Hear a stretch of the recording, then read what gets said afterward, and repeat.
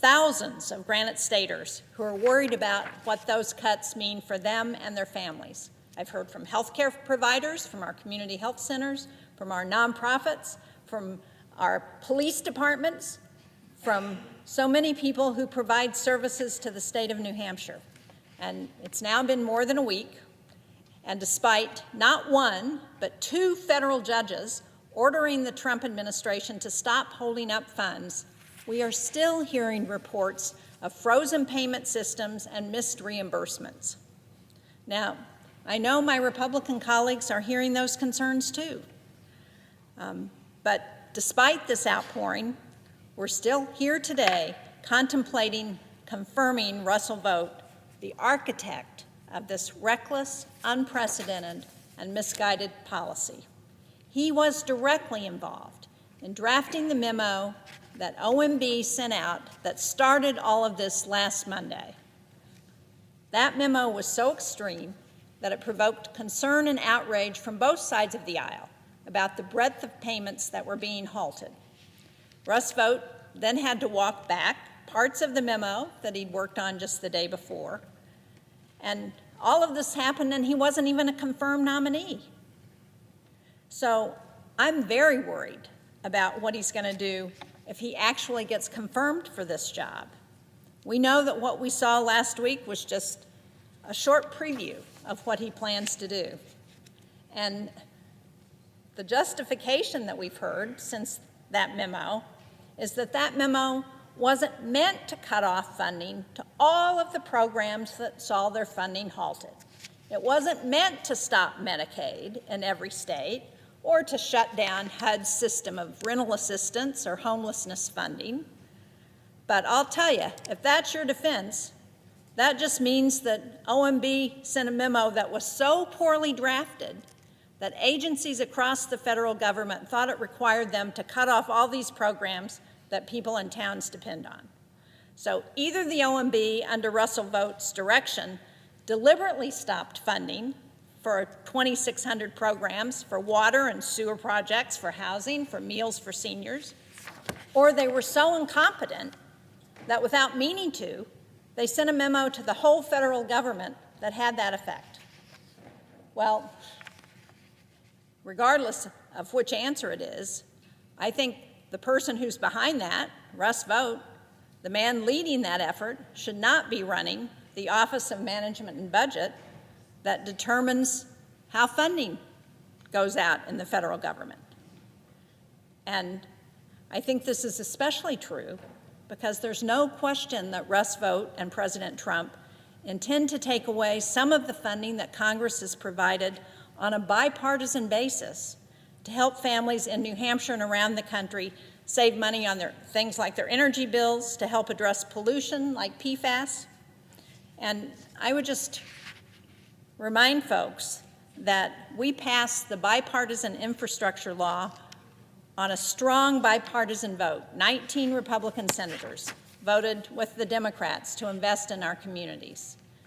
We worked shoulder to shoulder, Republicans and Democrats, to prioritize things like energy efficiency, water infrastructure, funding that this administration says it's looking at cutting off, even though communities are depending on it.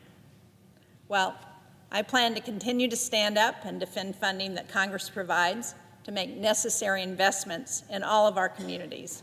And I hope my Republican colleagues will do the same.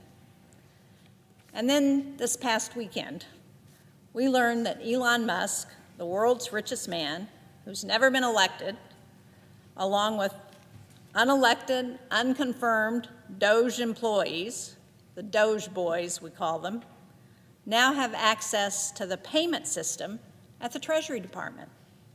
That is a system that processes more than $5 trillion worth of payments every year.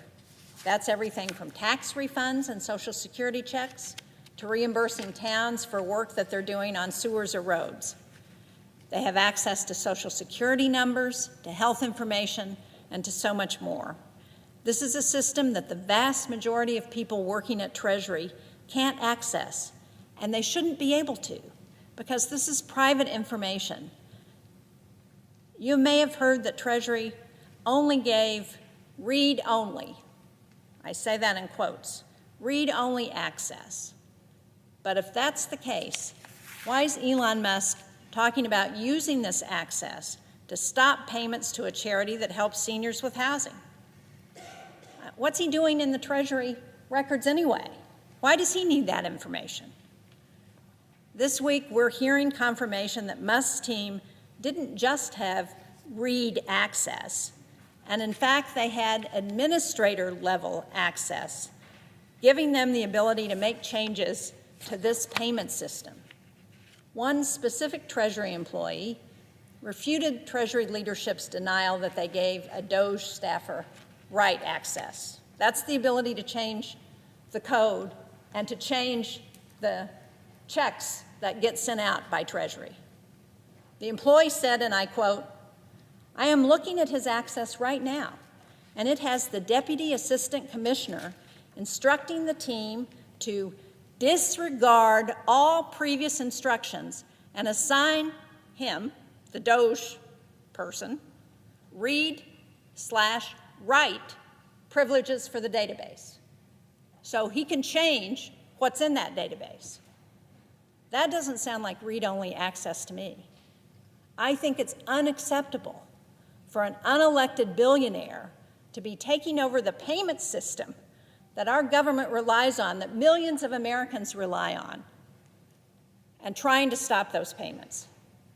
Now, fortunately, the original OMB memo was rescinded, but this fight is not over. Instead, this access to the Treasury's payment system could be the next front in stopping funds going out to the American people. We can and we do intend to continue to push back on these illegal actions to stop funding that's required by law. And despite knowing better, Russell Vought has never shied away from his belief that the executive branch can disregard the law and override spending decisions that are made by Congress. He clearly believes that this administration should be above the law and should be able to take away funding that helps millions of Americans. Russ Vought is the architect of Project 2025. That proposed a budget that would cut Medicaid, just Medicaid, by $2.1 trillion over 10 years. It would slash SNAP, the food program, by $400 billion. We have people in New Hampshire who count on the SNAP program in order to be able to feed their kids. His proposal would cut funding that helps low-income Americans go to college by more than $250 billion. It would eliminate the Affordable Care Act tax credits that help millions of Americans afford health care. These are not cuts that lower costs. These are not cuts that create jobs. These are not cuts that enhance public safety and make it easier for people to afford their rent and their groceries. It's beyond ridiculous that anyone could propose these cuts with a straight face while also supporting trillions of dollars in tax breaks for the wealthiest individuals and corporations in this country. You know, I'm not one to claim that the federal government can't be run more efficiently. I think we can always do everything better, and it's important to all Americans to make sure that our government runs effectively and efficiently. But indiscriminately freezing hiring across the board, pushing out thousands of civil servants, makes that problem worse, not better. And last week, more than 2 million federal employees received emails offering to pay their salaries for the rest of the fiscal year in exchange for resigning now. I mean, that in and of itself is questionable because this Congress hasn't appropriated dollars to pay those employees. And why would somebody who wants to improve effectiveness and efficiency in government pay people to go home and not work? And that's what this email said. At the time, this included hundreds of thousands of individuals working in critical national security roles. It included, for example, every single air traffic controller in the country, just days before we tragically saw the worst aviation incident in nearly 30 years. Now, they've since walked that offer back, stating that it should not apply to employees who are critical to national security. But like the claim of the funding freeze, they say that that was always their intent. They must have made a mistake. But I'm not sure which option is worse. That while we're short more than 3,500 air traffic controllers, Russell Vought really wanted to pay the ones we do have not to work, or that he blasted out an irresponsible, reckless, non-targeted effort that could have had devastating consequences for critical positions without taking the time to think it through. What's more, they tried to convince us this offer will save money, making it clear that even if we lose thousands of key employees with no plans to replace them, we'll be better off. Well, tell that to the people in New Hampshire who are trying to get answers on their Social Security or their income tax checks. Tell that to the students who need help with their FAFSA forms so that they can apply and get help to go to college. Vought has relentlessly attacked the millions of career civil servants who show up every day, no matter who's in power, to keep the lights on and the wheels turning. Some of these people have served our country for 30, 40, even 50 years through countless presidents and Congresses. We're not talking about political appointees here. We're talking about the people who write the checks at the Social Security Administration, about the caseworkers at the Department of Housing and Urban Development who make sure that people have roofs over their heads and food to eat. We're talking about doctors and therapists at VA hospitals who work around the clock to provide life-saving care and benefits to the veterans who have sacrificed so much for our country. Program operators at the Small Business Administration who helps entrepreneurs get loans. They're the forest rangers who show up in all weather conditions in the White Mountain Forest in New Hampshire to ensure there is safe and enjoyable recreation opportunities for hundreds of millions of visitors to our national parks and forests. And speaking of the weather, they're the meteorologists at the National Weather Service, the people we rely on to prepare for hazardous storms.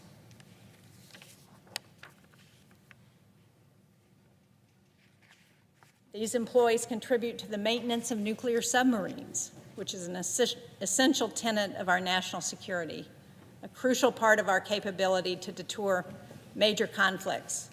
And any impact to our shipyards, we have the Portsmouth Naval Shipyard between New Hampshire and Maine that does maintenance on our nuclear submarines. Any impact to that workforce will strain our shipbuilding industrial base that's already saturated with demand to meet the requirements of our Navy. So why did they get an email giving those employees the option to resign? This administration has said repeatedly that it wants to restore the warrior ethos at the Pentagon. But if Russell Vought gets his way, there isn't going to be anybody left at the Pentagon. And now we're hearing that Elon Musk's team is plugging into our air traffic control system. The National Air Traffic Controllers Association has repeatedly asked for what they need: more funding, targeted investments in workforce development, shorter hours, and upgraded technology. We need to get to work in this Senate, in this Congress, on legislation that addresses these issues. But handing the keys to the nation's air traffic control system over to an unelected, inexperienced billionaire who cuts first and asks questions later isn't the solution. Now, Russell Vought will tell you over and over again that government doesn't work. But he says this at the same time that he's doing everything in his power to break it, with zero regard for how that's going to hurt you and your family. And this week we've seen and we've heard more horrifying parts of Russell Vought's agenda. He's teaming up with Elon Musk. And last year, for the first time, thanks to PEPFAR, more than half of new HIV infections were outside of sub-Saharan Africa, one of the most successful health programs ever in U.S. history, put in by George W. Bush. And one of the only things that has stood between Americans and so many of the diseases that come from overseas is USAID. You know, I was listening to the prayer breakfast this morning, and I heard President Trump talking about his admiration for Billy Graham, for Franklin Graham, for the good work that they do. And then, a few minutes later, I heard the morning news, and I heard them talking about what's happening in Sudan, where we have a famine and millions of people desperate because of the conflict there and what's happening. And the news report said, if we don't get our foreign assistance turned back on to help the Sudanese, 8 million people are going to starve to death in the coming months. I can't imagine that Billy Graham or Franklin Graham support the idea of 8 million Sudanese dying because we've turned off the foreign assistance that we provided because Elon Musk doesn't like the United States Agency for International Development.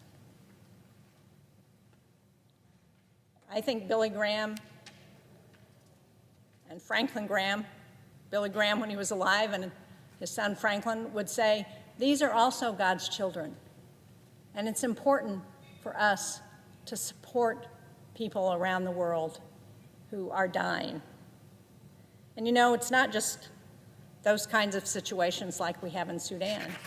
We have significant diseases that are breaking out in parts of the world, and we don't have people on the ground to make sure that the people who, the outbreak of Ebola that's happening in Africa, some of us remember in 2014 when Ebola came to the United States, we don't have any aid workers anymore because under Elon Musk's order, they've shut down those programs.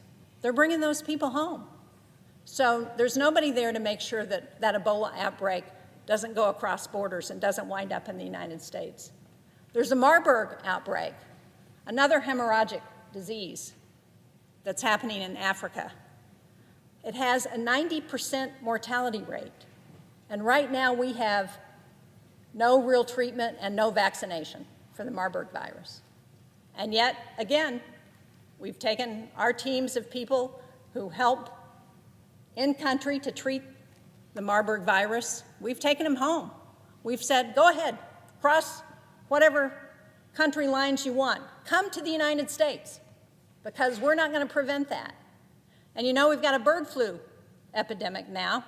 You may have heard there's a new strain that's just been discovered in cows in Nevada. We've had about 70 people who have been infected with bird flu. We've had somebody die from that. We used to monitor bird flu outbreaks around the world, but under this shutdown of USAID and its programs, we're not monitoring bird flu anymore.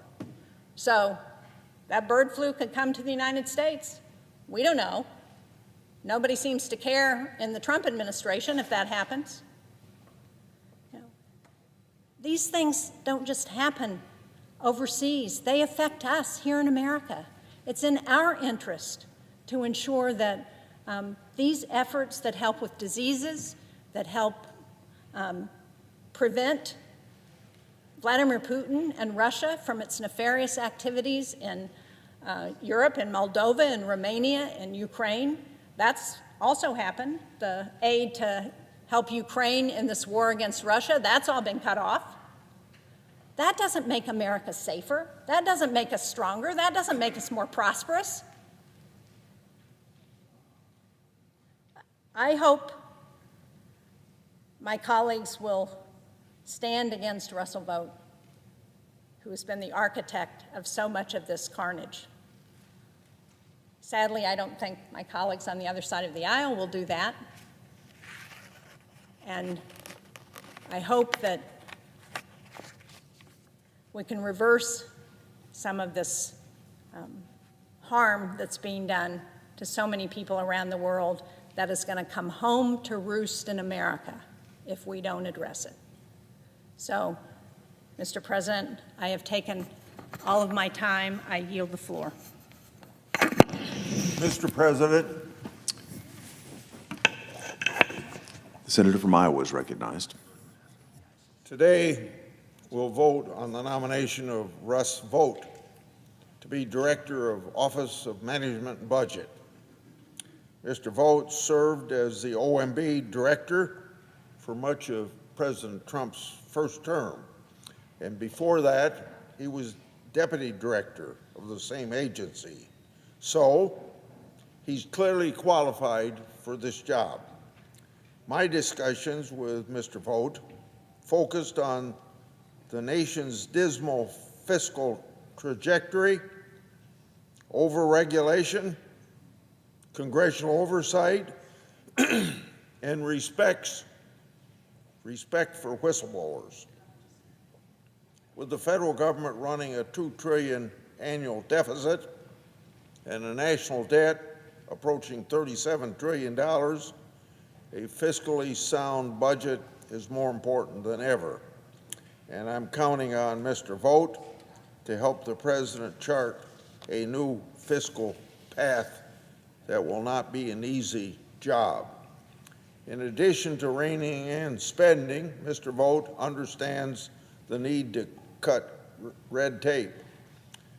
For too long, overzealous and unelected bureaucracies have sought to use regulation to stretch the meaning of laws beyond congressional intent. The Supreme Court's recent decision last year in the Loper-Bright should be used by OMB to place a check on out-of-control rulemaking. Mr. Vought and I also had a good discussion on the importance of responding to congressional letters and respecting whistleblowers. He not only agreed with me, but expressed interest in helping ensure timely responses to Congress and respect for whistleblowers as the norm across government agencies. I look forward to working with Mr. Vought to right-sizing the federal government. Now I'd like to take about 3 minutes for a little history. Today we're celebrating the birthday of our nation's 40th president, Ronald Reagan. He was born in a small second-story apartment above a tavern in Temple, Illinois, on February the 6th, 1911. After graduating from college and struggling to find a job in Illinois during the Depression, Reagan moved to Davenport, Iowa, where he landed a job at WOC Radio. He started off calling University of Iowa football games, quickly becoming the voice of Hawkeye football.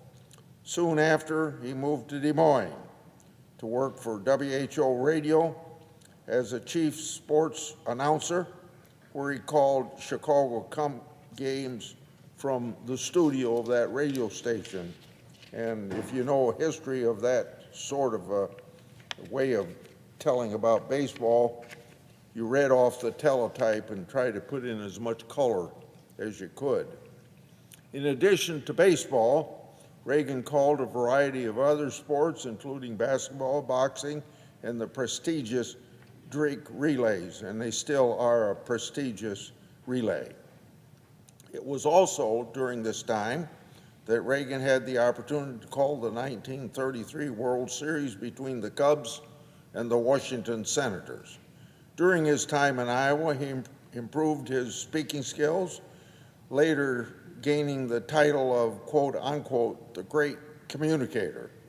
For this senator, 1980 marked a turning point in our nation's history, a time when Americans demanded change. It was the year that Ronald Reagan was elected president, and I had the honor of being elected to the United States Senate. Reagan's 1980 campaign slogan, "Let's make America great again," reflected a call to restore confidence in the United States during a time of economic struggles, particularly high inflation, foreign policy failures, and widespread dissatisfaction with government leadership. Now, does that sound familiar? Much like Reagan's vision, President Trump aims to restore America's strength and leadership. President Trump is taking action to secure our southern border. I look forward to working alongside President Trump and his administration to continue the fight for a stronger, a safer, and a more prosperous America. I yield.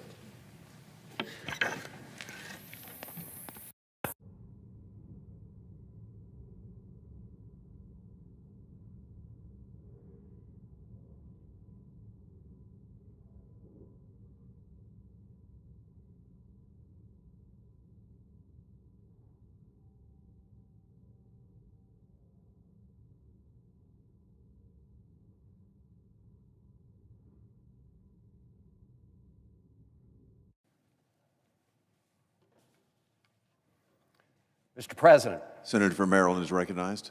Mr. President, as we gather here on the Senate floor, over at the U.S. Department of Treasury, Elon Musk, the richest person in the world, not elected by a single American, has gained access to the U.S. payment system, payments that go to about $2 trillion worth a year.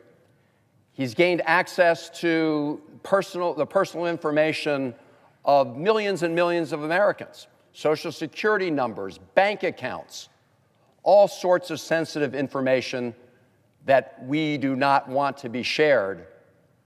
It compromises people's privacy. And that kind of scenario is playing out across the federal government. Elon Musk and his so-called Doge boys are in many other departments. And every day that we wake up, we hear about another one. One department that we know they're in is the Department of State, and specifically USAID. Now, what we are witnessing here, Mr. President, is the result of the most corrupt bargain in American history.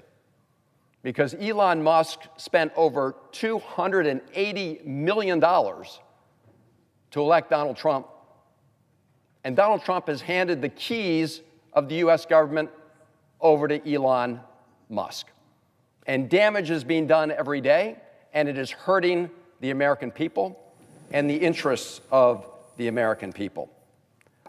I want to focus for now on the situation at the Agency for International Development, which has been a critical piece of our overall national security and foreign policy strategy. And AID has enjoyed bipartisan support in this body for its work for decades. And I want to thank the great patriots, the men and women who work for AID, for the important work they're doing for our country as we speak. But when President Trump turned the keys to the government over to Elon Musk began dismantling the Agency for International Development. Here's what he said in recent tweets about his plan to destroy USAID. Quote, "We spent the weekend feeding USAID into the wood chipper. Could have gone to some great parties, but I did that instead," unquote. He said, this is Elon Musk, quote, "USAID is a criminal organization. Time for it to die," unquote.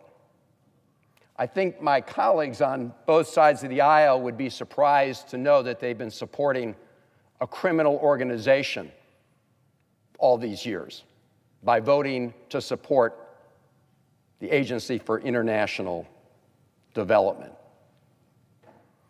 And let's make no mistake that his effort to dismantle AID is a gift to our adversaries. It's a gift to China, it's a gift to Russia, and others who want to do us harm around the world. In fact, one of Putin's cronies immediately posted on X, quote, "Smart move by Elon Musk," unquote, referring to dismantling AID. So this is not America first. This is America in retreat.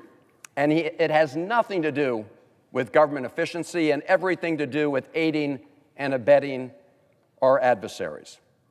In fact, Mr. President, I think you know this, when you talk to our military leaders, they will tell you that our investment in AID is an important component of our overall foreign policy and national security strategy.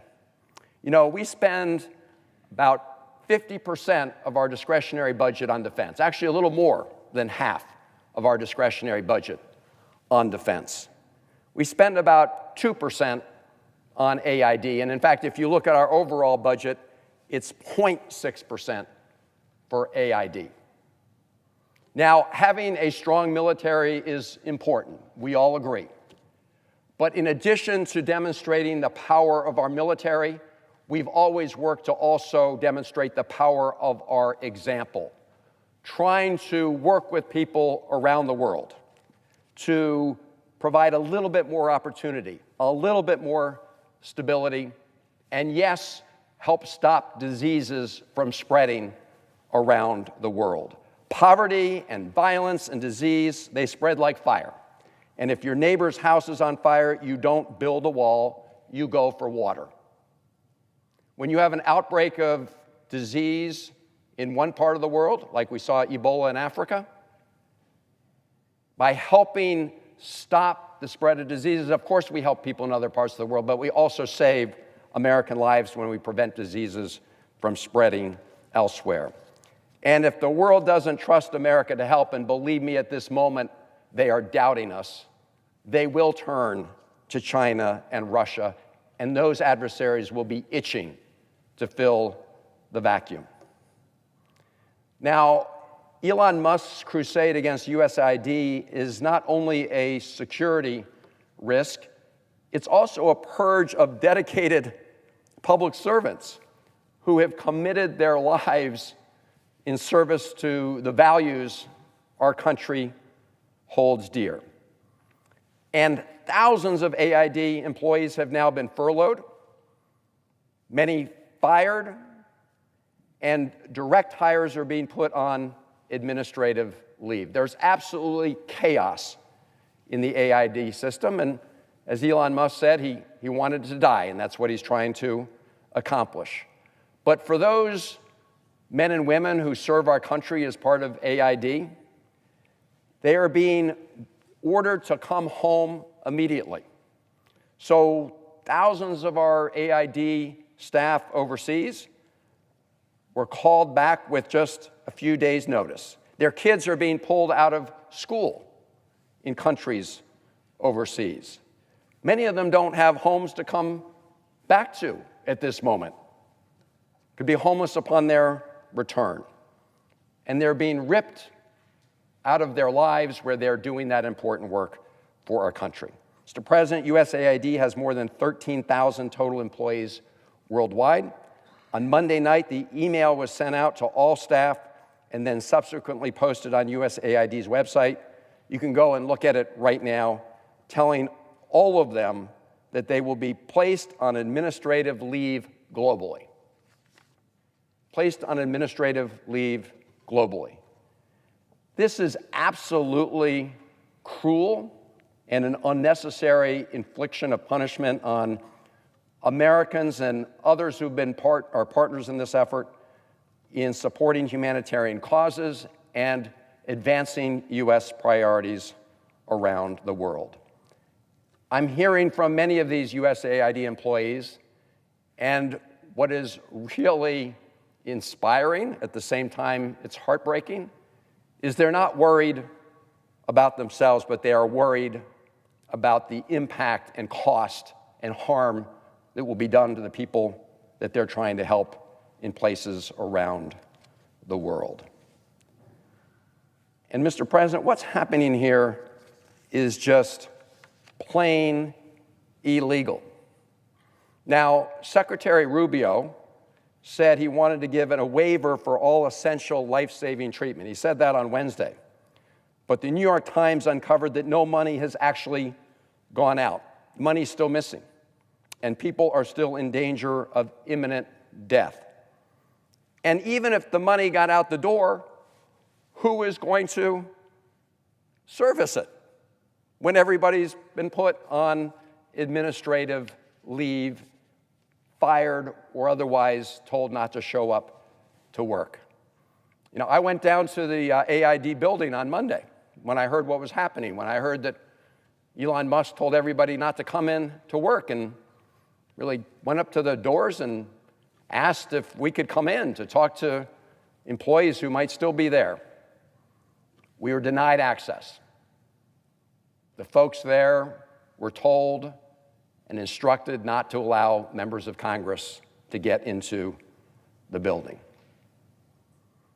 You know, presidents are not kings, and you don't get to pick and choose what part of the law you decide to apply. And Elon Musk doesn't get to shut down the USAID operation legally. He may be a dictator at Tesla, and he may be playing one here in Washington, D.C., but he doesn't get to shred the law of the land. And that's why I'm expecting that in the coming days, just like we saw judges in Rhode Island and here in the District of Columbia issue temporary restraining orders on President Trump's effort to freeze important federal funds going to communities all over our country, that same argument will be used with respect to this illegal action and takeover of USAID. Mr. President, I want to close with this, because you would think that all of us, regardless of party, would want to stand up for the law, that we wouldn't want Elon Musk to be able to shred it unilaterally. And we got this letter from Secretary Rubio a few days ago, and clearly he's playing catch-up here. Clearly he's not in control of AID, even though it says that he's now taking control of the operations at USAID. Here's what the letter says. This letter provides notice and advises you of our intent to initiate consultations with you regarding the manner in which foreign aid is distributed around the world through the United States Agency for International Development. Consultations. He really should talk to Elon Musk, who's tweeting out that he's putting AID in the wood chipper and that he's killing AID. All of us are prepared to sit down for a conversation about how we can reform AID, if we want to better integrate it into our overall foreign policy operations. That is a matter for Congress to deliberate on in consultation with the State Department. But Secretary Rubio sent this down after the doors had been closed on AID. This is just a cover-up for the fact that he wasn't controlling what was going on. And I think as members of the Senate, we have an obligation, if we care at all about our lawmaking duties and care at all about whether or not when we appropriate funds for AID, they're actually spent, as we indicated, we all have an interest in making sure that this process operates in a legal way. And what Elon Musk is doing is flat out illegal. And if our colleagues won't join together on a bipartisan basis to do it, the courts are stepping in. But the courts shouldn't have to do our job. So I appeal to my colleagues on both sides of the aisle, if you care about the Constitution, and if you care about Article 1, you should be rising up when Elon Musk is talking about putting AID through the wood chipper and saying it should die. I will be back a little later on the floor, Mr. President, to talk about Russ Vought's place and the role he plays in this operation. But for now, I yield the floor. Thank you, Mr. President. You know, when I was growing up, I thought about foreign aid as helping people in foreign countries who needed food or shelter, who were struggling because their country was having a civil war and they'd been cut off from having clean water, enough food for their families, some place for shelter. I think that's what most Americans think foreign aid is, that we want to help people around the world because the United States is blessed. God has given us more than he's given most nations, and that we need to respond in ways that are helpful to our fellow man. But today, I hear my colleagues blaming a guy named Elon Musk for doing away with foreign aid. If anybody is to blame, it's us. It's the Congress of the United States for taking our eye off the mission of our country to provide aid to those around the world who need it. Millions of taxpayer dollars are being wasted on left-wing pet projects that don't benefit us here at home, that actively work against our interests and do not help those in need around the world. I believe that American taxpayer dollars should be spent making lives better for Americans and better for those around the world who have far less than we have. You know, I've been talking about our national debt since I was first elected to Congress in 2009. At that time, our national debt was just turning over from $9 trillion to $10 trillion. I was apoplectic. How could we let our national debt get over $9 trillion? Mr. President, today our national debt is $36 trillion. That's absolutely inconceivable. It's inconceivable to the American people. It's certainly inconceivable to the people in my state.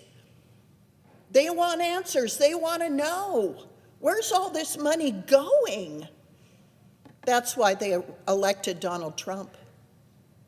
They didn't like seeing people come into our country illegally. They didn't like seeing inflation make their lives harder, make their family pay $1,000 to $1,500 more per month with no change in their lifestyle.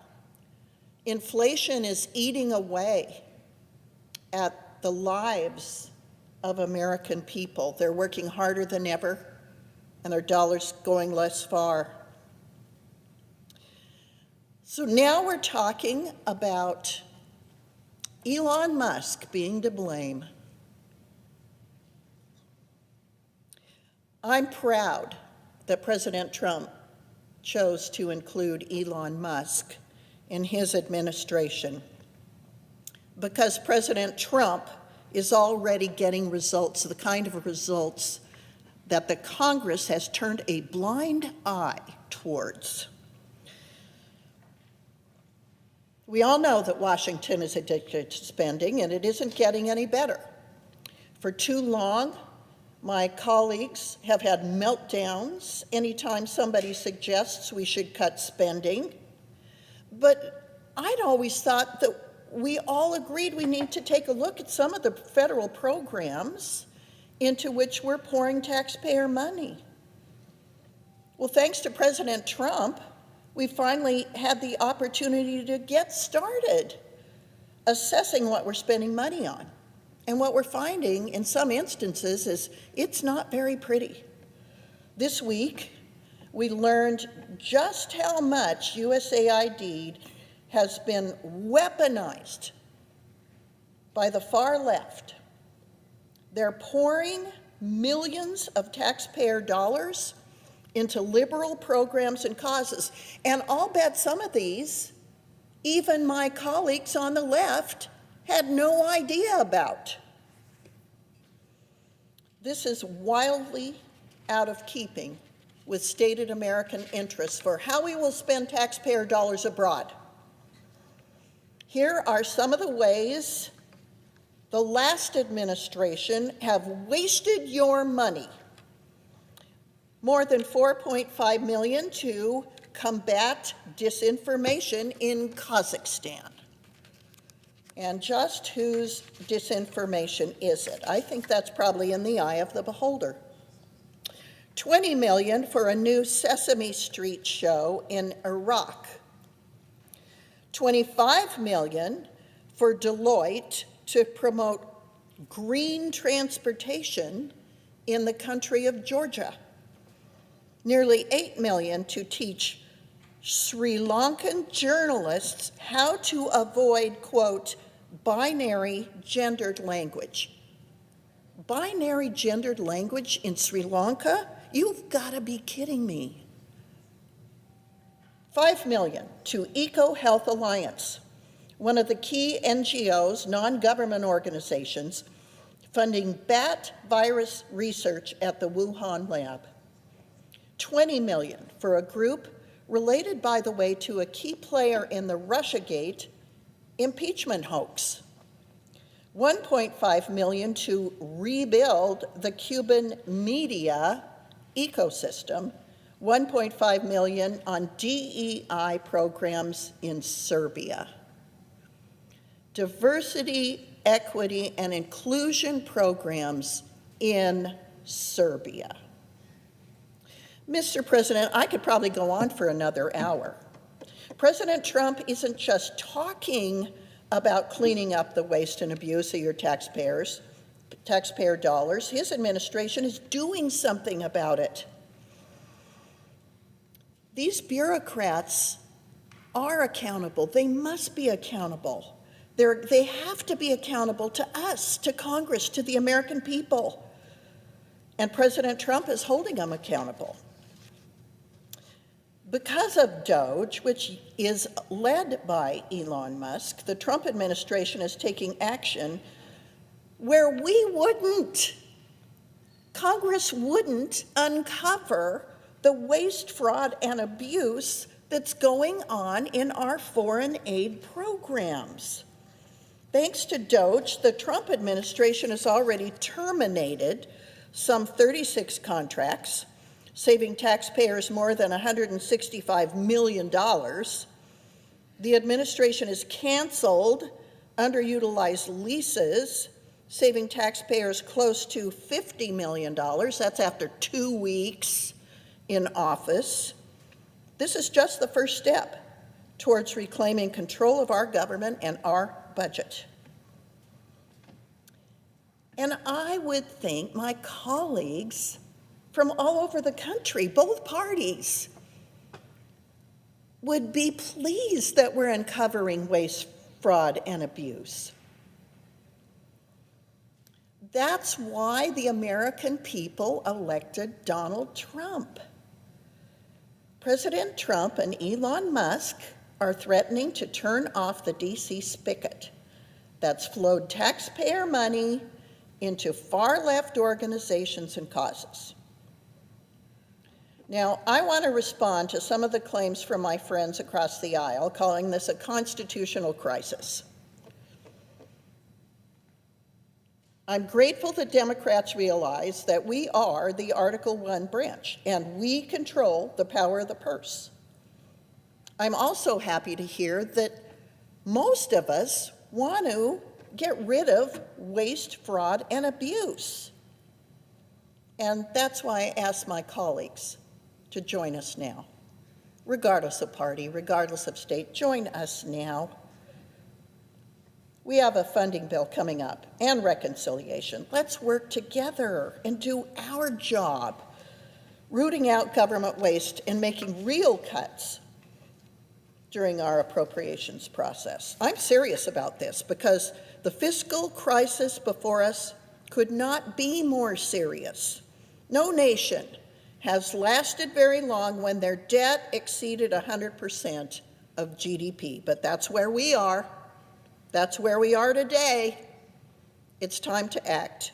We must clean up this debt and spending crisis. Our fiscal future is on an unsustainable path and a scary path, and everybody says that, including the chairman of the Federal Reserve. He says it's unsustainable. With higher interest costs and our record debt, we are in trouble. In 2024, the interest on the national debt was over $880 billion. That's more than we spend on defense or Medicaid. That number will only increase. Projections put interest payments on the national debt at more than $13 trillion over the next decade. That's $13 trillion that isn't going to further our interests, to help with foreign aid. It's not going to help our children. It's a debt burden on this entire nation. Rooting out wasteful spending should not be controversial. Every taxpayer should want their tax dollars to be spent wisely and on things that make our country stronger, our goals more closely held to heart around the world. But that hasn't been the case. What's been the response of some in the minority party regarding the disclosure of this wasteful spending? Instead of joining in a bipartisan effort to get our fiscal house in order, we're seeing protests. We're seeing Elon Musk demonized. It's starting to look like blaming Elon Musk is trying to change the subject, trying to blame Elon Musk for shining a light on Congress's wasteful spending. I'm sorry to see it, because it's beyond time to get serious about our national finances. The people of Wyoming are grateful. I hear it when I go home. I see it in their eyes. People will come up to me in the feed store, in the grocery store, and say they're grateful to President Trump for creating DOGE. They're grateful to the patriots working hard at DOGE to identify waste and fraud and abuse in these programs and to start the process of cutting reckless spending. So speaking on behalf of the people of Wyoming, I want to say thank you. Thank you, President Trump.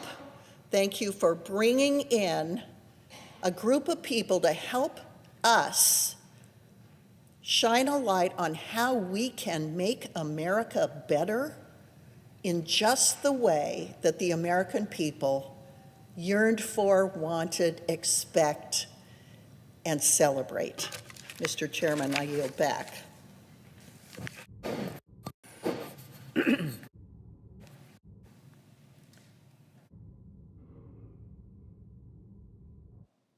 President. Senator from Nevada is recognized. Thank you. Mr. President, earlier today I stood before this chamber to voice my concerns about Russell Vought, President Trump's nominee to lead the Office of Management and Budget. Russell Vought is an extremist, and allowing him to hold this position, a position that oversees the entire federal budget, would be nothing short of disaster. As one of the authors of Project 2025, Mr. Vought has made his extreme policy agenda very clear. And one of the key pieces of the Project 2025 agenda is illegally dismantling USAID. As we all know, the United States Agency for International Development, or USAID, has long been a cornerstone of America's foreign policy and national security. This agency has long enjoyed bipartisan support and works tirelessly to promote peace, security, and development around the world, all for less than 1% of our budget. by preventing conflicts that could threaten the U.S., responding to the spread of deadly pandemics, strengthening democracies, and improving economies. So we have new trade partners. USAID plays a critical role in advancing America's interests abroad.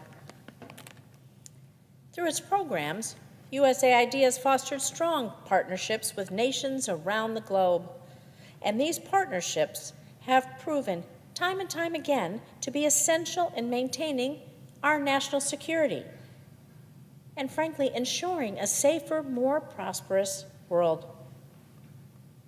Unfortunately, President Trump's recent illegal attempt to eliminate USAID without the approval of Congress, while simultaneously freezing almost all of foreign assistance, well, to say it is deeply concerning, that is an understatement. These moves, well, they undermine key components of our nation's foreign policy. And we can't afford to allow the reckless shuttering of USAID to take place. The consequences of such actions would be grave. You know, our national security, it depends on our support of diplomacy, our support of defense, and our support of development around the world. And abandoning these priorities would have dangerous and long-term implications.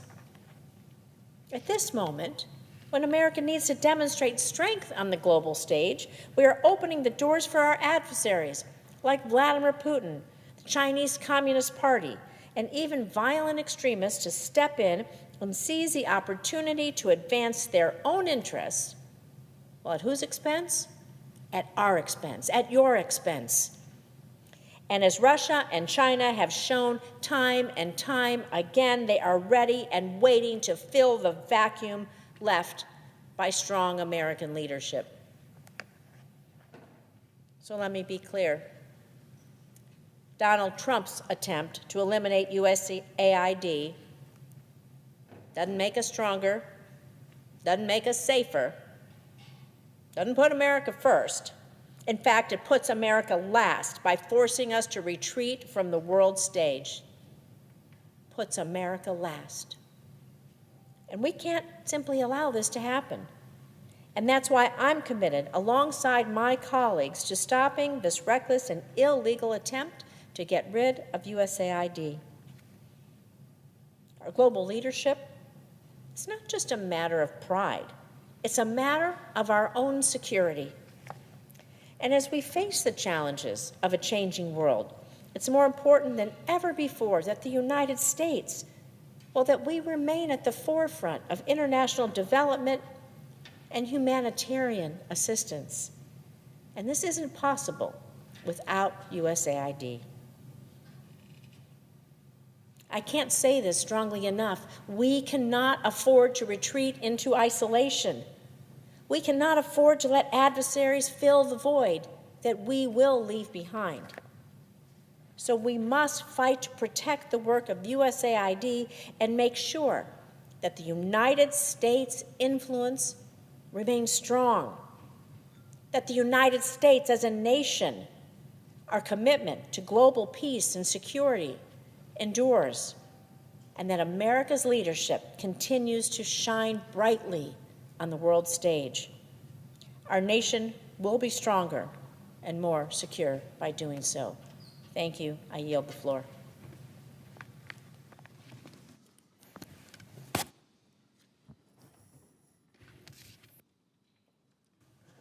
Senator from Maine is recognized. We all began our careers here with the following words. I do solemnly swear that I will support and defend the Constitution of the United States against all enemies, foreign and domestic. When each of us arrived here in the Senate, we took this oath to support and defend the Constitution, and as it says, against all enemies, foreign and domestic. I think it's interesting that the framers conceived that there might be domestic enemies to the Constitution.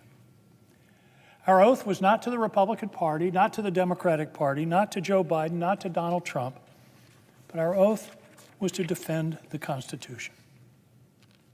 And right now, literally at this moment, that Constitution is under the most direct and consequential assault in our nation's history.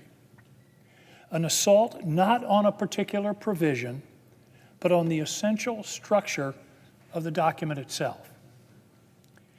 It's hard to grasp what is happening because of all the events that are swirling around us over the last several weeks. It's happening so fast, coming from so many different quarters and so many different actors. It's hard to get a picture of what's really happening fundamentally.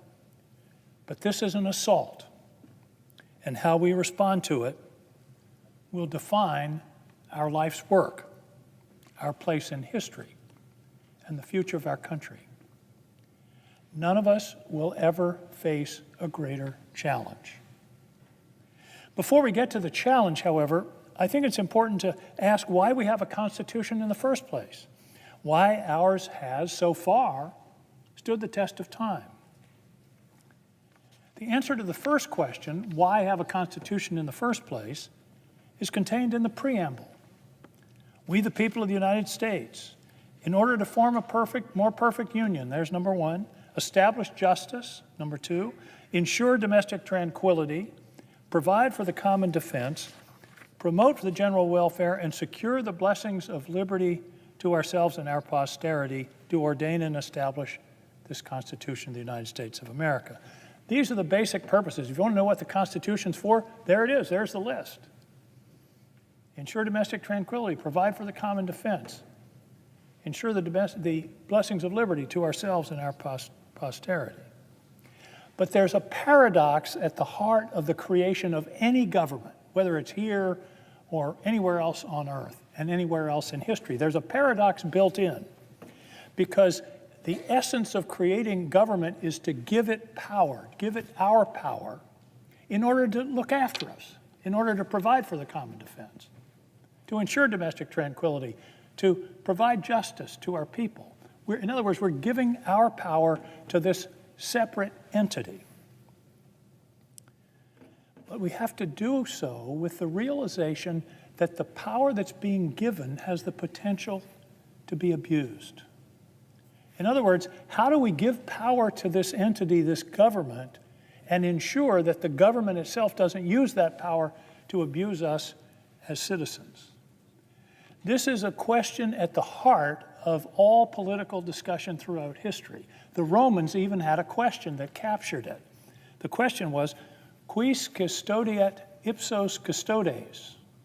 It means, who will guard the guardians? Who will guard those who we have given power to guard us? It's a fundamental question that's confronted every society and every government throughout history. Madison put it this way, and by the way, he used a gender-specific term. I suspect if he were writing today, it would be more broadly phrased, but here's what Madison said in the 51st Federalist. If men were angels, no government would be necessary. If angels were to govern men, neither external nor internal controls on government would be necessary. But in framing a government which is to be administered by men over men, the great difficulty lies in this. You must first enable the government to control the governed. That's the function. And in the next place, oblige it to control itself. Our framers understood this. They were deep students of history and also human nature. And they had just won a lengthy and brutal war against the abuses inherent in concentrated governmental power. George III. The universal principle of human nature they understood was this: power corrupts, and absolute power corrupts absolutely. That's a universal principle all over the world throughout history. Power corrupts, and absolute power corrupts absolutely. So how did they answer the question? How did they answer the question, who will guard the guardians? They answered it by building into the basic structure of our government two essential safeguards. One was regular elections. In other words, returning the control of the government to the people on regular scheduled elections. By the way, this is what we learned in 6th grade, checks and balances. But the other piece that's built into our system that's the other essential safeguard is the deliberate division of power between the branches and levels of government. This is important, Mr. President. The cumbersomeness, the slowness, the clumsiness is built into our system. The framers were so fearful of concentrated power that they designed a system that would be hard to operate. And the heart of it was the separation of power between various parts of the government. The whole idea was that no part of the government, no one person, no one institution had or could ever have a monopoly on power. Why? Because it's dangerous. History and human nature tells us that. This division of power, as annoying and inefficient as it can be, particularly to the executive, I know because I used to be a governor, is an essential feature of the system, not a bug. It's an essential, basic feature of the system designed to protect our freedoms. Now, this contrasts with the normal structure of a private business, where authority is purposefully concentrated, allowing swift and sometimes arbitrary action. But a private business does not have the army. And the President of the United States is not the CEO of America. Power is shared principally between the President and this body, this Congress, both houses. In fact, this herky-jerky structure of checks and balances, vetoes, two houses, jurisdiction left to the states, the war power divided between the President and the Congress, this unwieldy structure is the whole idea. No one has or should ever have all the power. So the concern I'm raising today isn't some academic exercise or manifestation of political jealousy or abstract institutional loyalty. It's the guts of the system designed to protect us from the inevitable, and I mean inevitable, abuse of an authoritarian state. The inevitable abuse of an authoritarian state. It's the guts of our protection. In fact, this clumsy system is the mainspring of our freedom. And by the way, it's worked so far, and distinguishes us from the historical norm. We have to understand, we are an anomaly in history. The historical norm is pharaohs, kings, dictators, emperors, presidents for life. But the fact that we are such an anomaly, and we've seen in our lifetimes other governments, other systems based upon ours slip into authoritarianism and dictatorship, tells us how fragile what we have is. What we have in this country is an anomaly in history, and it's fragile, and it needs to be, must be protected from generation to generation. This makes this moment all the more urgent and portentous. Now, the nominee before us today is one of the ringleaders of this assault, one of the ringleaders of the assault on our Constitution. He believes in a presidency of virtually unlimited powers. He's written extensively about this and explicitly rejects, for example, the exclusive power of Congress to authorize and appropriate funds for the operation of the government. He espouses the discredited and illegal theory that the President has the power to selectively impound funds appropriated by Congress, thereby rendering the famous power of the purse a nullity.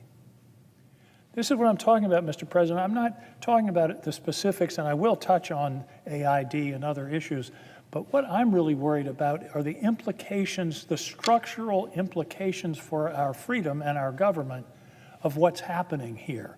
We have to keep our eye on the big picture, not all the confusion and smoke that's going on over the last couple of weeks. Mr. Vought is one of the principal authors of the infamous Project 2025, which the president strangely hadn't heard of during the campaign, but now seems to be the essential guideline for his presidency. Project 2025 is nothing less than a blueprint for the shredding of the Constitution and the transition of our country to authoritarian rule. He's the last person who should be put in a job at the heart of the operation of our government. Again, this isn't about politics. This isn't about policy. This isn't about Republican versus Democrat. This is about tampering with the structure of our government, which will ultimately undermine its ability to protect the freedom of our citizens. If our defense of the Constitution is gone, there's nothing left to us. Sir Thomas More said, "I expected you to betray me, Richard, but for Wales, we should not betray the Constitution for a temporary expedient because we don't like this or that agency." Now I want to speak to my Republican colleagues. It is your constitutional prerogative to confirm this nominee and any others. I do not question that right, only its wisdom. And this nominee is a place to say no to the undermining and destruction of our constitutional system. But don't stand aside in the midst of these confirmations, ill-considered foreign policy pronouncements, flood of executive orders, none of which, by the way, will do a thing about the price of eggs, the cost of housing, the availability of childcare. Don't get caught up in all of that and ignore the steady and not so slow usurpation of congressional authority and fundamental alteration of the framers' scheme. My colleague who preceded me, speaking from the Republican side of the aisle, bemoaned Congress's lack of oversight and praised Elon Musk for doing what Congress should have done. Maybe she's right and Congress should have done it, and we should do it, but not give away that power, which will never come back. Once this door is open, it's going to be very difficult to close it again, no matter who the president is, no matter who's in charge. To my colleagues, are there no red lines? Are there no limits? Just in the past 10 days, we've seen the literal destruction of a statutorily, I emphasize that word, statutorily established and funded federal agency by people ostensibly working for the president under vague authority, no transparency, and certainly no guidance from the Congress. Did they come to the Foreign Relations Committee and say, what do you think about AID? Are there parts of it we should work with and there are parts of it that could be reformed? No, there was zero. This small group, and we don't know who they are, but this small group, apparently it's reported in their 20s, have no experience with government, no experience with foreign aid, no experience with the operation of the United States government. But they're making basically policy decisions and constitutional decisions. The Constitution does not give to the president or his designee the power to extinguish a statutorily established agency. I can think of no greater violation of the strictures of the Constitution or usurpation of the power of this body. None. I can think of none. Shouldn't this be a red line? And by the way, I find it especially galling to read the sneering comment from the richest man in the world. The quote, "We spent the weekend feeding USAID into the chipper," describing an action that will literally take food from the mouths of starving children. Forget red lines. Do we have no decency? And then there is the executive order freezing funding, again, selectively for programs the administration doesn't like or understand. I mentioned that I was a former governor. I would have loved to have had this power. But it's a fundamental violation of the whole idea of the Constitution, the separation of powers. To say that the executive, you can pick and choose which laws you like, which funding programs you like, the level of funding, you can impound if you don't want to spend it. Richard Nixon tried to do that. He was rebuffed by the Congress, who passed a specific statute, no impoundments. in addition to the chaos, the uncertainty, and the demonstrable damage which my colleagues have been outlining all day brilliantly, there's nothing theoretical about cutting off funding to a rural health clinic, for example, or support for small farmers or grants to your fire department. But getting away from those specifics, and it's easy to get pulled into those, and my office is hearing calls every day, we can hardly handle the volume. This, again, to underline, is a frontal assault of our power, your power, the power to decide where public funds should be spent. Isn't this an obvious red line? Isn't this an obvious limit?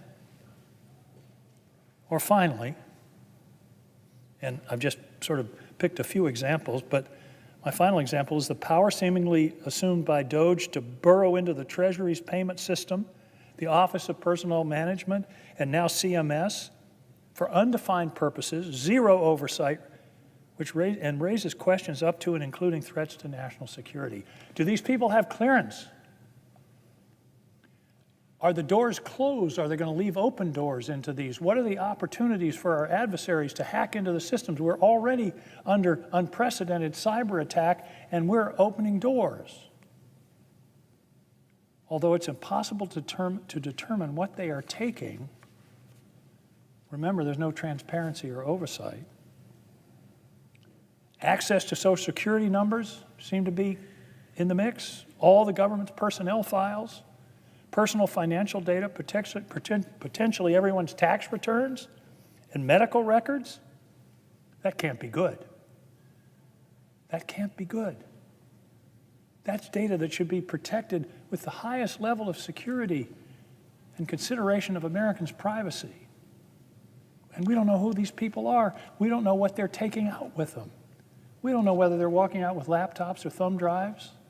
We don't know whether they're leaving back doors into the system. There is literally no oversight. The government of the United States is not a private company. It is fundamentally at odds with how this system is supposed to work. Shouldn't this be an easy red line? In short, Mr. President, we're experiencing in real time exactly what the framers most feared.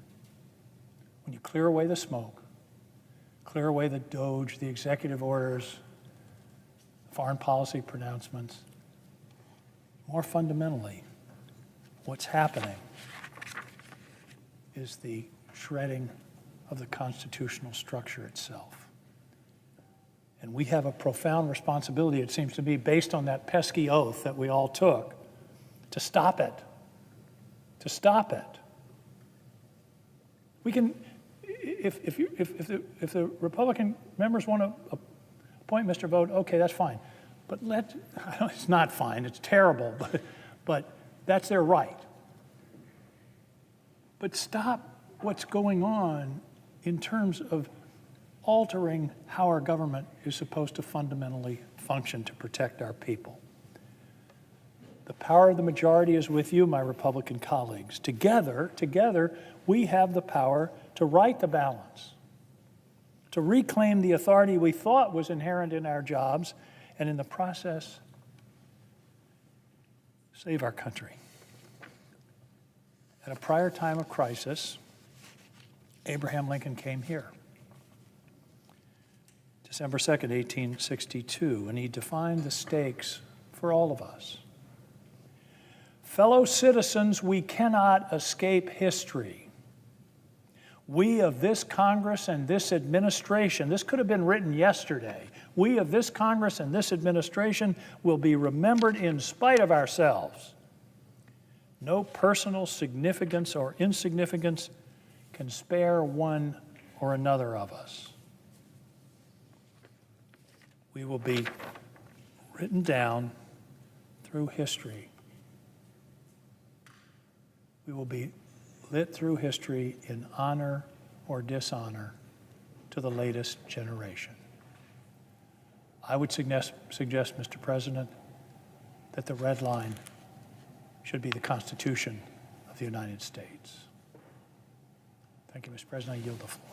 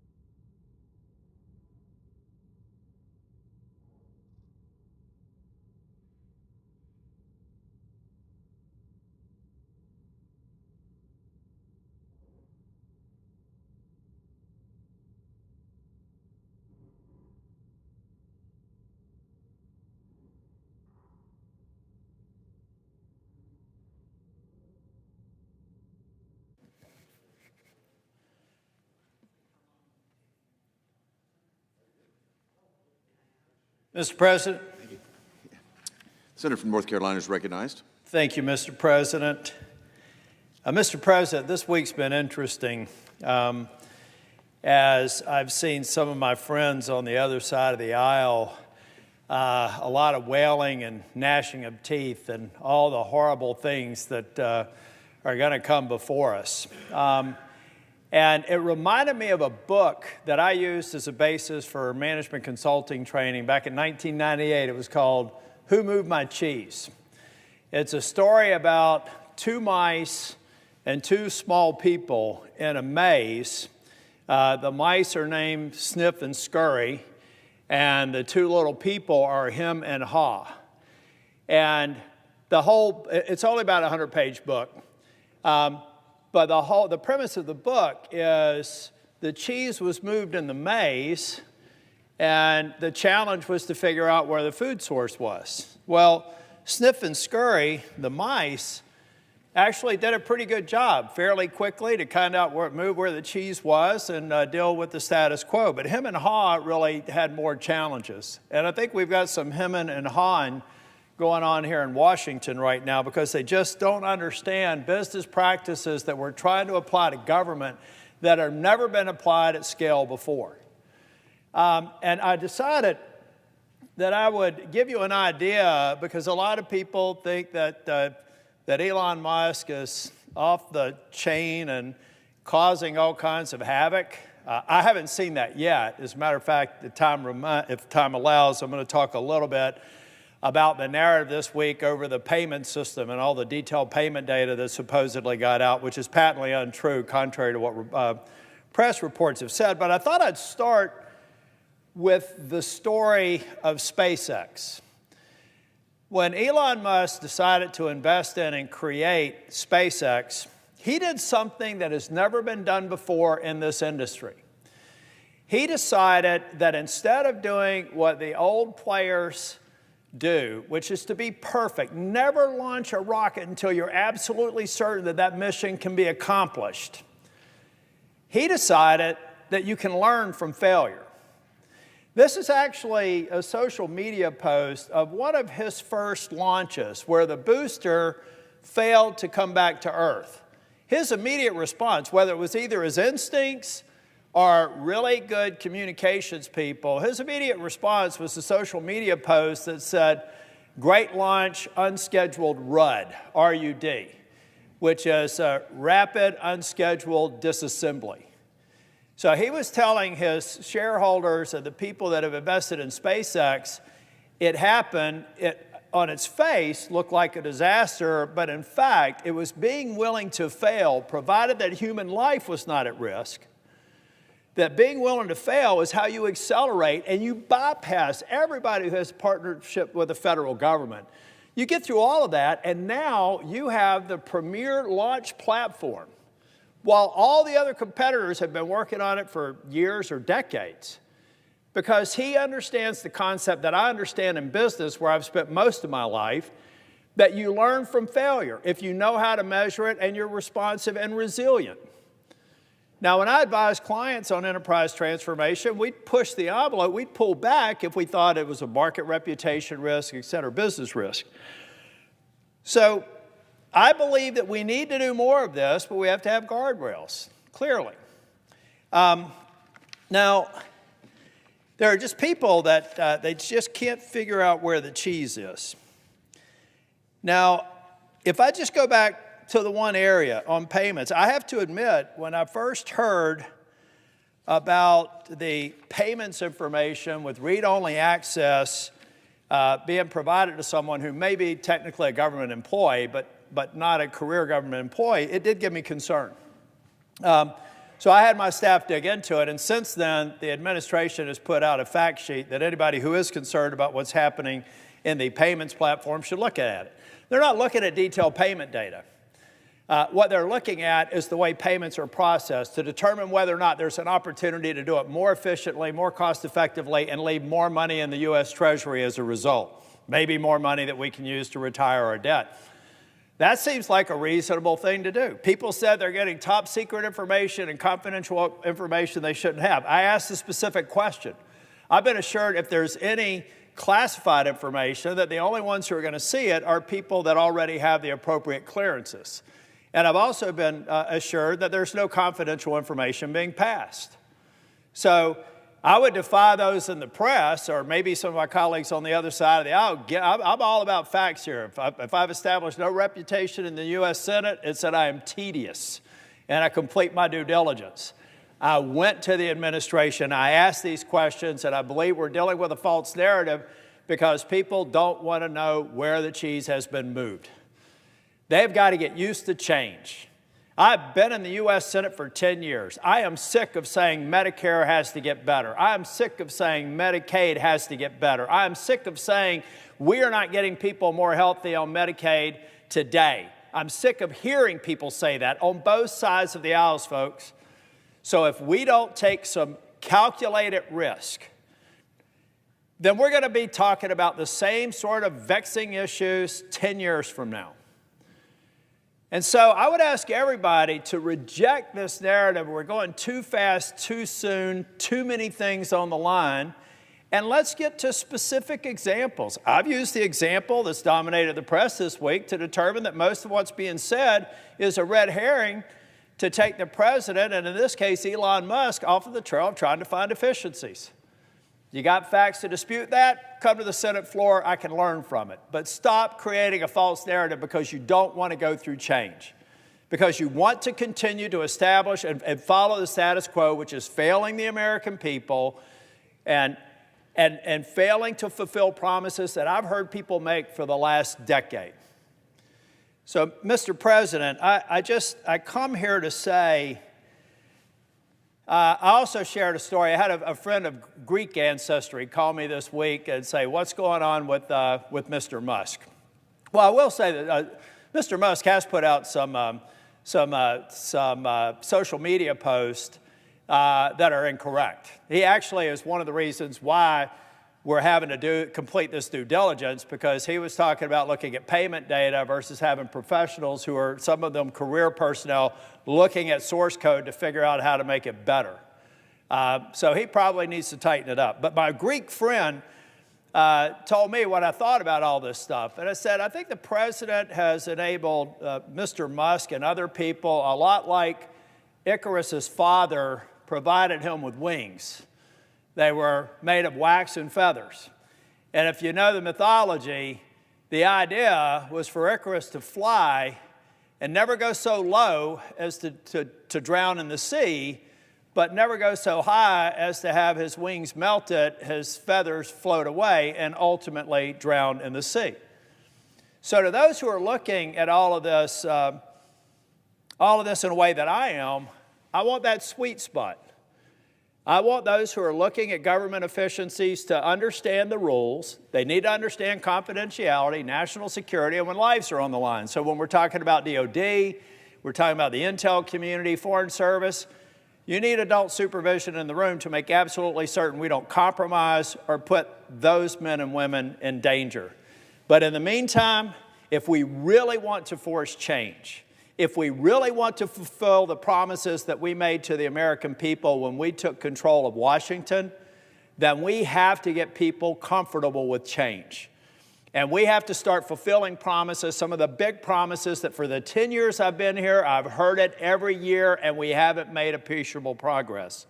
So if the American people are patient, my colleagues on the other side of the aisle will present facts, not innuendo, that could be politically motivated at best, or just bad information at worst, then we can get through this and we can go do right by the American people as a result. Thank you, Mr. President. I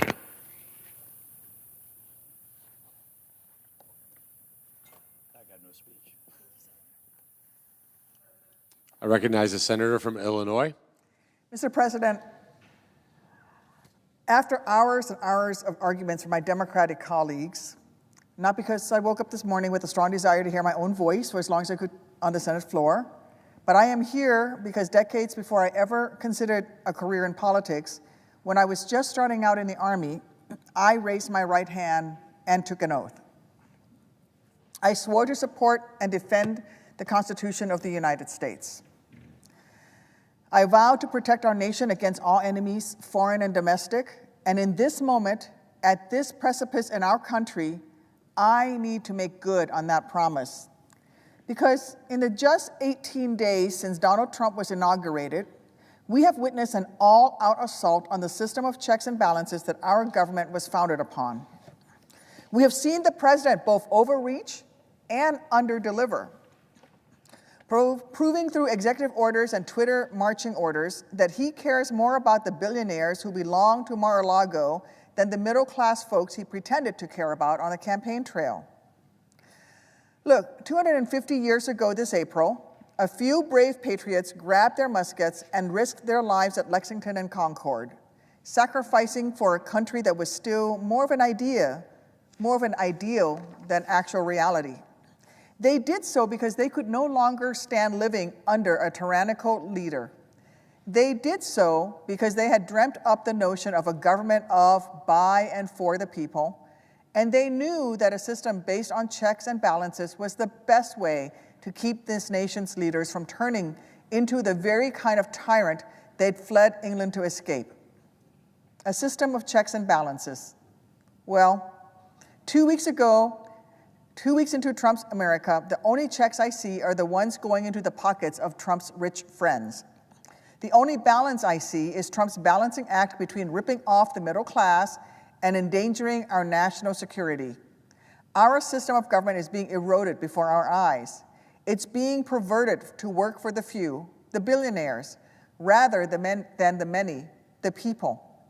And it is sickening to see so many of my colleagues on the other side of the aisle put their hands over their eyes and pretend they don't see what's happening. They are refusing to speak up as our president turns into more of a despot every day, as his power grabs get more extreme, more insidious, more cruel.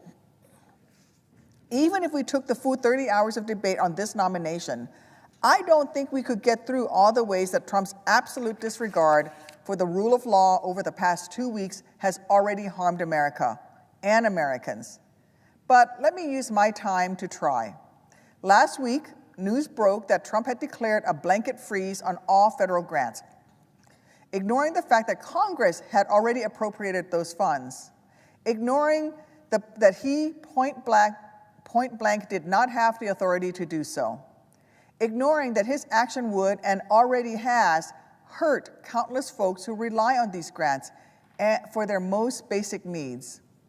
President Trump may think that he owned the libs by causing havoc in our federal government, but what he's really done is create a reality where his own voters who depend on groups like Meals on Wheels are not sure how they're going to put food on the table next week. He may think he destroyed woke culture with this freeze, but no, he didn't. Instead, he manufactured a crisis that has left that single mom working a double shift in a South Side nursing home unsure whether her Medicaid will be stripped away in the dark of night.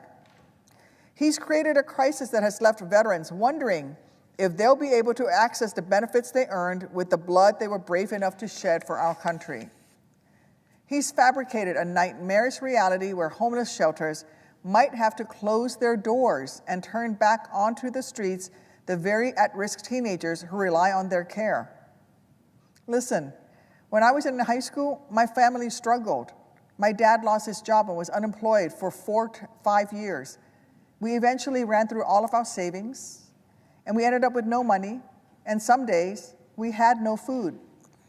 I still remember going to the grocery store and counting out our last 5 $1 food stamps to buy as much bread and bologna as possible, then praying we'd have enough to last the week. I still remember fainting from hunger in my high school English class, waking up on the floor, disoriented, not knowing what had happened.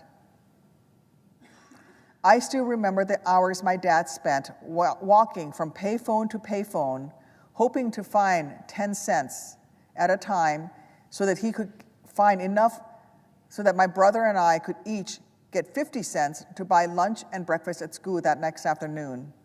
A lot of times, that 25-cent hot lunch at school was the only meal I could count on for that entire day. So as a former hungry kid, and now as a mom of 2 little girls, I cannot imagine the pain of parents who rely on school meals to feed their own kids and who are now terrified that Trump's vanity project of a federal freeze will force their 5-year-old to go hungry as the Grandstand Fund cafeteria meal programs may now get gutted. Shame on Donald Trump. And shame on Republicans who can't seem to find the ounce of courage necessary to stand up and say what all of us in this chamber so obviously know, that this is wrong, that this is outrageous, and that this is a wild, unlawful abuse of power. But Trump didn't stop with the grant freeze. Last weekend, he gave Elon Musk, the world's richest person, someone not elected by the people of the United States of America, the power to cut off aid from the world's most vulnerable people. He gave him the authority to dismantle an entire agency in one illegal, fell swoop. Together, they are now actively gutting USAID, completely undermining the United States' national security and global standing, knowingly, intentionally jeopardizing the safety of countless innocent people worldwide who rely on the organization for humanitarian assistance. Now, bad actors in the Communist People's Republic of China and Russia will be able to step in to fill the leadership vacuum that Trump created, forcing folks in need across the world to turn to our adversaries and not us for help. Let me be clear. USAID is an organization dedicated to doing good around the globe, but the good that it does also has a direct, tangible impact on the safety and economic security of families right here at home in the United States. It is an organization that helps allies detect fentanyl, in part so we can stop it before that fentanyl comes across our own borders. It's an organization that helps feed starving families worldwide, but it does so using $2 billion of food purchased from American farmers, with the paychecks going into their red, white, and blue pockets so they can keep their family farms for yet another generation. It is an organization that helps stop global pandemics. And it's an organization that works to make sure that the poorest children in the poorest countries don't die from drinking dirty water. A mission that also happens to be critical to our national strength, as when countries experience water insecurity, they're more likely to undergo political instability as well. And that increases the odds that their governments fail and power falls into the wrong hands, leading into a sequence of events that often ends up with the kind of immigration crisis we're already facing at our border. I know there is waste, fraud, and abuse in our government, and I am all for rooting that out. In fact, I've written and passed legislation that has successfully done just that. But eliminating an entire agency with such vital missions is not the way to go about this. USAID makes up just 1% of our federal budget. And these short-sighted cuts will end up costing the American taxpayer even more in the long term, as there will be more global instability, more migration crises, more pandemics to contend with as a result of this frankly idiotic decision. It's ironic. The guy charged with making our government more efficient is making it more costly and more chaotic. Case in point, he's threatening to use American troops to bring home USAID workers if they don't leave their overseas posts in the next 30 days, a move that in itself would cost Americans an estimated $100 million. That's Elon Musk spending $100 million more dollars, not saving it. Elon Musk is unelected, unvetted, and unqualified. He does not have the legal authority to dismantle entire agencies. Yet, in Trump's America, he's almost a co-equal president. And the size of his bank account and how far he is willing to bend the knee is enough for our president to bestow on him unchecked power. Musk is willing to bow down to Trump's throne made of fool's gold and false promises. So in return, Elon gets to run wild, run rampant. He, for some reason, gets to have full access to Americans' social security numbers and veterans' personal information. For what reason? No one knows, and all of us should fear. He gets to hijack our systems to enrich himself rather than the middle class. He gets to stomp on those in need, then fire anyone who dares to stand up for what's right or what's legal. Trump and Musk are not bringing back the good old days of Ronald Reagan. Reagan believed in international aid. Reagan is the one whose name is on the front of USAID's building. They aren't making America great, they're making it authoritarian. And we should all be asking ourselves, if we let them gut USAID, then what is next? The answer is the Department of Education, and then your Social Security, your Medicaid, the things that you and your families need to get by are right behind on their list to take out. Look, Trump ran his campaign on the idea of lowering costs for the middle class. I support lowering costs in the middle class. He said he'd reverse inflation on day one. I would love to see him reverse inflation on day one, or whatever day we're on now. Well, day one has come and gone, so has day 2, day 3, day 4. Here we are, weeks in, and all he's done is break his campaign promises and then take actions that have hurt everyday Americans to help his rich buddies afford yet another private jet. Under his wide stewardship, egg prices have actually skyrocketed. Inflation remains sky high. A needless trade war seems to be getting closer every day, which could raise the price of gas and groceries even further. And all of us are in greater danger from bad actors the world over. Enough is enough. Enough was enough a long time ago. Donald Trump is unchecked. The scales of our government have become unbalanced.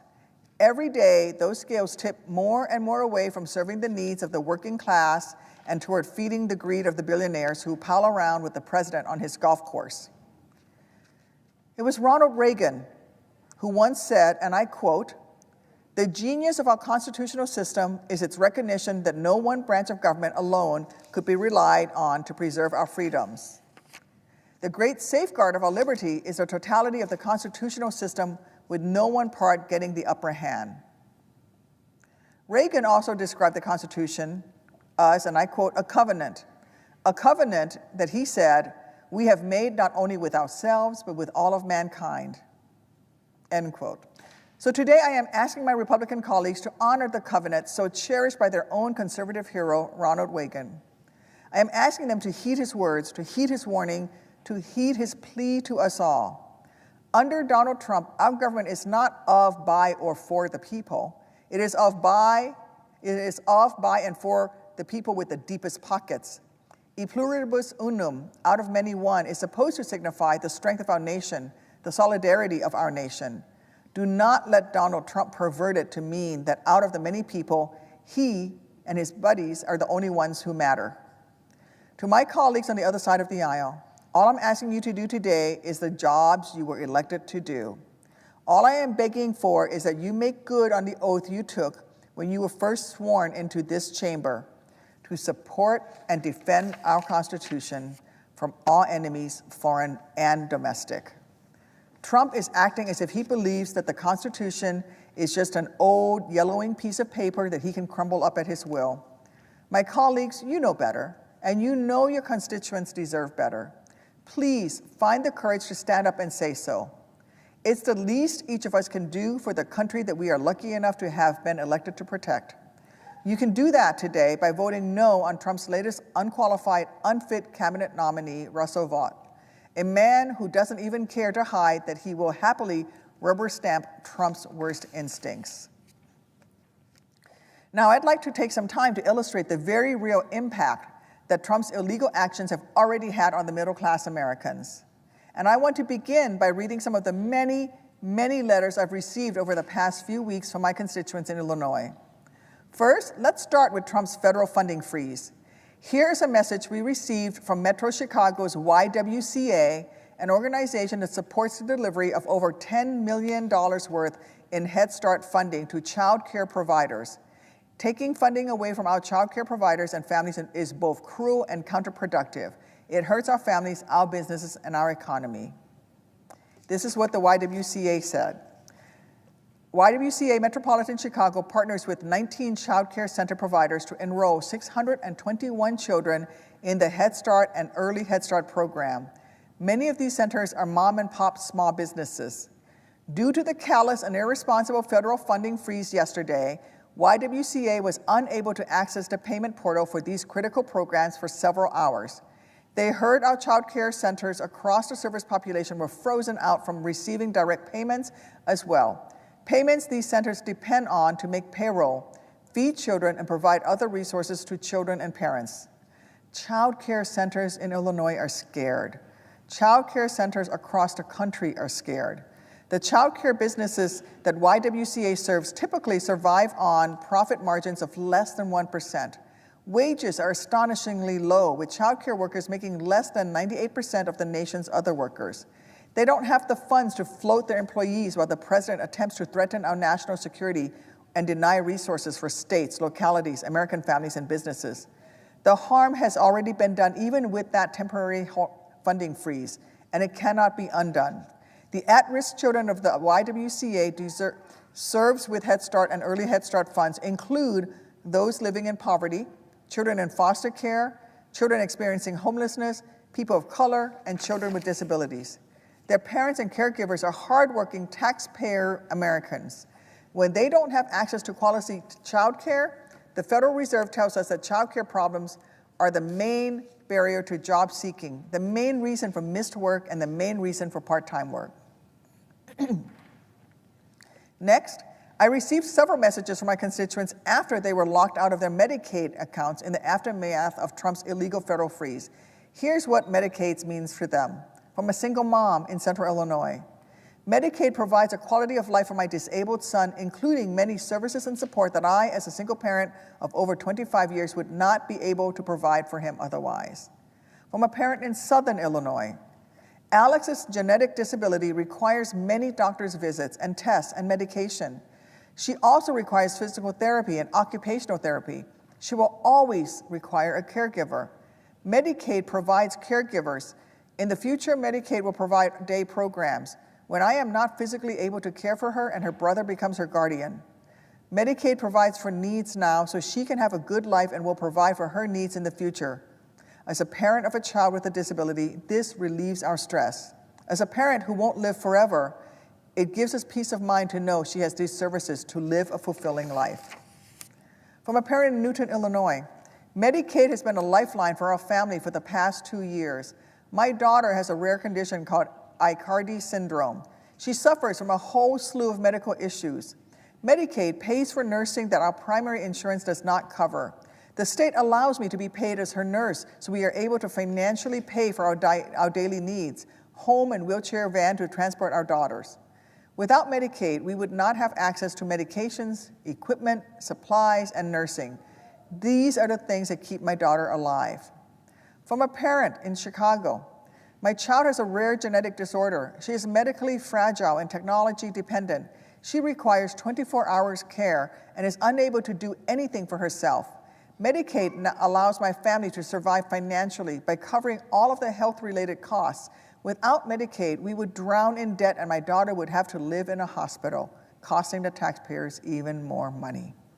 From a parent in Elburn, Illinois, Medicaid helps me to care for my daughter at home, where she belongs. It provides for critical support that Ava needs, ventilator care, nursing, and medical supplies, so she can grow, learn, and thrive with her family.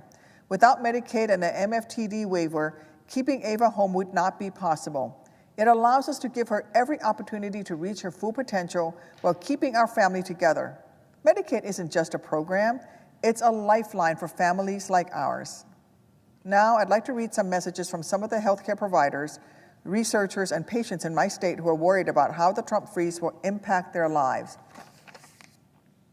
One constituent said, "I am a cancer survivor, thanks to research into early detection of and into the treatment of cancer. Currently, I have a friend who is at Vanderbilt Medical Center for the treatment of his leukemia. I have another friend who is undergoing chemo for blood cancer and will go to Vanderbilt for a months-long treatment in May. Reports say that all communications and grant reviews, as well as all cancer research or trials, have been stopped by the Trump administration, and I ask you to do everything in your power to restart the cancer research and trials so that lives are not lost. Thank you for your help." Another emailed me, "My uncle has a genetic disorder. My cousins have a 50-50 chance of having some issue. My uncle has been in several studies at WashU in St. Louis, Missouri. They are working to identify what causes this gene and then consequently how to treat it. The new administration has halted all meetings and grant reviews by the NIH. This funding is vital, capitalized vital, to researching what causes and how to treat so many diseases, including the one my uncle is suffering from. Please push to fully fund the NIH so that we can continue to research and treat terrible diseases that could impact all of us and our families. Next, here's a message I received about how the Trump freeze could hurt staff, researchers, and students at Southern Illinois University. Southern Illinois University estimates that they have approximately 550 employees who are paid fully or partially through federal dollars. A pause in funding in the programs they lead and research, and the research that they perform in important areas like treating and preventing Alzheimer's disease or ensuring that the food we eat is safe to consume would keep them from earning a salary to support their families. The TRIO Upward Bound program in East St. Louis currently serves 225 participants between both programs, the majority of whom come from low-income, first-generation, college-bound families. These students already face significant challenges, including academic barriers, limited access to resources, and a lack of college preparation support. Any freeze in the federal funding will stop the university's ability to effectively assist them in overcoming these obstacles. The Upward Bound program plays a crucial role in preparing students for college, providing tutoring, college admissions guidance, and mentorship, which were at risk due to the funding freeze. Additionally, our dedicated staff who work tirelessly to support these students face uncertainty regarding their employment. This disruption also affects our broader community, as our program serves as a vital resource for encouraging educational advancement and economic mobility. Next, here's an excerpt from an email I got from Ignite Promise, a Chicago nonprofit serving homeless youth in the immediate aftermath of the Trump freeze. The nonprofit had to reach into their own wallet to keep up their work. They said that the freeze turned their sector, and I quote, upside down. This is their message to me. Thankfully, we were able to carry out our commitments to youth over the last 24 hours because we have a small funding reserve. However, if this is not resolved, these are direct services Ignite offers to youth that are at risk. Essential mental health services and housing for over 500 young people throughout our programs. Youth ages 14 to 17 who are victims of trafficking will lose access to our 24/7 shelter. Young people at the greatest risk of harm will lose access to a 24/7 crisis hotline. This freeze turned our sector upside down and shifted over 100 providers in our COC to rush into emergency mode. And the most devastating effect was the fear youth experience, assuming their safe and stable supports were going away and insecurity our hardworking staff felt for their employment. Now I'd like to share a message we received from Beyond Legal Aid Chicago after they learned Trump's freeze would impact their work as a nonprofit that provides legal services to underserved communities and veterans throughout the city of Chicago. Their message reads, first, when the freeze went into place, the notice of funding opportunity for homeless veterans legal services was put on hold. Without that funding, we will be unable to serve veterans in getting access to the benefits like the ones featured in this story. Our client was a 57-year-old veteran suffering from service-connected disabilities faced challenges navigating the VA system. His efforts for a disability upgrade had been denied, preventing him and his family from accessing critically needed support. He met our staff at one of our veterans' legal clinics. With our legal advocacy, he was actually successfully upgraded to 100% and total disability status. He is now protected from a rating reduction by the VA. We raise his monthly benefits. He is now entitled to an additional benefits, DEA, CHAP VA for spouse and children, no cost for VA health care, VA dental care, and a DOD ID card for him and his family to access basis. His children are now eligible for education assistance up to $107,136 for their college education. This family's financial situation was stabilized solidly, keeping them in the middle class by recognizing that what this veteran's services cost him. In 2024, using federal funding, we were able to work in partnership with a home ownership preservation organization in the south suburbs to save 64 homes from a foreclosure. That's 64 families who now have $19 million plus in preserved home value and can pass along the homes to the next generation. Our legal work saved 64 families from homelessness. Without federal funding that supported that work, those homes would likely have been lost and those families would have faced housing instability. Over the course of our 3-year OVW legal assistance for victims, which we received through the Department of Justice, was the principal funding source for our work serving 286 survivors of sexual assault. They say further that all of that work and more is funded directly by non-LSC federal grants, all of which was subject to Donald Trump's freeze. Trump's freeze even impacted members of law enforcement in Illinois. Trump loves to say that he backs the blue and that Democrats want to defund the police, but in reality, it's his actions that are taking money away from our law enforcement officers and public safety, not to mention him pardoning January 6 people from January 6 who actually assaulted the blue, our campus police officers. In the aftermath of Trump's freeze, police departments reached out saying that their high-intensity drug trafficking area, the HITA offices, were notified that they may lose funding. The High-Intensity Drug Trafficking Area Program provides support for law enforcement agencies operating in areas determined to be critical drug trafficking regions across the United States. Illinois is part of two of these regions.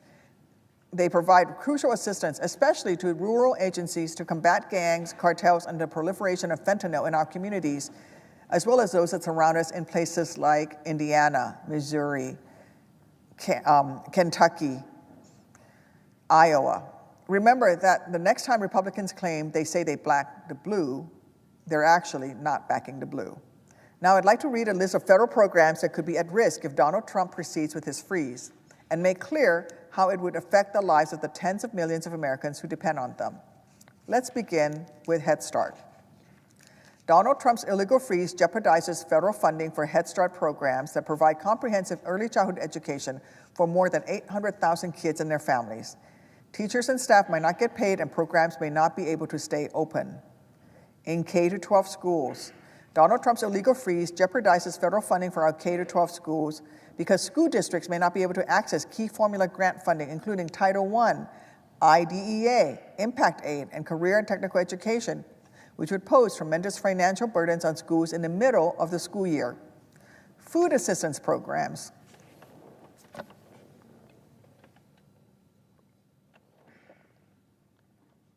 Donald Trump's illegal freeze jeopardizes funding for millions of American citizens who rely on nutrition assistance programs like SNAP, WIC, and school lunch. These Americans would be left hungry as funding is cut off, and nonprofits who provide additional assistance would lose federal funding. And some of that funding, especially for SNAP and WIC and school lunches, actually are spent purchasing from our American farmers, so who would also be negatively affected.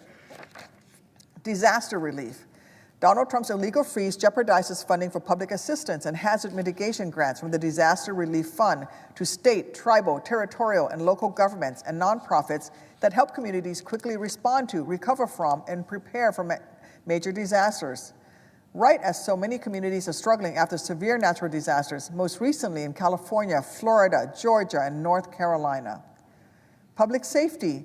Donald Trump's illegal freeze jeopardizes federal grants for law enforcement and homeland security activities, undermining public safety in every state and territory.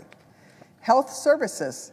Donald Trump's illegal freeze jeopardizes federal funding for community health centers that provide health care for over 30 million Americans, creating chaos for patients trying to get their prescriptions, regular checkups, and more. Veterans care. Donald Trump's illegal freeze jeopardizes federal grants to help veterans in rural areas access health care and grants that help veterans get other critical services, including suicide prevention, resources, transition assistance, and housing for homeless veterans.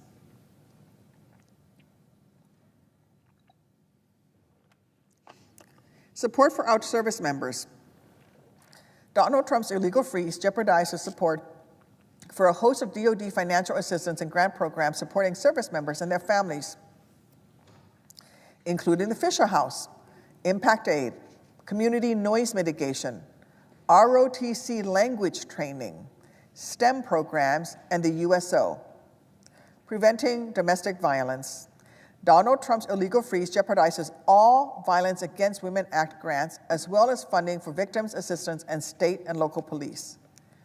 988 Suicide and Crisis Lifeline. Donald Trump's illegal freeze jeopardizes funding for the 988 Suicide and Crisis Lifeline, as well as grants from mental health services, life-changing medical research. Donald Trump's illegal freeze jeopardizes all funding for critical health research, including research on cancer, Alzheimer's disease, and diabetes, as well as clinical trials at the NIH Clinical Center and all across the country, disrupting life-saving and often time-sensitive research. Support for small businesses. Donald Trump's illegal freeze would mean that the Small Business Administration would have to halt loans to small businesses, including those in disaster-ravaged communities in North Carolina, Texas, and Florida. Emergency preparedness. Donald Trump's illegal freeze jeopardizes critical preparedness and response capability funding used to prepare for disasters, public health emergencies, and chemical, biological, radiological, or nuclear events. Support for firefighters. Donald Trump's illegal freeze jeopardizes grants to support firefighters across the country. This includes grants that help states and localities purchase essential firefighting equipment. Good-paying jobs in the energy infrastructure. Donald Trump's illegal freeze jeopardizes grants for critical energy projects nationwide, halting billions of dollars in investments nationwide and jeopardizing good-paying American jobs. The Department of Energy Loan Program Office would halt loans in 28 states, impacting hundreds of thousands of construction and operations jobs. Infrastructure projects. Donald Trump's illegal freeze jeopardizes all federally funded transportation projects across the country, roads, bridges, public transit, and more, including projects already under construction. Combating the fentanyl crisis. Donald Trump's illegal freeze jeopardizes funding for communities to address the substance use disorder crisis and combat the fentanyl crisis. Programs for American innovation and competitiveness. Donald Trump's illegal freeze jeopardizes existing grants to support research for AI and quantum computing and any new grant funding, undermining U.S. innovation and competitiveness with the communist Chinese PRC and putting American jobs at risk. Programs to strengthen our military readiness. Donald Trump's illegal freeze jeopardizes grants and other assistance appropriated to strengthen military effectiveness and defense capacity, including the Defense Production Act support for the defense industrial base, basic research grants necessary to advance key technologies, and small business support to strengthen our supply chains. Programs to protect Americans overseas. Donald Trump's illegal freeze jeopardizes programs that track and combat the spread of infectious diseases, create business opportunities for American companies in emerging markets, combat terrorism, and counter the influence of the PRC, Russia, and Iran. Efforts to ensure the safety and security of Americans implementing these programs are all suspended and could be terminated.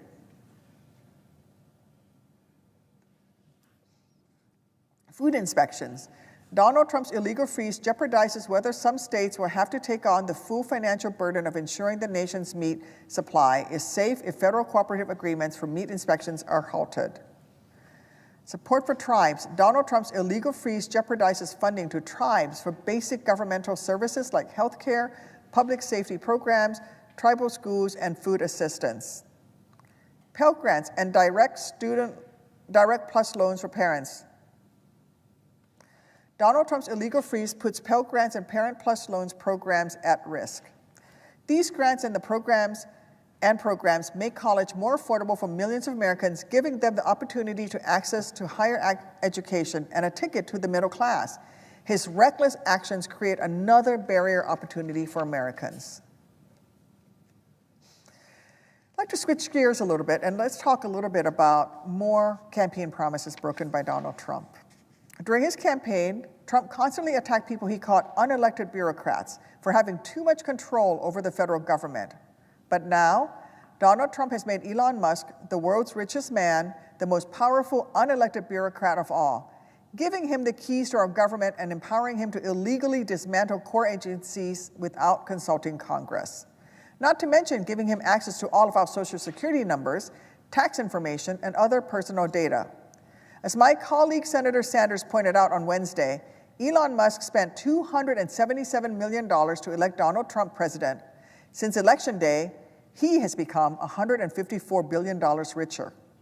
Elon Musk's net worth is estimated at $426 billion. Yes, that's billion with a B.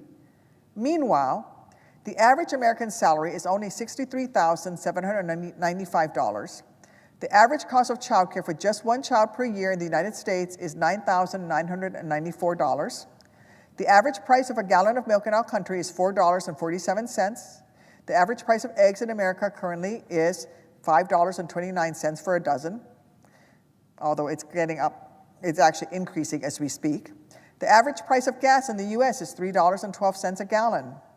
In Illinois, the average person's salary is $67,192. The average cost of child care per year for just one child in Illinois is $11,605. The average price of a gallon of milk in Illinois is $5.52. The average price for a dozen eggs in Illinois is $4.15, which is over $1 more than the national average. And the average price for a gallon of gas in Illinois is $3.26.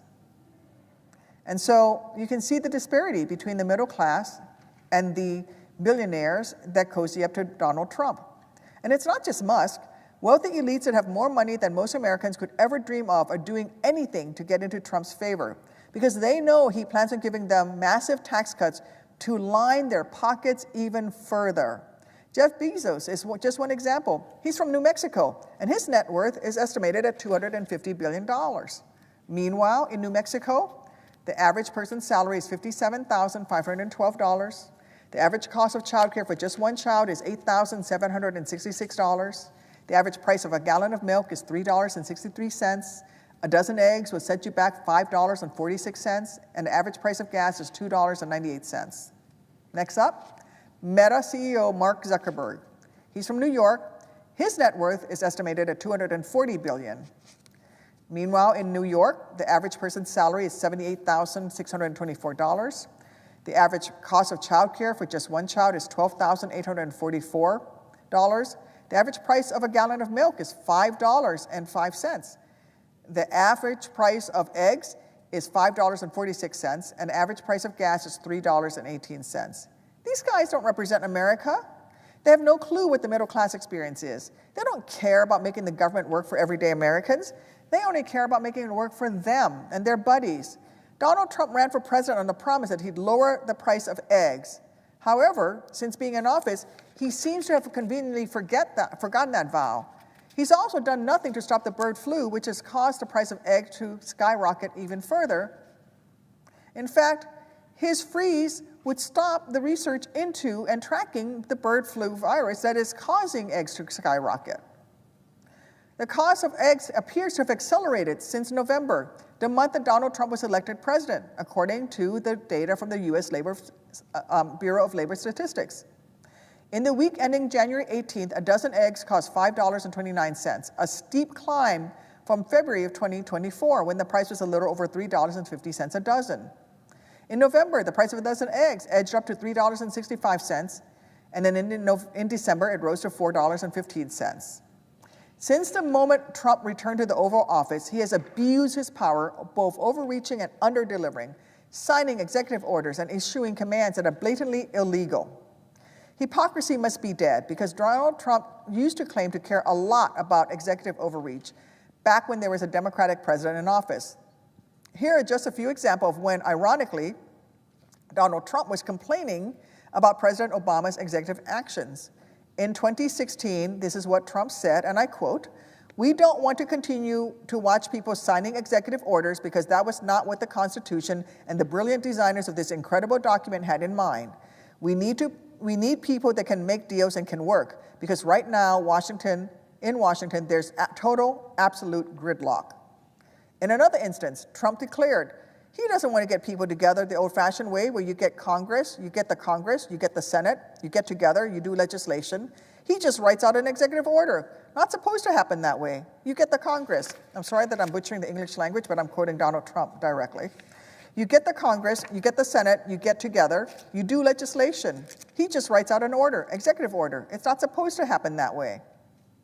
Another time, Donald Trump lied and said, and I quote, "I would build consensus with Congress, and Congress would agree with me. I'll give you an example, because I don't like the idea of using executive orders like our president does." He was referring, of course, to President Obama at the time. "It is a disaster what he's doing. I would build consensus, but consensus means you have to work hard. You have to cajole. You have to get them into the Oval Office and get them all together, and you have to make deals, and I end quote. There are also countless examples of other Republicans' hypocrisy when it comes to executive overreach. I just want to name one. In 2014, now House Majority Leader Steve Scalise had to say of President, in 2014, then House Majority Leader Steve Scalise had this to say of President Obama. President Obama has this fantasy that he can just use his pen to write laws. We don't have a monarchy in this country. There's an executive branch and the legislative branch, and the president has to work with Congress to get things done. Now, on to the topic of USAID and the Trump-Musk decision to gut the agency, a decision as dangerous as it is heartless as it is careless. First, I just want to correct, House Majority Leader Steve Scalise was not the majority leader when he said this. He was a member of Congress at the time. First, I'd like to read several excerpts of speeches given by Secretary Rubio in which he expressed clear support for international aid before he was confirmed. There's no denying that a globally engaged America comes at a steep price, but a history of our still young nation is full of warnings that a lack of an American engagement comes with an even higher price of its own. Many of our nation's adversaries and rivals have been emboldened by our uncertain foreign policy. So as instability spreads and tyrants flourish, our allies want to know whether America can still be counted on to confront these common challenges, whether we will continue to be a beacon to the rest of the world. Our legacy is that of a nation that for 2 centuries has planted its feet and pushed out against the walls of tyranny, oppression, and injustice that constantly threaten to close in on the world, and has sought to replace these forces with the spread of liberty, free enterprise, and respect for human rights. These principles are also advanced by our other elements of the American influence, those that don't require any military might. For example, consider the countless lives we've saved from the scourge of AIDS in Africa through the PEPFAR program, or consider the economic mobility created by American trade and investment. These accomplishments prove that while military might may be our most eye-catching method of involvement abroad, it is far from being our most often utilized. In most cases, the decisive use of diplomacy, foreign assistance, and economic power are the most effective ways to achieve our interests and stop problems before they spiral into crisis. Marco Rubio said that. Marco Rubio, where have you gone? I would like to also share a news article about Secretary Rubio's prior comments in support of USAID from CNN. And the title is Rubio's Years of Strong Support for USAID Stands in Contrast to His Sudden Criticism of the Aid Agency. And I'm going to read from the article. Secretary of State Marco Rubio, newly in charge of the besieged U.S. Agency for International Development, was for years a staunch supporter of its mission while in the United States Senate, reversing his views only recently as President Donald Trump and his allies have moved to dismantle the agency. But a CNN K-File review of Rubio's past comments shows he has been for more than a decade a major supporter of foreign aid and USAID, which in fiscal year 2023 distributed more than $40 billion in foreign aid to more than 160 different countries. Rubio's most recent comments directly contradicts years of support and praise he has directed towards USAID, including a tweet he posted in February of 2017 that said, and I quote, "Foreign aid is not charity. We must make sure it is well spent, but it is less than 1% of the budget and critical to our national security." During his Fox News interview Monday, Rubio also dismissed concerns that scaling USAID's presence could allow China to expand its influence in developing nations. But just 3 years ago, Rubio argued the exact opposite, urging the Biden administration in a 2022 letter to prioritize U.S. aid's funding as a key tool to counter the Chinese Communist Party's expanding global influence. We don't have to give foreign aid. We do so because it furthers our national interests. That's why we give foreign aid. Now, obviously, there's a component to foreign aid that's humanitarian in scope, and that's important too, he said in February of 2013. Foreign aid as a part of our overall budget is less than 1% of the total amount of the U.S. government spends, Rubio said in one 2017 speech on the Senate floor. I promise you it is going to be a lot harder to recruit someone to anti-Americanism and anti-American terrorism if the United States of America is the reason that person is alive today. Anybody who tells you that we can slash foreign aid and that that will bring us to balance is lying to you. Foreign aid is less than 1% of our budget. It's just not true, he added in August 2019 while speaking to the Forum Club of Palm Beaches. Foreign aid is a very cost-effective way not only to export our values and our example, but to advance our security and our economic interests, Marco Rubio said in April of 2012 to the Brookings Institute.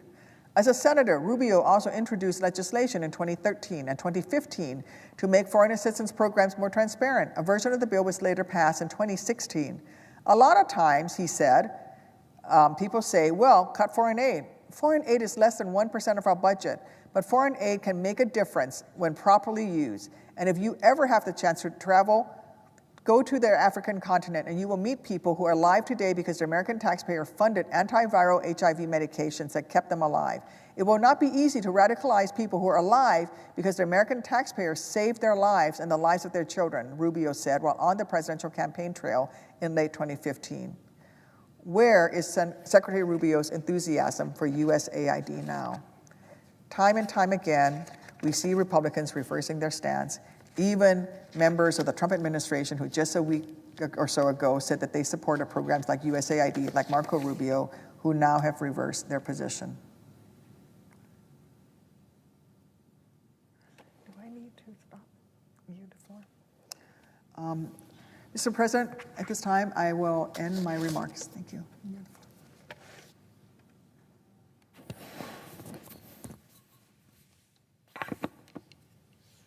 Mr. President. I recognize the senator from Nebraska. Thank you, Mr. President. In America, our news cycle is often fraught with controversy and dispute. From watching the news or scrolling through social media, it might seem like there are very, very few issues that Americans can agree on. It may be true that we disagree on some big issues, important issues, but behind the headlines and the social media posts, there are many things that Americans agree on. And one of those is paid family and medical leave. The Pew Research Center found that the vast majority of Americans support paid parental leave, up to 82%. That's really a broad consensus.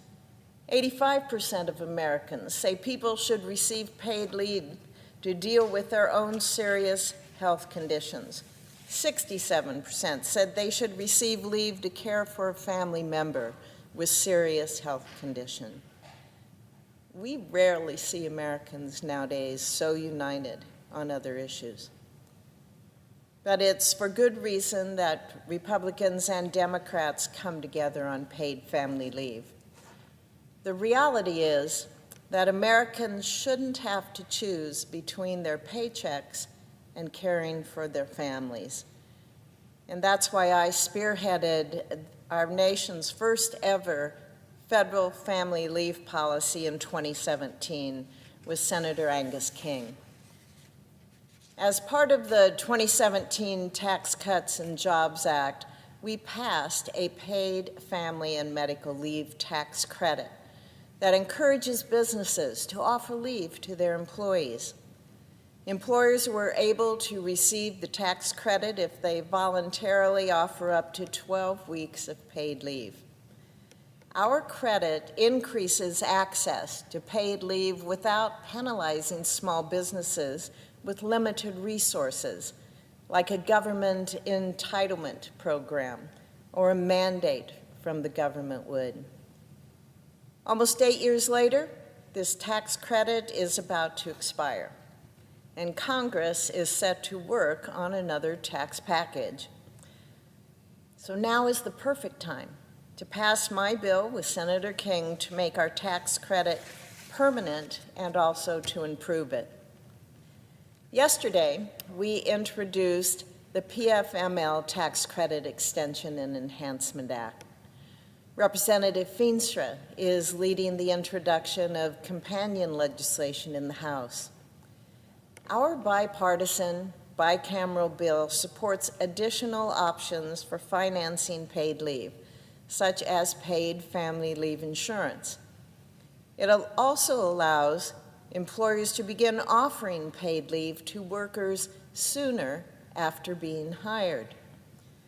The legislation includes a strategy for educating employers and employees about the option to receive this credit, and it requires the Small Business Administration and the IRS to provide targeted outreach and assistance to those who need it. That will raise awareness of the credit, and it will expand the number of Americans who have paid leave. Passing this bill in our upcoming tax package will deliver on the promises Republicans made to the American people this past November. We promised to make families' lives better, more prosperous, more affordable. More access to family leave will contribute to that goal. Our tax credit is tried and true, one with a bipartisan track record of success. It's the paid family leave solution that will do the most good with the smallest price tag. So I urge my colleagues to join me in pushing for this legislation's inclusion in this year's tax package. This is how we expand paid family and medical leave for employees across this entire country. This is how we deliver for the American people. I am determined to get this done, and I hope my colleagues will join me. Thank you, Mr. President. I yield the floor.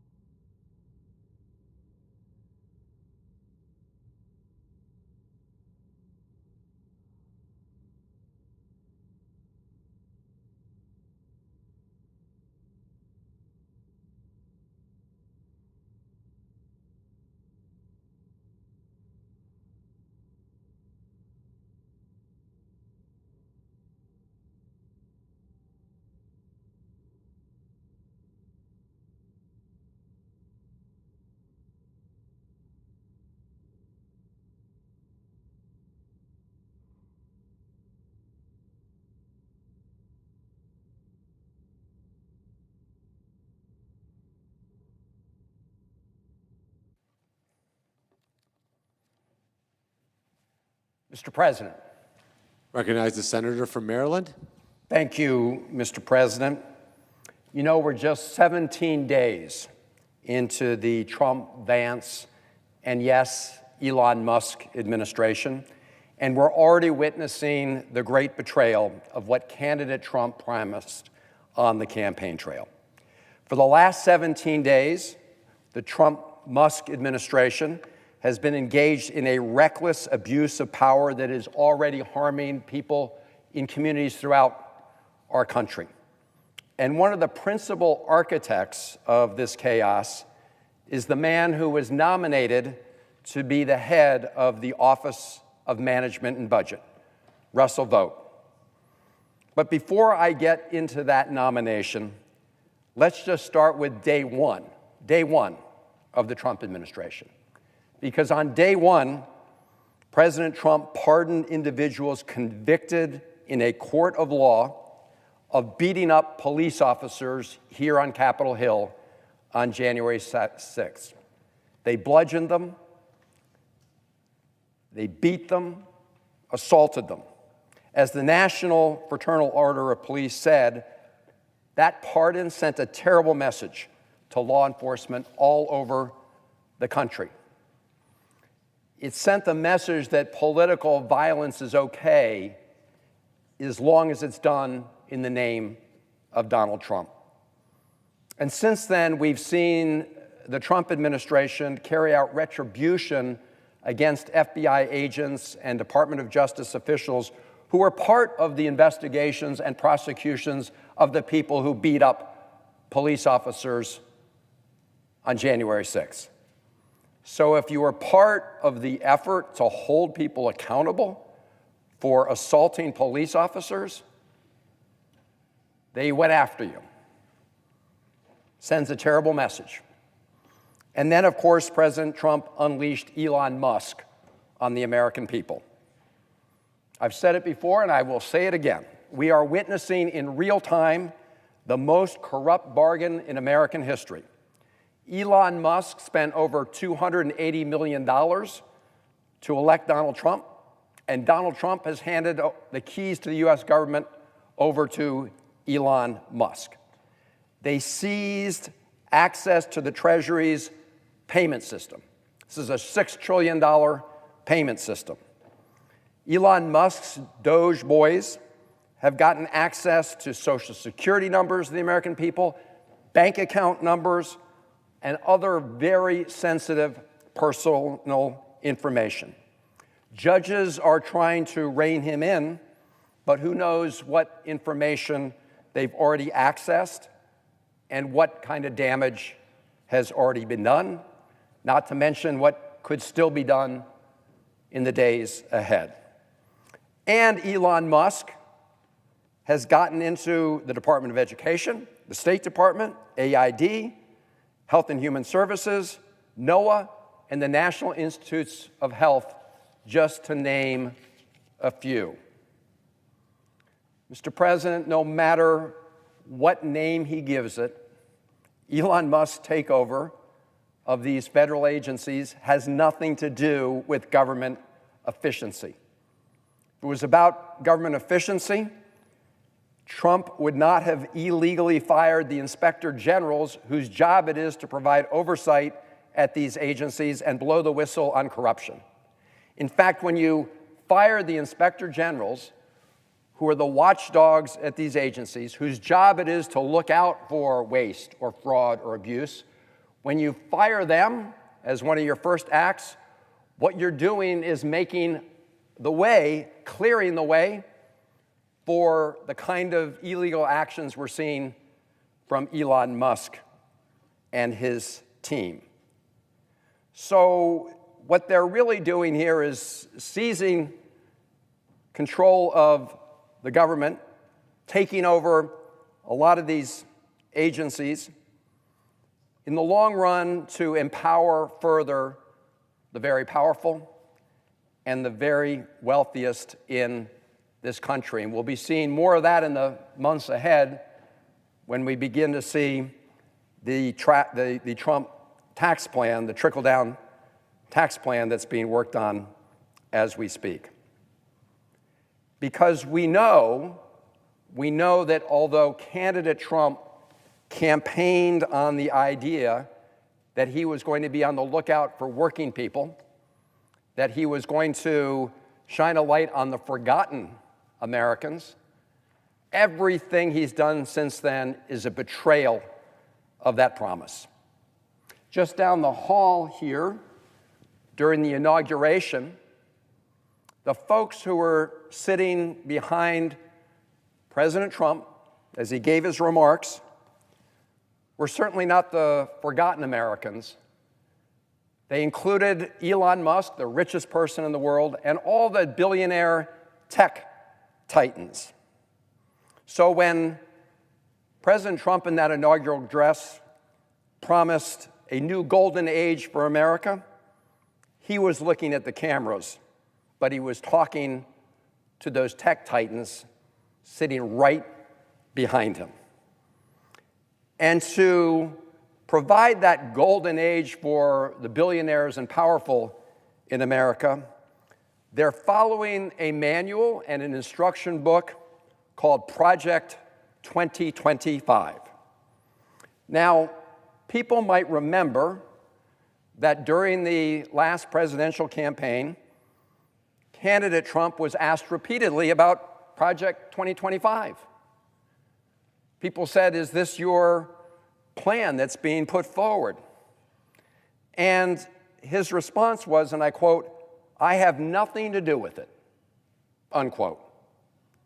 You know why he said that on the campaign trail? Because he knew it was unpopular. If you look at the contents of Project 2025, the American people would recoil at what's in there. And candidate Trump knew that. And so when he was asked, he said, "I see nothing, I have nothing to do with that." So surprise, surprise, surprise, when one of the key architects, key authors of Project 2025, Russell Vought, is nominated to be the head of the Office of Management and Budget at the White House. So before I speak to why it will be so dangerous to put Russell Vought in that critical position, I want to say a few words about what OMB is all about. Because it's not a well-known agency. People hear about the Department of Justice. They hear about other important federal agencies, the Department of Health and Human Services. But what is OMB? OMB is the office over at the White House. It's in the executive office of the president.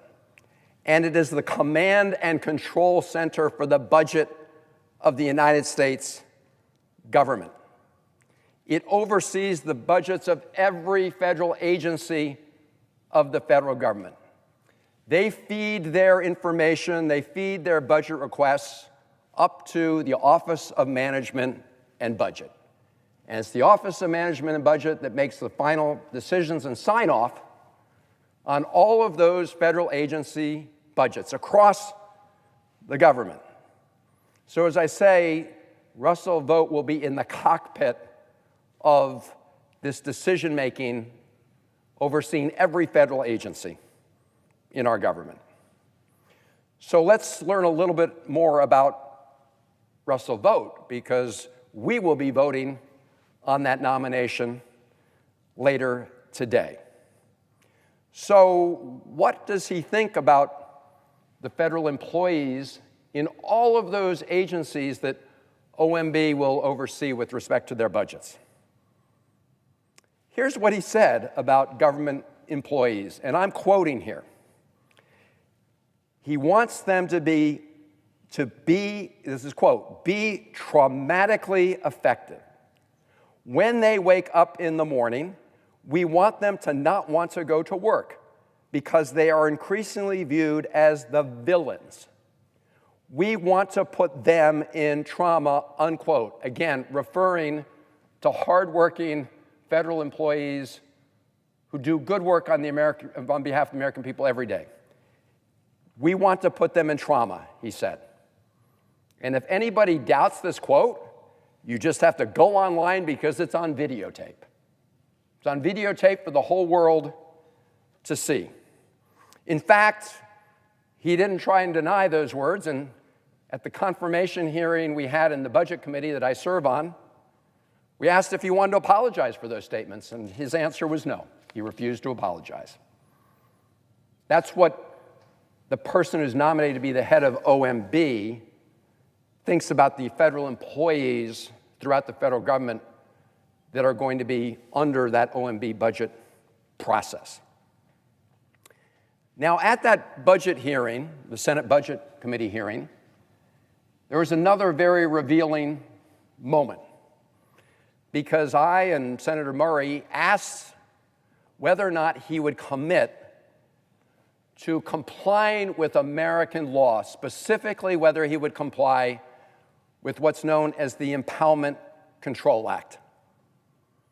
Now, again, this is a law that many people are not familiar with, but it is essential to the framework of our Constitution, the implementation of that framework, and checks and balances within the government, and the power of the purse that is designated for Congress under Article 1 of the Constitution.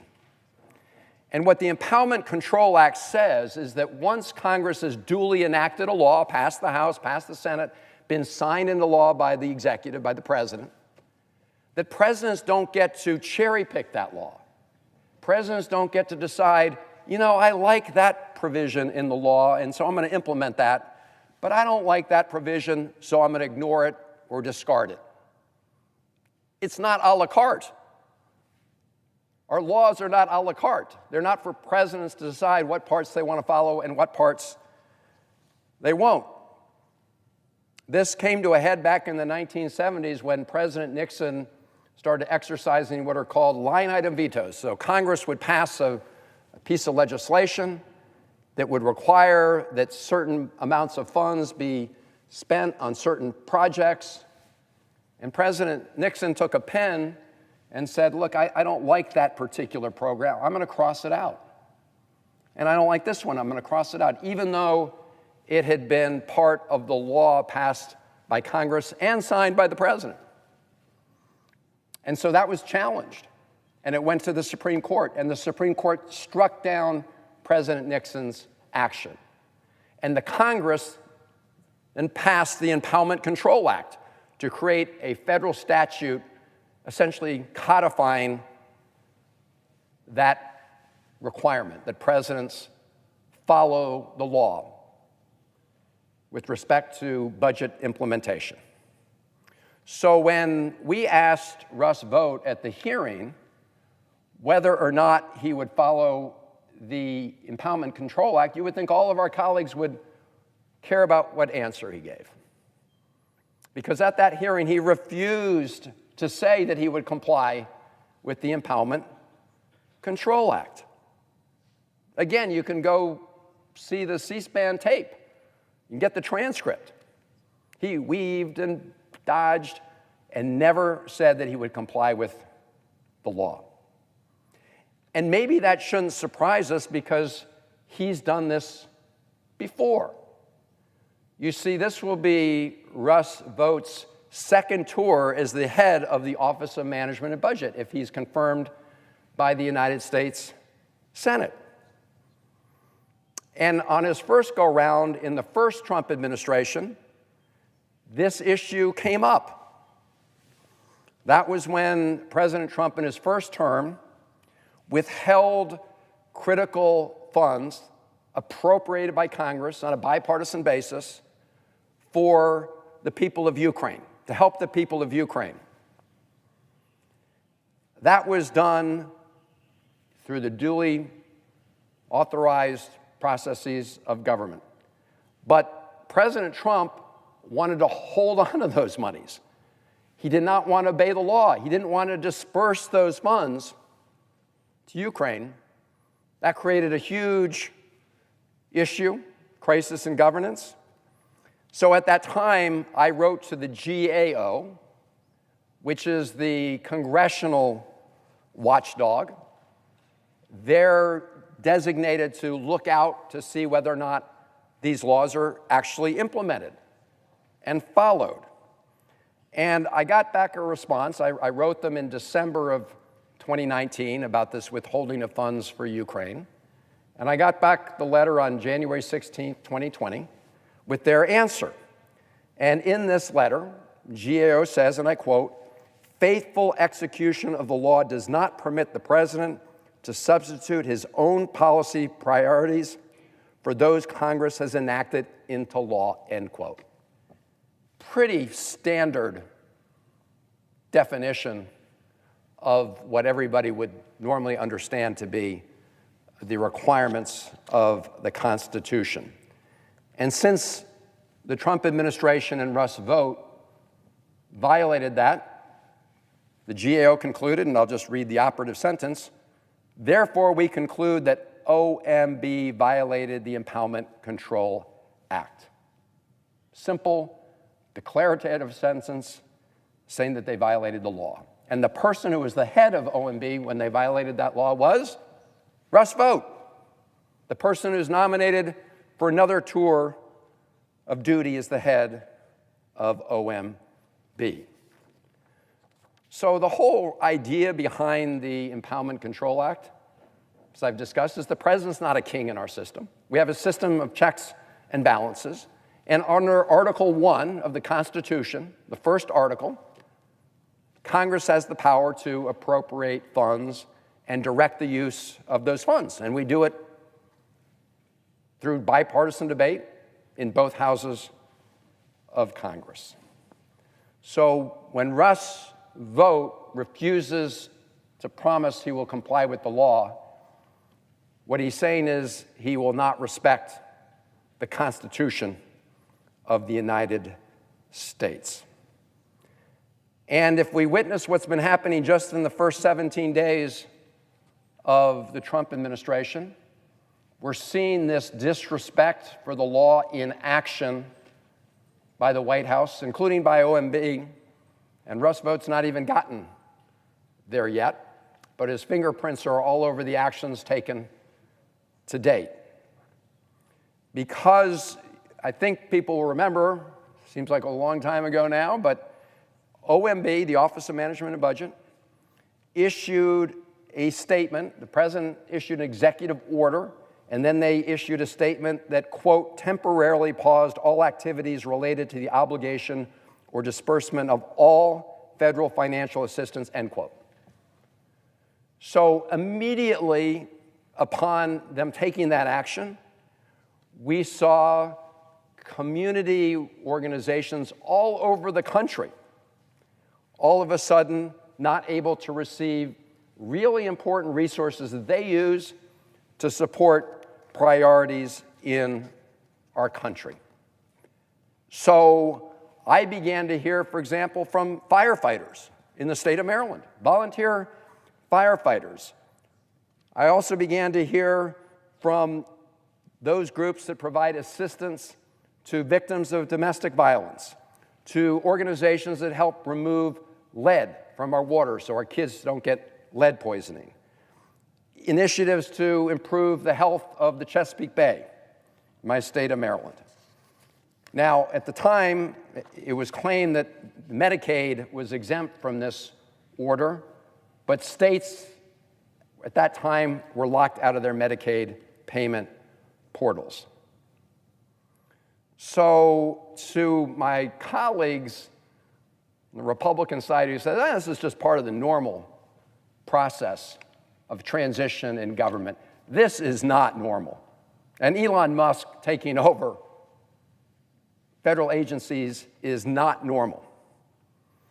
So, as I said, I heard first from a lot of the volunteer fire departments in my state of Maryland, because there's a federal program, grant program, that helps them purchase equipment so that when firefighters go into a burning building, they have protective equipment and safety equipment that lets them breathe in a room full of smoke. We heard immediately from a housing agency in Maryland that helps hundreds of families find safe, affordable places to stay. They were suddenly locked out of the portal for the Department of Housing and Urban Development. An organization in Prince George's County, Maryland, that uses federal grants to help survivors of sex and labor trafficking reclaim their lives, saw their funds in jeopardy.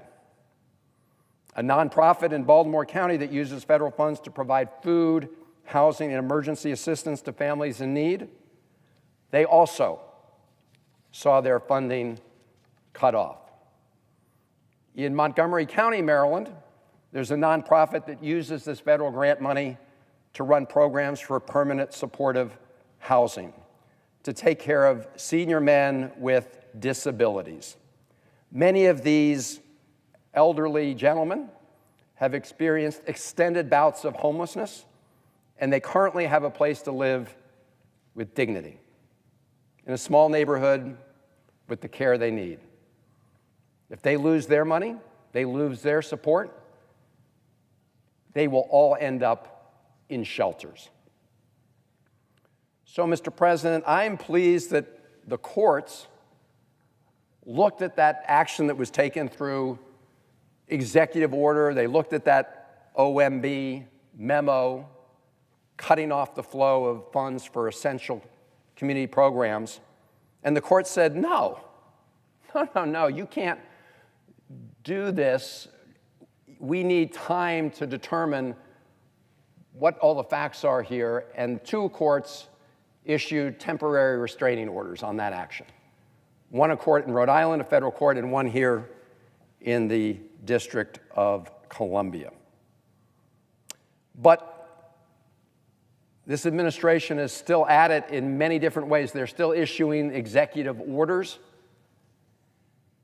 when in fact they cannot do what they want to do by executive order. They need to come to Congress and go through the process for making laws. Presidents just can't issue EOs that are not consistent with their powers under the Constitution. I spoke earlier today about what was happening over at the Agency for International Development, an agency, a pretty small agency within the overall budget of the United States that plays an essential role in our foreign policy and our national security policy.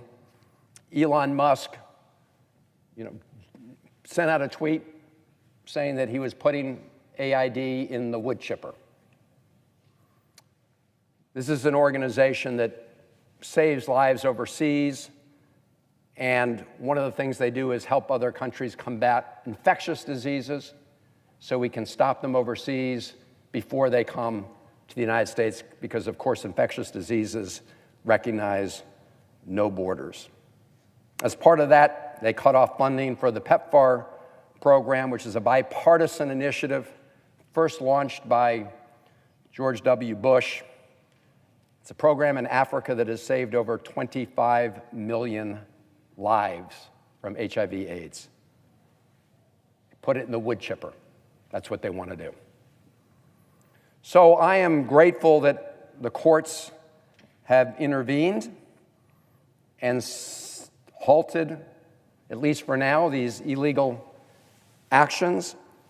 But, Mr. President, we should not rely on the courts of the United States to do work that we should be doing here.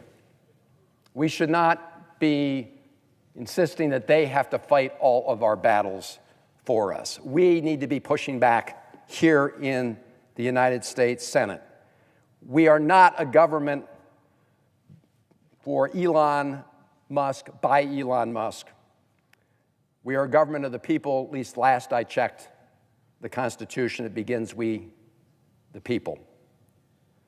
So this is a reminder of why these nominations are so important, because the person who we're considering for the head of OMB wants to ignore that law. But that's only part one of the plan outlined in Project 2025 to allow for the Elon Musk takeover of the federal government and allow for these other illegal actions to be taken. I spoke about the Impoundment Control Act, but the other part of Project 2025's plan is to get rid of a lot of the merit-based federal workers who do the business of the U.S. government every day in agencies across the federal government, whether they're food safety inspectors, whether they work at veterans hospitals, whether they work for the FAA. These are people who are doing the nation's work on behalf of the American people. And what Project 2025 wants to do is to convert many of those merit-based civil service positions in our government to political cronyism-based positions. So rather than have people selected into the merit civil service system based on their knowledge, based on their experience, based on what they know as opposed to who they know, Russ Vought and Project 2025 want to convert about 50 to 60,000 merit-based civil service positions into political cronyism positions. Now, I think it's really important that everybody understand that when a new president comes into office, the president, of course, has the prerogative and authority to bring in lots of people at the top of that administration.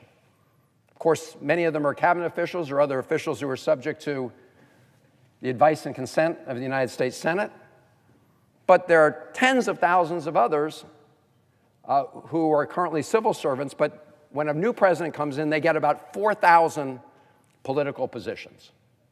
4,000 people. But what we're seeing here from Project 2025 and Russ Vought is what's called Section F plan, Schedule F. So what does Schedule F do? It would implement this idea of giving the president or claiming to, by executive order, convert these 50 to 60,000 merit-based civil service positions into just politically based positions. So why do we have a merit-based civil service in this country? I think it's worth going back and looking at the history, because we've had the merit-based system since the late 1800s, and it's that system that Donald Trump and Russ Vought want to tear up. So why did we develop the current system? It used to be that these federal positions were based on the spoils system, the spoils of political victory. So when a new president came in, that president could just bring in whoever the new president wanted. If you wanted to be in charge of a harbor or run a post office, you didn't get there by knowing about ships in the case of the harbor or a mail system in the case of a post office. You got it by helping the president get elected. And then the president would say, well, you helped me get elected, you're going to get this job, even if you're not qualified. So, Mr. President, if these desks, these 100 desks in this chamber, could talk, they would be screaming a warning to us about the dangers of going down the road that Russ Vought and Donald Trump and Elon Musk want us to go. Here's what Senator Henry Clay of Kentucky said during that debate back in the 1800s about the existing spoil system that was in effect then. Here's what he said, and I quote, "It is a detestable system, and if it were to be perpetuated, if the offices, honors, and dignities of the people were to be put up to public scramble, to be decided by the result of every presidential election, our government and institutions becoming intolerable would finally end in despotism," end quote. That was the warning from Henry Clay about that old spoil system that Trump, Musk, and Vought want to go back to.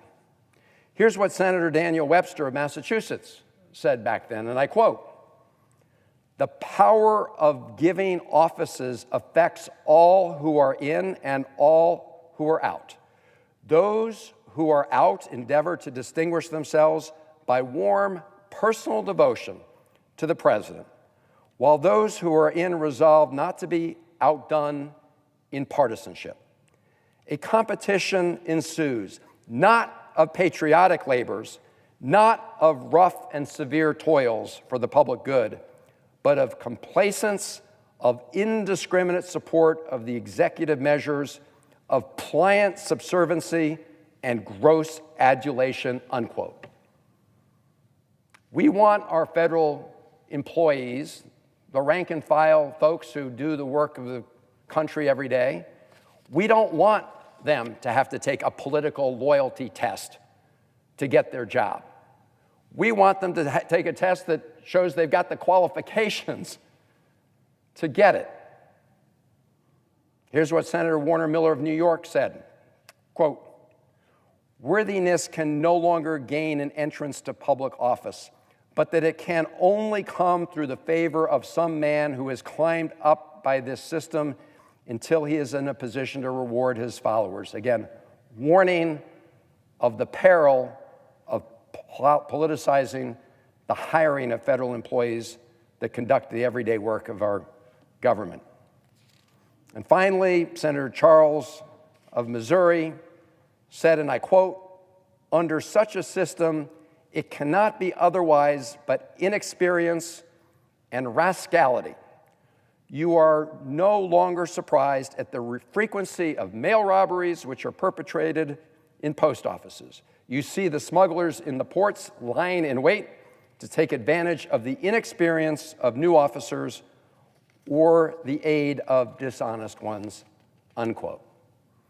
And even the great author Mark Twain got in the action here and commented on that system that we had, the spoils system based on politics, not merit. Here's what Mark Twain said, and I quote, "We will not hire a blacksmith who never lifted a wedge. We will not hire a school teacher who does not know the alphabet. But when you come to our civil service, we serenely fill great numbers of our minor public offices with ignoramuses," unquote. So this was a big problem for the country back in the 1800s. Indeed, in his inaugural address in 1881, President James Garfield said, and I quote, "The civil service can never be satisfactory until it is regulated by law. For the good of the service, against the waste of time and obstruction to the public business caused by the inordinate pressure, and for the protection of civil servants against intrigue and wrong," unquote. In other words, again, this is President Garfield warning that the system that had been in place was a danger to the public good. So President Garfield provided a warning to the country. It didn't come soon enough. They hadn't enacted the legislation to fix the problem yet. And 6 months after that inauguration, President Garfield was shot and killed, assassinated by a man who worked on the Garfield campaign, but who was disappointed over not getting a spoils job. President Garfield's assassination, his death, shocked Congress into action. So they finally created the modern civil service process to be insulated from politics, at least with respect to all the jobs under the top political jobs which presidents have the right and authority to hire.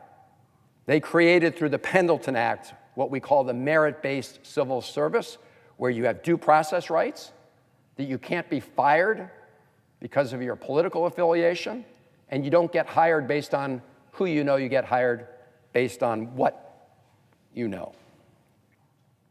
And so this is the system that Russ Vought and President Trump and Elon Musk want to destroy through Schedule F, an executive order, Schedule F.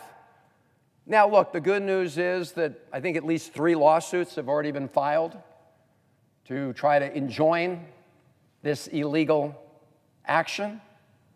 But it should tell us a lot that the person who has been nominated to head OMB, the person who said that he refused to commit to complying with the law during his Budget Committee hearing, would be advancing Schedule F. And why do that? Because it's all part of the plan to put in place lackeys who will do your bidding no matter what, who won't put the interests of the country first, but who will answer to the political call. Exactly what senators back in the late 1800s warned against. But that's what they want to do. They want to take us back to the late 1800s spoil system. And as I said, they not only want to bring in 50 to 60,000 political cronies for these positions, one of the first acts President Trump took was to get rid of the inspector generals.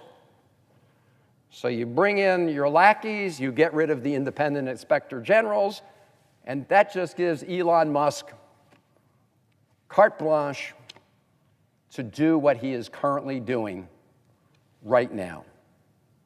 So this has nothing to do with more government efficiency and everything to do with setting up the executive branch of the federal government to respond to the desires of the folks who were sitting right behind President Trump, right down the hall at his inauguration, Elon Musk and the billionaire tech titans and others like them. And one of the things that the billionaires want are even more tax cuts. They don't like the fact that as very wealthy people, they have to make a contribution to the public good, or they want to reduce the contribution they have to make. And we know that Republicans over in the House of Representatives have been down in Miami with President Trump, planning exactly what form all these tax cuts will take. Well, I don't think we really have to guess at it because we've seen this movie before in the first Trump administration. They enacted their trickle-down tax policy, big tax cuts for the wealthiest in America, tax cuts for big, very profitable corporations, and they made a lot of promises back then as to what the result would be. For example, they promised that giving tax cuts to very rich people in these corporations would end up generating so much additional economic activity that we would recover the cost of the revenues lost by giving those very wealthy people a tax cut. Not even close. Not even close. Deficits went way up. As I said, I serve on the Senate Budget Committee. I ask experts from both parties who come testify on different issues about whether or not that tax cut paid for itself, and the answer is always no, because it didn't. Now, they also promised that these tax cuts to very wealthy people would end up generating additional activity at the corporate level. So the idea was that if you give a corporation a big tax cut, that corporation will invest more of its savings that it has into plant and equipment and grow the economy. Well, that didn't happen either. What happened was those companies engaged in huge stock buybacks, which disproportionately benefited these huge stockholders. You know what else they promised? They promised that if you gave those corporations big tax cuts, that they would use some of the savings to increase the wages for their employees. After all, profits of corporations are generated by the hard work of their employees. So the idea was, okay, you have more money, you got this tax cut. At that time, President Trump and his administration promised that workers would see an average of a $4,000 a year pay increase. Did not happen as promised. So here we are again. And the Musk folks are going through federal agencies. Russ Vought is working to install himself again at OMB. And all of this is a prelude to another round of big tax cuts. And again, these are going to come at the expense of everybody else in America. Because even as we gather here, we've been seeing various plans come out of the House of Representatives Republican caucus. They're talking about dramatic cuts to Medicaid, which is a program that serves tens and tens of millions of people, including our seniors and people with disabilities. They're talking about dramatic cuts to food nutrition programs and many, many, many other cuts to important investments for working Americans across the country, all to help pay for or offset the costs of those tax cuts for the wealthy. Now, I think we've also heard President Trump talk about all the money he's going to collect in tariffs. I want to say something about tariffs here, because I support strategically targeted tariffs to protect critical American industries. But an across-the-board tariff on every single product being imported in the United States, that is nothing more than an increase in sales tax on every American. Americans pay that at the end of the day. And I can tell you that Elon Musk is not going to feel the impact of an increase in sales tax, the tariff increase on his bottom line. But working Americans will feel it around their kitchen tables. We will see grocery prices go up. We'll see other prices go up. In fact, if you think that this is somehow a freebie that is only paid by other countries, let's remember that last time, after China retaliated with their own tariffs, the Congress, passed a bill that provided $28 billion of taxpayer money to farmers who were no longer able to sell as much product into China because of the retaliatory tariffs to China. We all end up paying, the American people ended up paying $28 billion. So don't tell us there's not a cost to consumers and American taxpayers for all of this. There is. We'll have a lot more to say in the coming days about some of the accounting tricks we're already hearing are going to be played through this tax cut process that will hide, at least on paper, the impact on the deficits. But right now, we're hearing about directing the Congressional Budget Office, which is our independent referee on budget issues, to assume that big tax cuts on top of the current law won't generate increased deficits. But of course they will. So more on that later. So, Mr. President, I want to end just by talking a little bit about why this is such an important moment. I started by talking about the first 17 days. In that first 17 days, we have seen President Trump hand over to Elon Musk huge powers, and he's using that entree given by the president to conduct illegal operations across the federal government. Courts are very busy today.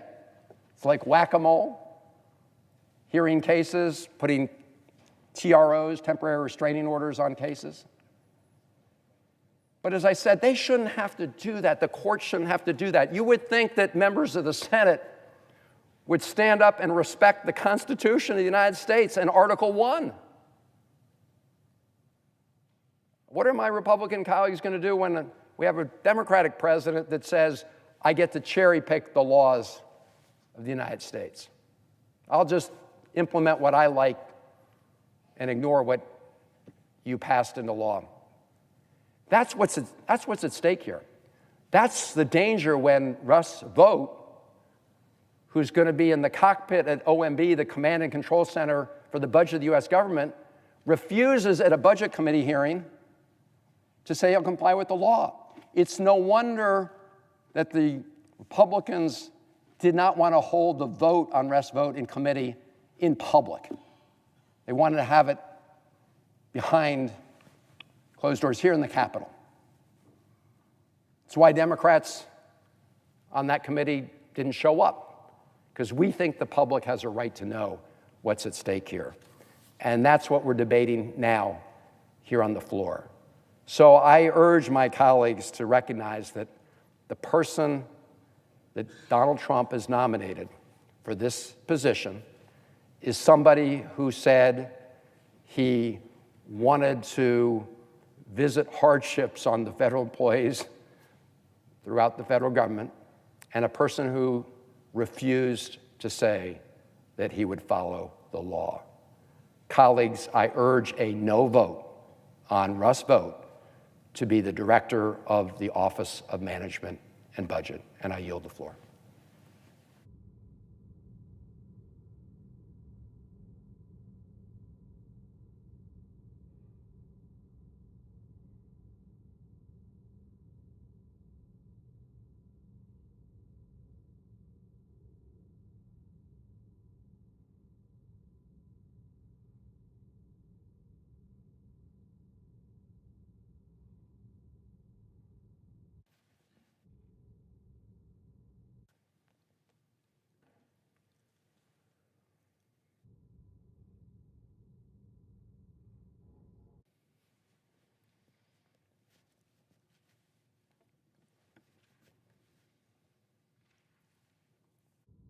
Mr. President. Majority Leader. Mr. President, earlier this morning I met with Prime Minister Netanyahu here in the Capitol. We had a good discussion about Israel's security and about the imperative of the return of the rest of the hostages who have been held in Hamas captivity for well over a year. I enjoyed a candid personal discussion with the Prime Minister and was pleased that both Republican and Democrat colleagues were later able to join for a bipartisan conversation.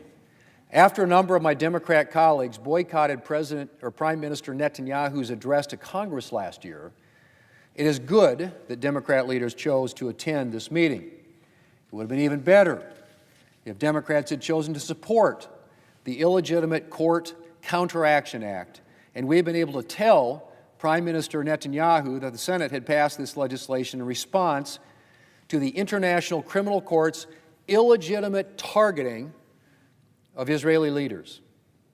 But unfortunately, 2 weeks ago now, all of my Democrat colleagues, all of them, save one, voted to block this legislation.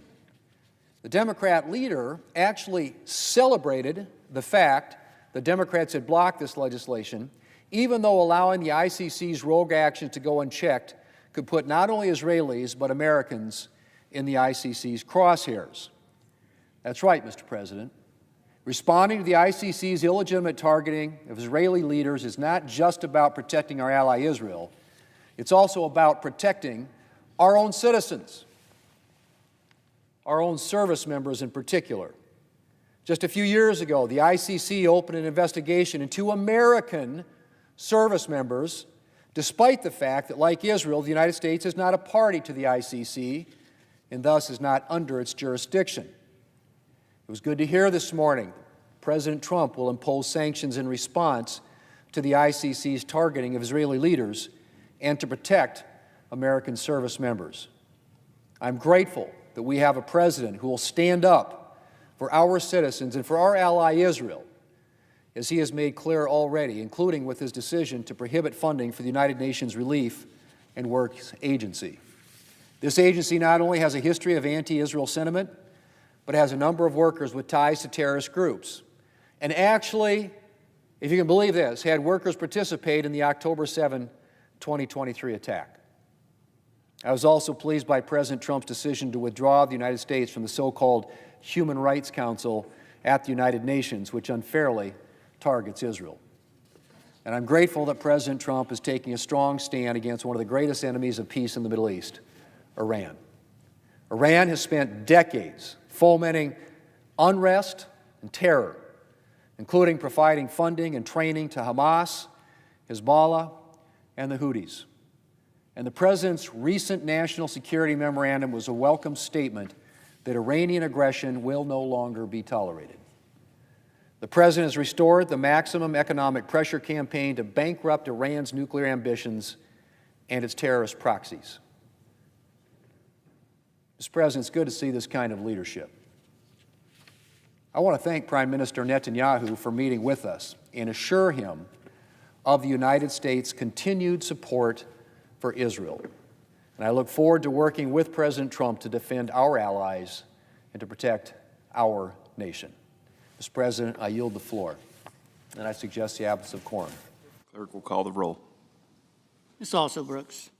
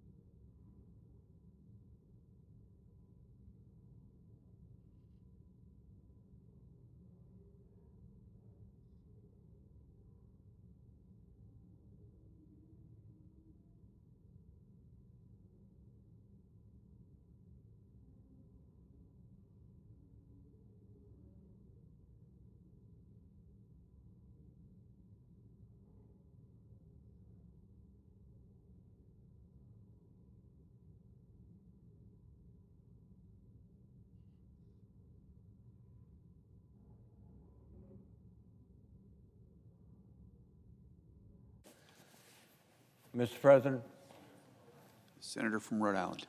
Mr. President, I would ask for the dispersal of the quorum call. Without objection. Thank you, Mr. President. Mr. President, I rise today with grave concerns about the nomination of Russell Vought to be the director of the Office of Management and Budget, or more popularly known as OMB. If confirmed, this would be Mr. Vought's second time in this post. And based on his past performance and his radical views, I believe it would be reckless to confirm his nomination. Most Americans will be unfamiliar with OMB and the work that it does, but OMB touches every major government policy and every cent of federal spending.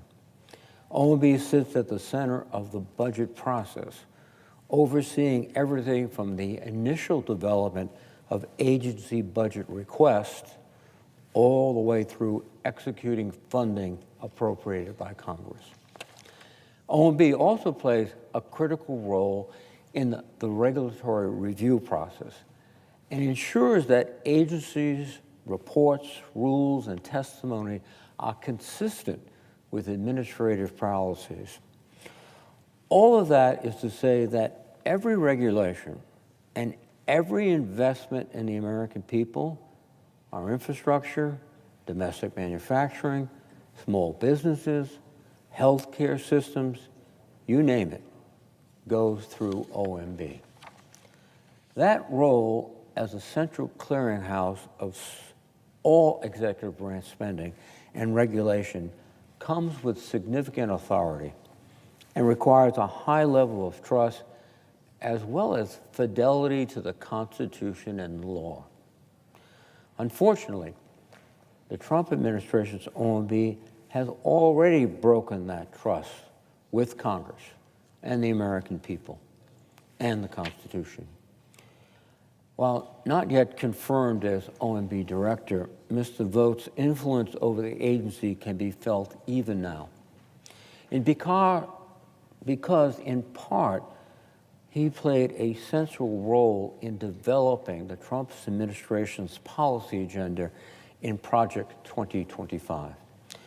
And also because of the way he ran the agency as director and deputy director during the first Trump administration. As Senator Peters, the ranking member of the Senate Homeland Security and Government Affairs Committee, pointed out during Mr. Vought's confirmation hearing, there are numerous examples of OMB flouting the law during Mr. Vought's previous tenure. The Nonpartisan Government Accountability Office found that OMB broke the law 8 times while Mr. Vought's leadership by directing certain federal agencies to continue to operate during the 2018-2019 shutdown. GAO also found that under his leadership, OMB violated the law by withholding vital security assistance to Ukraine that Congress explicitly provided, putting our national security at risk. The Trump-appointed Inspector General for the Department of Housing and Urban Development found that OMB, under Mr. Vought's leadership, inappropriately delayed disaster relief funding for Puerto Rico following the devastation of Hurricane Maria. With the level of natural disasters that are unfolding, no senator, Republican or Democrat, should empower someone who delays and denies disaster relief. This record is troubling and has set the stage for the actions taken by the Trump administration in its first few days in office. Last week, the acting OMB director issued a memorandum instructing federal agencies to freeze funding that had been authorized and appropriated by Congress until it could be determined that the programs align with Donald Trump's ideological views espoused in Project 2025. Again, a manifesto that Mr. Vought helped write. That means President Trump's OMB, just days into a new administration, has wasted no time in usurping Congress's congressional authority over government spending by withholding funding previously approved by Congress on a bipartisan basis. This illegal action, initiated through OMB, demonstrates just how important and powerful the OMB director position is. With Mr. Vought at the helm, everyone should fear that OMB will zealously pursue a radical agenda that includes withholding funding from Americans based on their religion, their thoughts, their appearance, or political affiliation. In evaluating federal spending for ideological purity under federal funding freeze, the Trump administration cast a wide net, scrutinizing funds for grants for law enforcement, veterans care, disaster relief and mitigation, and even the 988 suicide prevention lifeline that has proven to be extremely effective in dealing with the epidemic of suicide we've seen in the nation over the last few years. Even for a time, Medicaid funding was held up. And that funding is not just for low-income Americans. It's one of the major sources of funding for nursing homes throughout the country who are taking care of the parents of working men and women all over this country. To shut those funds off means literally to push those people out of those homes. Even now, the administration appears to be holding funds, for example, to fix an interstate bridge in Rhode Island that closed due to a catastrophic engineering fault that was detected. It seems as if the administration is now concerned about woke bridges as well as other woke issues. Even now that a federal court issued a temporary restraining order to block the funding freeze, I continue to hear from Rhode Island agencies and organizations that are struggling to access federal funds that have already been awarded, with no answers from the administration on what the problem is and how they plan to fix it. I fear that this funding freeze is emblematic of this administration's more broadly process of putting out directives with little to no thought or coordination, without anticipating, and more importantly, without caring about the negative impacts that reckless orders like this could have for the American people and American businesses. It's important to emphasize that the Trump OMB does not have the authority to freeze funding. Back in 1974, Congress passed the Impoundment Control Act, which effectively makes it illegal for the president to ignore the law and not spend funds which Congress has appropriated. The Constitution gives Congress the power of the purse, and the Impoundment Control Act is an important tool in retaining the authority by clarifying that the president has no inherent power to reject Congress's will when it comes to lawfully appropriated spending. The Impoundment Control Act has never been found unconstitutional by any court of law. It is the law of the land. Yet both the president and Mr. Vought have said that they believe the Impoundment Control Act to be unconstitutional. And Mr. Vought has not only repeatedly refused to commit to following the law, but has publicly pushed the president to break the law and impound. Neither the president nor his unelected OMB director can pick and choose which laws they like and which ones they're going to follow. And neither the president nor his unelected OMB director can pick and choose which components of congressionally passed funding laws they want to implement. To be clear, this isn't just a matter of policy disagreements or over funding priorities. Democrats and Republicans have and will continue to have disagreements over where we should prioritize federal funding. But we resolve those disagreements in Congress in a bipartisan manner, working together to pass appropriation laws that benefit the country.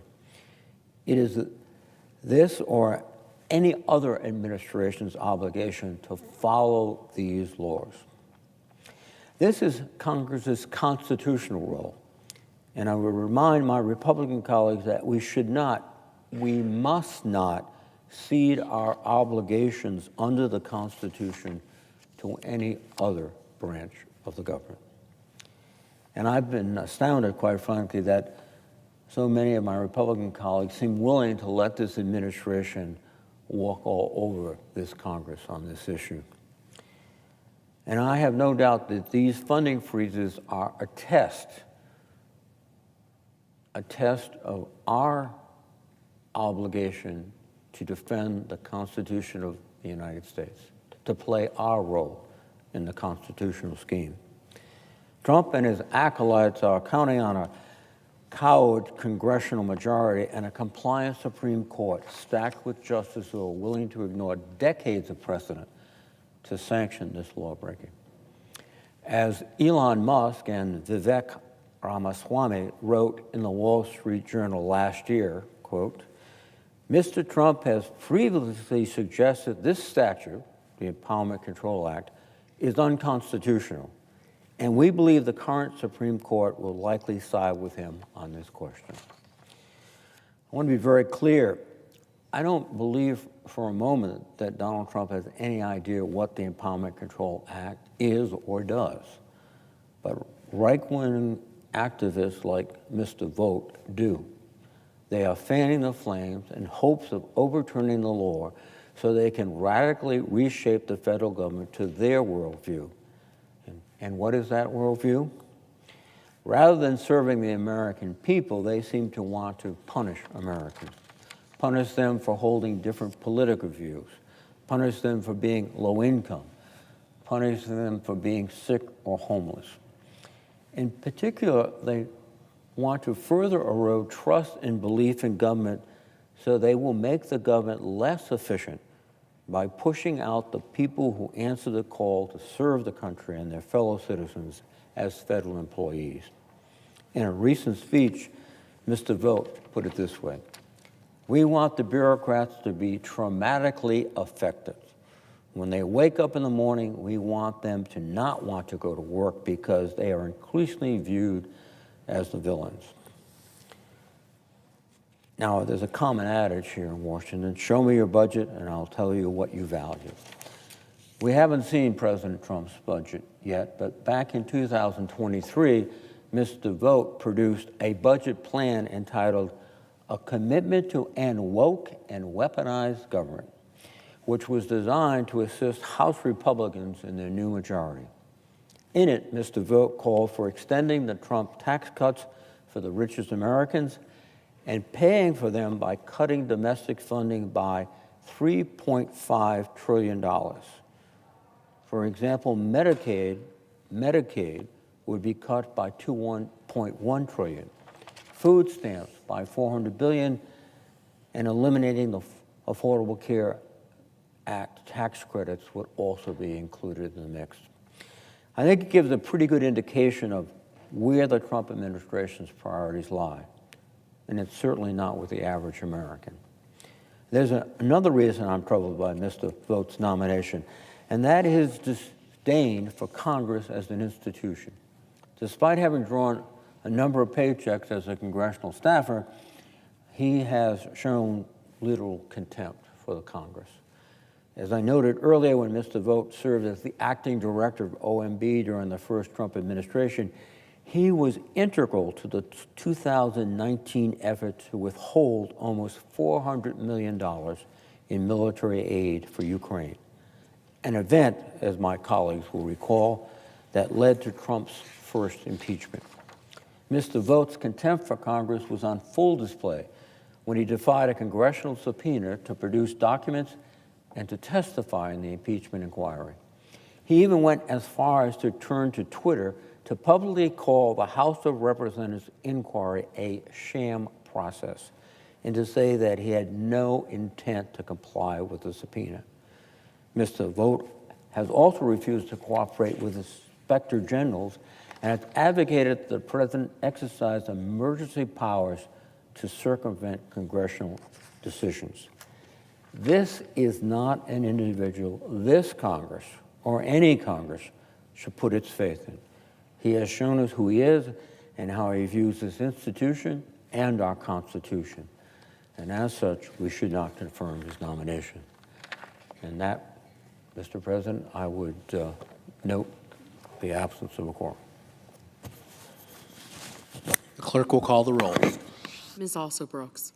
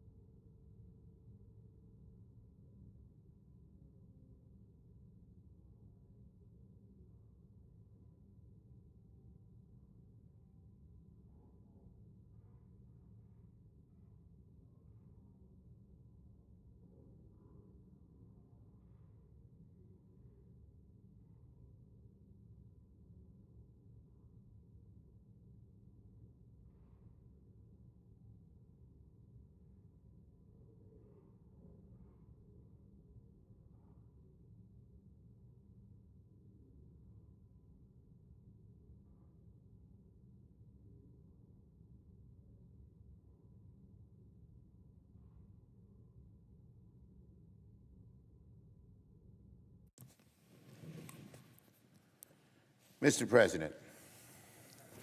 Chair recognizes the Democratic leader. So my colleagues continue to make the very strong. Senator. I ask unanimous consent the quorum be dispensed with. Without objection. My colleagues continue to make, starting yesterday afternoon through the night and now on into the afternoon here, my colleagues continue to make extremely strong and powerful case against Mr. Vought becoming the head of OMB. As I have said before, you couldn't have a person with the worst ideology in the most powerful position in the government. And the damage he will do to the American people is enormous. And we will see it week to week and month to month if, God forbid, he gets confirmed. I would make a plea to my Republican colleagues. You know that this man's views are so hard right that even most of you don't agree with him. And yet, to go along and vote for him because of pressure from the White House or somewhere else would just be misserving your constituency, whether they be liberal, conservative, rural, urban, suburban, red or blue. This man is a slasher. He has shown no respect for people and their needs. His goal is simply to cut everything, almost without regard to how important these programs are, so that he can cut taxes on very wealthy people. To put him in such a powerful position as OMB, to put the man who is the architect of Project 2025 as head of OMB, to put the man who has one of the worst ideologies in the worst position is just a real dereliction to what America needs and America believes in. I strongly urge my colleagues to reconsider and vote no. I'm proud that every Democrat will vote against this awful, awful choice. And now I yield 5 minutes of my post-cloture debate time to Senator Warner. The senator has that right.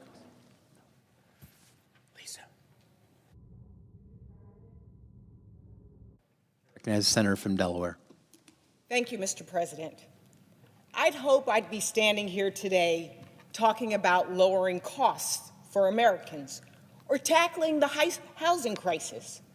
Or as the former Secretary of Labor in Delaware, I thought I'd be standing here talking about jobs and the economy. Unfortunately, the actions over the last 2 weeks have cast a long shadow over our work and our discourse in this body. And instead of speaking about lowering the cost of goods or housing crisis or jobs. I stand before you armed with the voices of Delawareans. Instead, today, I am speaking about the actions of the Trump administration that are sowing fear, confusion, chaos, and in homes and workplaces across America and around the world. But know this, I stand before you filled with a spirit of love for my constituents in my great state and also for my country. Like many of my colleagues here today, my goal is to highlight how these things that are occurring are impacting my state, but also to instill some hope. In the tradition of my faith, there is sort of like a prescription. There are some things that you should not forget. The first is that trouble don't last always. The second is it won't last always if we walk together and don't get weary. And then the third is that joy comes in the morning. So I am speaking to you, America, as we face these precarious times, at a moment when instead of having a president to bring us all together, many feel divided. But if we hold on together, the morning will come. I was first elected to the House of Representatives in 2016 and began serving in 2017. It was after finding and marrying and then losing the love of my life to blood clots. My husband, Charles, went on a business trip, played a game of basketball, ruptured his Achilles tendon, and blood clots went to his heart and lungs. And at the age of 52, this vegetarian who worked out every day left my life. I remember that pain, that heartache, like it was yesterday. I understood viscerally what the words heartbreak really mean. But almost a year after Charles's passing, it was the fall of 2015, I was only sort of just on autopilot in the grocery store, and I saw a dad with 3 kids in front of me put back grapes because they were $9. It snapped me out of my own pain, and it made me realize how blessed I am. I'm going to be okay. But a lot of other people were hurting. A lot of other people were struggling. And I decided at that time, having never run for anything in my life, to run for the House of Representatives, and I won. Today, I stand before you, and I see that dad and those kids. And I think about all that we've been through over the past couple of weeks and ask, have these actions made his or his children's lives better, more prosperous, safer, or at peace? I'd venture to say no. Let's recap just a small portion of the past few weeks in the Trump administration 2.0. Last week, the administration sent a memo. Here's the memo from the Office of Management and Budget, directing critical agencies to freeze federal tax dollars, the taxpayers' dollars, from being spent on critical services and programs approved by Congress. This blatantly unconstitutional directive had and has the potential to cause massive harm to Delawareans and has sown nothing but confusion and chaos for all Americans. Police and fire departments up and down the state of Delaware could go unfunded. Military families stationed at Dover Air Force Base could lose access to critical programs. Construction projects with shovels in the ground could go unfinished as workers are laid off. Community health centers may be unable to provide critical primary care. As a matter of fact, just yesterday, as I gave a speech before the National Association of Community Health Centers, the health centers in the state of Florida were closed. Opioid overdoses could rise as prevention programs end. Children of working families could go hungry when free lunch programs stop. These are not partisan programs. In fact, many of these are popular bipartisan initiatives. They are exactly what the vast majority of Americans want our government to be funding. But with the stroke of a pen, President Trump tried to defund programs already signed into law, making Delaware and every other state across the country less safe, less healthy, and less stable.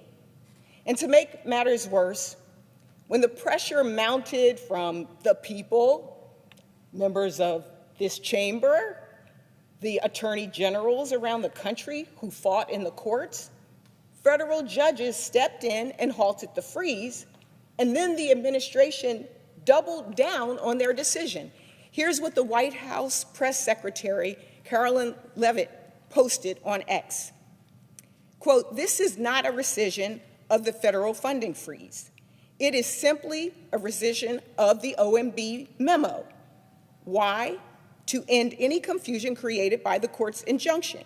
The president's EOs on federal funding remain in full force and effect and will be rigorously implemented." Let me be clear. If the president wants to have his federal budget reflected in his priorities, he is able to. He should submit a budget proposal to Congress like every other president has done. Beyond this unlawful budget freeze, this administration and an unelected and unchecked billionaire have threatened and in some cases delivered on massive civil servant layoffs and unconstitutional firings. Because of this, almost 1,500 calls alone have come into my office about, quote, Elon Musk taking over the government, end quote. In Delaware, there are thousands of civil servants who have dedicated their lives to public service.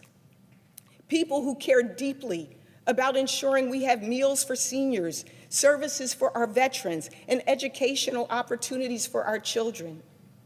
This past year's budget was debated, negotiated, agreed upon, and on a bipartisan basis. I remember it clearly as negotiations lasted right up until almost Christmas Day. While I was still a member of the House, we worked to avoid a harmful government shutdown. That brings us to this moment. Tonight, this chamber will vote on the leading architect of Project 2025.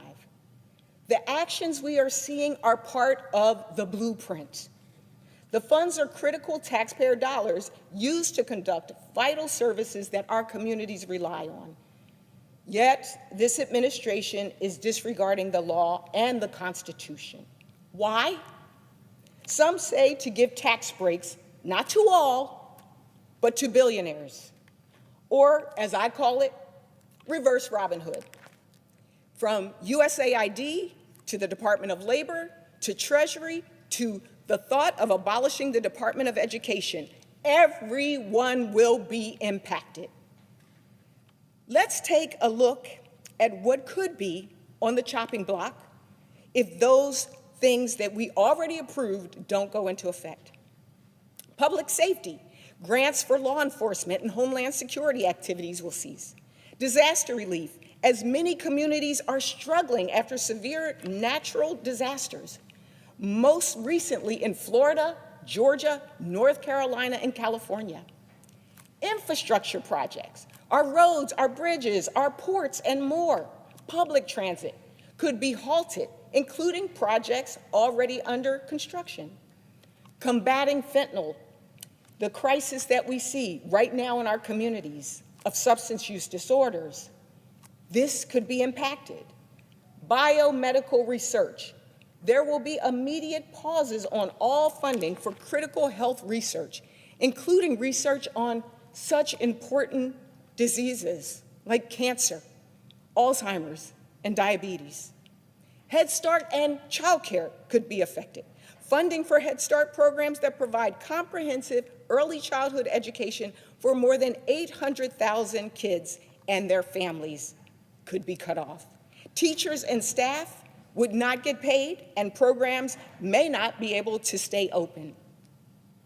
Even in our K through 12 systems, the programs for children with disabilities, the children who have needs will be impacted. And as the former Secretary of Labor in Delaware, I can tell you our higher ed and our job training programs could be affected, from student loans to Pell Grants.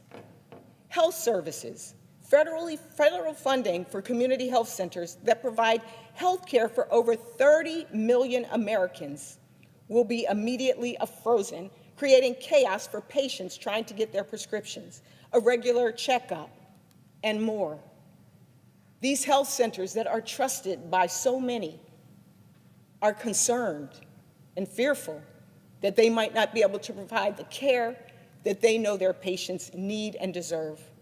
Small businesses, the Small Business Administration would have to halt all of their services to small businesses that might be in ravaged communities like North Carolina, Texas, and Florida. Our veterans who have served us so mightily. Federal grants to help veterans in rural areas access health care, and grants to help veterans get other critical services, including suicide prevention resources, transition assistance, housing for homeless veterans, could be cut off. Needless to say, this freeze would cause devastation in our communities. Last week, my colleagues in Delaware, as part of our congressional delegation, Senator Chris Coons and Congresswoman Sarah McBride, joined with myself, our governor, our mayor, our Attorney General, Kathy Jennings, our Governor, Matt Meyer, and over 250 other statewide officials and leaders to talk about what we were hearing from Delawareans. These folks in state and local government, education, the nonprofit sectors, and more were concerned about this directive, and we assured them that we are working to address their concerns together. Again, I just want to say that again. Overnight, 250 organizations and partners got on a Zoom to talk about the impact and what we can do together. We had spoken to our Attorney General, Kathy Jennings, about her prompt legal action against this unconstitutional directive and are grateful for her partnership, as well as all of the attorneys general across the country who are fighting back in the courts. And the phones in our offices have been ringing off the hook. We are hearing from Delawareans that are nervous about how these things will impact their everyday lives. I'd like to share just a portion of what my team and I have heard. First, from our Attorney General, Kathy Jennings. She provided a statement. For Delawareans, federal funds are not just money on a balance sheet. They are public safety. They are health care, housing, and heating. They are preschool and infrastructure. They are the medical research that gives our loved ones a glimmer of hope when they get sick and conventional treatment fails. This is not a game. These are promises that the United States made to Americans. Breaking those promises is stunningly indifferent to millions of people's lives, including millions across the country who voted for President Trump. The impact in Delaware has not just been seen as hypothetical. On Tuesday, February 4th, the Delaware Department of Natural Resources and Environmental Control received an email from the U.S. Department of Energy requesting receipt of its earlier directive to cease federal funding. So 8 days after issuing the OMB memo, 6 days after trying to walk it back, and 4 days after being told by a judge to cease and desist, the Trump administration is still creating confusion and uncertainty regarding our ability to draw and obligated federal funds. That's not all. As of yesterday, as of February 5th, the Delaware Department of Health and Social Services still could not access grant funds to protect children from lead paint poisoning. Let me repeat that. 1 week after the administration supposedly rescinded its OMB memo, and 4 days after a federal judge told them to cease and desist, the Trump administration was still withholding funds that keep 5-year-olds safe from lead paint. Not Democrats, not Republicans, 5-year-olds. This kind of gamesmanship is no way to run a government. It is immoral, it is illegal, and it is going to hurt people. The second is a letter from our governor, Matt Meyer, the governor. Honorable members of the United States Senate, I write to you today not as a blue or red state governor, but as a public servant. I am deeply concerned for the well-being of the people of Delaware and our nation. President Trump's recent executive order freezing federal funding has the potential to place an unprecedented strain on our communities, our institutions, and our citizens who rely on these critical resources for their daily lives. This funding freeze has already reverberated throughout our state, creating chaos at the thought of jeopardizing essential programs that serve our most vulnerable populations. Federal grants supporting healthcare, education, infrastructure, and public safety are at stake, potentially leaving our agencies scrambling to provide the services our people need and deserve. This topic is not a matter of political ideology, but of governance, responsibility, and duty to the American people. The federal funds in question are not mere numbers on a budget sheet. They represent meals for children, medical care for seniors, and security for families. A prolonged freeze on these resources will only exacerbate economic instability, stifle job growth, and erode our people's trust in their government. I'm going to say that one again. A prolonged freeze on these resources will only exacerbate economic instability, stifle job growth, and erode our people's trust in their government. I urge this Senate to act swiftly and decisively to mitigate the potentially devastating impact of this funding freeze. Whether through legislation, whether through bipartisan negotiations, or direct engagement with the administration, we must ensure that our states have the resources to serve the people effectively. Delaware cannot afford to wait. The American people cannot afford to wait. I implore you to put aside political differences and work together in the best interest of the citizens who have entrusted us with their futures. The time to act is now. The third is from Dr. Tony Allen, president of Delaware State University, our HBCU, a premier HBCU in the country. And I will read some excerpts from his statement. On the federal grant pause, the short-term risk is upwards of $10 million for DSU, which would significantly impact our ability to operate through the end of the fiscal year, the end of this fiscal year. Delays impact cash flow. In the long term, though, our $30 million in federal grant funding, including almost the whole of our research portfolio, would have devastating impacts on undergraduate research, experience, and faculty scholarship, not to mention the related contributions to the local community. Finally, financial aid is a big mystery and could be over $75 million if not dealt with effectively. We have drawn down most of our financial aid for the year. We do have tranches that can be included before June 30th. But Dr. Allen describes the impact on these pauses and grants and the loans, and if this continues, what it would mean. It would be significant.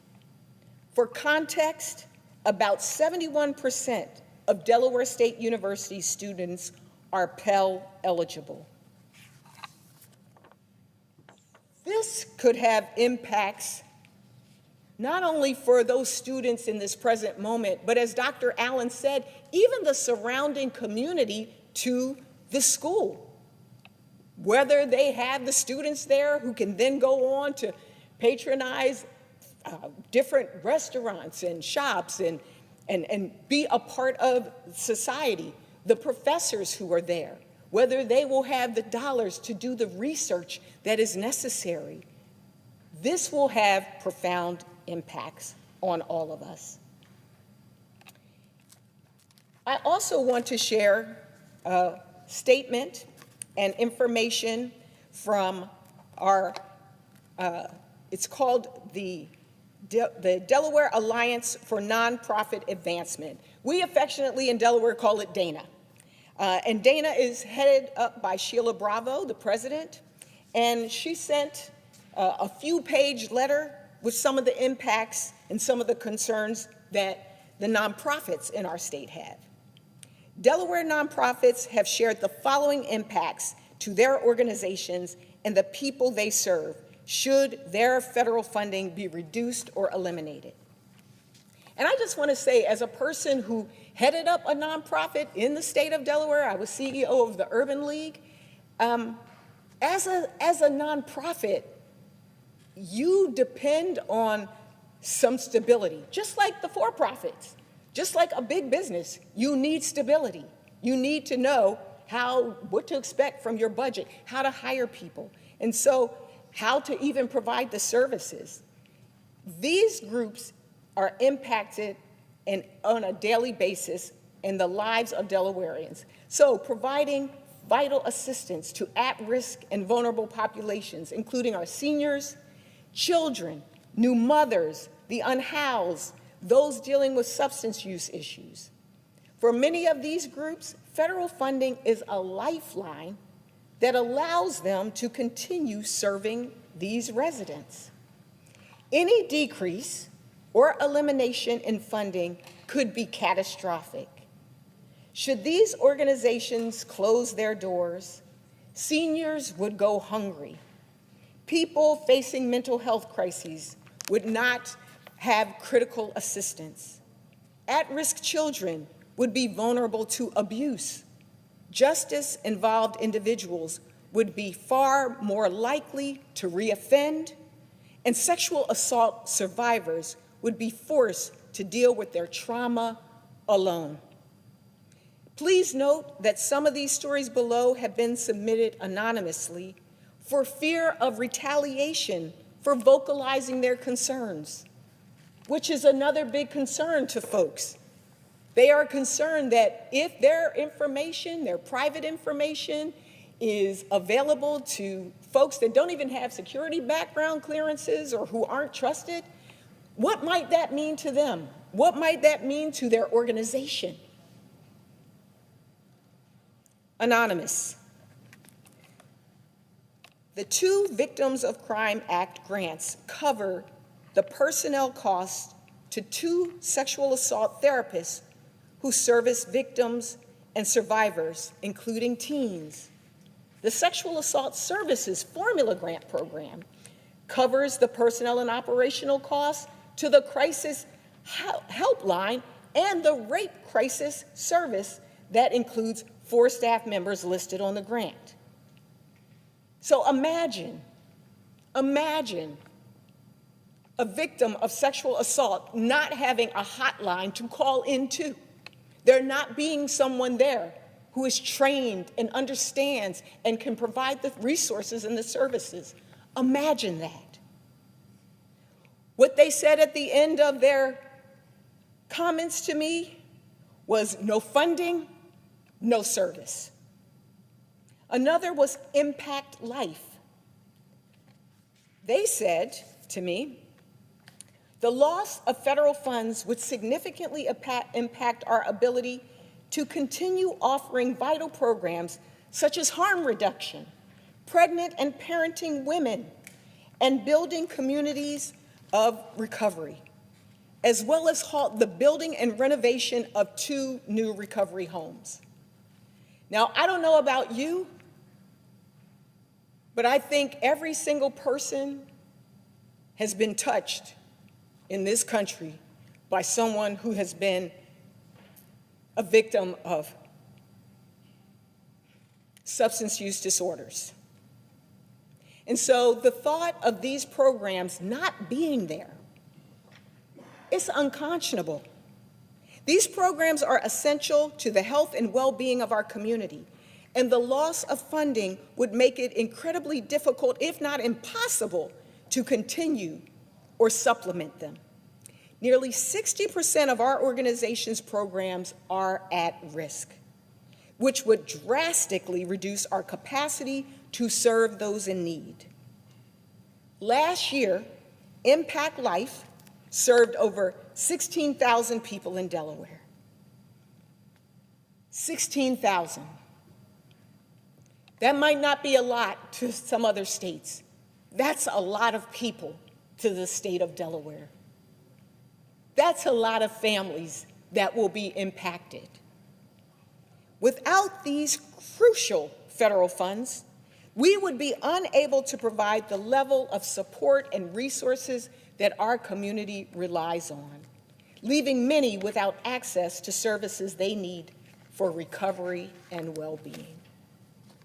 The Delaware Community Reinvestment Action Council, quote, "We will not be able to sustain tax representation impacting hundreds of low-income families awaiting a refund." So again, here's an organization that actually helps individuals to get their refunds. It helps individuals to really take advantage of programs that have been in place for years to help strengthen our economy. And yet and still, this money, because when those refunds go out, that helps support that family. That family can then buy shoes for their kids. They can then pay the rent. So again, the impact is real. This one is from Prevent Child Abuse Delaware. We face the prospect of potential layoffs of at least 2 personnel of our team of 9. So they've only got a team of 9, and they're dealing with preventing child abuse, and they could lose 2 of the 9. The prospective partnerships, which are currently in development with the Department of Public Health and the Department of Education in the area of infant early childhood mental health consultation, would likely not move forward. These are things that we already funded, agreed to, that these organizations are depending on to serve families and children.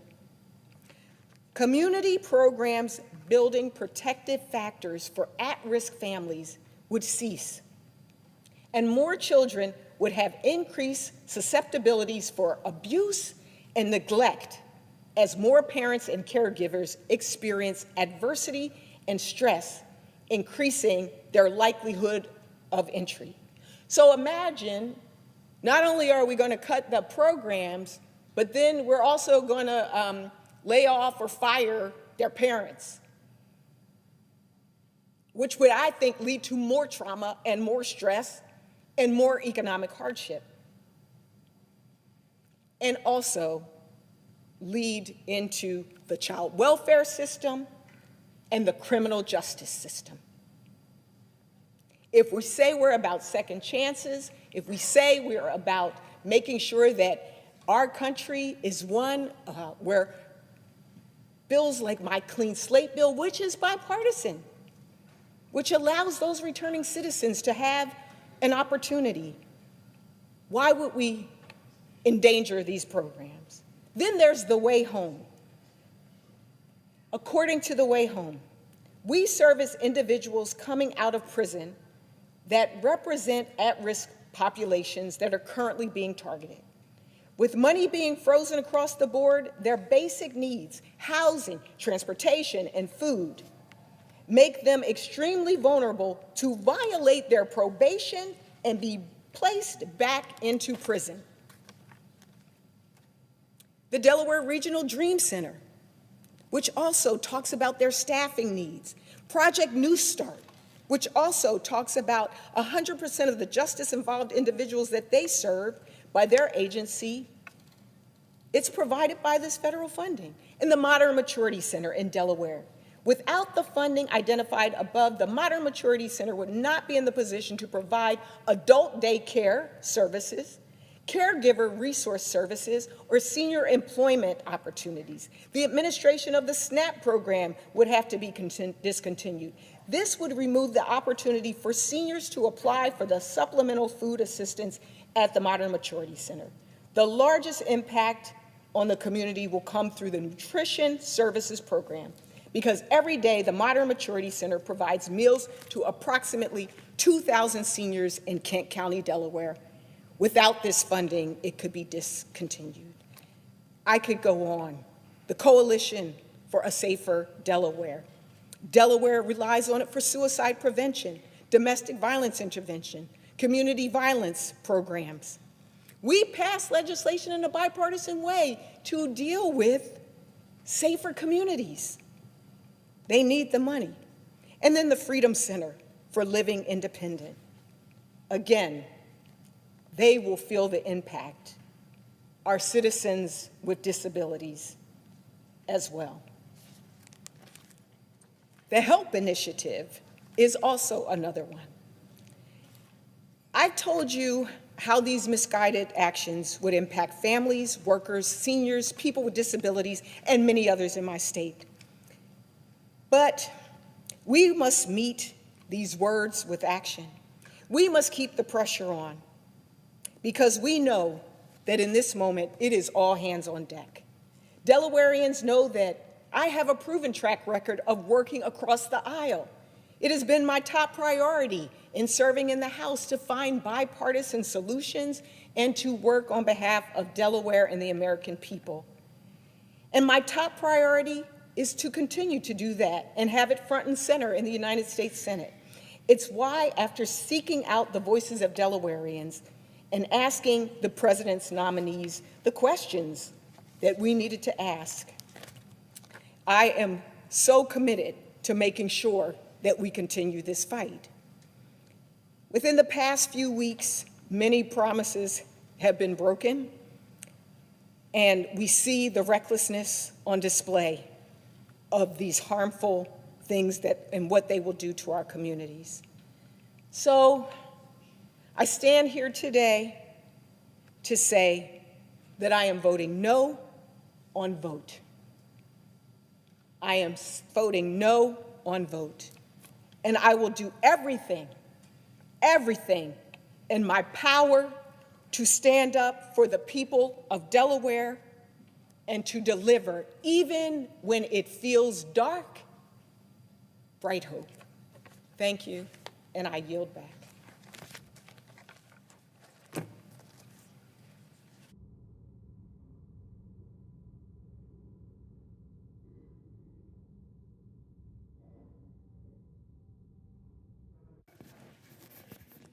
Chair. I yield to my colleague from Kansas.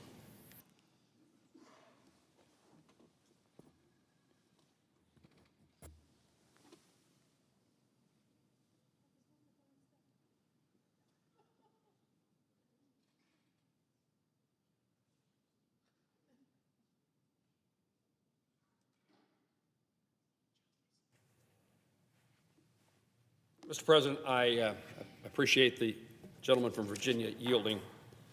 Mr. President, I appear before the United States Senate today to ask for support and for adoption of a resolution honoring the memory of 67 lives that were lost in a tragic accident that occurred last week over the Potomac River, and to recognize the heroic efforts of hundreds of first responders who supported the rescue and the recovery operations in the aftermath. Last Wednesday, January the 29th, American Airlines Flight 5342, traveling from Wichita, Kansas to Washington, D.C., and U.S. Army Aviation Brigade Priority Air Transport 25 collided over the Potomac River near Ronald Reagan Washington National. There were no survivors. This collision is the deadliest aviation incident America has witnessed in nearly 25 years, and I am heartbroken at the loss of life and the pain experienced by family, friends, and loved ones of the victims. This loss is personal. It's Kansas. This loss is personal. I've taken this flight many times. My wife and I have taken this flight, as have thousands of other Kansans traveling from our home state to the nation's capital. Since this crash, we've learned that, as expected, Kansans were among the victims. And I extend my prayers and deepest condolences to the friends and family of all 67 victims from across the country and even around the globe. Among the victims are husbands and wives, fathers and mothers, sons and daughters, friends and coworkers. There are not words, we know, to express the devastating loss that families and friends of victims are now experiencing. Even as we mourn the 67 killed in this tragedy, we are reminded of the American spirit of solidarity and support displayed over the course of the last 8 days. I trust that this spirit will persist as we continue to mourn and to heal. I'm joined by several of my colleagues whose constituents are among the victims.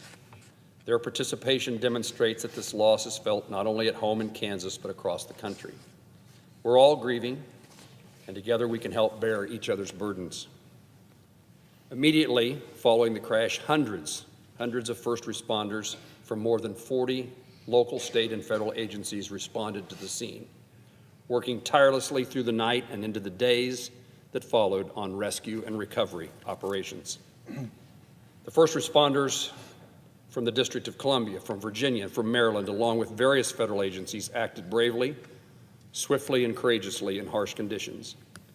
This resolution commemorates the victims and acknowledges their loved ones' deep loss. And we will promise in this resolution to continue to help carry those burdens for them. This resolution also expresses gratitude to law enforcement and emergency medical personnel, to all the first responders who arrived to try to make a difference, and they did. Mr. President, I yield to the senator from Virginia, Senator Kaine. Mr. President. Chair recognizes the senator from Virginia. Mr. President, I rise to join my colleagues from Kansas and Senator Warner, who I believe will be here in a few minutes, to support the resolution described by Senator Moran. This is personal to me in two ways. Obviously, as the senator from Virginia, many of the victims on the American Airlines flight and two of the three soldiers who were killed on the military helicopter flight deployed from Fort Belvoir in Virginia were Virginians. And so our community has been very touched by this. I was at a vigil on the riverbank in Alexandria last night with members of the community, the first responder community, local officials, and others who feel this wound very deeply. And so that is the first personal connection that I have to this tragic event. But I also rise as a kid who grew up in Kansas. And my mother grew up in a town, actually went to the same high school as Senator Marshall, that is not far from Wichita, the airport from which the flight departed. And so as I read the stories of the 67 who died, the Virginians and the Kansans, they were stories that seemed very familiar to me. It is hard to find words to sum up the many feelings that I have and that others have. And I said last night at the vigil that I attended that when words fail and you can't find the words, usually there are words of ancient wisdom that do the trick. And I used a phrase from Psalm 90 that I love: teach us how short our lives are so that we may become wise. There were a lot of youngsters on that flight, but we're all young in the sense of our lives are short. And the psalmist who wrote those words was trying to make a point. All of our lives are brief. All of our lives are temporal. All of our lives are mortal. And in that realization, there can be the beginning of wisdom. And one of the most powerful bits of wisdom that we gain from that knowledge is the realization that we have to bind together. In good times, yes, but especially in bad times. We have to join in community to help those who are suffering. I've been very, very pleased to see the reaction, just as my colleague in Kansas has seen, the volunteers in Northern Virginia, the Red Cross volunteers who have been out day after day, the first responders who did a difficult job in the middle of the night in frigid temperatures in an ice-strewn river to conduct first search and rescue and then ultimately recovery missions. I see people coming together, as we often do in times of tragedy, and that is heartening, if you can take anything heartening from a situation so drastic. So I strongly support the resolution, and I support with my colleagues the notion that we have to learn from this. The National Transportation Safety Board is doing a study. Their study will make recommendations about how we can reduce the chance that this will ever happen again. Thank goodness air accidents of this kind are not common in the country, and yet this tragedy has to energize us to learn the lessons of it and make improvements so that we reduce the chance this will ever happen again. And I am very devoted in the memory of those who lost their lives to that mission. And with that, I yield the floor. Thank you. Thank you, gentleman from Virginia. Mr. President, with your permission, I'd like to yield to my colleague from Kansas, Senator Marshall. Mr. President, well, it's truly a humble moment to stand here with my senior senator from Kansas, a couple gentlemen senators from Virginia. I wish we weren't having to stand here together. It's been more than a week since that horrific night, but it feels as if it just happened hours ago. It doesn't seem possible. In the blink of an eye, we lost 67 brave souls. Each morning I wake up hoping it was all just a nightmare, that somehow it wasn't real, but we all know it was, and it is. The psalmist writes in the 34th chapter, "The Lord is close to the brokenhearted and saves those who are crushed in spirit." The Lord's close to the brokenhearted and saves those who are crushed in spirit. It's times like these, when grief is overwhelming, that we hold on to the promise of Scripture and the faith passed down from generation to generation, a faith that's carried Kansans through hardship and loss. We remember in 1955, a tornado leveled the little city of Udall, and 75 Kansans lost their lives. Another horrific plane crash in 1970, carrying the Wichita State University football team, and 31 souls were lost. The tornadoes, the storms, the floods, the wildfires, all these disasters have taken too many lives and left so many hearts shattered. And yet, through it all, one thing has remained: our faith and the love and support of our families and our communities. That's what's carried us before, and that's what will carry us now. But I do feel the hurt. We all feel that hurt. It's a pain that feels like a gut punch, an ache that disappears when we distract ourselves, only return without warning. But I fear for the loved ones left behind, because I know this pain never truly goes away. And I know, like my colleagues have said, there's truly no words that can capture the depth of our sorrow that we all feel right now. And we can't begin to imagine the grief of these family members. But yet we want you each to know you don't stand alone, that we're with you. We stand beside you. We're mourning with you. Our communities are wrapping their arms around you in prayer and support. And just to speak to the family specifically, we too are brokenhearted, just like you, and that we're also crushed in spirit. But yet there's hope, and we want you to know this, that even in this tragedy, God has not deserted us. He walks with us through these darkest of valleys, and He weeps with those who weep. We're praying for your strength. We're praying for God's comfort and peace to cover you all as we mourn together. And again, like my senior senator expressed, I want to express my deepest gratitude for all the emergency responders, and especially the divers who I really believe risked their own lives by jumping into a dark, fast, cold river in search of survivors. Thank you so much for doing that and for doing your job so well. Your courage will not be forgotten. I'll close with this, and I said this the night of the tragedy. When one life is lost, it is a tragedy. When many are lost at once, it's an unbearable sorrow. It's a heartbreak beyond measure. Again, to the families, we're with you, and so is our Father in heaven. Thank you. I yield back. To the senator from Virginia, Senator Warner. Chair recognizes the senator from Virginia. Thank you, Mr. President. Let me first of all thank my colleagues from Kansas. I know you were there that night. I want to thank as well, obviously, my dear friend of 40-plus years from Virginia.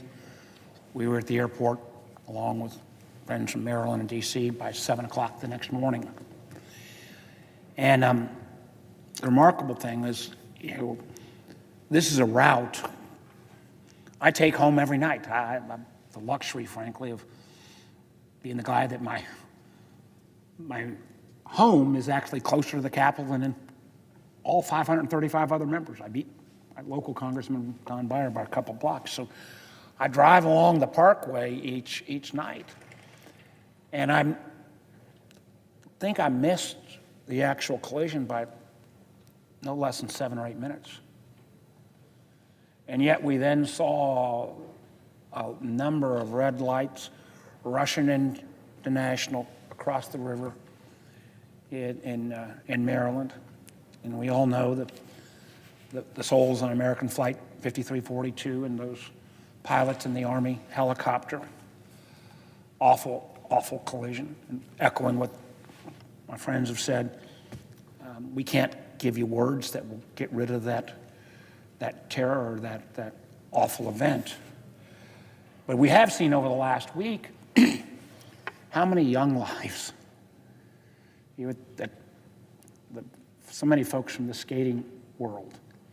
And they were Kansans, they were Virginians, and they were literally people from, frankly, around the globe.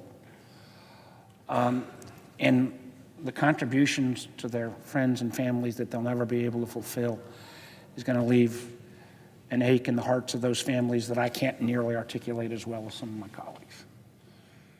But I also want to acknowledge that even in these moments of tragedy, there are moments of grace and heroic actions. For folks that don't live in the capital region, the kind of messy, bureaucratic, multiple jurisdictions between Maryland and the district and Virginia. Senator Kaine and I were both governors of Virginia. We used to sometimes think the Potomac was the great divide. But in a moment like this, of this tragedy, people stopped being Maryland, Virginia, the district, federal. People dropped everything. And literally, there were first responders from 40 different jurisdictions. That's remarkable. And everybody else has mentioned, whether they're divers or the folks that went into that bitterly cold river, and frankly, what they've had to do in terms of recovery of the remains in the days afterwards, the toll, emotional toll that it's going to take on those men and women literally, probably for the rest of their life. But they did what was right. I also want to say that, we have the safest skies in the world. It's because we've got good pilots, we've got valuable air traffic controllers. Clearly something went wrong here. And I think we owe to the restoration of that confidence that the sky is safe in our country. I want to applaud, the brand new Secretary of Transportation who was with us, Mr. Duffy from President Trump's administration, who was with us that morning at 7 o'clock in the morning. And those families and those first responders deserve the answers of what went wrong here. I have great faith in the NTSB. Senator Kane and I have worked with them in other tragedies in the past. They're going to do their job. They're going to find out what went wrong. And we're going to make sure that that kind of mistake is not made again. So I'll simply close by saying, again, condolences for the lost and their families. Thank you for the first responders and for all who responded. I think it is totally appropriate, and I want to thank, just on a personal basis, the fact that Senator Moran decided to put this resolution together and to bring us to the floor to kind of get that affirmation. Here we are literally 8 days after this tragedy. So thank you, Jerry, for what you've done. And with that, I'll yield back to Senator Moran. Mr. President. To recognize the senator from Kansas. Thank you, Mr. President. I very much value the remarks by my colleagues from Virginia and my home state colleague from Kansas. And I would use this moment to thank all the folks in this chamber, colleagues and staff, people I work with and know, people I work with and sometimes don't know, have been so gracious and kind in their care and concern for people in most instances they don't know. It is this reminder that tragedy brings us together. It's a reminder that the Senate could use on a daily, frequent basis, that there is more that brings us together than pulls us apart. But the expression of care and concern for the people who were on this flight once again demonstrates that in the human heart, there's something that still exists about how we value and appreciate the lives of others.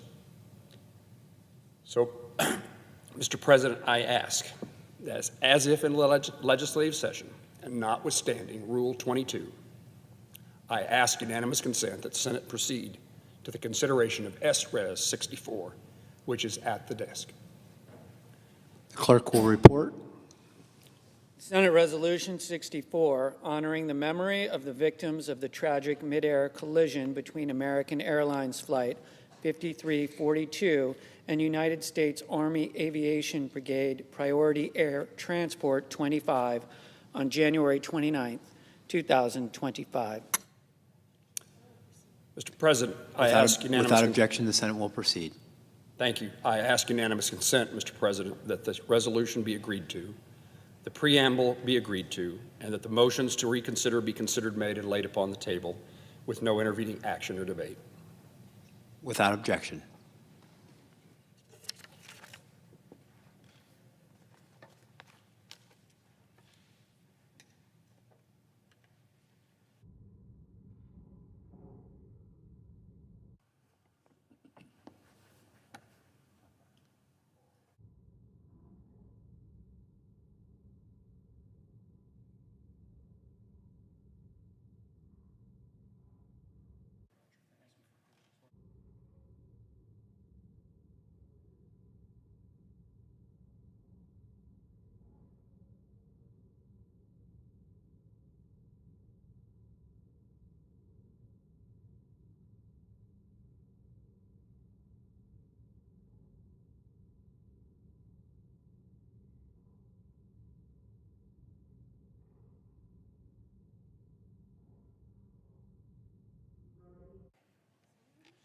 Chair recognizes the senator from Michigan.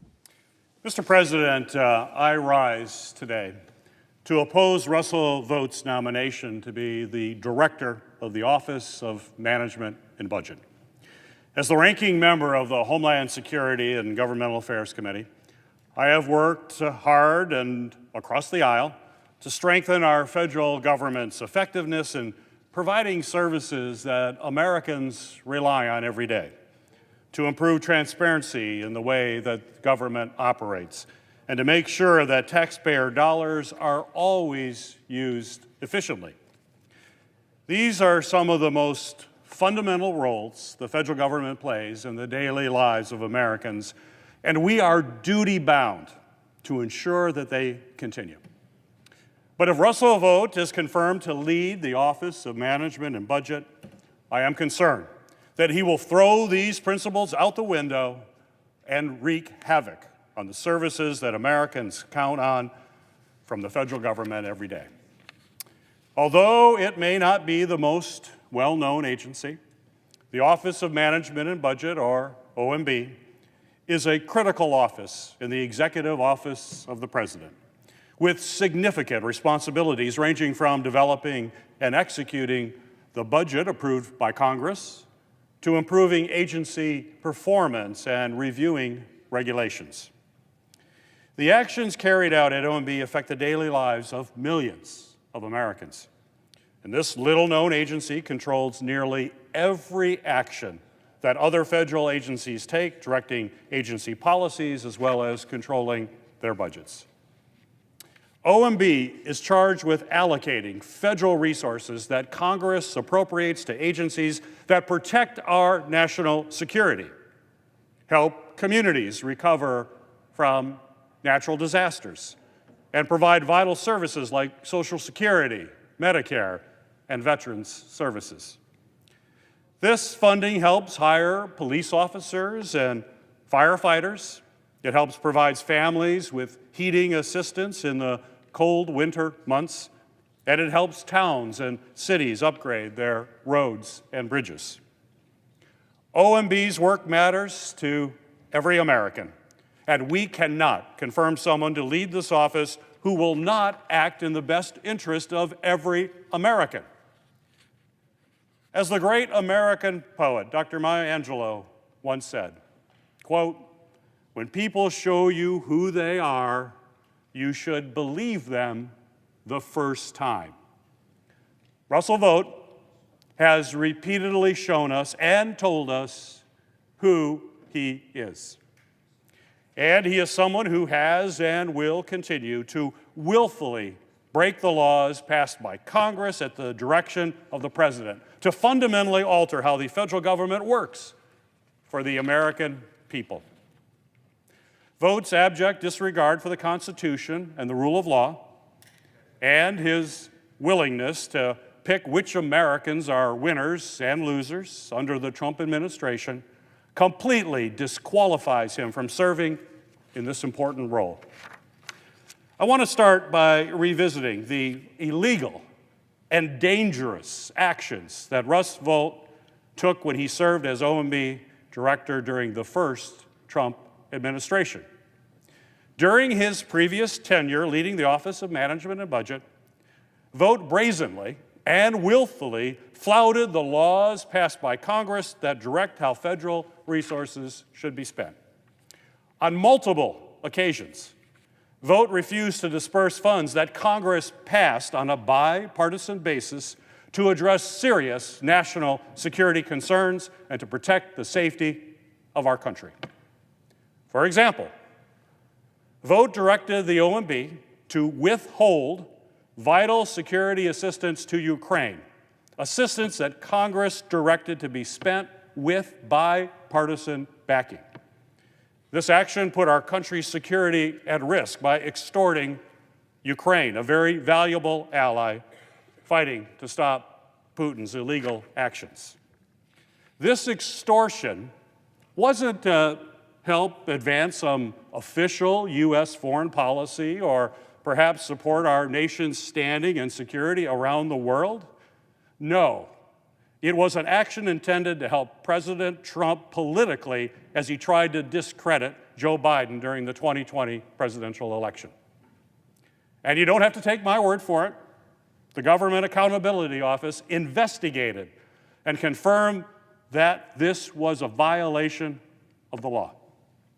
On top of that, Vought willfully delayed sending vital disaster relief to Puerto Rico as communities were struggling to recover from the devastations of Hurricanes Maria and Irma. And again, Congress passed a law to provide this funding that was desperately needed to help recover from these destructive hurricanes.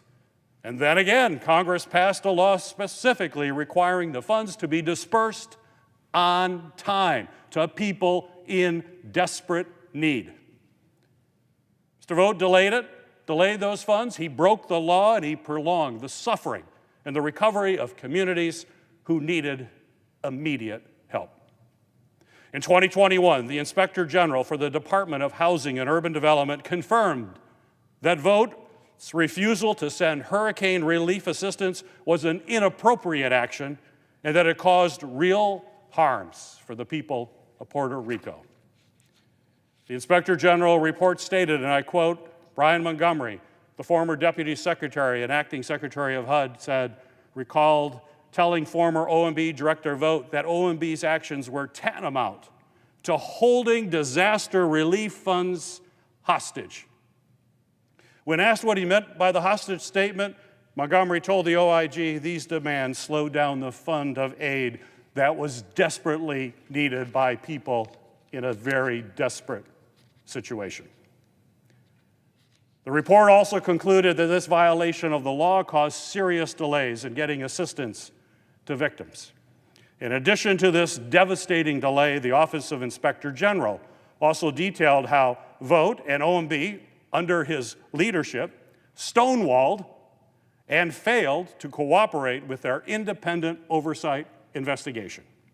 Again and again, Russell Vought ran OMB. He ignored laws passed by Congress that directed how taxpayer money should be spent and failed to cooperate with independent oversight investigation of his illegal actions.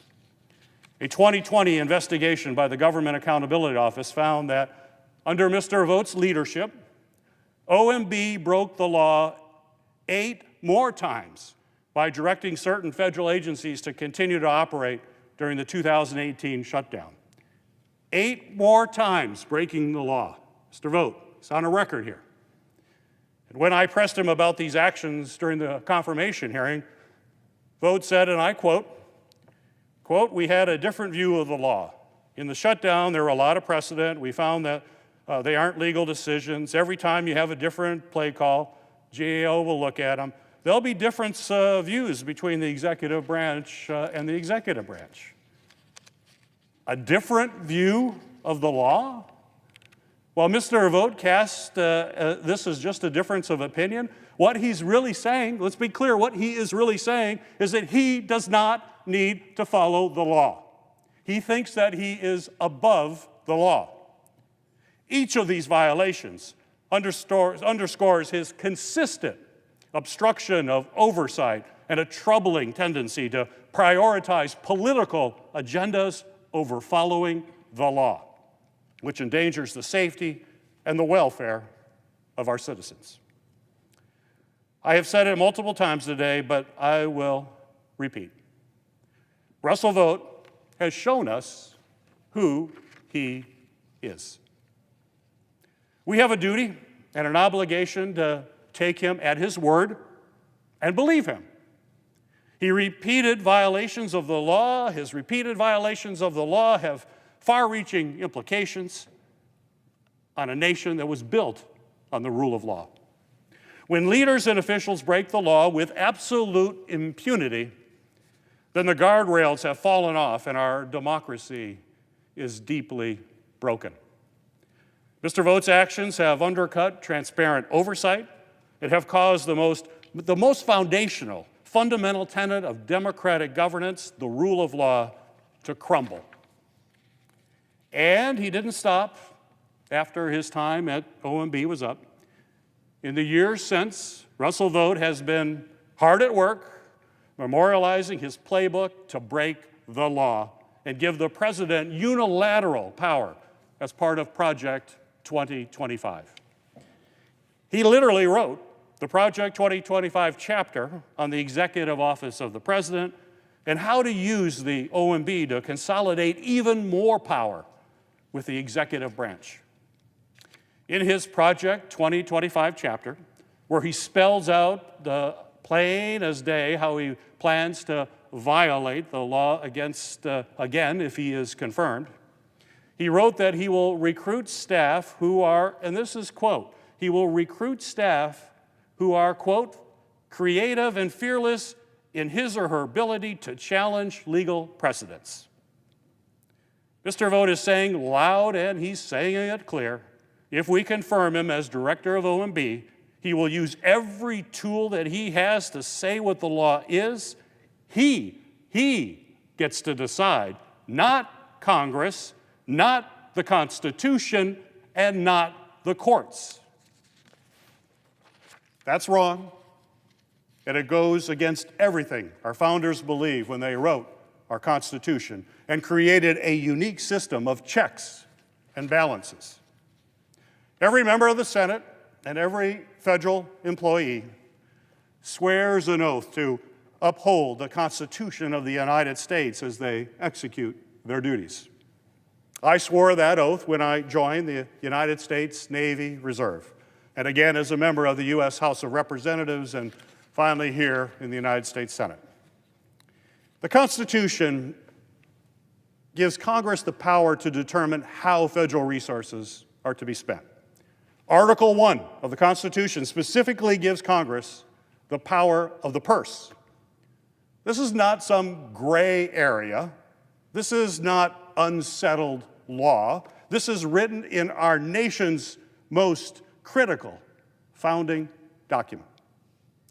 The Constitution also requires that the President faithfully execute the laws that Congress passes. Again, faithfully execute. Not that the laws should be executed and exercised by the President or Russell Vought's liking, or alignment with the President's policy priorities or campaign promises, but Congress that wrote them. And I would hope that any official confirmed or who swears an oath to uphold the Constitution will do so. But unfortunately, as I laid out previously, Russell Vought has a long history of breaking these very laws the Constitution instructs him to actually uphold. We already ran through several key examples of how Mr. Vought routinely broke the law. But I'd like to do a little deeper dive into the history of these laws and why Congress thought it was necessary to pass them in the first place.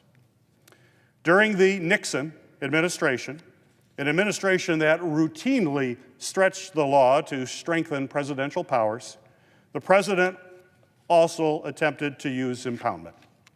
In 1970, President Nixon began making deep cuts to programs that communities all across America depended upon to keep families healthy, to keep them fed and educated and safe. In moments throughout our history, Congress gave the president specific and limited ability to not spend the full amount of that appropriation. President Nixon, however, took the idea of refusing to spend appropriations to a whole new and disastrous level. Nixon sought to reshape domestic spending and undermine lawful congressional appropriations by broadly withholding federal funding for a wide variety of programs that communities all across America depended upon. Programs like food assistance, safe drinking water, child care funding, and programs to promote economic opportunity. President Nixon just didn't curtail select projects or limited additional funds to larger projects. His administration tried to use the impoundment to terminate whole programs that he opposed, programs that thousands of communities depended upon and that Congress legally funded. In 1970 and 1971, Nixon made deep cuts to the education, housing, and social services programs. In 1973, Nixon withheld more than $400 million from the federal food stamp program that prevented millions of children and families from living in hunger.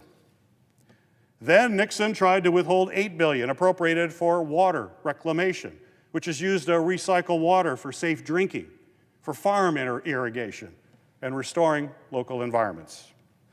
President Nixon tried to paint his efforts to withhold federal funding as a way to check inflation, when in fact this was an attempt to unilaterally reshape government without taking into consideration the priorities and the needs of American communities that are represented by their members of Congress. And that is why Congress came together to take up and pass the Congressional Budget and Impoundment Control Act of 1974. And I think this is, Mr. President, this is an interesting point.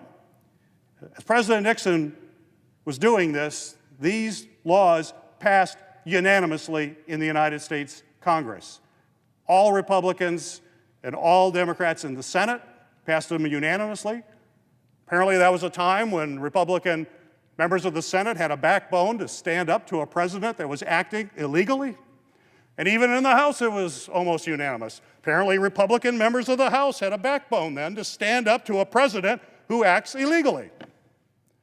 The law says that as a general principle, the president may not refuse to spend funds that Congress has appropriated. The Impoundment Control Act also specifies that a president may request that Congress rescind appropriated funds. But the law makes it clear that if both the House and Senate do not approve a rescission request, agencies must disperse those funds within 45 days. The president cannot unilaterally decide to withhold funds that Congress has appropriated. Congress has clearly spoken on how and when the president can propose lawful rescissions. The Impoundment Control Act is the law of the land, and it provides transparent and democratic process to rescind funds. Procedures that reinforce core congressional principles and constitutional principles of congressional power. In case after case, federal courts, including the Supreme Court of this country, have found that the president has no unilateral power to cancel appropriations. Again, because Congress, not the president, holds the power of the purse. Even conservative judicial figures who you might expect would support broader executive powers, especially at this trying moment in our nation's history, have rejected the concept of inherent presidential empowerment. In the 1998 Supreme Court case of Clinton versus the City of New York, Justice Scalia wrote, quote, President Nixon, the Gandhi of all impounders, asserted at a press conference in 1973 that his constitutional right to impound appropriated funds was absolutely clear. Our decision 2 years later in Train versus City of New York proved him wrong. In a 2013 case before the D.C. Circuit Court of Appeals, Justice Kavanaugh recognized that, quote, a president sometimes has policy reasons, as distinct from constitutional reasons, for wanting to spend less than the full amount appropriated by Congress for a particular project or program. But in these circumstances, got to hear this for Justice Kavanaugh, in these circumstances, even the president does not have unilateral authority to refuse to spend the funds. These rulings and opinions further solidify the argument that such a power does not exist within our constitutional framework. Over and over, courts and legal scholars have been clear the president has no constitutional empowerment power. And again, in 1998, in Clinton versus New York, the Supreme Court struck down a law that allowed the president to unilaterally cancel appropriations, further reinforcing the principle that the president does not have that power. In 1973 and 74, the cases of National Council of Community Mental Health Centers versus Weinberger and Louisiana versus Weinberger, federal district courts again explicitly rejected arguments that the president has the constitutional power to refuse to release grant funding. The fact is that these decisions emphasize that the President of the United States has a duty and an obligation to execute the laws as passed by Congress, which includes spending appropriated funds. This well-established legal precedent highlights that Vought's persistent push for impoundment undermines the democratic process by disregarding the will of Congress, the representative body of the American people. And despite all of this settled law, throughout Vought's confirmation hearing, he doubled down on these plans, professing his intention to continue down the path of his first term by continuing to disregard the rule of law. I asked Mr. Vought during the confirmation process if he was familiar with his decisions that prohibit impoundment. His response was wholly inadequate when he stated the following, and I quote, I won't get into Supreme Court decisions regarding impoundment. We think the law in the book is unconstitutional. By advocating for the president's refusal to spend appropriated funds and refusing to tell the committee whether there are any limits to this supposed power, Vought seeks to concentrate power within the executive branch at the expense of Congress and the American people. Confirming Mr. Vought will erode our nation's checks and balances and undermines the Constitution we all swore an oath to protect and to defend. His actions disregard both the letter and the spirit of the law, which is why he is wholly unqualified to serve in a position requiring enormous public trust, a position that will literally be in the position to make life and death decisions for millions of Americans. And given his record of undermining democratic processes, eroding the system of checks and balances, and time spent violating the Constitution of the United States, we simply cannot trust him in this role.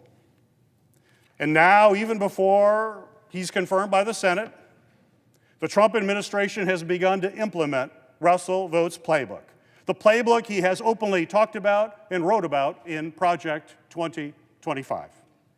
Last week, OMB implemented his playbook by withholding money to communities, to families, businesses, and organizations when it froze all new and existing federal grants and loans. These actions have resulted in chaos and confusion. And every member of this chamber has heard from thousands of their constituents who are afraid the resources they are counting on will not be delivered.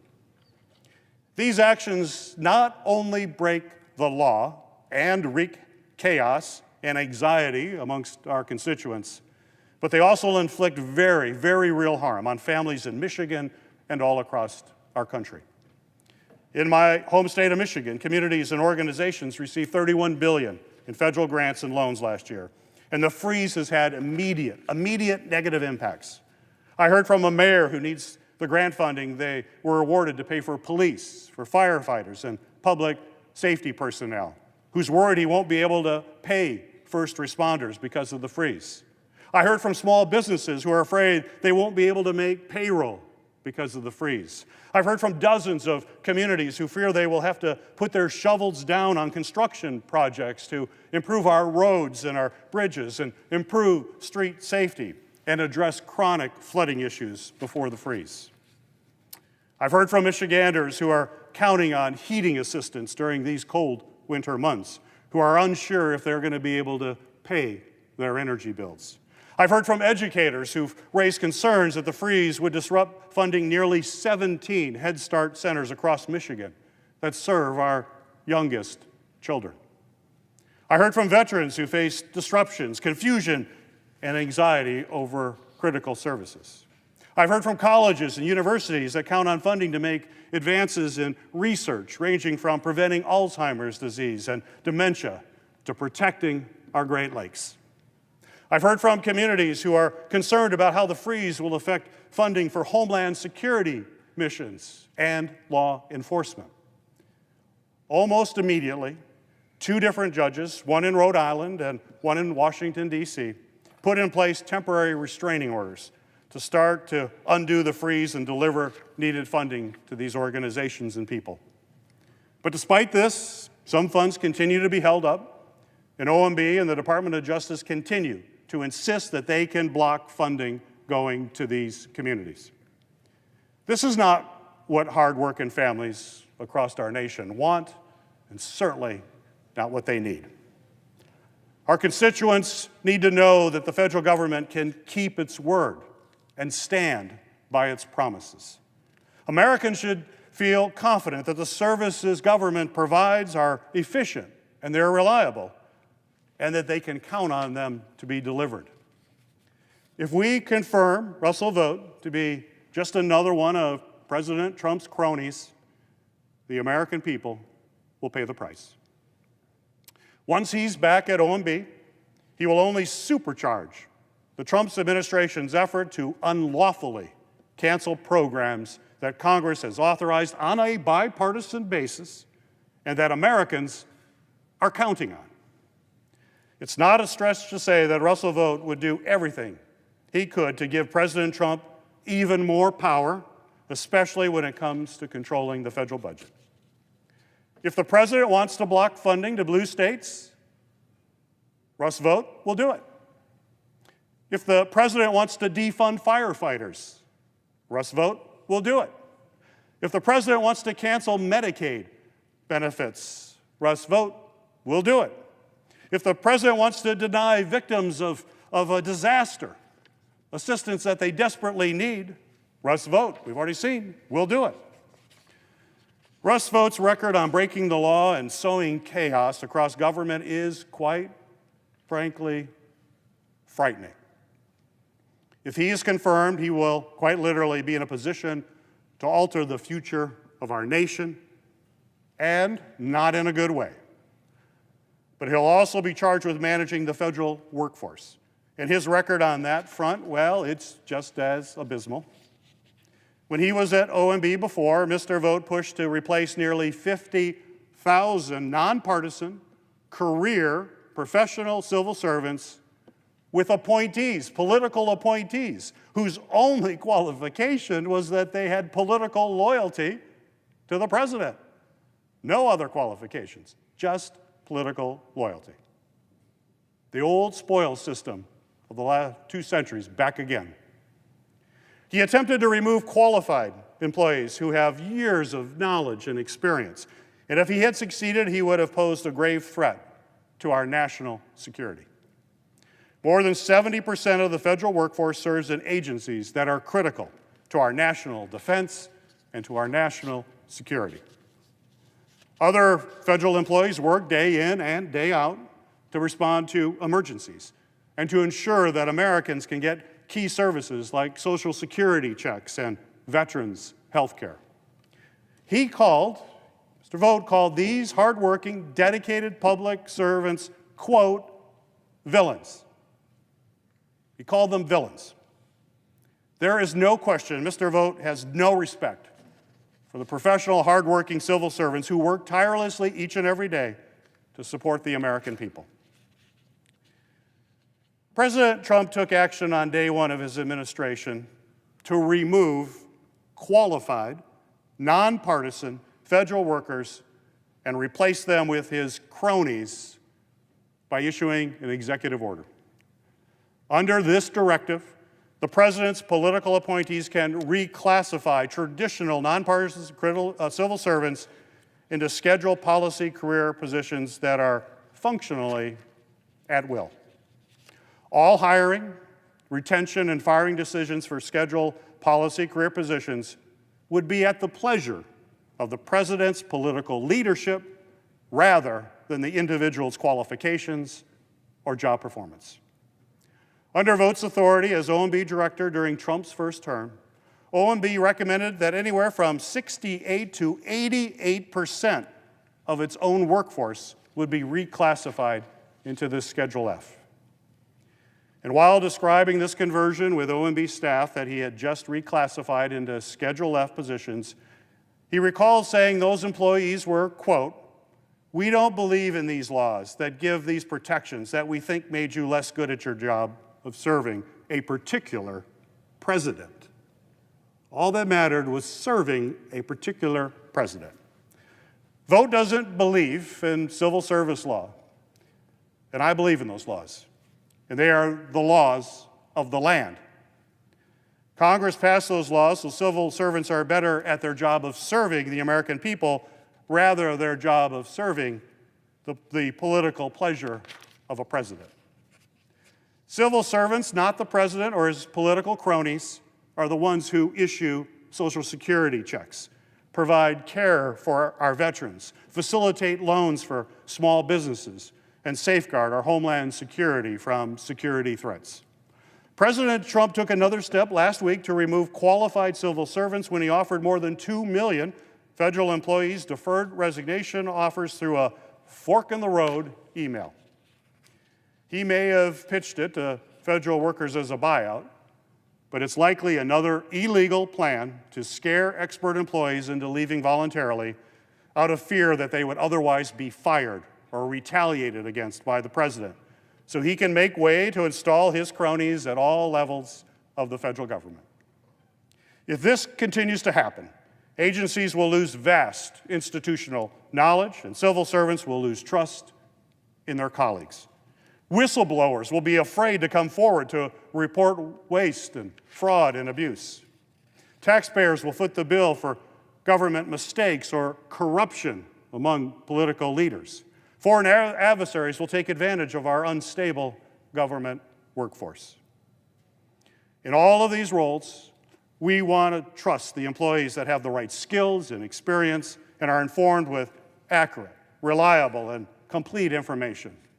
Russell Vought is at the forefront of this effort to politicize our civil workforce. So, Mr. President, as I bring my remarks to a close, I just want to underscore that Russ Vought's previous tenure as OMB director and his contributions to proposals like Project 2025 has demonstrated clearly that he is not merely someone with differing policy views, but someone who fundamentally disregards the rules of the game, as outlined in the laws of Congress and those that we have enacted under the Constitution. Mr. Vought's expansive views of the President's spending authority seek to destroy Congress's constitutional authority. Mr. Vought's disdain for our hardworking civil servants who keep Americans safe and he wants to attempt to turn all of them into political hacks, loyal only to the President, completely disqualifies him from holding the position of the Director of the Office of Management and Budget. And ultimately, Russ Vought's defiant attitude towards the rule of law is dangerous, and it is deeply, deeply un-American. His lawless actions threaten our national security. They threaten our economy and the well-being of the American people, and they threaten the future of our democracy. I urge my colleagues to take him at his word. Russ Vought has told us loud and clear who he is and what he will do. He's told us he will break the law. He's told us he will politicize the federal workforce. He's told us he'll destroy our government from the inside. We cannot give him another chance to inflict further harm on the American people. We must oppose his nomination, and if we fail to stop his confirmation, there is no question in my mind the American people will end up paying the price.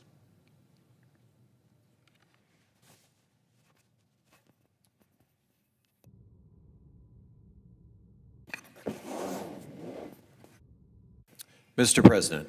Chair recognizes the senator from New Mexico. Mr. President, every single day, millions of hardworking Americans report to work to serve their communities and their country. They're known to our government as civil servants, but I want to be clear about who they really are. These civil servants are the more than 300 air traffic controllers at the Albuquerque Sunport and airports across New Mexico who keep us safe in the air. They are the wildland firefighters battling catastrophic forest fires each year.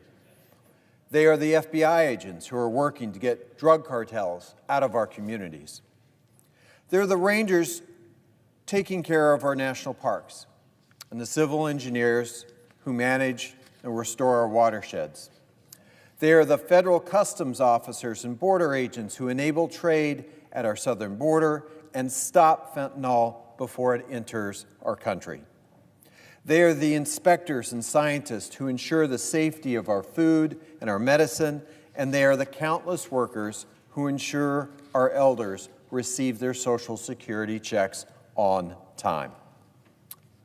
These are the unsung heroes in our federal civil service. The impact of their work touches every single person in our state and our country. They deserve our respect and our gratitude, not an all-out attack against them. But while these civil servants have done the quiet work of keeping our government working, Donald Trump is single-handedly forcing a partial government shutdown and throwing the lives of hardworking civil servants into chaos. We're barely 3 weeks into this new Trump administration, And it's abundantly clear that Donald Trump and his team have taken his narrow victory as a license to run roughshod over all laws, norms, and even the Constitution. Trump and Elon Musk are attempting an unlawful, hostile takeover of the most basic federal government operations, functions that so many Americans depend on. Over the course of the last 2 weeks, Trump has threatened mass layoffs of civil servants, closures of entire federal agencies. Trump and Elon Musk's Doge minions have forced access to the federal payment system. This system contains Americans' private data, as well as classified information, and processes government payments that make up more than a fifth of the U.S. economy. And I wish I were making this up, but it's true. According to a report in Wired, a 25-year-old engineer from Musk's Doge group has gained access, direct access, to the Treasury Department systems responsible for nearly all payments made by the federal government. This is someone whose only other experience is working for Musk at other places, at SpaceX and Twitter. This unelected, unvetted member of Musk's Doge team reportedly has administrator-level privileges. Normally, access privileges to this highly secure system are reserved for high-level professionals with years and years of experience at the Treasury Department. This breach by Elon Musk's Doge minions may expose the system to irreversible damage, undermining our individual privacy rights and our country's economic and national security. And many of us will simply not stand for it. On top of this, Trump triggered a vast and ongoing blockade of congressionally appropriated federal funds, the impacts of which are still reverberating across the nation.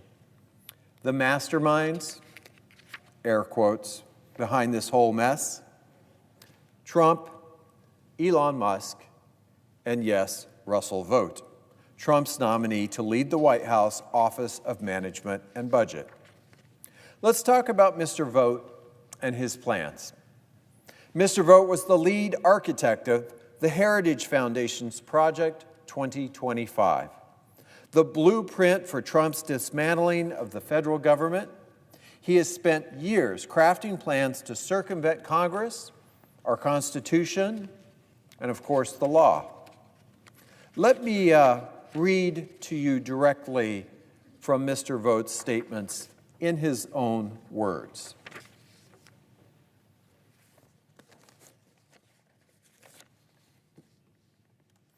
In a private speech last year at his far-right Center for Renewing America think tank, air quotes again, Mr. Vought stated that he would like to put career civil servants, quote, in trauma. Mr. Vought said, "We want the bureaucrats to be traumatically affected. When they wake up in the morning, we want them not to want to go to work because they are increasingly viewed as villains. We want their funding to be shut down so that the EPA can't do all of the rules against our energy industry because they have no bandwidth financially to do so." He laid out how he would do this in his chapter of the Heritage Foundation Project 2025 playbook for the incoming Trump administration White House. He wrote there, "The great challenge confronting a conservative president is the existential need for aggressive use of the vast powers of the executive branch." He went on to say that success in meeting that challenge will require a boldness to bend or break the bureaucracy, meaning bending and breaking our career civil servants who carry out laws passed here by Congress. As the OMB director at the end of the last Trump administration, Mr. Vought was the lead architect of the president's fiscal year 21 budget proposal that called for $500 billion cut from Medicare, $900 billion cut from Medicaid, $71 billion cut from Social Security. Yes, Social Security. $76 billion cut from disability programs, zeroing out entire federal programs, including the Corporation for Public Broadcasting, the Legal Services Corporation, Community Development Block Grants, and Community Services Block Grants, all to pave the way for Trump to double down on his tax breaks for billionaires. At his Center for Renewing America think tank, Mr. Vought drafted a 2023 budget plan entitled A Commitment to End Woke and Weaponized Government. This is the playbook that Trump and Musk are already running to freeze federal funding, dismantle and dismember federal agencies, and seize the power of the purse from Congress, where the Constitution put it.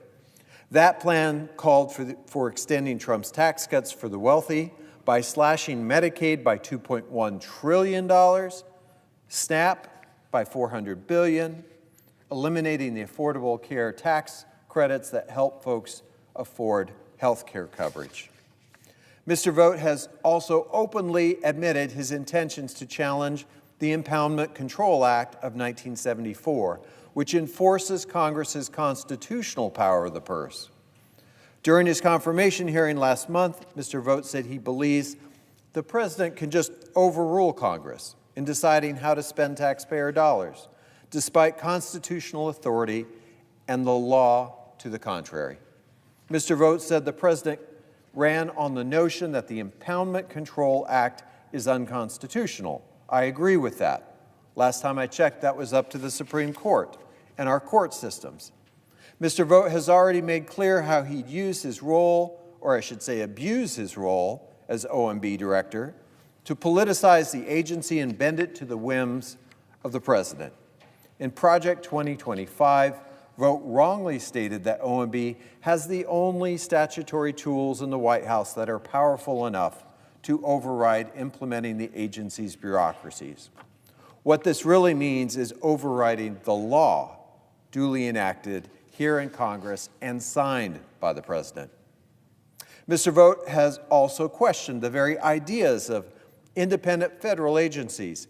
In fact, in an interview last November with Tucker Carlson, Mr. Vought said, quote, "Number one is going after the whole notion of independence. There are no independent agencies. Congress may have viewed them as such, the Securities and Exchange Commission or the FCC, the CFPB, the whole alphabet soup, but the whole notion of an independent agency should be thrown out. You can apply the concept of destroying independence at every agency." Mr. Vought has called OMB a President's air traffic control system with the ability and charge to ensure that all policy initiatives are flying in sync and with the authority to let planes take off and at times ground planes that are flying off course. Do we really trust a man hell-bent on slashing Medicare, Medicaid, Social Security, defying Congress and destroying independent federal agencies to be an air traffic controller? Let me be clear. My constituents in New Mexico did not vote for this, and my office has been fielding thousands of phone calls, letters, emails for New Mexicans who are upset and angry, frustrated that President Trump, Elon Musk, and Russell Vought are breaking laws and shredding the Constitution in a bid to upend the basic functions of our government. Here's a little bit of a taste of what New Mexicans are telling me. Arthur from Rio Rancho called my office to tell me he's concerned about how Trump and Vought's plans to dismantle the Department of Education will impact his son and millions of other students with disabilities. Arthur said, "I have a son who is autistic and nonverbal. With an individual education plan, dismantling the Department of Education will not only impact him, but it'll devastate all public schools and hurt students like my son who have disabilities. This will strip away any rights and protections for millions of students. Trump and Elon need to be sent a clear message. Education is a fundamental right, not a privilege for the wealthy." A constituent from Albuquerque who requested anonymity is worried about his job as a federal civil servant because of Vought's agenda. He wrote to me, I'm a U.S. Forest Service employee. Most of us are now afraid of losing our jobs and of, among other things, the demand for loyalty. This makes it difficult to work in the manner that we wish to, efficiently, effectively, and to do well for the land and all citizens. Marissa from Santa Fe is hesitant to start a family because the uncertainty caused by Musk, Trump, and Vought. Marissa wrote to me, "I am really terrified at the idea that so much of the federal government is being dismantled by someone who was never nominated to a position of power.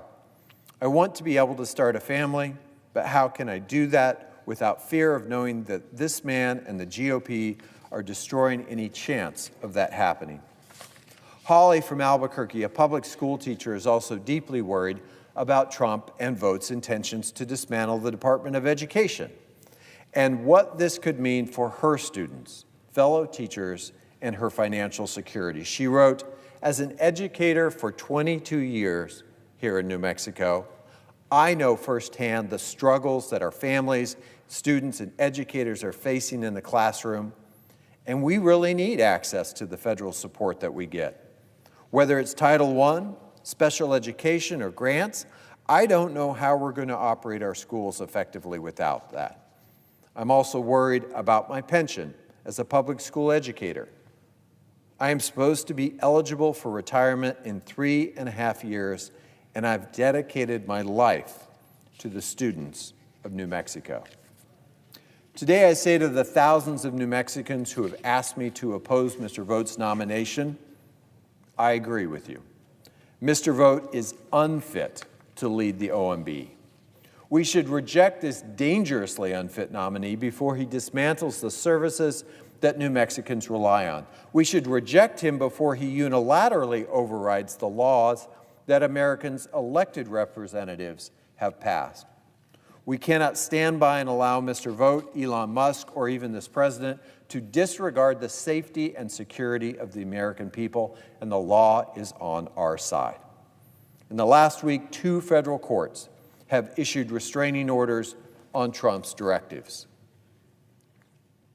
I want to read a few short words from what the judges have said. The executive's action unilaterally suspends the payment of federal funds to the states and others simply by choosing to do so. No matter the authorizing or appropriating statute, the regulatory regime, or the terms of the grant itself, the executive cites no legal authority allowing it to do so. Indeed, no federal law would authorize the executive's unilateral action here.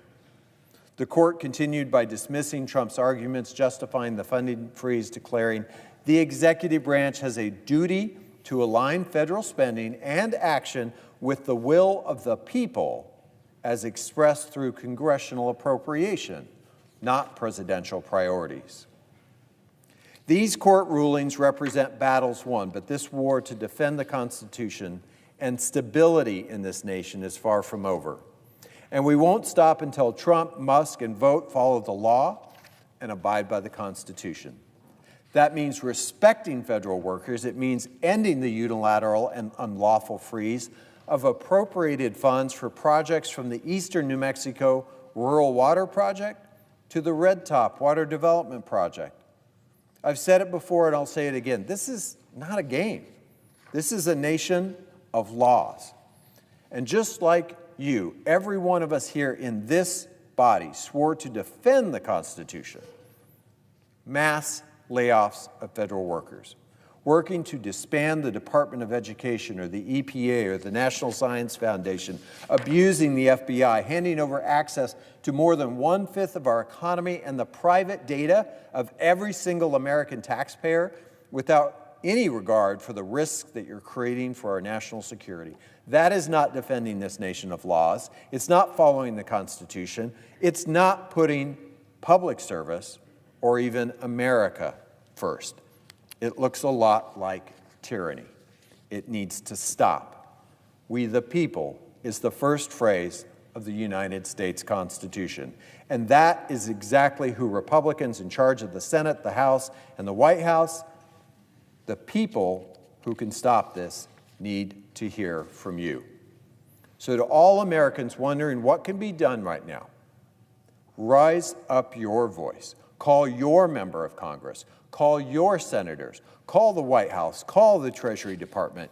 Comment on your Republican representatives' social media channels. Write op-eds in your local newspaper telling how you're impacted. Make sure that Republicans know what we the people,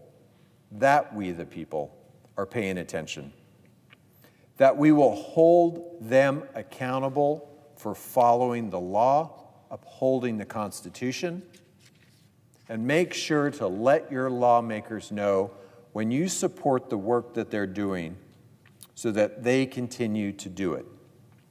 And let federal civil servants know that you support them and that you want them to keep doing their jobs and doing them well. I will continue to stand up to this chaos, to this lawlessness, and as part of that work, I will vote no on Russell Vought.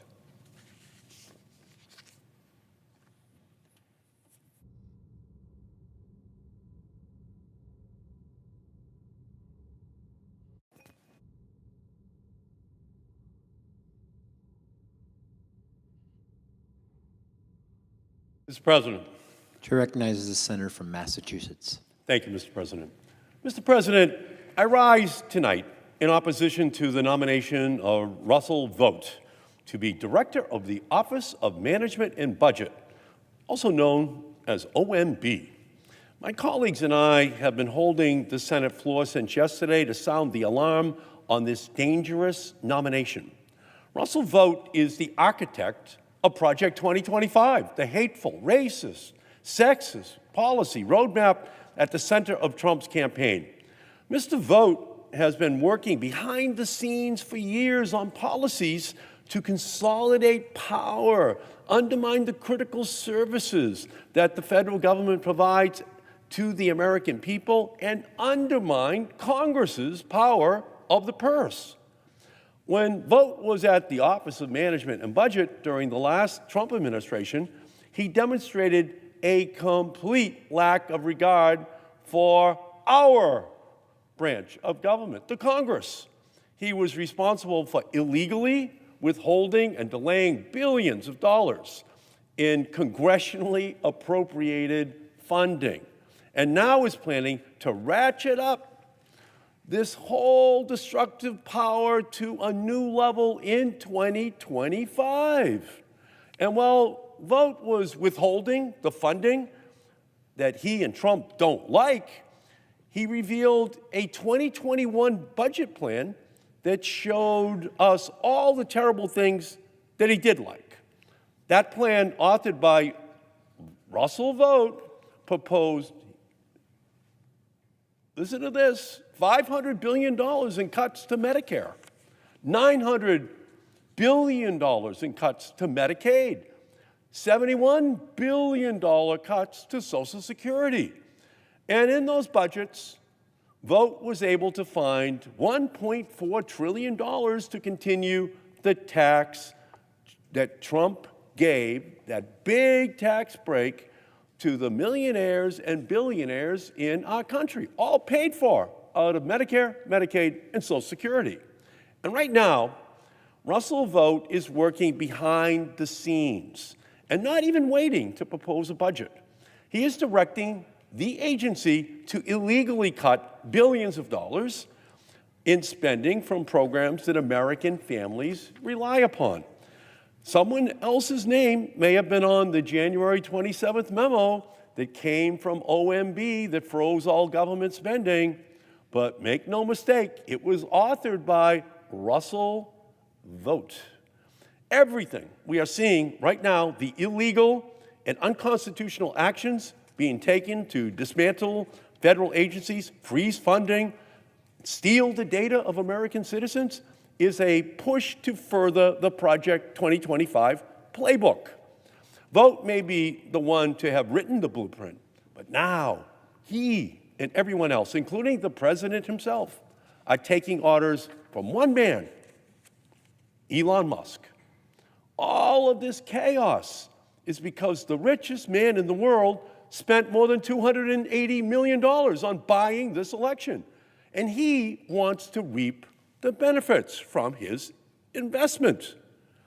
For Donald Trump, DEI seems to only stand for defending Elon's interests. Now he and Vought are planning to make OMB stand for only Musk's business. Elon Musk and his unqualified, unelected government arsonists want to be able to carry out their attacks on your privacy, your rights, your friends and neighbors under the cover of darkness.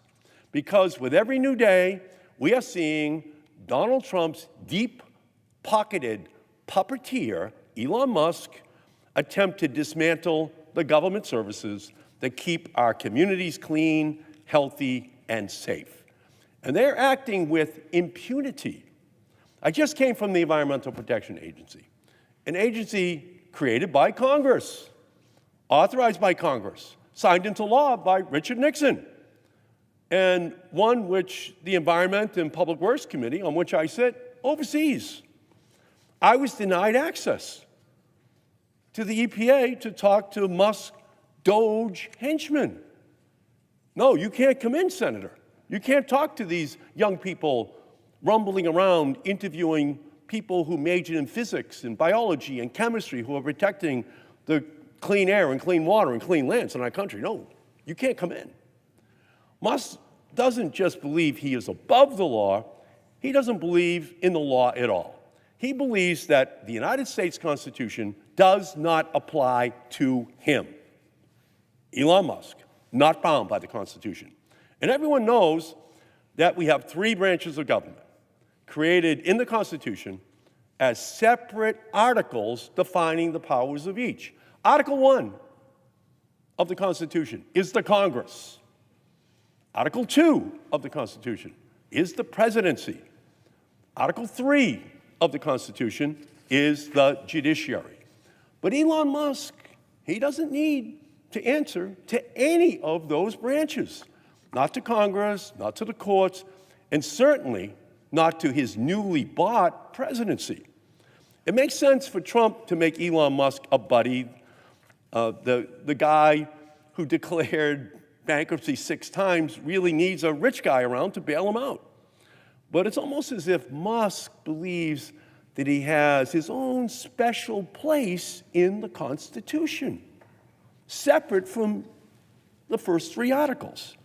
In Musk's world, our Constitution contains an Article 3.5, right after Article 3 of the judiciary.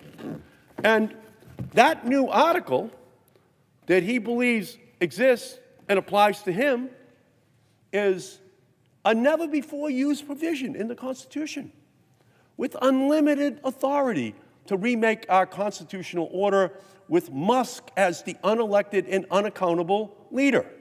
Now, in Musk's world, Articles 1, 2, and 3 of the Constitution are toothless compared to the power reserved for him and him alone in Article 3.5.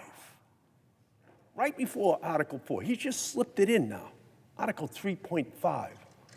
In Musk's world, Article 3.5 goes something like this. Article 3.5, the Muskocracy, his own separate provision in the Constitution. Section 1 of the Muskocracy, establishment of the Elon Musk branch. The executive, legislative, and judicial branches shall hereby recognize a new and supreme branch of government known as Elon Musk.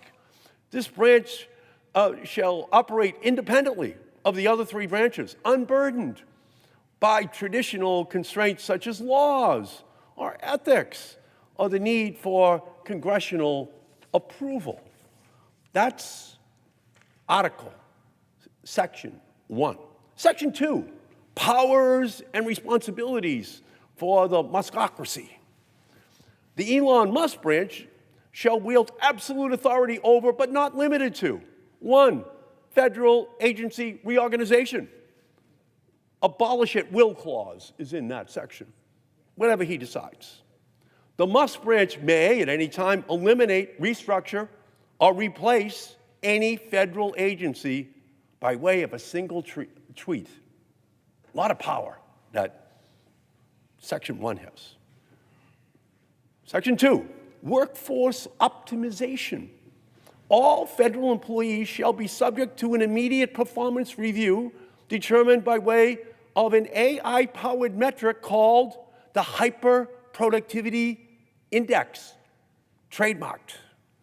Any agency deemed inefficient shall be replaced by a new office staffed entirely by a mix of ex-premium subscribers, Tesla interns, and SpaceX engineers working 120-hour weeks. This is the Muskocracy. And it just continues. Data access. Part 3. The Musk branch shall have unrestricted access to all government personnel records, including security clearances, tax filings, and even embarrassing Slack messages. All goes to Elon Musk under Article 3.5 of the new United States Constitution, enacted on Inauguration Day in 2024. Then we have legislative override. All bills must be reviewed and memed upon by the Musk branch before passing. A simple "haha, no" tweet from the branch shall serve as an automatic veto. He didn't like it, just tweeted it out. Everyone will jump. Make sure that doesn't happen. This is the new Muskocracy within which we are now living. 3.5, Article 3.5 of the new Constitution of the United States of America. Judicial review. The Supreme Court shall be replaced with a single ex post where Elon asks, should this be legal? The most likely reply becomes binding precedent. It's the only way to govern. You can just see how it's all playing on X. That's the new Constitution of the United States, binding on the United States Senate, for sure. We can see that in the votes that are being cast out here by the majority. Then we move on to Section 3, administration and oversight. The Musk branch shall be staffed exclusively by engineers or AI-powered bots and a small staff of interns selected through an online gladiator-style coding competition. How else would you run America in 2025 but have those superior beings making all decisions for all of us? Then Section 4, checks and balances, all important. The checks and balances has always been the key. Going back to Madison and Jefferson, they thought through that checks and balances, and so did Elon Musk in his Article 3.5, the Muskocracy, provision that's now operative in our country in the Donald Trump presidency. So checks and balances says, although the existing 3 branches may express opinions, all official government actions require verification from the Musk branch, except those initiated by Musk himself, which are self-verifying because he's infallible. No one can question him. And any opposition to the Musk branch shall be met with immediate ridicule. Come on, you can't question Elon Musk. It's the new Constitution. That's how it is. Everyone should just understand. And then Section 5, succession and perpetuity. How does our country then operate into the future? Well, in the event that the physical Elon Musk ceases to exist, the Musk branch shall be transferred to an AI-trained, on-off system for all of his tweets that are gathered together, and then Neuralink data and past Rogan podcast appearances, and that AI shall rule indefinitely unless overthrown by a more innovative billionaire. Isn't that really how we want our country to be running under this Muskocracy? Article 3.5? That's where we are right now. That's the country that we are living in. And does he have power? Oh, he has power. Because let's not kid ourselves. Right now, Elon wants us to live in the Muskocracy. The Trump administration is operating as if Article 3.5 is real, as if Elon Musk has supreme authority to override the will of Congress, seize government property, hire and fire at will, and otherwise bend government to his benefit, regardless of the consequences. So let's not fool ourselves. We can see Article 3.5 in action right now. Musk is obsessed with shutting down USAID, slandering its public servants, spreading baseless conspiracy theories about the agency's work and mission. If we don't stop him now through legislation and lawsuits, he'll not only destroy our ability to address global crises that eventually impact us here at home, he'll go after the agencies that keep our food and water safe, our infrastructure repaired, and our communities secured. Gutting USAID will cause immediate harm to our national security, place our citizens at risk, and disrupt life-saving work. USAID helps protect children from starvation. It prevents the spread of infectious diseases. It is critical in our global fight against AIDS and HIV. If we don't hold the line on Elon Musk's abolition of USAID and the Trump administration's illegal actions, nothing will prevent him or Trump from doing the same thing to the CDC, to the Environmental Protection Agency, to the Small Business Administration. He's bragging that he put USAID in the wood chipper. He wants to do the same thing for every other agency. And that's why I'm voting no on every Trump nominee. While this illegal and unconstitutional power grab continues, while this chaos continues, and this corruption continues, the fights before us will not be easy. And there will be many. The American people are relying on us to protect their rights, their pocketbooks, and their families. And that starts with protecting them from nominees whose only goal is to dismantle the programs that help feed them, employ them, and keep them warm in the winter, educate them, and help them meet the ends that their families seek to achieve. We need to say no to the nomination of Russell Vought tonight, no to the illegal, unconstitutional Muskocracy, and no to the costlier, sicker, unhealthier future that Donald Trump is creating. I urge all members to vote no on Russell Vought as the administrator of the Office of Management and Budget. Mr. President. Chair recognizes the senator from New Mexico. Mr. President, for the past 2 weeks, my office has received thousands of calls worried New Mexicans are taking time out of their busy day to share their stories and plead for help and assistance. Last Monday, as the country knows, when President Trump and Russell Vought illegally froze federal programs and grant money allocated by Congress, chaos erupted in New Mexico and across America. A single mother of 4 in Bernalillo wrote to me, "I will literally have to choose between feeding my children or paying for them to have private health insurance. I barely make it paycheck to paycheck as it is. This freeze would definitely put us over. Please help our state."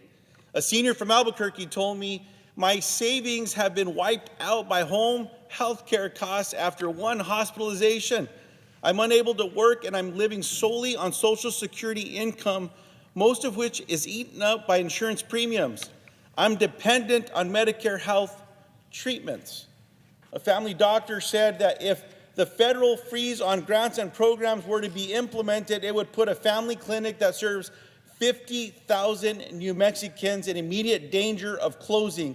This would leave thousands of patients without access to primary health care. And this is to every rural health care center in America. Mr. President, I have story after story to share, but I know that several of my colleagues have so much to add as well tonight. I will just ask my Republican colleagues to please say a little prayer. Call your constituents in the next half hour and talk to them because they're going to be impacted by this. Vote no on Vought. This is terrible for the people that we represent. I ask unanimous consent to submit my remarks fully into the record, and I yield.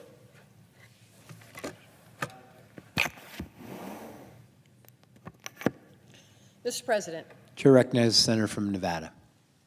Mr. President, now we know this, and this is a conversation I have quite often with individuals to talk about what is happening in my state when they ask me, what's going on in Washington? What is happening with the executive orders and this change in the administration? And one thing we talk about, and I think it is important because sometimes it gets lost in this conversation, is that when our system of government was created, about 250 years ago, it was created because the American people at the time decided they wanted a democracy. They didn't want a king. You know, the United States of America is born out of a revolution against a monarch, a king who sat on a throne and had really no checks on his power.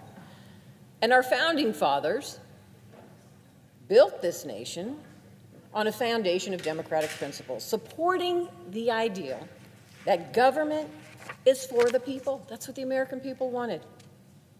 And as part of that creation, they established 3 co-equal branches of government. We all know the executive, the legislative, the judicial. And along with that, they created a system of checks and balances to ensure that no branch had too much control over the other. Now, as we all know, as we work here in Congress, that legislative branch is important. It's the first branch of government, co-equal to all the others, but it writes and passes laws, approves presidential nominations, but also importantly, the branch of government that we all work in is about passing a budget and controlling the purse. What does that mean? The money. We are the ones that decide how we spend this money, the budget for the federal government, where it's going to go, the appropriations for it. And that really is the power of Congress that our founding fathers gave to us. Now, the executive branch, we all know, founders gave the president the authority to veto, to implement, to enforce laws, along with the power to manage and direct government agencies. That is what the founding fathers envisioned, to ensure that our government puts the American people first and that no branch of government could become too powerful. Those are checks and balances that have been tested throughout our nation's history. Let me just give you an example. In 1974, President Richard Nixon refused to release funds approved by Congress for certain programs that he opposed. In response to his unconstitutional abuse of power, Congress passed bipartisan legislation called the Congressional Budget and Impoundment Act of 1974. This legislation reaffirms that once Congress passes bills that deliver funding to the American people, the president can't delay or cancel those funds. Unfortunately, today, we have a nominee for the Office of Management and Budget, we call it OMB, who thinks this critical check on the president's power shouldn't exist. Now, you've heard this. My Democratic colleagues have been on the Senate floor since 2 p.m. yesterday to oppose Russ Vought. Why? Because Russ Vought is the co-author of President Trump's Project 2025 manifesto, and he's the chief architect of Trump's strategy to seize the power of the legislative branch. How are they doing that? Well, let's just talk about that. On January 27th, the OMB issued a memo to effectively suspend Congress's power of the purse by announcing a pause on all federal grants and loans. He shut down funding for practically every state and local program that receives money from the federal government. Now, like all of my colleagues, I have heard from Nevadans worried about accessing Medicaid or their VA benefits or funding for law enforcement or housing and energy payments that keep the lights on for low-income Nevadans. I've heard concerns about child care initiatives like Head Start that have no longer any funding, and programs to support seniors like Meals on Wheels are concerned.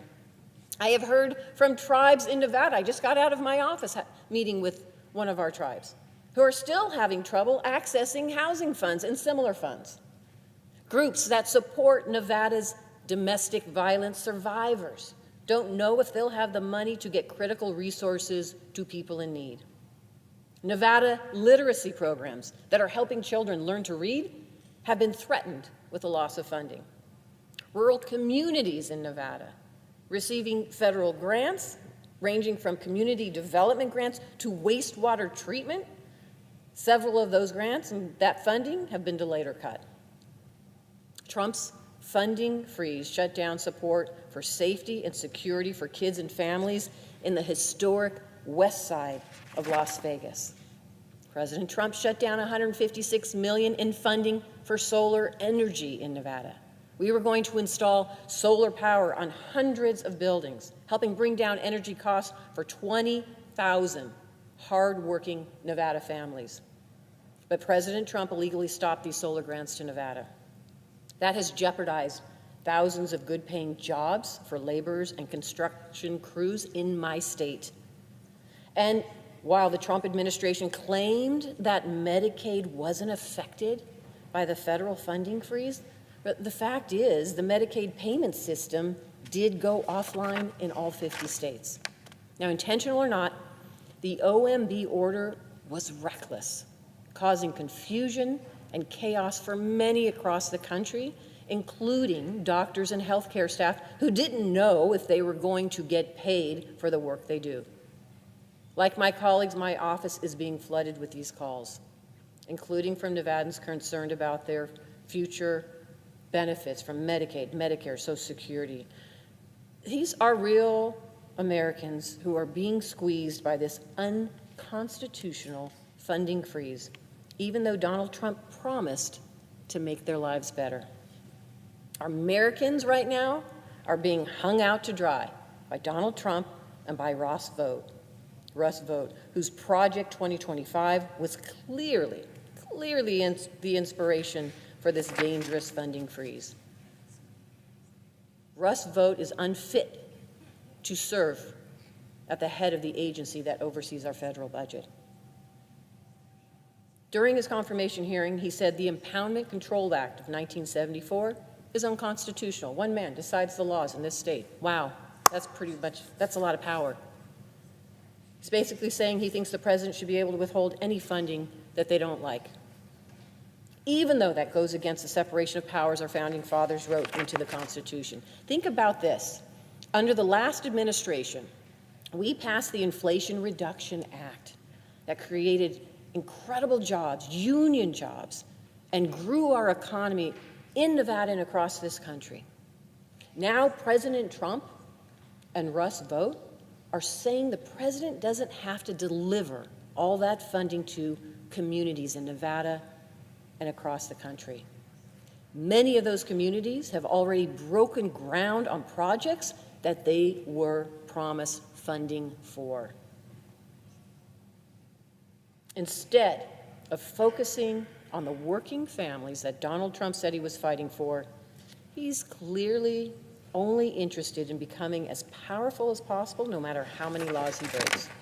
Listen, you know something's wrong when firefighters who went to Los Angeles to help contain the devastating wildfires received emails from the Trump administration encouraging them to resign. It wasn't an email to say, thank you, you risked your lives, we couldn't do this without you. They actually sent a letter to these firefighters saying, well, it's time to resign. What kind of president thanks our firefighters by telling them to leave their jobs and leave our communities defenseless? He doesn't care about our safety and security. He only cares about his own. So now my question for my colleagues on the other side of the aisle is, what's next? What will be the next congressional power we cede to Donald Trump and his billionaire friends? What will be the next crisis we have to clean up when we could be focusing on delivering for Americans? We're supposed to be representing the people of our states and fighting for them. And when I speak to Nevadans every single day, they expect me to get them the federal support they need. That means working across the aisle. I'll work with anyone to get things done on behalf of my state and across the country.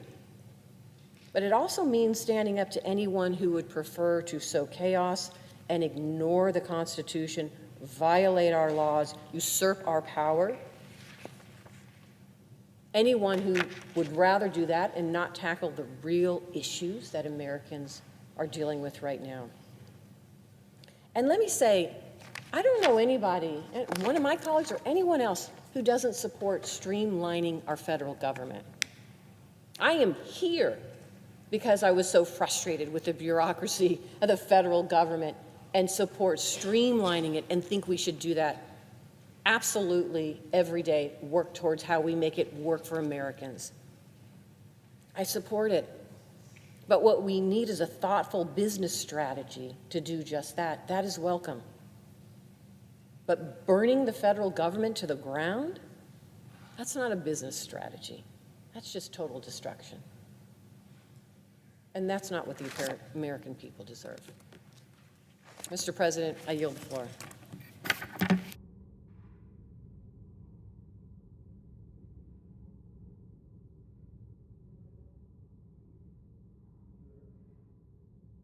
This is the senator from Washington. Thank you, Mr. President. I join my colleagues. I thank the senator from Nevada for her great comments and articulating why we want to have a budget process here that recognizes the United States Senate, the House of Representatives, and to say that a budget process that tries to exclude us is not what our forefathers had in mind. That is one of the reasons I strongly oppose this nomination to be the director of the Office of Management and Budget for Russell Vought. The administration, like everyone before it, has had the opportunity to propose a budget, set overall policy principles, and propose spending and policies, and this administration does not have the power to wave a wand and erase legally authorized and appropriated funds. The Constitution is very clear here. Congress and the administration together agree on appropriations. They agree together when we pass laws and what we want to do to govern. And people should be able to rely on current laws until those laws are changed. That is how governing works. And we're here to represent the people who want to see the certainty and predictability of laws that we have passed. Regular review of programs and congressional oversight, as my colleague from Nevada just mentioned, those are valuable things. And we can continue to make reforms in thoughtful and transparent ways. We should not allow unaccountable political actors, though, to be unfettered, have access to our constituents' most sensitive data without safeguards to how that data is protected, their rights, and conflicts of interest, that how that data might even be used against them. Mr. President, I am for a very strong national privacy law to protect our consumers, and one person I don't want spying on us is the U.S. government. So I don't take lightly somebody getting access to accounts and information, storing it, moving it around, sharing it with other people. I don't care if they're 22 or 42. I'm not for the government doing this kind of thing without oversight. Taxpayers, I'm not even for the government spying on U.S. citizens, just to be clear. I'm not for that. But this is just data collection. Data collection, who's it going to, what are they doing with it, how much are they going to use it? So taxpayers, they rely on us for service. And they don't want to believe that somebody is looking around in these accounts. Even our own personnel management system got hacked by the Chinese. How do we know that there's safeguards for what these individuals are doing for our most personal information? But the havoc that has been caused by this nominee's strategy is just absurd. Today, I met with a group of farmers who were talking about how they grow and process export products. They told me because USAID operations were shut down, their products were stuck on a dock in Houston. They don't think they're ever going to get delivered, and they sure as heck don't think they're going to get paid. Is that what we want to do? Tell our farmers that they have a contract to grow a product, to have them delivered, and the shipment is on its way, and now you're going to leave it on a dock because you think you have a bright idea of a way to shortcut Congress? Over 1.8 million Washingtonians rely on Medicare. And they shouldn't have to be worried at any moment of the day that somehow that's not going to be paid for. But that's what happened when Washington State Healthcare Authority was frozen out of the Medicaid portal and the healthcare payments were not being made.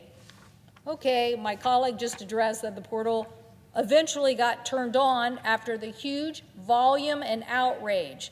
Really, outrage by the public forced the administration to say, stop this silly attitude that you can stop payment yourself.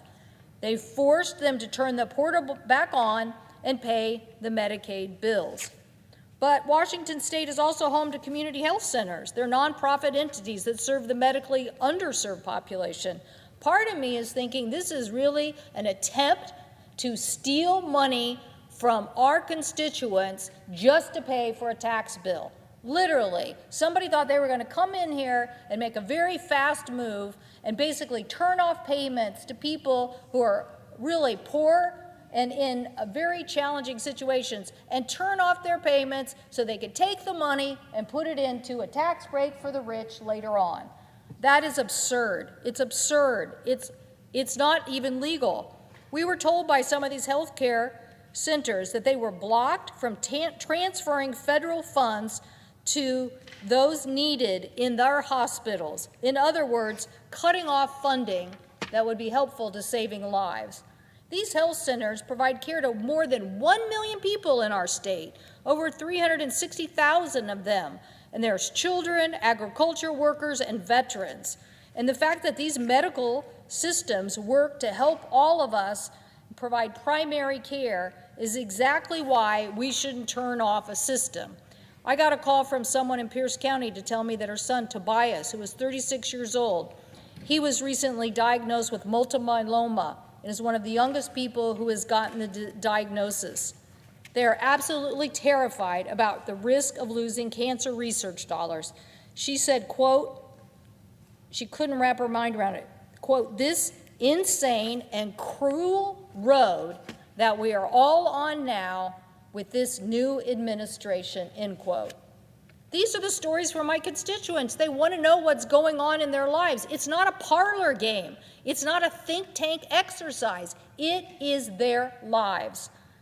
For one of the hospitals in my state, Island Healthcare in Anacortes, the funding freeze means they couldn't fill a contractual agreement to pay for surgical technology.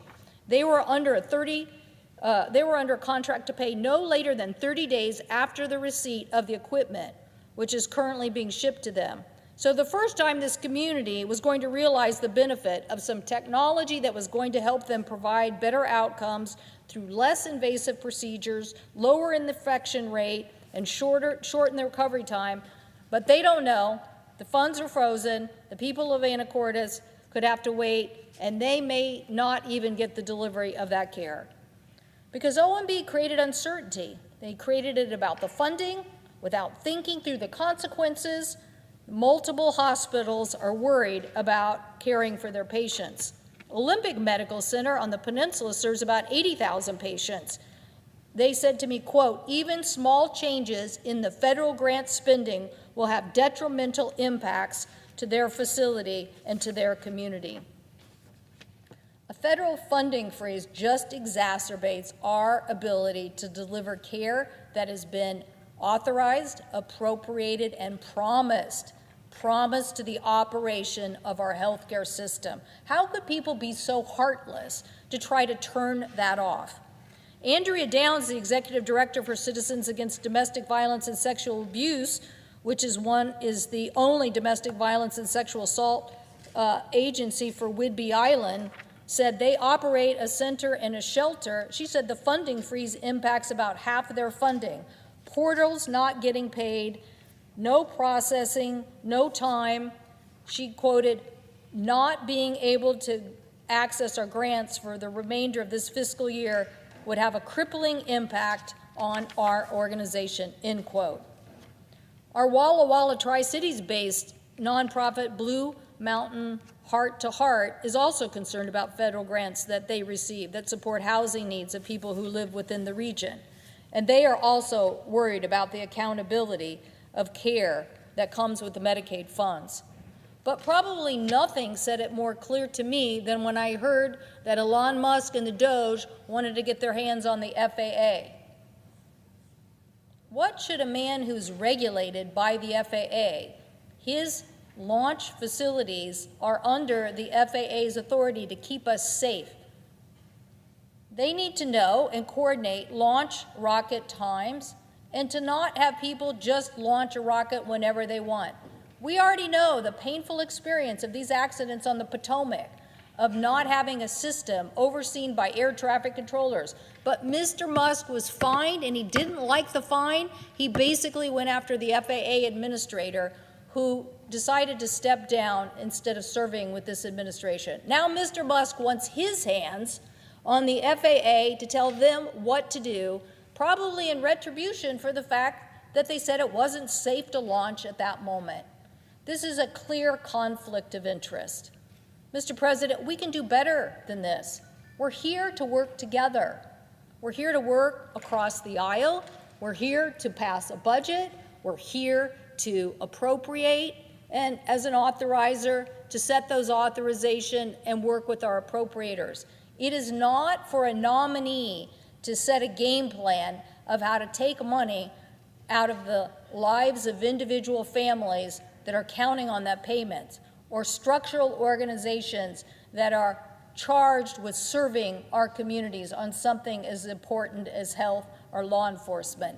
And it sure isn't turning the keys over to somebody who's already been fined by the agency to try to then undo the agency's oversight of his own personal business.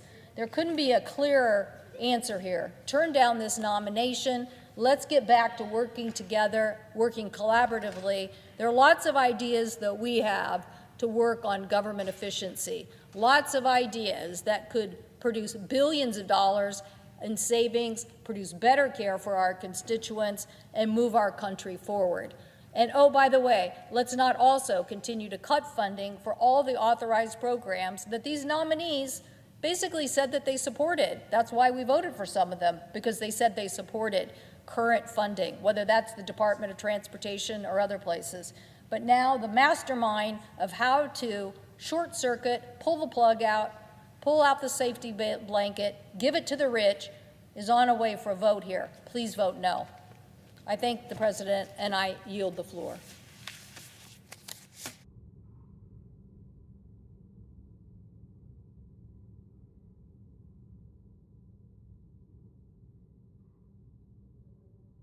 I want to thank my colleague from Hawaii for last night, he and my colleagues coming to the floor and speaking all night. I think this is a conversation we've been trying to have to illuminate the damage that's happening to America from about 2 p.m. yesterday till now.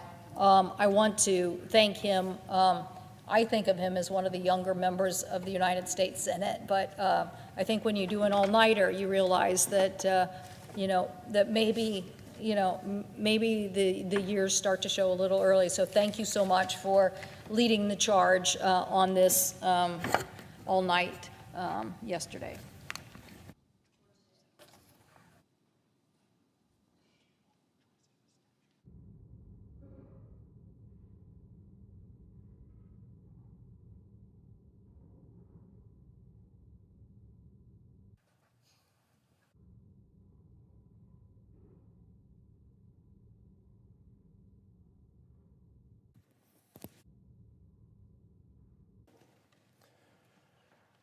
Mr. President. Chair recognizes the senator from Oregon.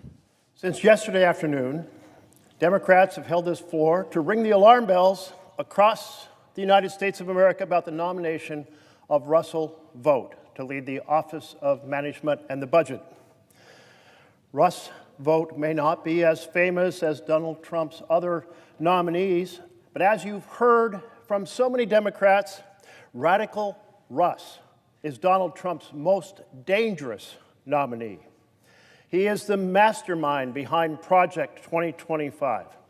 And following that script, he proudly breaks the law, he proudly violates the Constitution, and he proudly seeks to gut programs for ordinary American families to deliver trillions in tax giveaways to the richest Americans.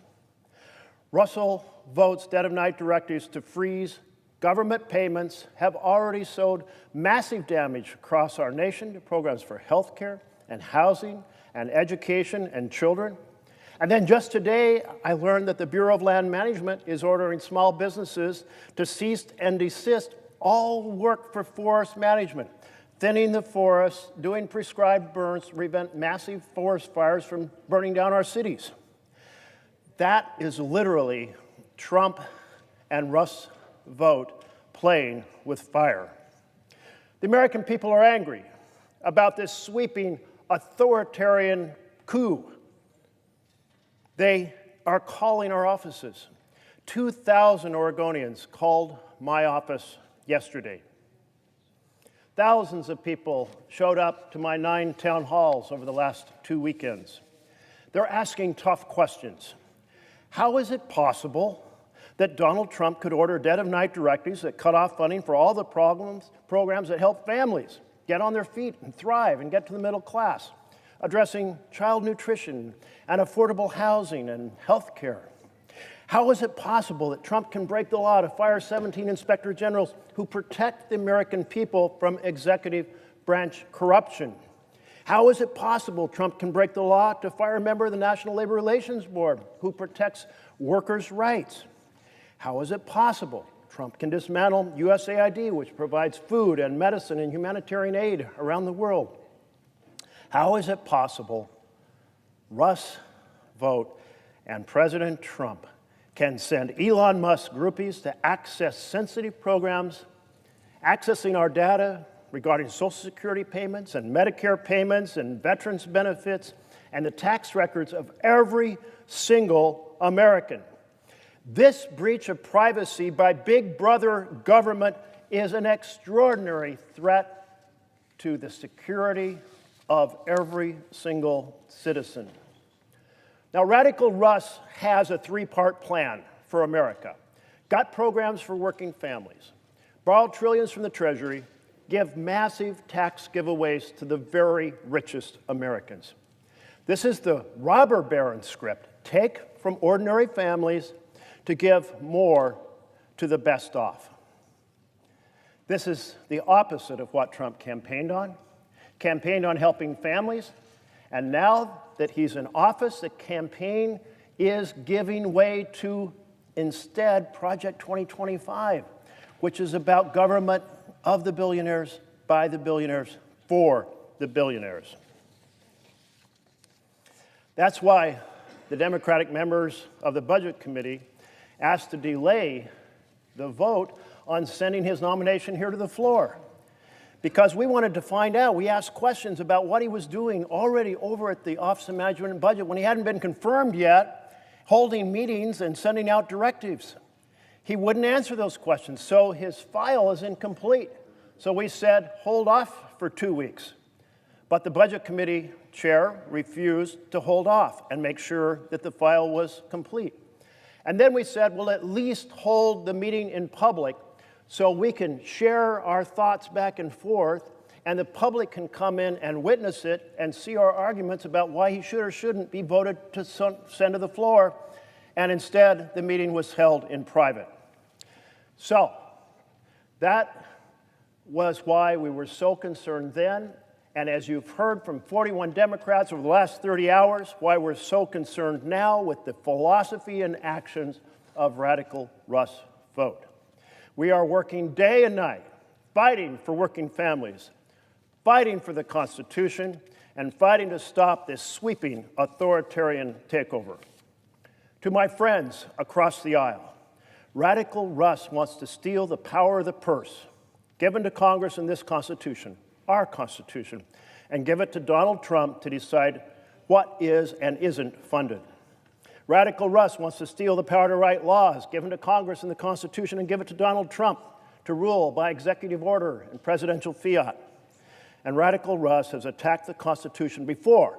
Remember, he is the force that said, let's stop payments to Ukraine, that got President Trump into trouble in his first administration.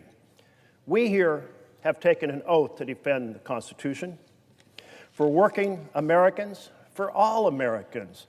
Join us in voting no, because Radical Russ is dangerously unfit for public office. President. Chair recognizes the Democratic leader.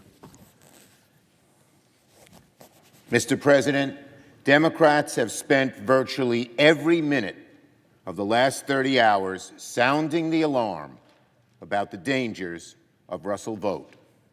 We feel it a mission to let America know that Russell Vought is a threat to Social Security, to Medicare, to child care, to veterans benefits, and so much more. He's the wrong man. He seems to care little about the needs of American families. At the wrong place, at powerful OMB, where his decisions will be felt in every corner of the country, with the wrong agenda, the horrible Project 2025. There are 3 strikes against Russell Vought, and he should be out. He's the wrong man, for the wrong place, with the wrong agenda. Mr. Vought's policies will hurt children and seniors, hurt veterans, hurt homeowners, and so many of our other friends and neighbors. The only people who should celebrate Russell Vought are Donald Trump's billionaire friends when they get another tax break. I caution my Republican colleagues, voting to place the chief architect of Project 2025 in charge of White House policy will come back to haunt them. If the chaos of the last 2 weeks is any indication of what's to come, Russell Vought will be a massive liability for Donald Trump, for Republicans, and worst of all, for the country. Tonight, I will vote no, fervently, strongly, with complete conviction, and urge my colleagues to do the same. I yield the floor.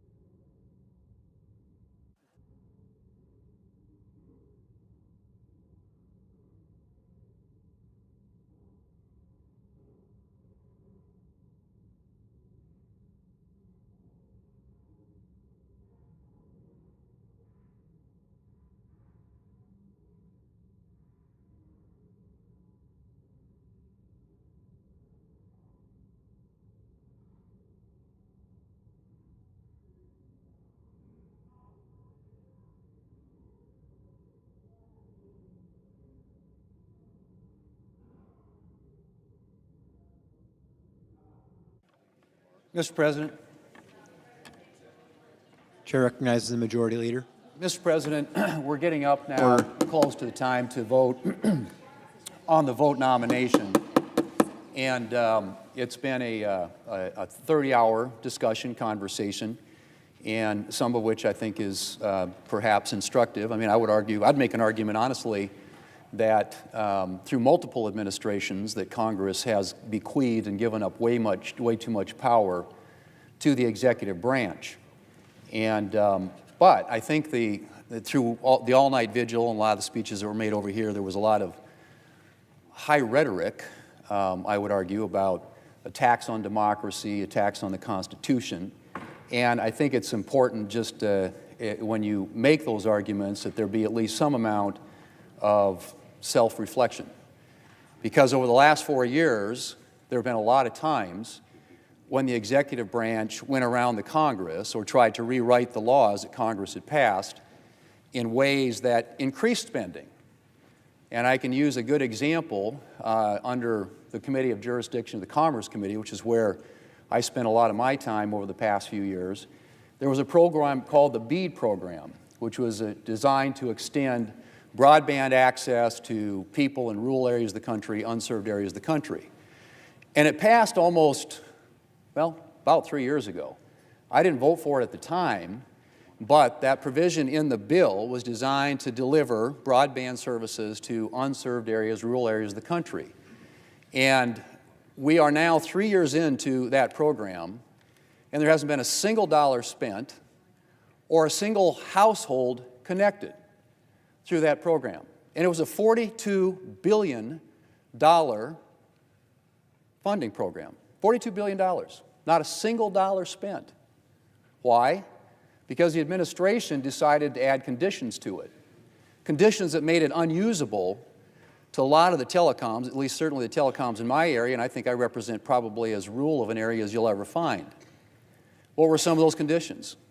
Well, they said you had to use union labor, something in South Dakota we're a right-to-work state, so we don't have a lot of that. You had to meet climate conditions for your subcontractors, your suppliers, everything else. You had to comply with certain climate requirements.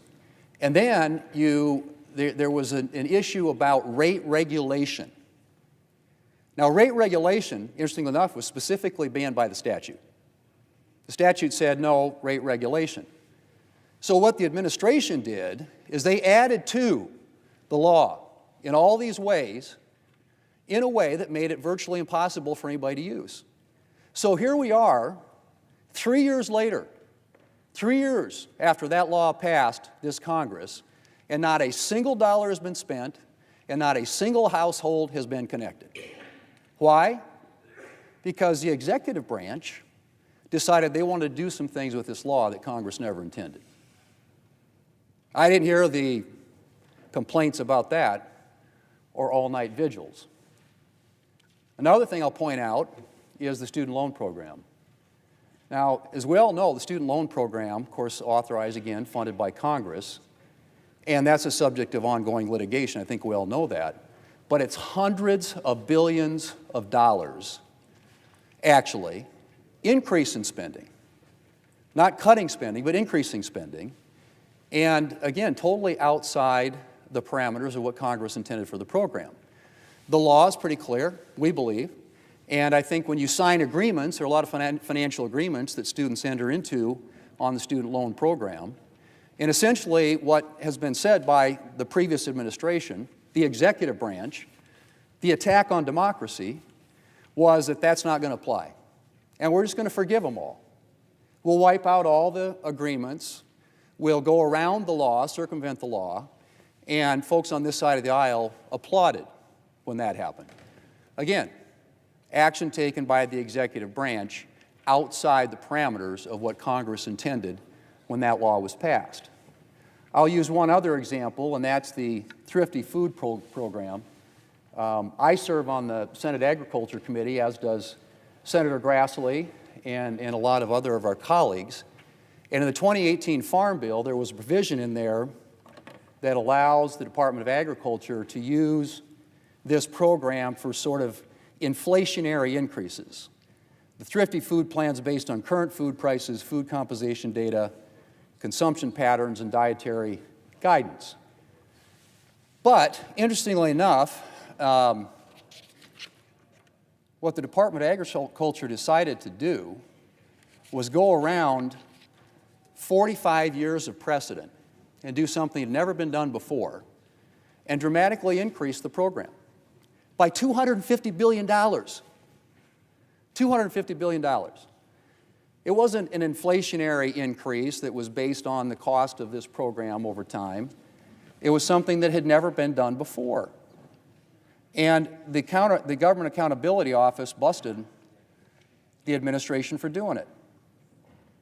But they used very cynically the 2018 Farm Bill as the basis for USDA's action, but Congress never agreed to permit a $250 billion increase in spending. So again, I mean, these are decisions made by the previous executive branch, which happened to be the executive branch of a different party, and everybody had a sort of different reaction at that time. So I'm certainly somebody who is not deaf to what I'm hearing out there about some of the decisions that are being made by this new administration and their willingness to look at and evaluate programs, perhaps reprioritize them based upon their priorities. I think that's something a lot of administrations do. And I think there's probably a lot of the program spending decisions that you all are concerned about, I'd probably agree with.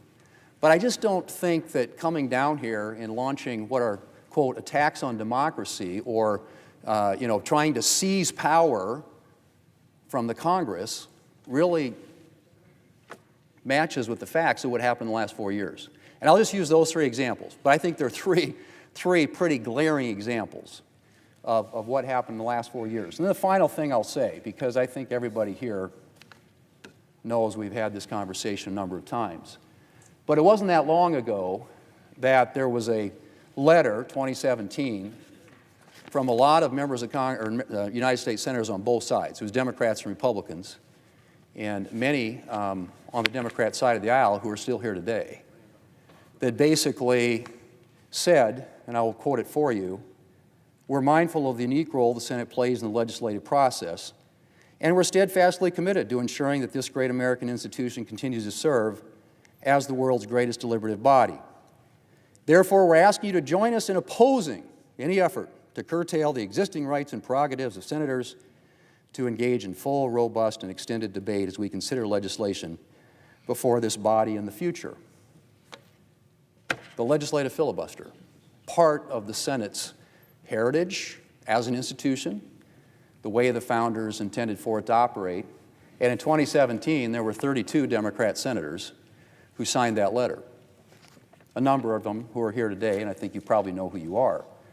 Well, it didn't take very long when you had a little change in the power where you had the Democrats, everyone who was here at the time, some of you weren't, some of you were new, voted to get rid of the filibuster. You voted to change the rules. You know where it was going, and some of you have been very public about it. And you've been very public about it, what you would do if that happened.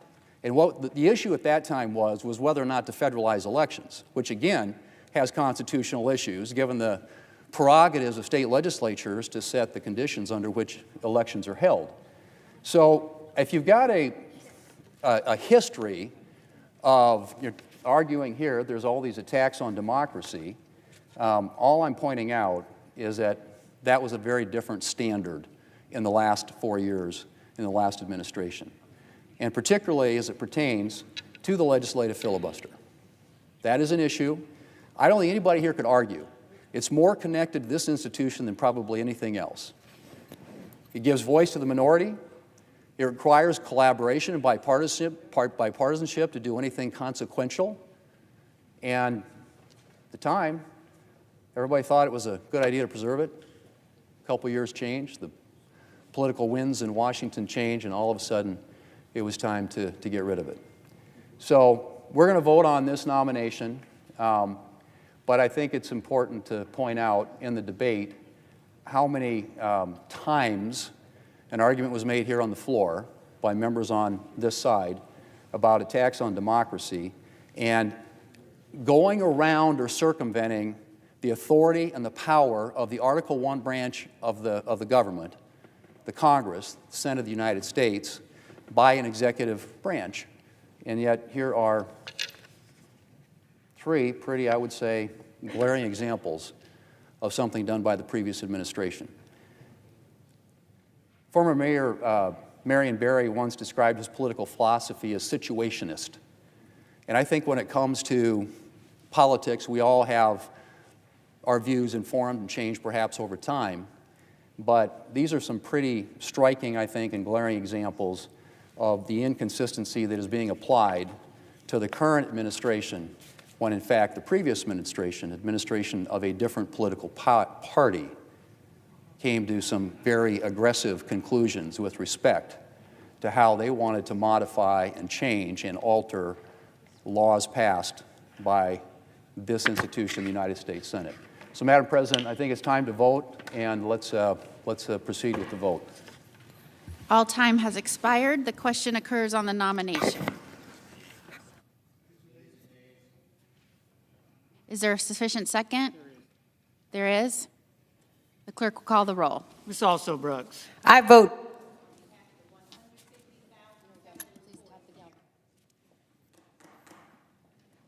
Pursuant to Rule 7, no debate is permitted. Debate is permitted during a vote. The senator will suspend. The clerk will continue to call the roll. Ms. Baldwin.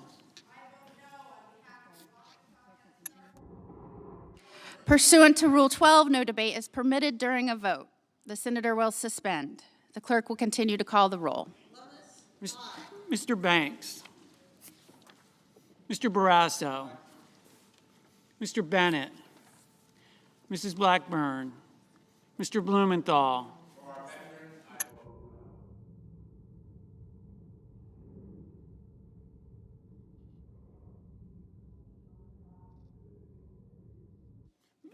Ms. Blunt Rochester.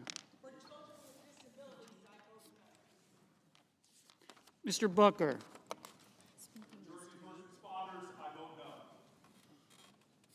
Mr. Bozeman.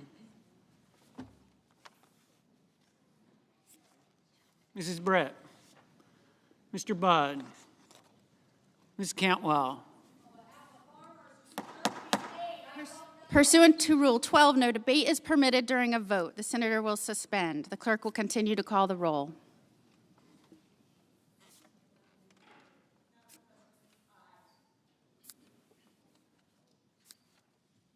Mrs. Capito.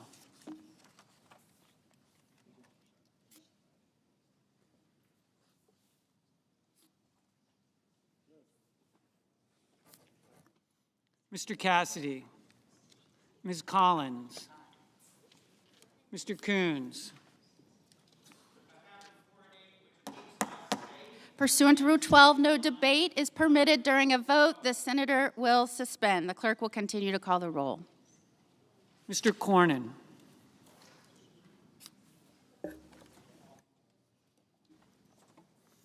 Ms. Cortez Masto. Pursuant to Rule 12, no debate is permitted during a vote. Mr. The Cotton. senator will suspend. Mr. Kramer. Mr. Crapo. Mr. Cruz. Mr. Curtis. Mr. Daines. Ms. Duckworth. Mr. Durbin. Pursuant to Rule 12, no debate is permitted during a vote. Ms. The Ernst. senator will suspend. Mr. Fetterman. Mrs. Fisher. Mr. Gallego. Mrs. Gillibrand. Pursuant to Rule 12, no debate is permitted during a vote. The senator will suspend. Mr. Graham. Mr. Grassley. Mr. Haggerty. Ms. Hassan. Pursuant to Rule 12, no debate is permitted during a vote. The senator will suspend. Mr. Hawley. Mr. Heinrich. Pursuant to Rule 12, no debate is permitted during a vote. Mr. Hickenlooper. Pursuant to Rule 12, no debate is permitted during a vote. The senator will suspend. Ms. Hirono. Pursuant to Rule 12, no debate is permitted during a vote. The senator will suspend. Mr. Hoven. Mr. Husted. Mrs. Hyde-Smith. Mr. Johnson. Mr. Justice. Mr. Kane. Pursuant to Rule 12, no debate is permitted during a vote. The senator will suspend. Mr. Kelly. Pursuant to Rule 12, no debate is permitted during a vote. The senator will suspend. Mr. Kennedy. Mr. Kim. Pursuant to Rule 12, no debate is permitted during a vote. The senator will suspend.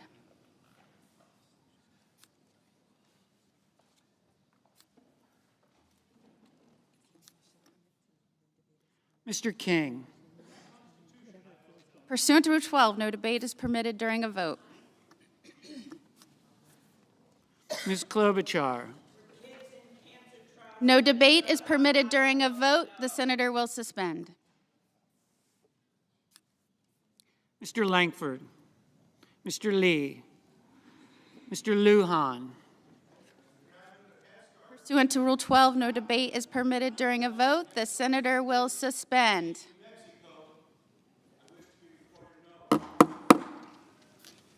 Ms. Lummis. Mr. Markey.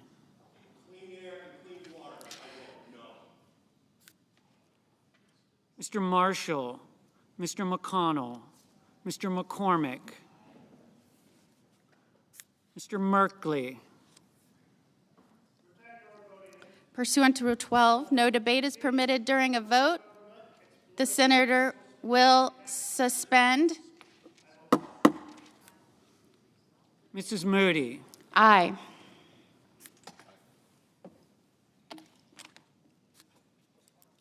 Mr. Moran.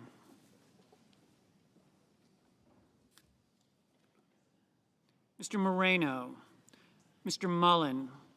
Ms. Murkowski. Mr. Murphy. Mrs. Murray. Pursuant to Rule 12, no debate is permitted during a vote. The senator will suspend. Mr. Ossoff. Pursuant to Rule 12, no debate is permitted during a vote. The senator will suspend. Mr. Padilla. No debate is permitted during a vote. Mr. Paul. Mr. Peters. Pursuant to Rule 12, no debate is permitted during a vote. The senator will suspend. Mr. Reed. No debate is permitted during a vote. Mr. Ricketts. Mr. Risch. Ms. Rosen. No debate is permitted during a vote. The senator will suspend. Mr. Rounds. Mr. Sanders. Mr. Schatz. No debate is permitted during a vote. The senator will suspend. Mr. Schiff. No debate is permitted during a vote. The senator will suspend. Mr. Schmidt. Mr. Schumer. Mr. Schumer, you should know, pursuant to Rule...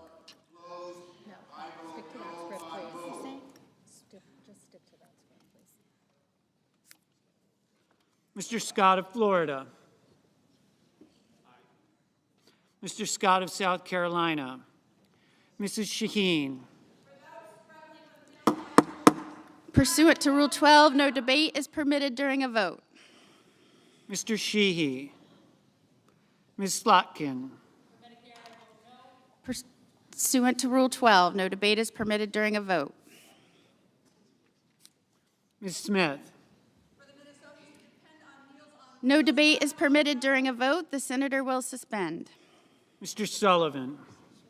Mr. Thune. Mr. Tillis. Mr. Tuberville. Mr. Van Hollen. No debate is permitted during a vote. The senator will suspend. Mr. Warner. No debate is permitted during a vote. The senator will suspend. Mr. Warnock. Pursuant to Rule 12, no debate is permitted during a vote. The senator will suspend. Ms. Warren. Pursuant to Rule 12, no debate is permitted during a vote. The senator will suspend. Mr. Welch.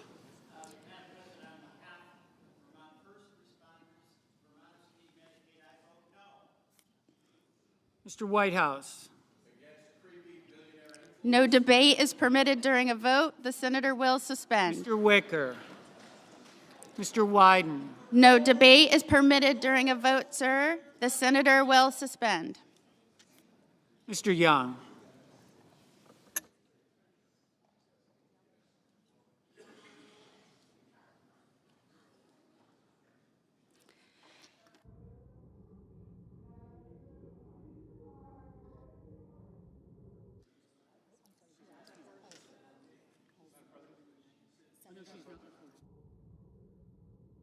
The senator is not recorded. Pursuant to Rule 12, no debate is permitted during a vote. Ma'am, the senator will suspend.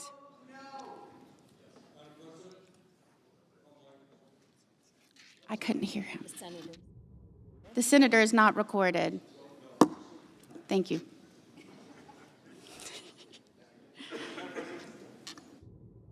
Sir. On behalf of the taxpayers who've been insulted for too long, I vote aye. Remember, sir, that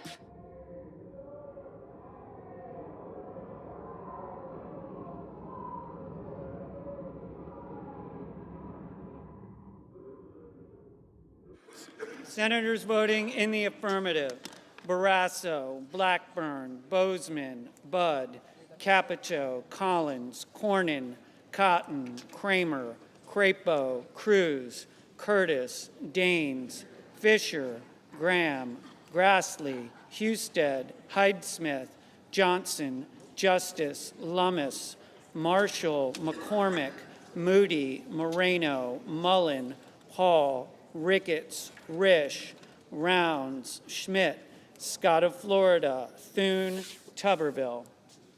Mr. Sheehy, aye. Mr. Tillis, aye. Ms. Ernst, aye. Mr. Haggerty, aye. Mr. Kennedy, aye. Senators voting in the negative: Also Brooks, Baldwin, Blumenthal, Blunt Rochester, Booker, Cantwell, Coons, Cortez Masto, Duckworth, Durbin, Betterman, Gillibrand, Hassan, Heinrich, Hickenlooper, Hirono, Kane, Kelly, Kim, King, Klobuchar, Lujan, Markey, Merkley, Murray, Ossoff, Padilla, Peters, Reed, Rosen, Sanders, Schatz, Schiff, Schumer, Shaheen, Slotkin, Smith, Van Hollen, Warner, Warnock, Warren, Welch, Whitehouse, Wyden. Mr. Murphy, no.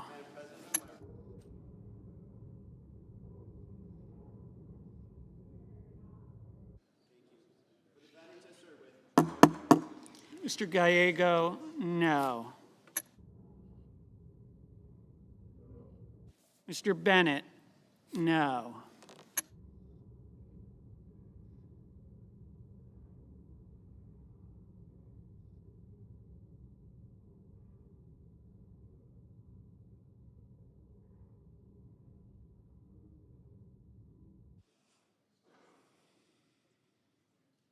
Mr. Young, aye.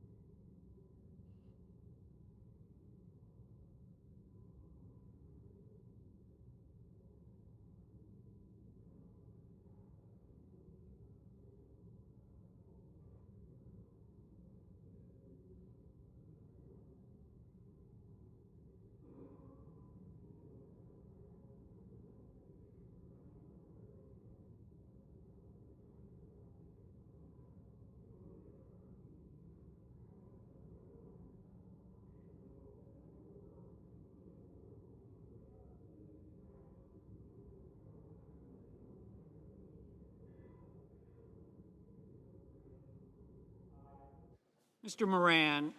Moran, aye.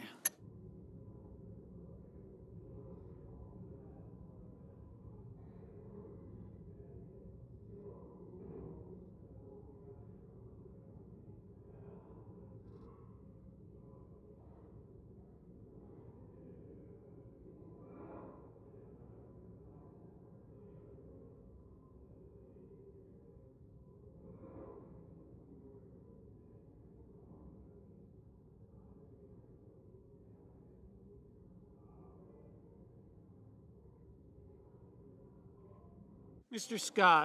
Scott of South Carolina, aye. Mr. Cassidy, aye. Mr. Lee, aye.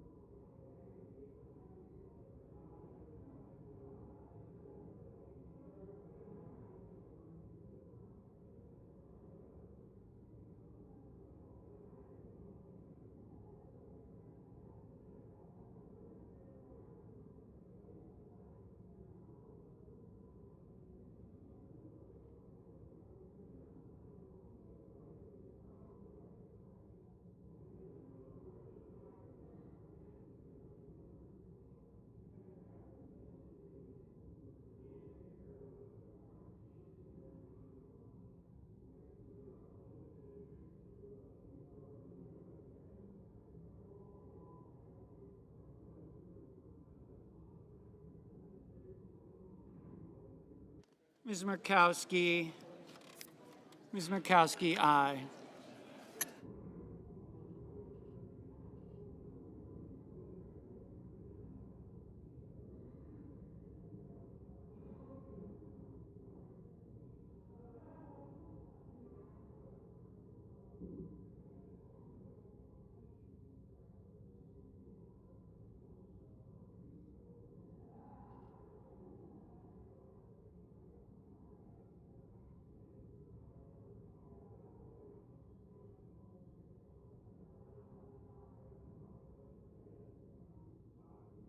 Mr. Langford, aye.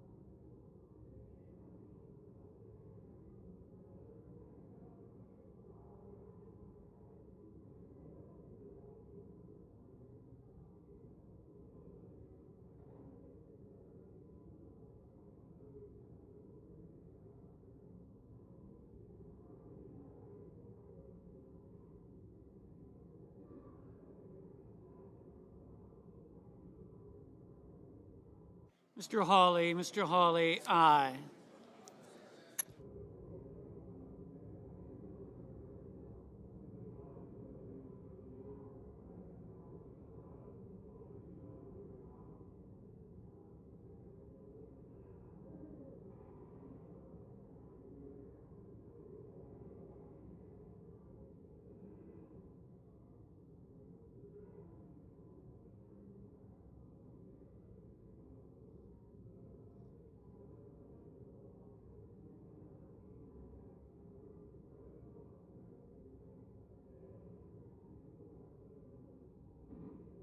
Mr. Banks, aye.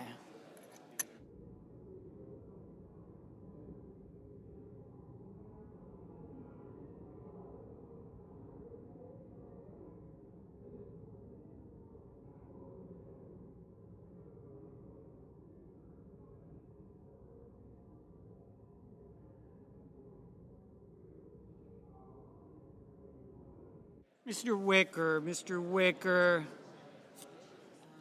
aye.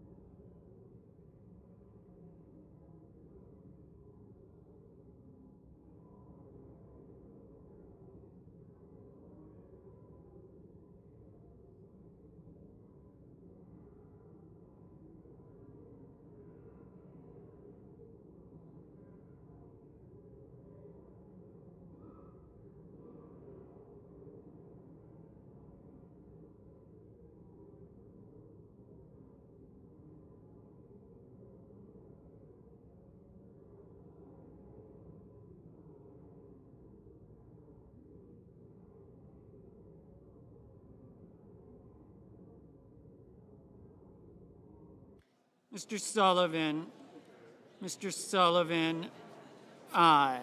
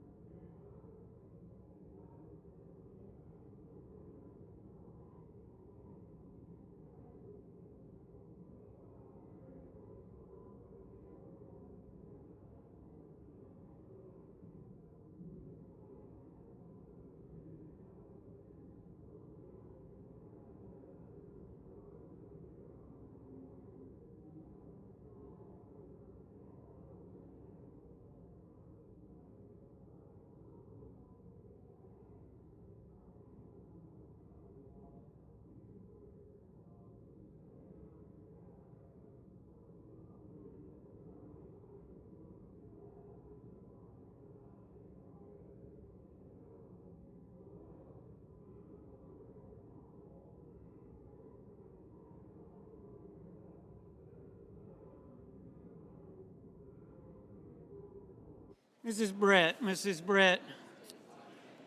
aye. Mr. McConnell, aye.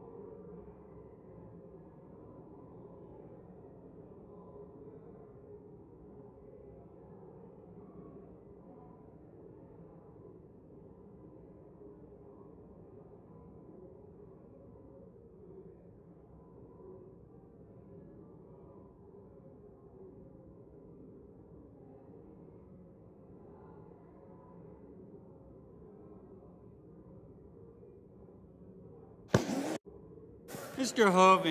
Hoven, aye.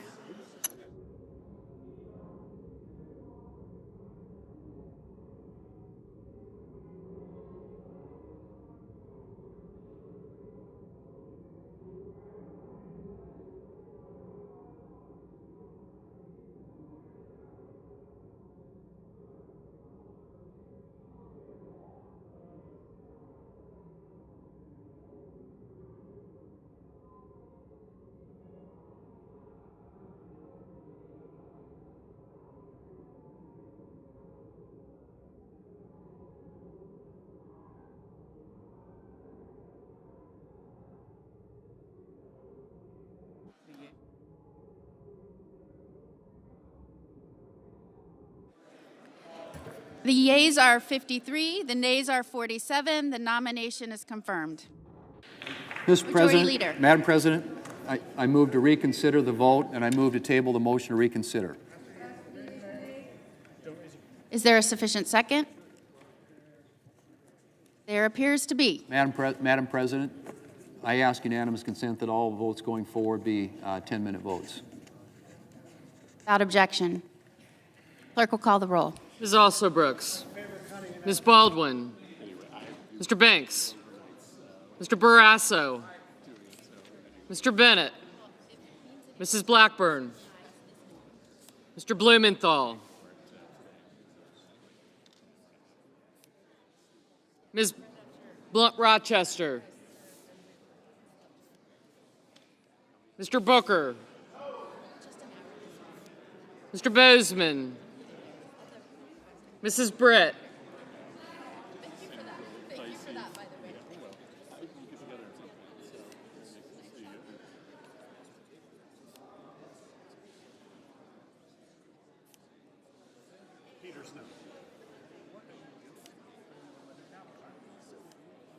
Mr. Budd. Ms. Cantwell. Mrs. Capito. Mr. Cassidy. Ms. Collins.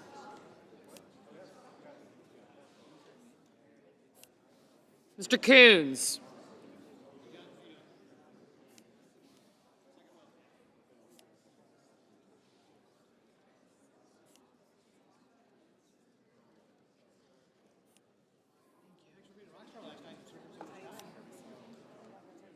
Mr. Cornyn, Ms. Cortez Masto.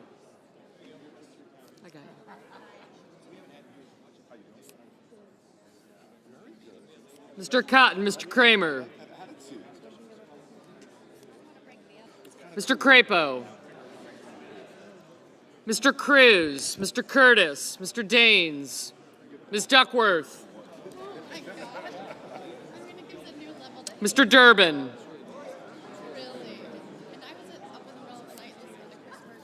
Ms. Ernst.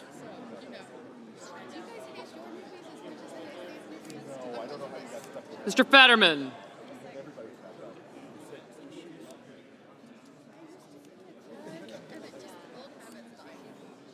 Mrs. Fisher, Mr. Gallego.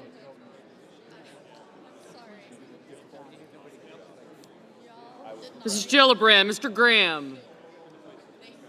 Mr. Grassley.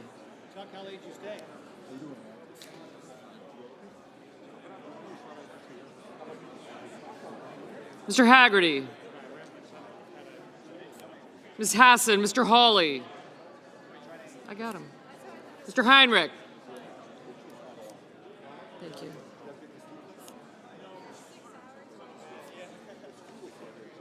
No, I didn't.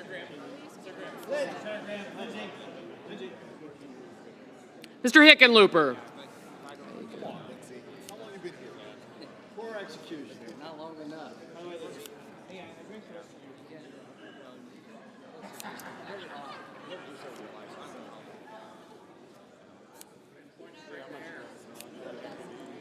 I got you. Sorry. Ms. Hirono. Mr. Hoven.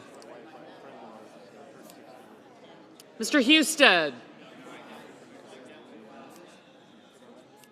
Mrs. Hyde-Smith.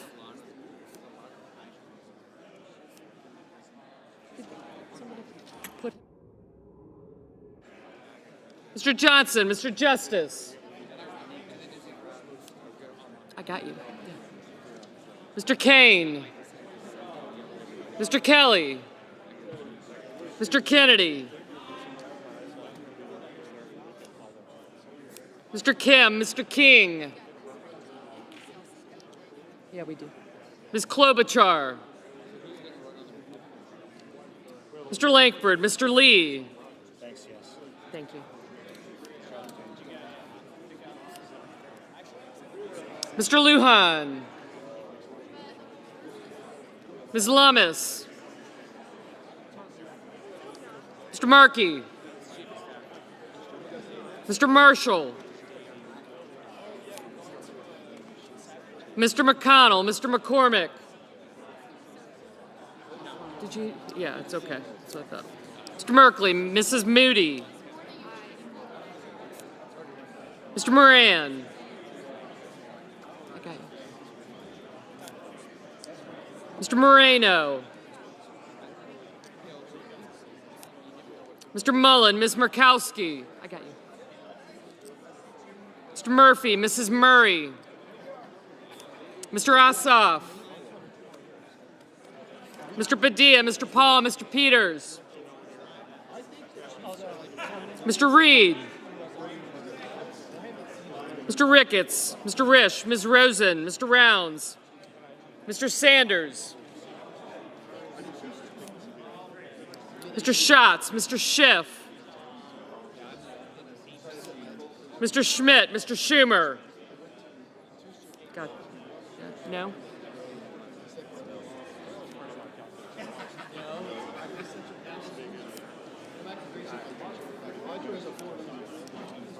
Mr. Scott of Florida, Mr. Scott of South Carolina, Mrs. Shaheen,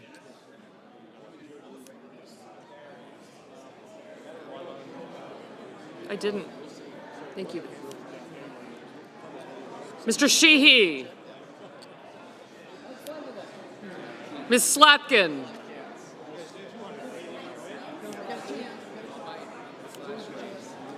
Ms. Smith,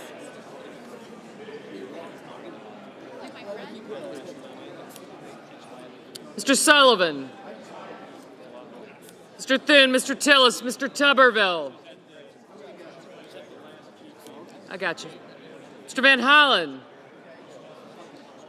Mr. Warner, Mr. Warnock, Ms. Warren,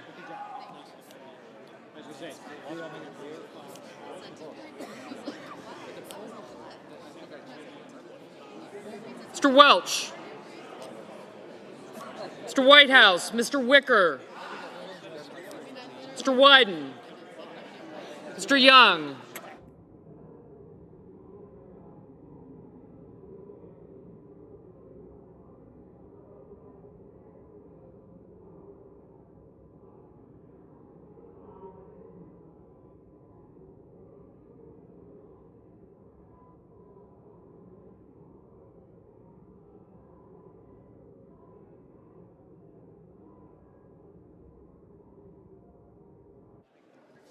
Senators voting in the affirmative: Banks, Barrasso, Blackburn, Bozeman, Britt, Budd, Capito, Cassidy, Collins, Cornyn, Cotton, Crapo, Curtis, Daines, Ernst, Fisher, Graham, Grassley, Haggerty, Hawley, Hoeven, Husted, Heidsmith, Johnson, Justice, Kennedy, Lankford, Lee, Lummis, Marshall, McConnell, McCormick, Moody, Moran, Moreno, Mullen, Paul, Ricketts, Risch, Rounds, Schmidt, Scott of Florida, Scott of South Carolina, Sheehy, Sullivan, Thune, Tillis, Tuberville, Wicker, and Young. Ms. Murkowski, aye.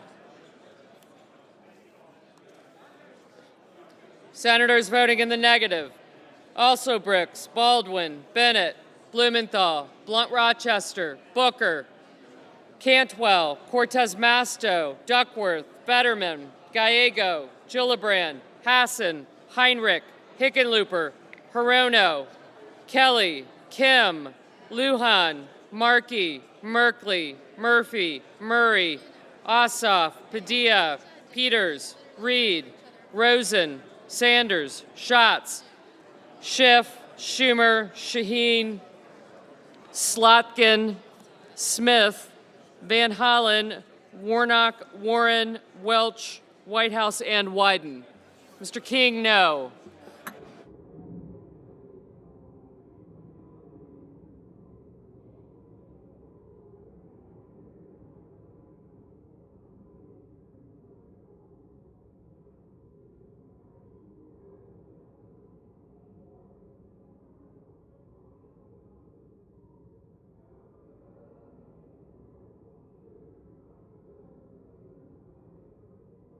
Mr. Coons, no.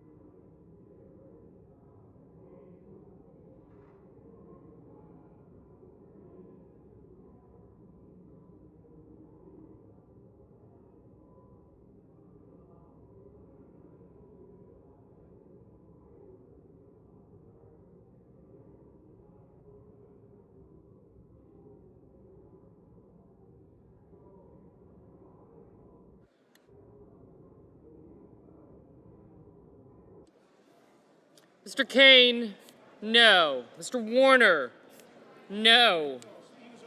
Ms. Klobuchar, no.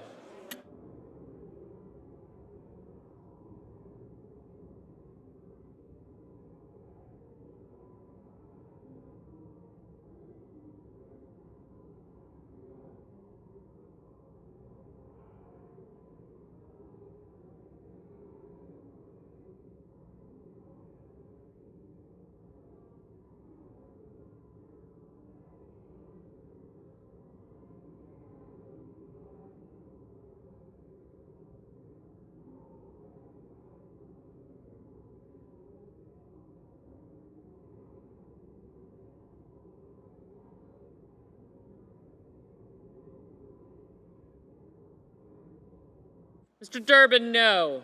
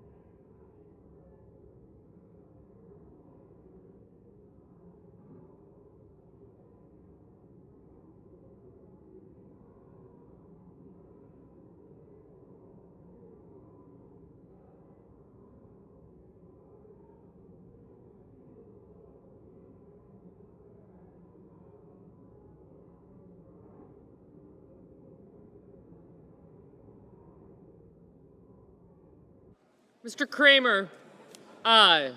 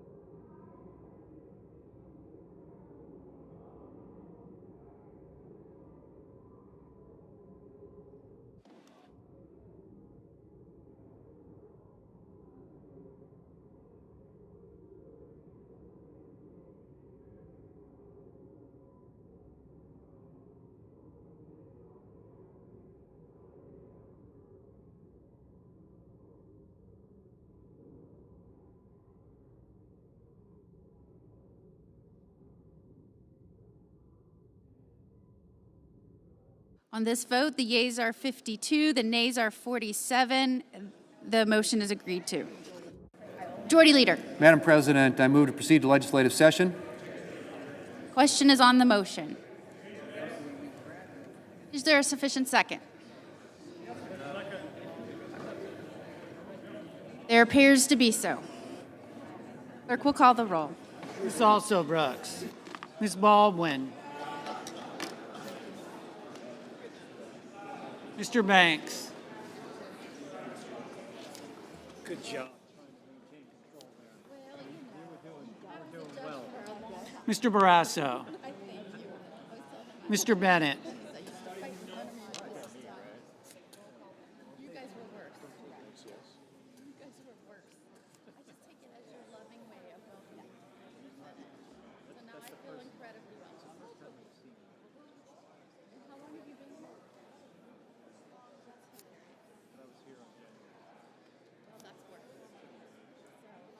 Mrs. Blackburn.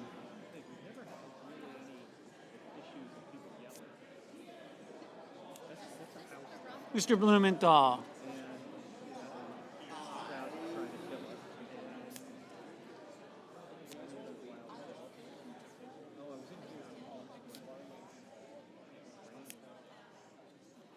Ms. Blunt Rochester. Mr. Booker.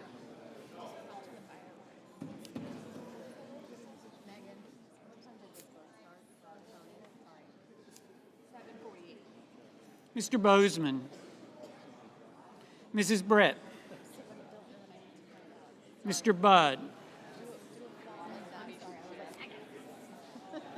Ms. Cantwell. No, don't. No.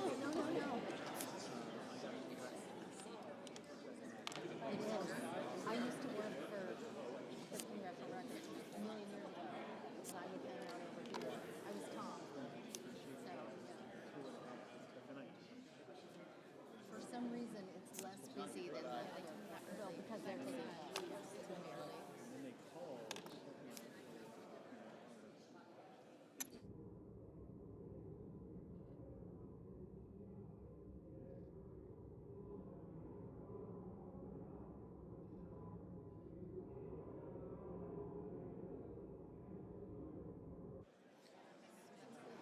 Mrs. Capito, Mr. Cassidy, Ms. Collins, Mr. Coons, Mr. Cornyn, Ms. Cortez Masto, Mr. Cotton, Mr. Kramer, Mr. Crapo, Mr. Cruz, Mr. Curtis, Mr. Daines, Ms. Duckworth, Mr. Durbin,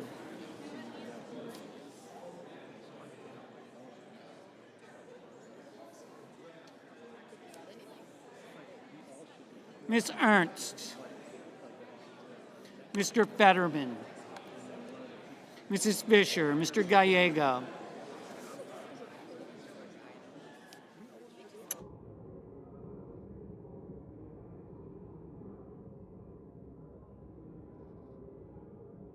Mrs. Gillibrand,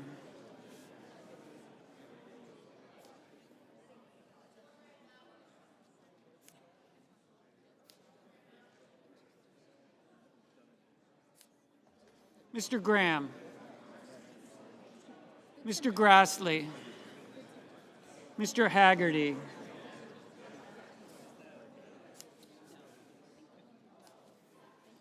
Ms. Hassan, Mr. Hawley,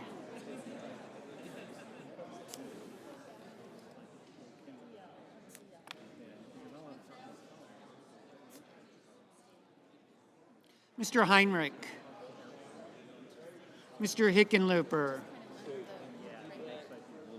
Ms. Hirono, Mr. Hoven,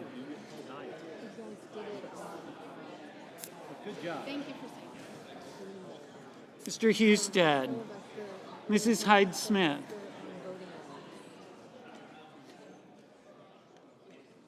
Mr. Johnson, Mr. Justice,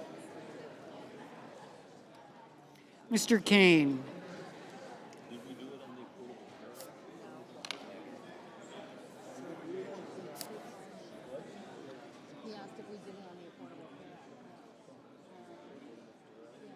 Mr. Kelly,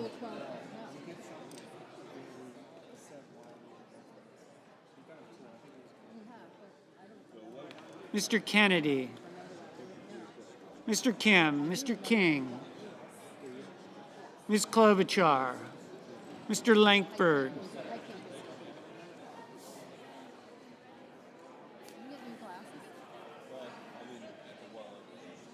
Mr. Lee, Mr. Lujan, Ms. Lummis, Mr. Markey, Mr. Marshall, Mr. McCormick,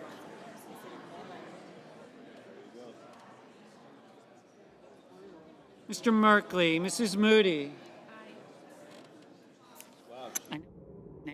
Mr. Moran. Mr. Moreno. Mr. Mullen. Ms. Murkowski. Mr. Murphy. Mrs. Murray. Mr. Ossoff.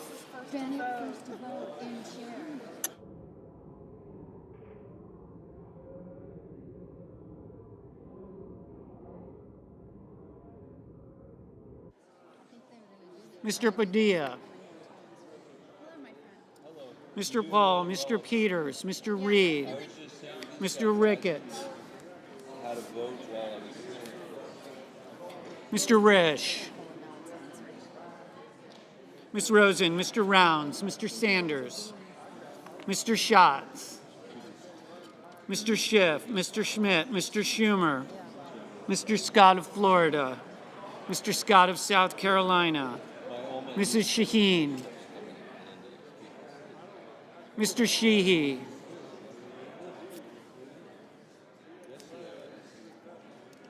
Ms. Slotkin, Ms. Smith, Mr. Sullivan, Mr. Thune, Mr. Tillis, Mr. Tuberville, Mr. Van Hollen, Mr. Warner, Mr. Warnock, Ms. Warren, Mr. Welch, Mr. Whitehouse, Mr. Wicker, Mr. Wyden, Mr. Young.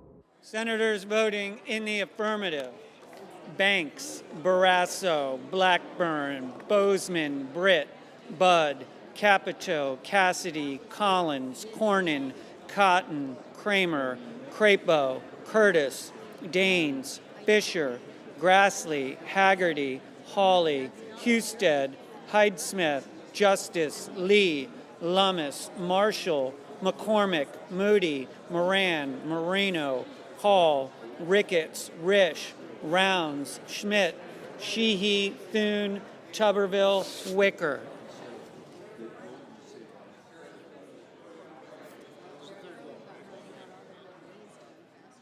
Mr. Johnson, aye. Mr. Scott of South Carolina, aye. Senators voting in the negative: Also Brooks, Baldwin, Bennett, Blumenthal, Blunt Rochester, Booker, Cantwell, Coons, Duckworth, Fetterman, Gallego, Gillibrand, Hassan, Heinrich, Kane, Kim, Klobuchar, Lujan, Markey, Merkley, Murray, Padilla, Peters, Rosen, Schiff, Schumer, Slotkin, Smith, Warnock, Warren, Whitehouse, Wyden. Mr. Sanders, no. Mr. Welch, no. Mr. King, no.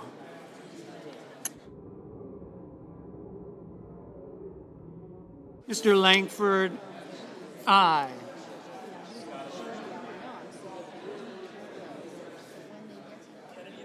Mr. Reed, no. Mr. Kennedy, aye. Mr. Hoeven, aye. Ms. Murkowski, aye. Mr. Mullen, aye.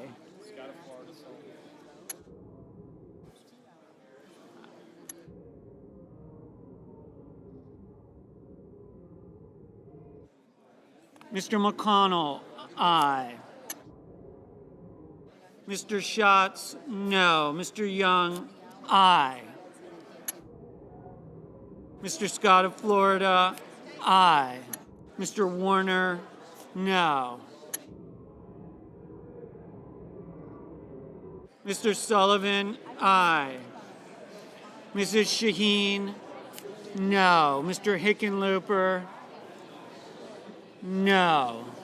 Mr. Van Hollen, no.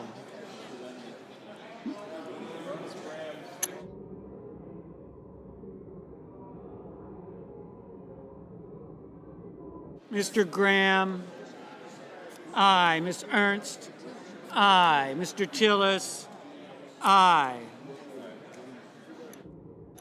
Mr. Durbin, no.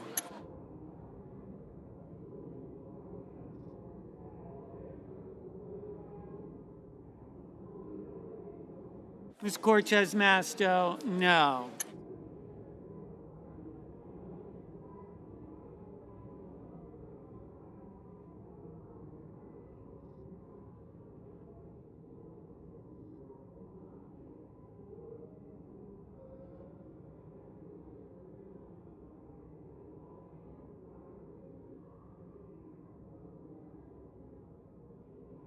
Mr. Murphy, no.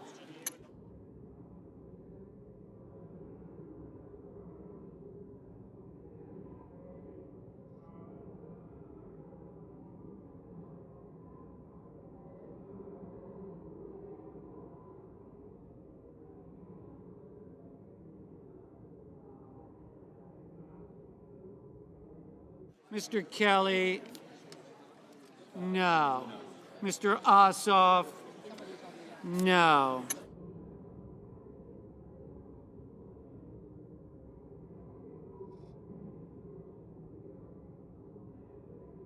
Ms. Hirono, no.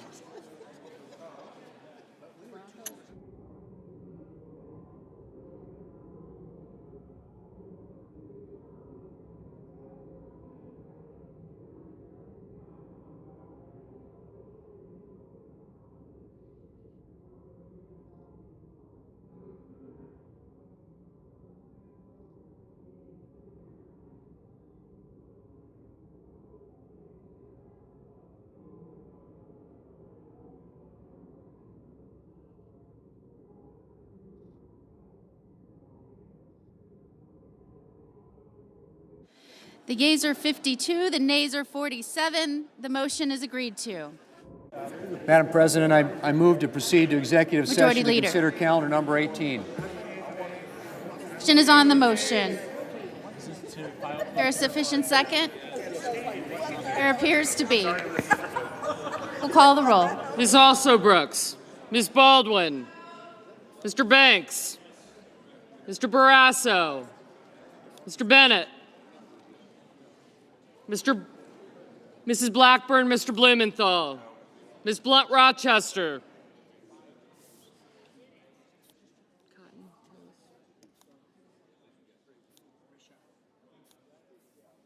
Mr. Booker,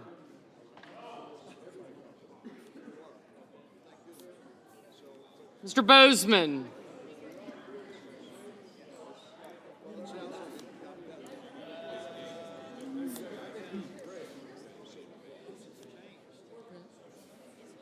Mrs. Britt,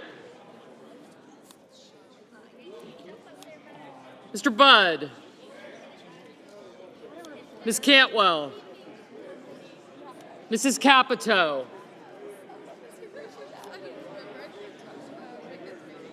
Mr. Cassidy, Ms. Collins,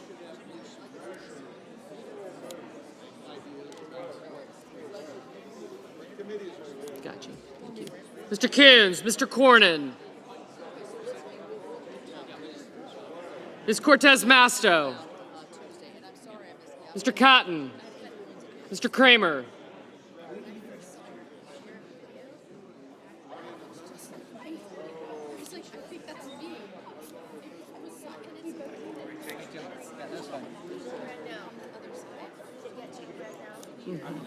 Thank you.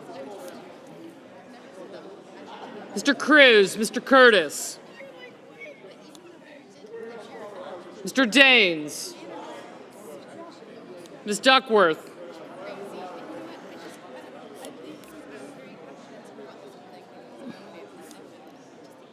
Mr. Durbin, Ms. Ernst, Mr. Fetterman,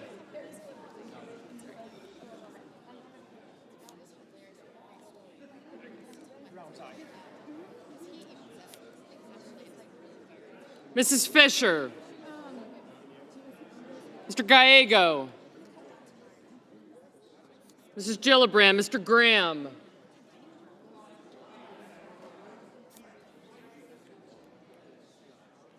see.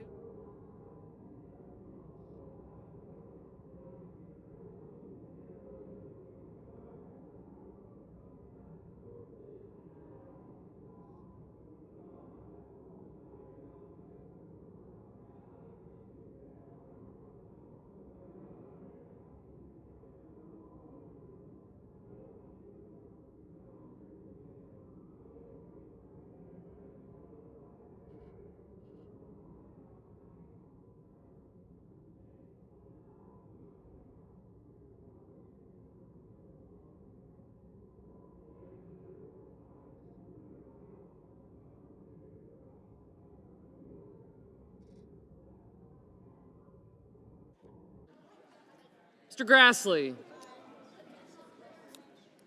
Mr. Haggerty, Ms. Hassan, Mr. Hawley,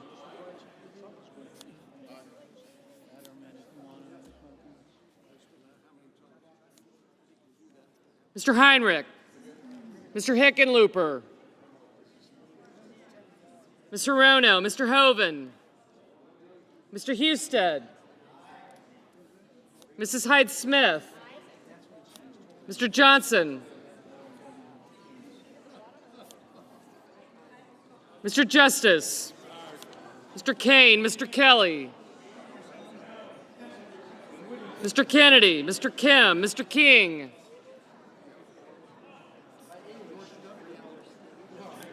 Ms. Klobuchar,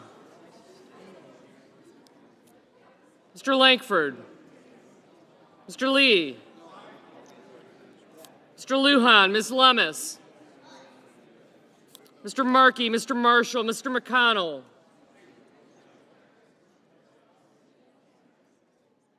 Mr. McCormick,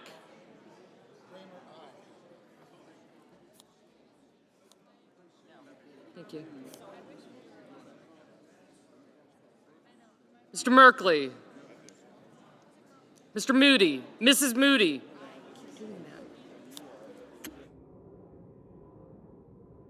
Mr. Moran, I did get you, thank you. Mr. Moreno, Mr. Mullen, Ms. Murkowski, Mr. Murphy, that's who it was, Mrs. Murray, Mr. Ossoff, Mr. Padilla, Mr. Paul, Mr. Peters,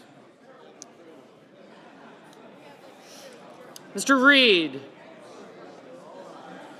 Mr. Ricketts, Mr. Risch, Ms. Rosen, Mr. Rounds, Mr. Sanders,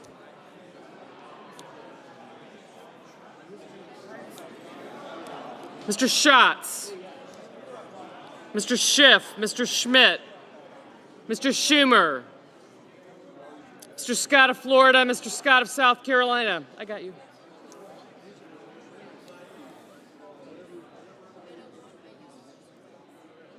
Mrs. Shaheen. Thank you. Mr. Grassley. Thank you. Mr. Sheehy. Ms. Slotkin, Ms. Smith. Mr. Sullivan.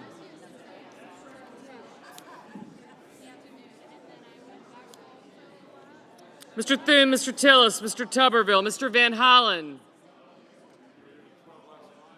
Mr. Warner, Mr. Warnock, Ms. Warren, Mr. Welch, Mr. Whitehouse, Mr. Wicker, Mr. Wyden, Mr. Young,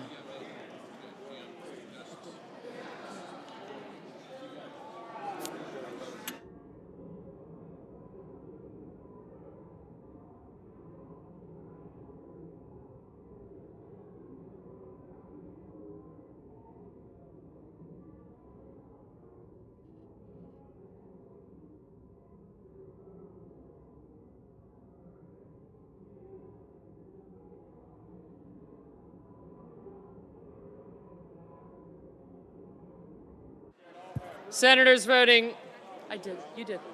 In the affirmative, Banks, Barrasso, Blackburn, Britt, Budd, Capito, Cassidy, Collins, Cornyn, Cotton, Kramer, Crapo, Curtis, Daines, Ernst, Fisher, Grassley, Haggerty, Hawley, Hoeven, Husted, Hyde-Smith, Justice, Kennedy, Lee, Lummis, Marshall, McConnell, McCormick, Moody, Moreno, Mullen, Murkowski, Paul, Ricketts, Risch, Rounds, Schmidt, Scott of Florida, Scott of South Carolina, Sheehy, Sullivan, Thune, Tillis, Tuberville, Wicker, and Young. Mr. Moran? Aye. Thank you.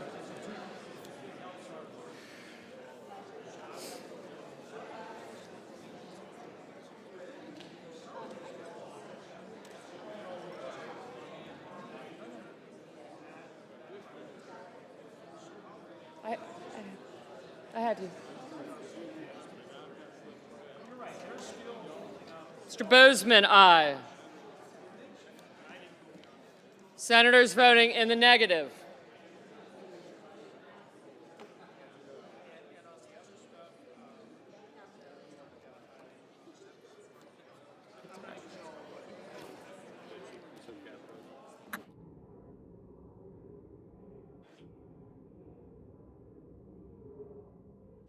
Mr. Graham, aye. You did, thank you. She already voted, right?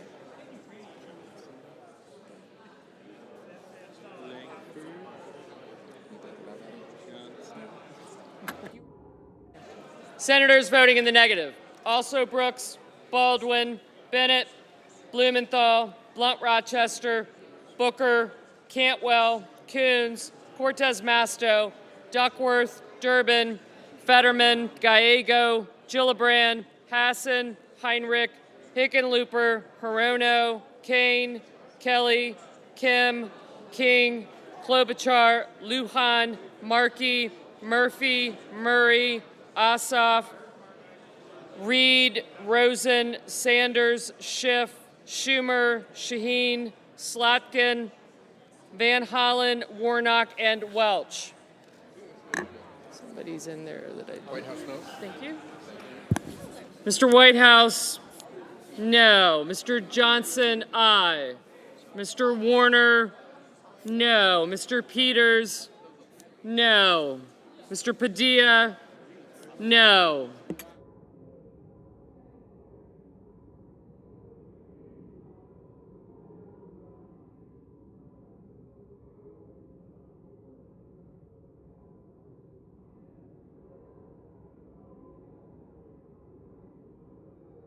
Mr. Schatz, no. Mr. Lankford, aye.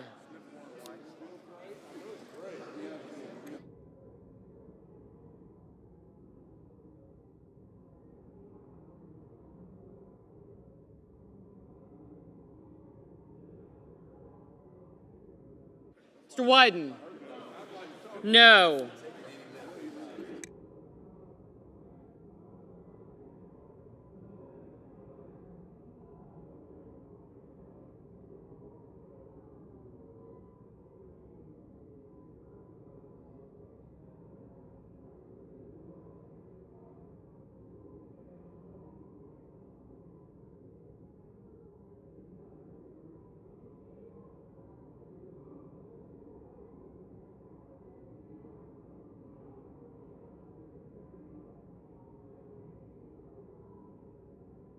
Ms. Warren, no.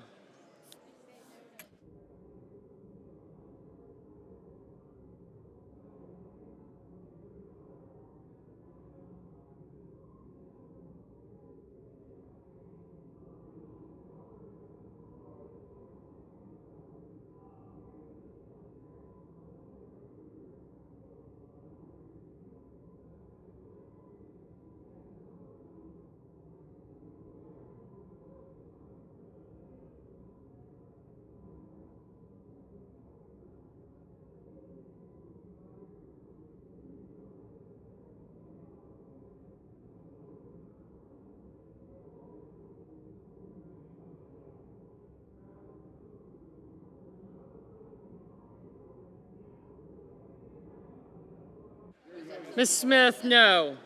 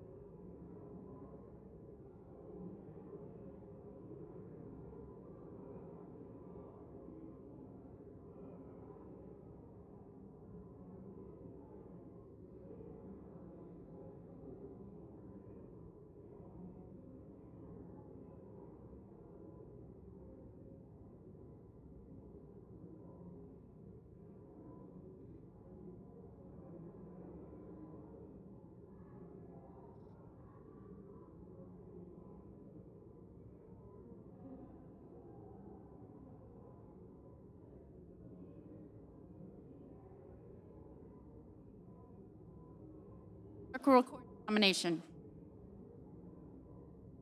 Nomination, Office of the Director of National Intelligence, Tulsi Gabbard of Hawaii to be Director.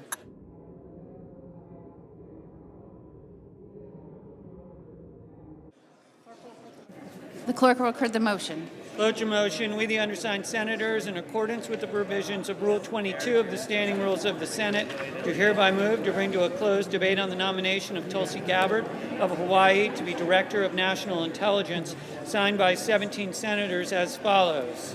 Madam President, I ask consent that the reading of the names be waived. Is there objection? I move to proceed. Without objection. I move to proceed to legislative session. Question is on the motion. Is there a sufficient second? There appears to be. The clerk will call the roll. Ms. Also Brooks. Ms. Baldwin. Yeah, right, Rick.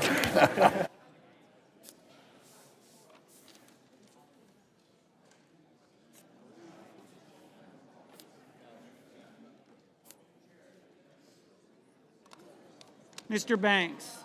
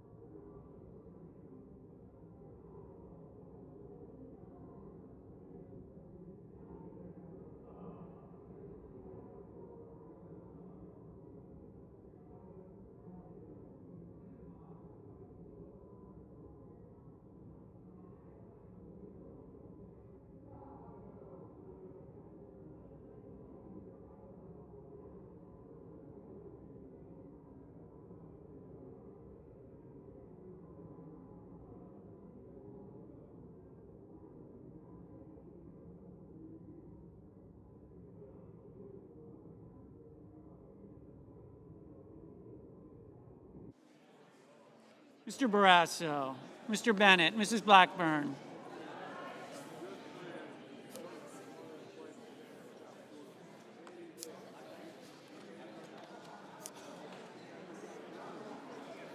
Mr. Blumenthal.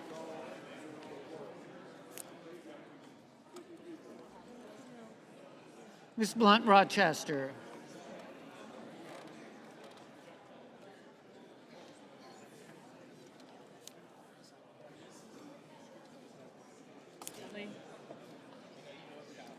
Mr. Booker. Mr. Bozeman.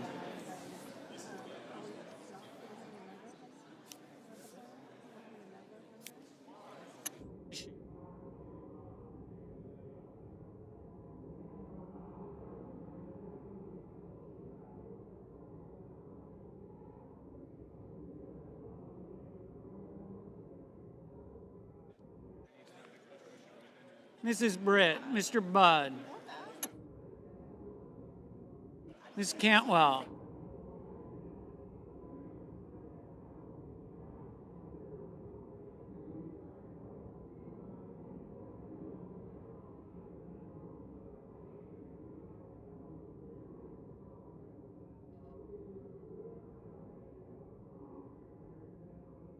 Ms. Cantwell,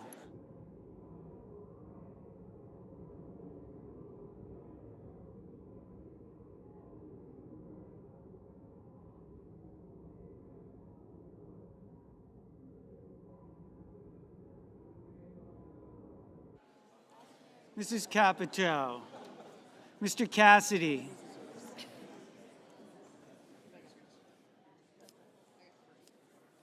Ms. Collins, Mr. Coons, Mr. Cornyn, Ms. Cortez Masto,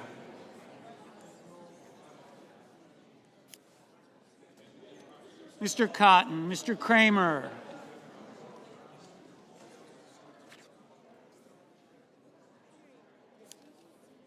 Mr. Crapo,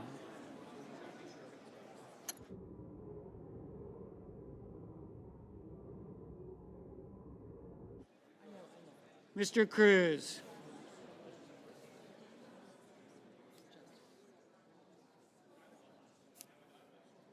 Mr. Curtis, Mr. Daines, Ms. Duckworth, Mr. Durbin, Ms. Ernst, Mr. Fetterman, Mrs. Fisher, Mr. Gallego, Mrs. Gillibrand, Mr. Graham, Mr. Grassley, Mr. Haggerty,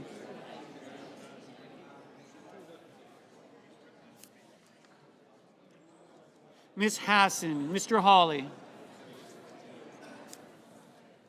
Mr. Heinrich, Mr. Hickenlooper, Ms. Hirono, Mr. Hoven,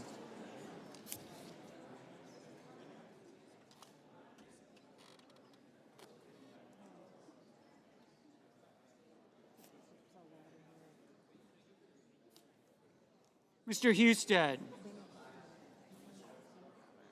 Mrs. Hyde-Smith,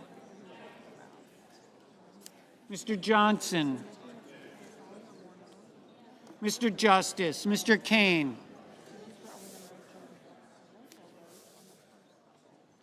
Mr. Kelly,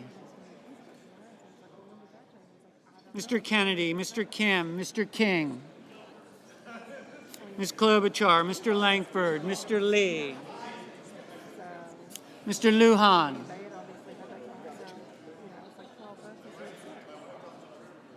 Ms. Lummis,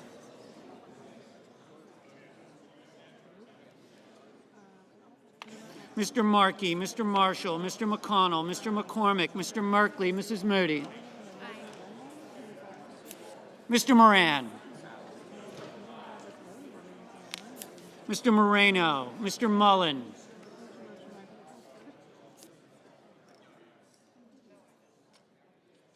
Ms. Markowski,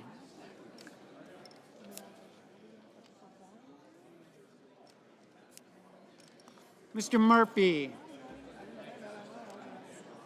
Mrs. Murray,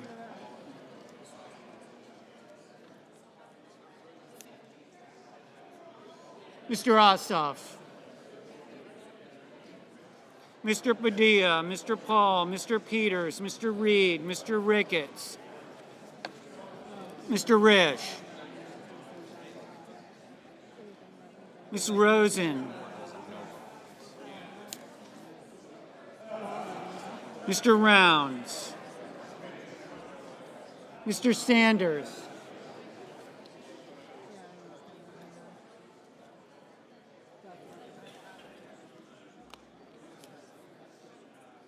Mr. Schatz.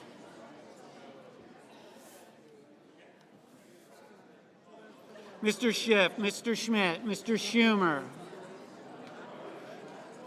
Mr. Scott of Florida, Mr. Scott of South Carolina, Mrs. Shaheen, Mr. Sheehy, Ms. Slotkin, Ms. Smith,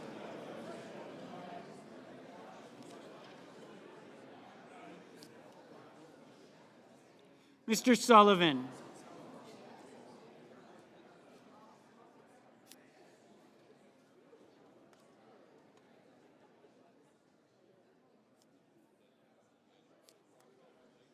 Mr. Thune, Mr. Tillis, Mr. Tuberville, Mr. Van Hollen,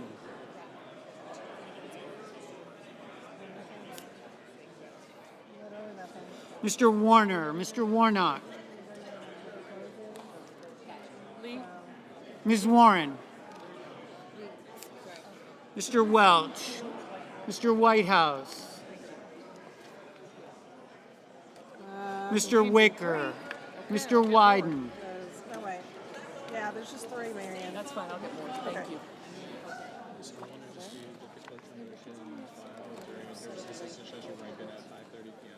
Mr. Young.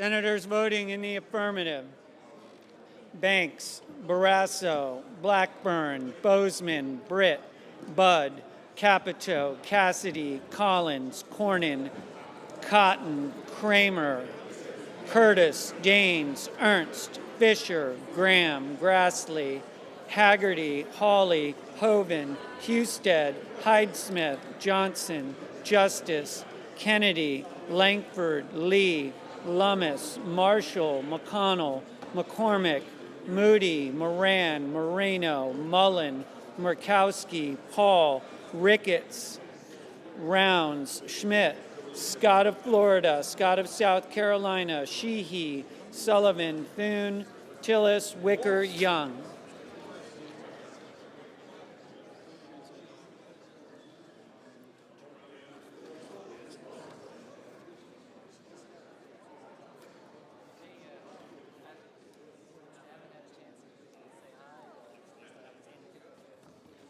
Senators voting in the negative: also Brooks, Baldwin, Bennett, Blumenthal, Booker, Cantwell, Coons, Duckworth, Durbin, Fetterman, Gallego, Gillibrand, Hassan, Heinrich, Hickenlooper, Hirono, Kane, Kim, King, Klobuchar, Lujan, Markey, Merkley, Murray, Ossoff, Padilla, Peters, Reed, Rosen, Sanders, Schiff, Schumer, Slotkin, Van Hollen, Warner, Warren, Welch.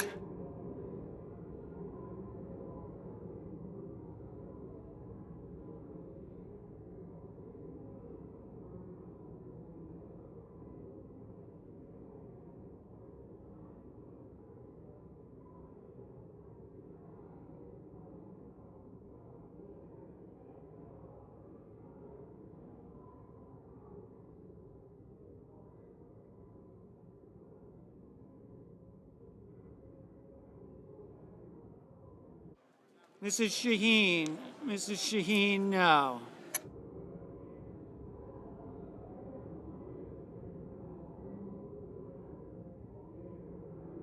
Mr. Risch, aye. Mr. Kelly, no.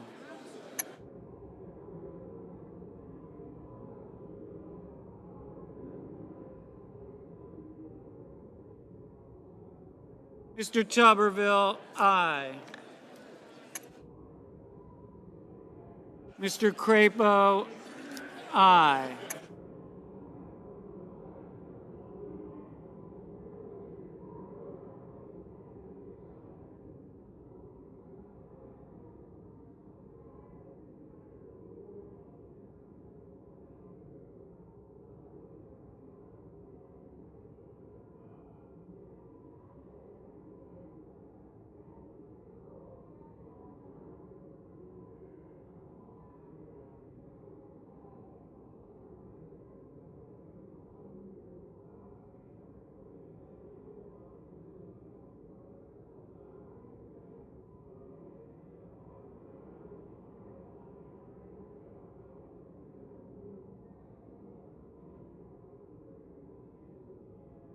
Ms. Blunt Rochester, no.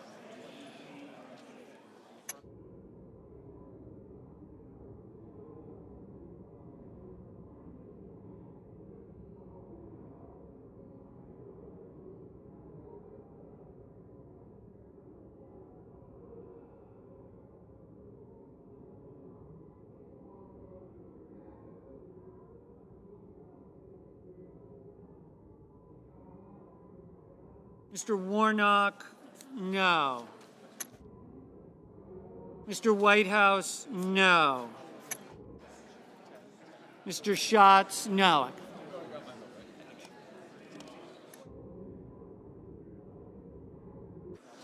Mr. Murphy, no.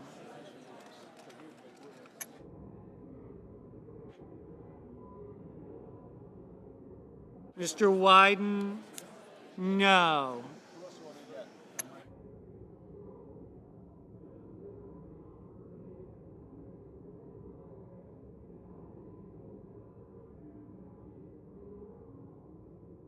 Ms. Smith, no.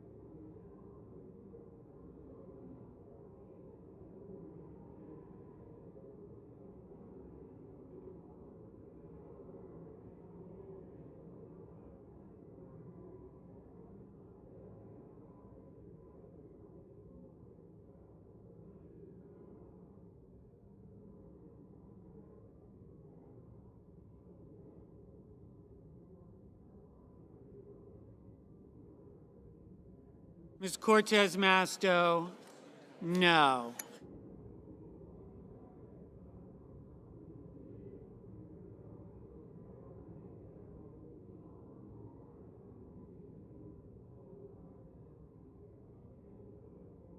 The yeas are 52, the nays are 47. The motion is agreed to. President, I move to proceed to executive session to consider calendar number 17. Questions on the motion? For the yeas and nays. Is there a sufficient second? No, there's not. Appears to be. Clerk will call the roll. Ms. Also Brooks. Ms. Baldwin. Mr. Banks. Mr. Barrasso. Hey, Chris. Oh, I'm sorry. I'm just paying attention. Don't you guys screw me up. You don't want that. Don't do that. Because then I'm going to say no. And then we'll do it the hard way.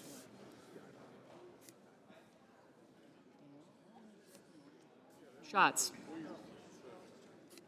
McCormick, thank you. Daines. Aye. Fisher. Rounds. Mr. Bennett. Thanks.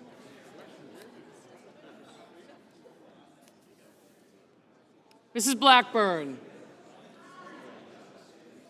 Mr. Blumenthal.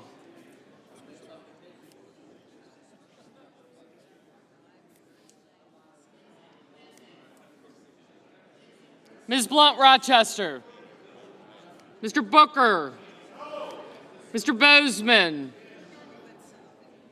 Mrs. Britt. I did, thank you. Mr. Budd, Ms. Cantwell,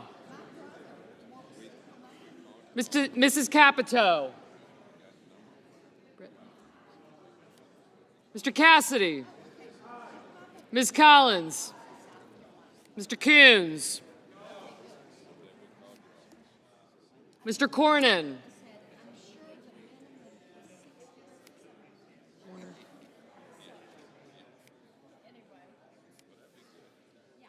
Ms. Cortez Masto, Mr. Cotton, Mr. Kramer, Mr. Crapo, Mr. Cruz, Mr. Curtis, Mr. Daines, Ms. Duckworth, Mr. Durbin, Ms. Ernst, Mr. Fetterman, Mrs. Fisher, Mr. Gallego, Mrs. Gillibrand, Mr. Graham, Mr. Grassley,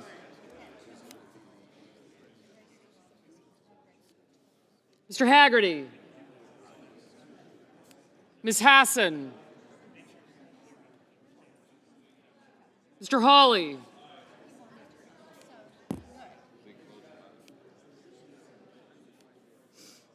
Mr. Heinrich, Mr. Hickenlooper, Ms. Hirono,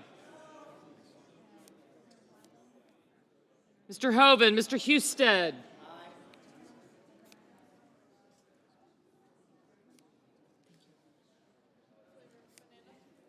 Mrs. Hyde-Smith, Mr. Johnson, Mr. Justice. Thank you.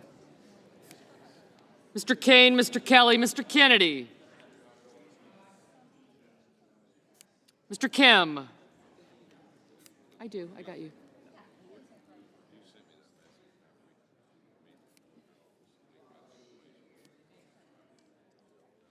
Yeah, I got you, thank you.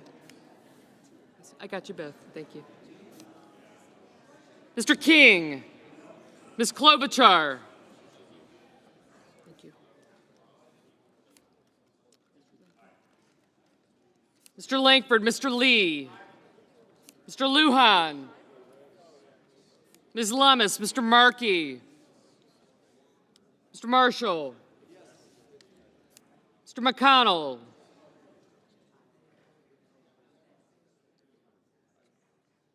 Mr. McCormick, Mr. Merkley,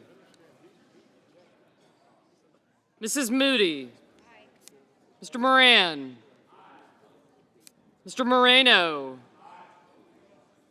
Mr. Mullen,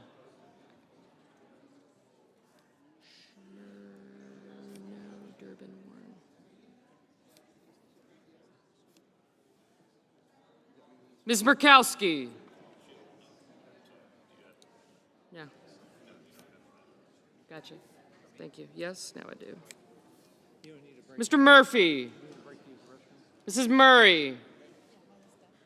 Mr. Ossoff, Mr. Padilla, Mr. Paul, Mr. Peters, Mr. Reed, Mr. Ricketts.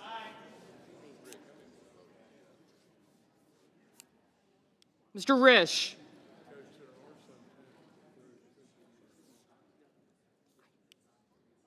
Ms. Rosen.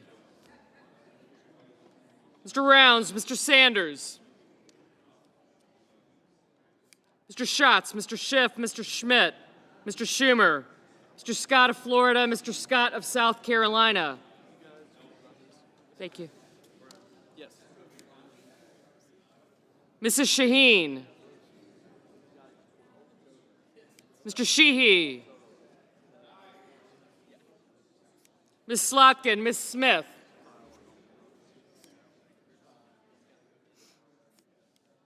Mr. Sullivan.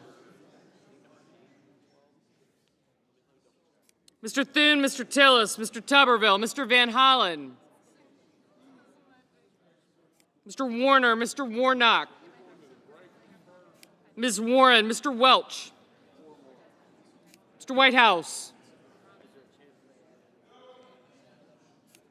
Mr. Wicker. Mr. Mr. Wyden, Mr. Young.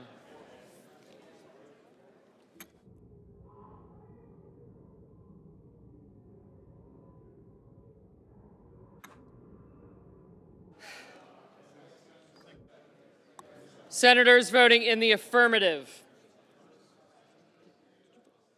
Banks, Barrasso, Blackburn, Bozeman, Britt, Budd, Capito, Cassidy, Collins, Cornyn, Cotton, Kramer, Crapo, Curtis, Daines, Ernst, Fisher, Graham, Grassley, Haggerty, Hawley, Hoven, Husted, Hyde-Smith, Johnson, Justice, Kennedy, Langford, Lee, Lummis, Marshall, McConnell, McCormick, Moody, Moran, Moreno, Mullen, Paul, Ricketts, Risch, Rounds, Schmidt, Scott of Florida, Sheehy, Sullivan, Thune, Tillis, Tuberville, Wicker, and Young.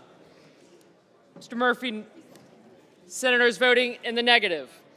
Also Brooks, Baldwin, Blumenthal, Blunt Rochester, Booker, Cantwell, Coons, Cortez Masto, Duckworth, Durbin, Fetterman, Gallego, Hassan, Heinrich, Hickenlooper, Hirono, Kane, Kelly, Kim, King, Lujan, Markey, Murphy, Murray, Ossoff, Padilla, Peters, Reed, Rosen, Sanders, Schatz, Schiff, Schumer, Shaheen, Slotkin, Smith, Van Hollen, Warner, Warnock, Warren, Welch, Whitehouse, and Wyden. Mr. Scott of South Carolina, aye. Ms. Klobuchar, no.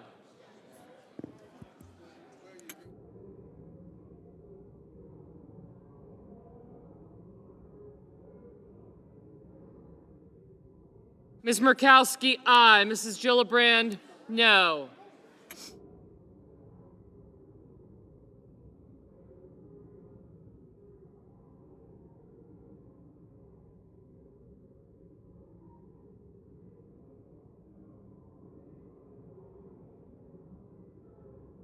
Mr. Merkley, no.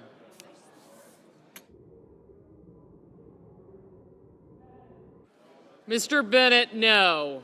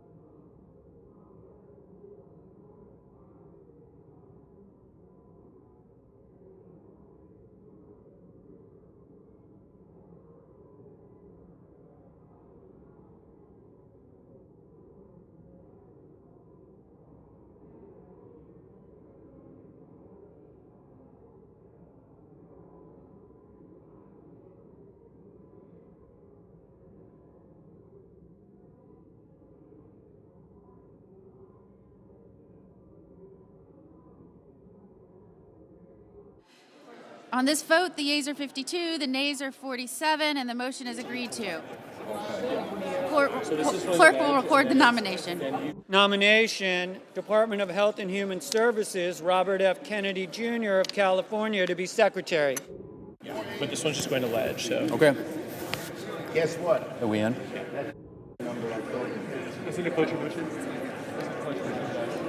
Majority Leader. Madam President, I send a cloture motion to the desk. The clerk will record. Cloture motion, we the undersigned senators, in accordance with the provisions of Rule 22 of the Standing Rules of the Senate, do hereby move to bring to a closed debate on the nomination of Robert F. Kennedy Jr. of California to be Secretary of Health and Human Services, signed by 17 senators, as follows. Madam President, I ask consent the reading of the names be waived, Is there objection? No objection. and I move to proceed to legislative session. Question is on the motion. Yeas and nays. Is there a sufficient second? There appears to be. Clerk will call the roll. Ms. Also Brooks. Ms. Baldwin.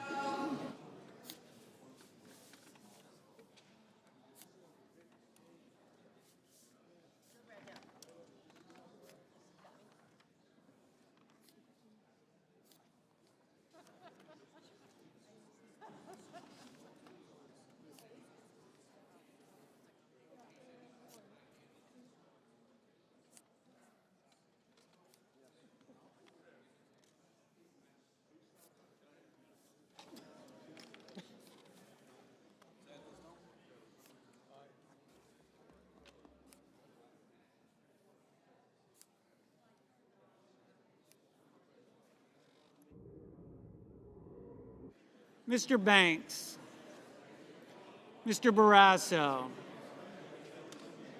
Mr. Bennett, Mrs. Blackburn, Mr. Blumenthal, Ms. Blunt Rochester, Mr. Booker,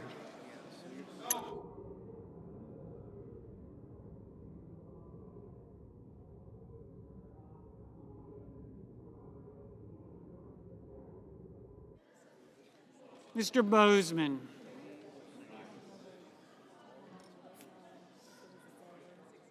Mrs. Brett, Mr. Budd,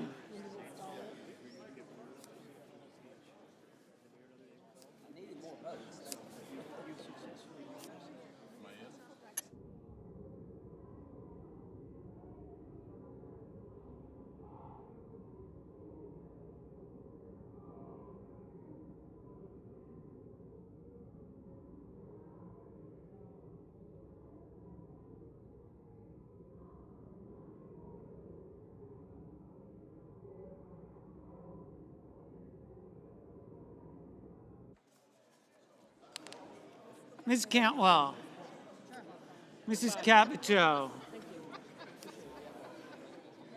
Mr. Cassidy, Ms. Collins, Mr. Coons,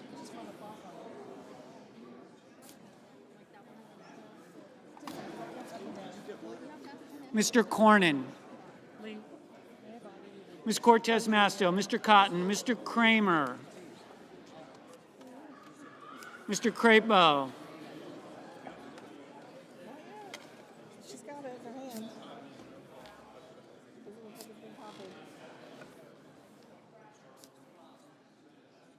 Mr. Cruz, Mr. Curtis,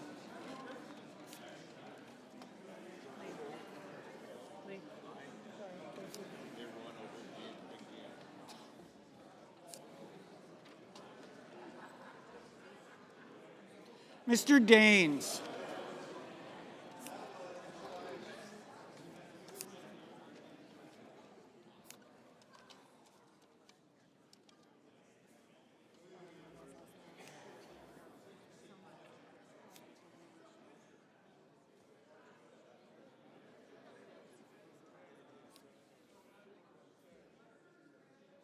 Ms. Duckworth,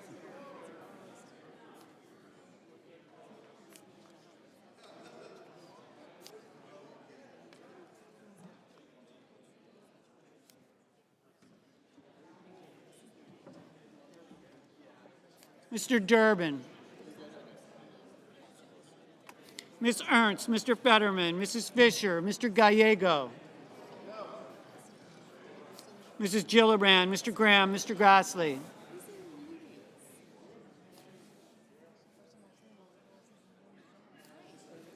Mr. Haggerty,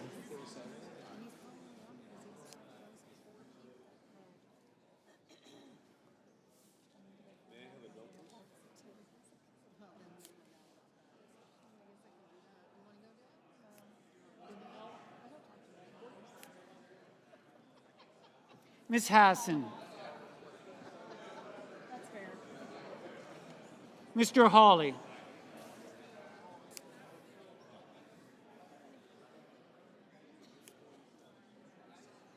Mr. Heinrich, Mr. Hickenlooper, Mr. Rono, Mr. Hoven, Mr. Husted,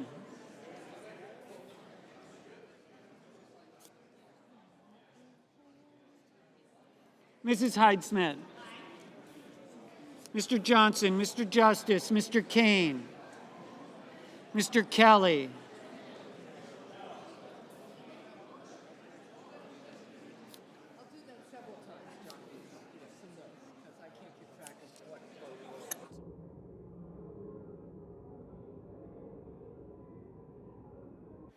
Mr. Kennedy, Mr. Kim, Mr. King, Ms. Klobuchar, Mr. Langford, Mr. Lee, Mr. Lujan, Ms. Lummis, Mr. Markey, Mr. Marshall,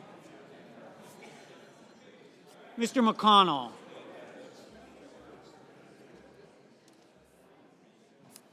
Mr. McCormick, Mr. Merkley, Mrs. Moody, Mr. Moran, Mr. Moreno, Mr. Mullen, Ms. Murkowski, Mr. Murphy, Mrs. Murray, Mr. Ossoff, Mr. Padilla, Mr. Paul, Mr. Peters, Mr. Reed, Mr. Ricketts, Mr. Risch, Ms. Rosen, Mr. Rounds, Mr. Sanders, Mr. Schatz, Mr. Schiff, Mr. Schmidt, Mr. Schumer, Mr. Scott of Florida, Mr. Scott of South Carolina, Mrs. Shaheen, Mr. Sheehy,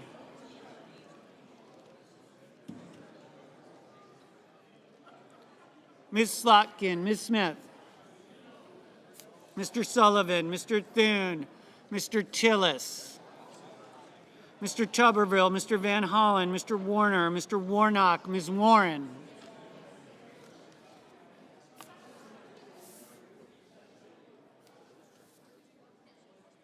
Mr. Welch, Mr. Whitehouse, Mr. Wicker,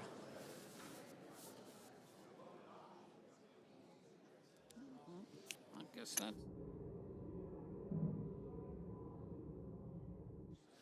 Mr. Wyden, Mr. Young,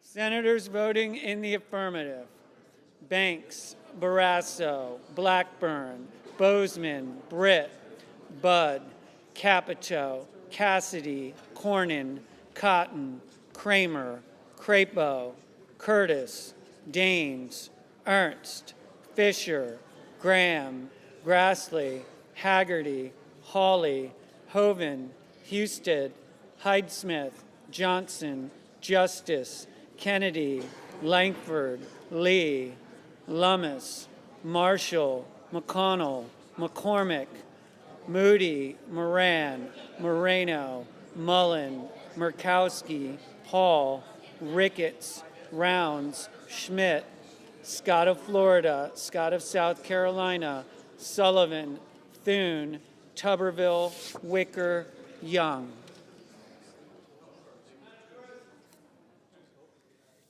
Mr. Tillis, aye. Ms. Collins, aye. Mr. Sheehy, aye.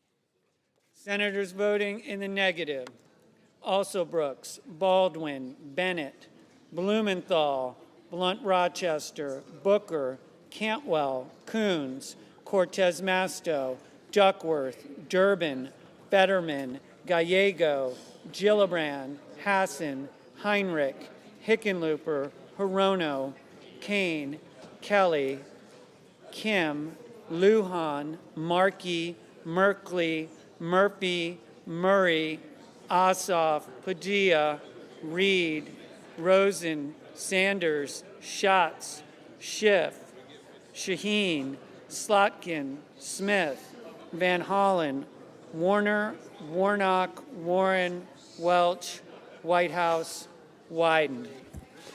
Mr. Risch, aye. Mr. Peters, no. Mr. King, no.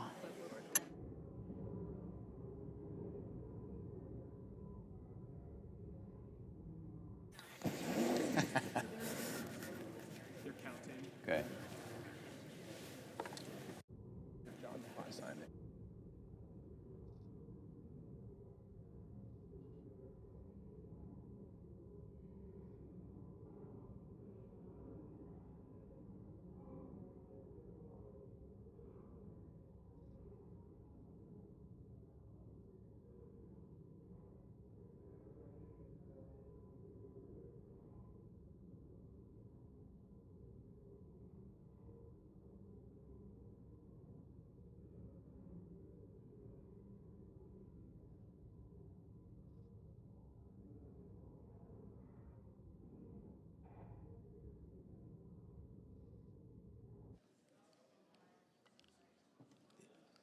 The yeas are 52, the nays are 45. The motion is agreed to.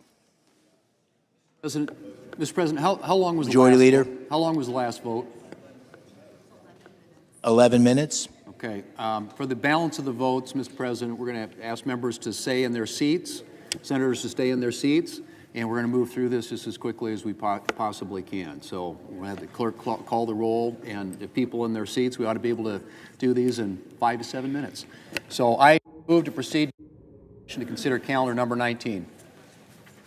The question is on the motion. Yeas and nays. Is there a sufficient second? There appears to be. The clerk will call the roll. Ms. Also Brooks, Ms. Baldwin, Mr. Banks, Mr. Barrasso, Mr. Bennett, Mrs. Blackburn, Mr. Blumenthal, Ms. Blunt Rochester,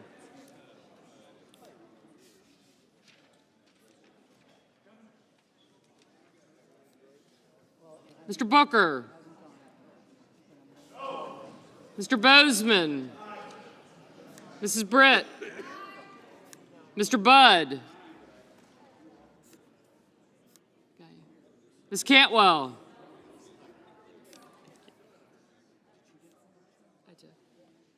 Mrs. Capito, Mr. Cassidy, Ms. Collins, Mr. Coons,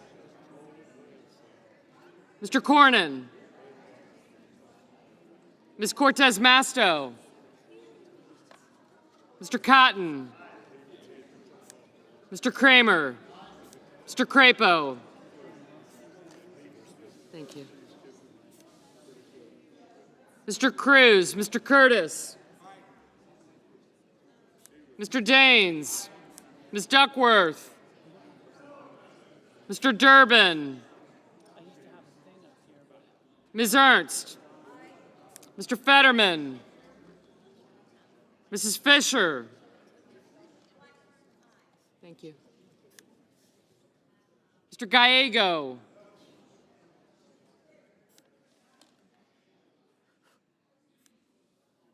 Mrs. Gillibrand, Mr. Graham, Mr. Grassley, Mr. Haggerty, Ms. Hassan, Mr. Hawley, Mr. Heinrich, Mr. Hickenlooper, Ms. Hirono,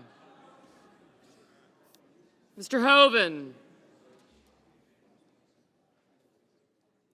Mr. Husted, Mrs. Hyde-Smith, Mr. Johnson, Mr. Justice, Mr. Kane, Mr. Kelly, Mr. Kennedy, Mr. Kim, Mr. King, Ms. Klobuchar, Mr. Lankford, Mr. Lee, Mr. Lujan,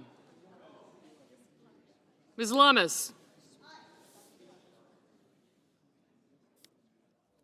Mr. Markey, Mr. Marshall, Mr. McConnell, Mr. McCormick. Oh, you're back there. Thank you. Mr. Merkley, Mrs. Moody, Mr. Moran, Mr. Moreno, Mr. Mullen, Ms. Murkowski,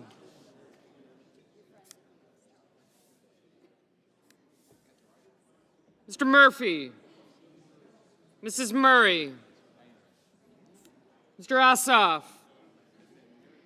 Mr. Padilla, Mr. Paul, Mr. Peters, Mr. Reed, Mr. Ricketts,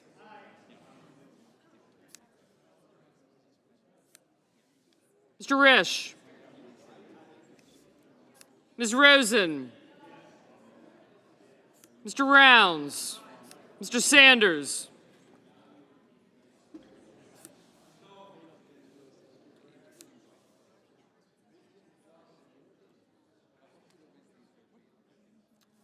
Mr. Schatz, Mr. Schiff, Mr. Schmidt, Mr. Schumer, Mr. Scott of Florida, Mr. Scott of South Carolina, Mrs. Shaheen.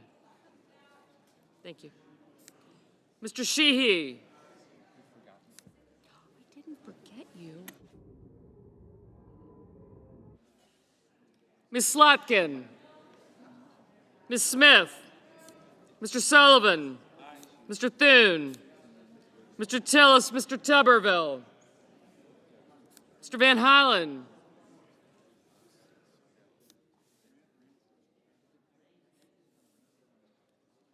Mr. Warner, Mr. Warnock. Ms. Warren. Mr. Welch. Mr. Whitehouse, Mr. Wicker. Mr. Wyden. Mr. Young.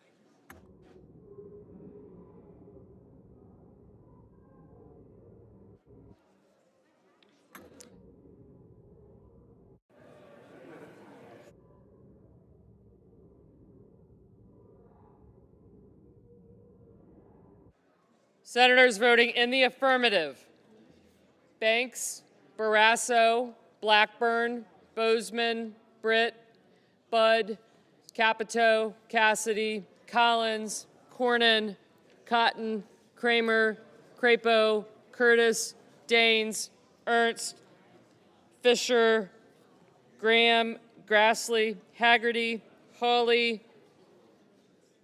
Husted, Hyde-Smith, Johnson, Justice, Kennedy, Langford, Lee, Lummis, Marshall, McConnell, McCormick, Moody, Moran, Moreno, Mullen, Murkowski, Paul, Ricketts, Risch, Rounds, Schmidt, Scott of Florida, Scott of South Carolina, Sheehy, Sullivan, Thune, Tillis, Tuberville, Wicker, and Young. Mr. Hoven, aye. Mr. Durbin. Mr. Bennett. Mr. Murphy. Mr. Van Hollen. You got him.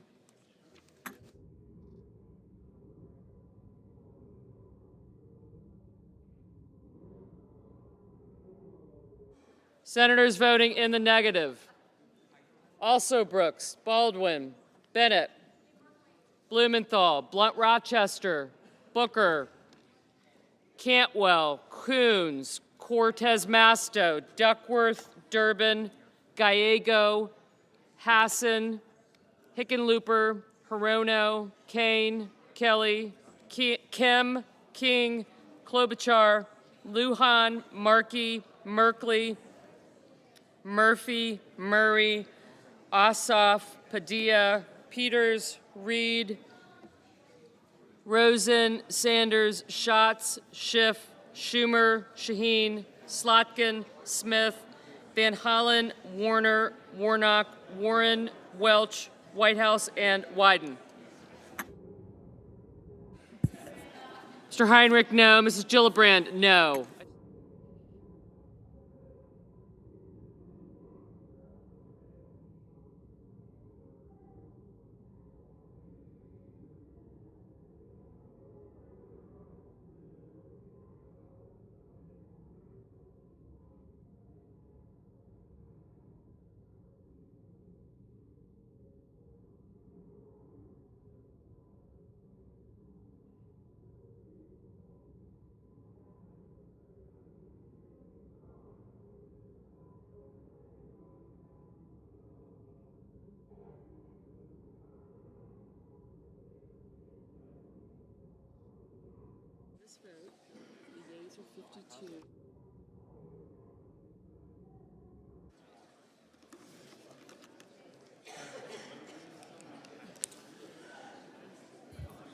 The yeas are 52, the nays are 46. The motion is agreed to. Report the nomination. Nomination, Department of Commerce, Howard Lutnick of New York to be Secretary. Mr. President, I send a cloture motion to the desk. The clerk will report the cloture motion. Cloture motion. We, the undersigned senators, in accordance with the provisions of Rule 22 of the Standing Rules of the Senate, do hereby move to bring to a closed debate on the nomination of Howard Lutnick of New York to be Secretary of Commerce, signed by 17 senators as follows. Mr. President, I ask consent to reading the names to be waived. Without objection. And Mr. President, I'm going to move here to go to legislative session in just a minute, but I'm going to point out that these next noms that are coming up are bipartisan noms. We're coming up on the Department of Agriculture Secretary, whose nomination was reported out of the Senate Agriculture Committee unanimously. Not a single dissenting vote. So it seems like we might be able to expedite this a little bit. I don't know how long that last vote took, but we're going to keep grinding away here, and hopefully we can do better on this next one. So I would ask that we move that we proceed to legislative session. Yeas and nays. Questions on the motion? Is there a sufficient second? There appears to be. Clerk will call the roll. Ms. Also Brooks. Ms. Baldwin. Mr. Banks. Mr. Barrasso. Mr. Bennett. Mrs. Blackburn. Mr. Blumenthal. Ms. Blunt Rochester.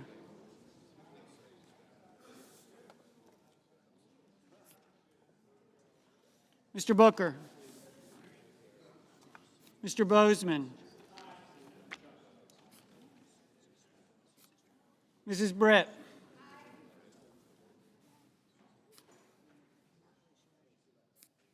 Mr. Budd. Ms. Cantwell. Mrs. Capito. Mr. Cassidy. Ms. Collins.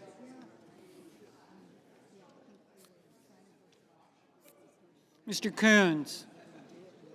Mr. Cornyn. Ms. Cortez Masto. Mr. Cotton. Mr. Kramer. Mr. Crapo. Mr. Cruz.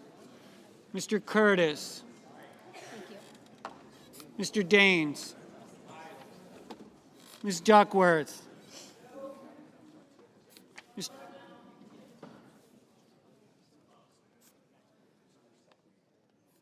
Mr. Durbin. Ms. Ernst. Mr. Fetterman. Mrs. Fisher. Mr. Gallego. Mrs. Gillibrand. Mr. Graham. Mr. Grassley. Mr. Haggerty.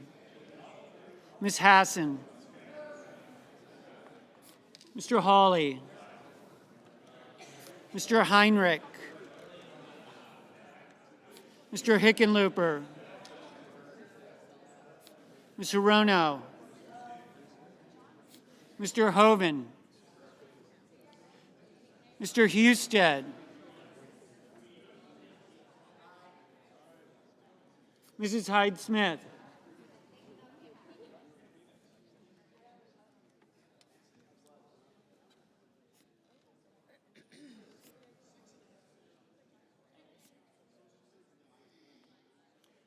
Mr. Johnson, Mr. Justice, Mr. Kane, Been up for a while. Mr. Kelly, No, I'm good. Shockingly, Mr. Kennedy, but I don't like the idea of dropping. Mr. Kim, Mr. King, Ms. Klobuchar, Mr. Langford, Mr. Lee, Mr. Lujan, Ms. Lummis, Mr. Markey, Mr. Marshall, Mr. McConnell,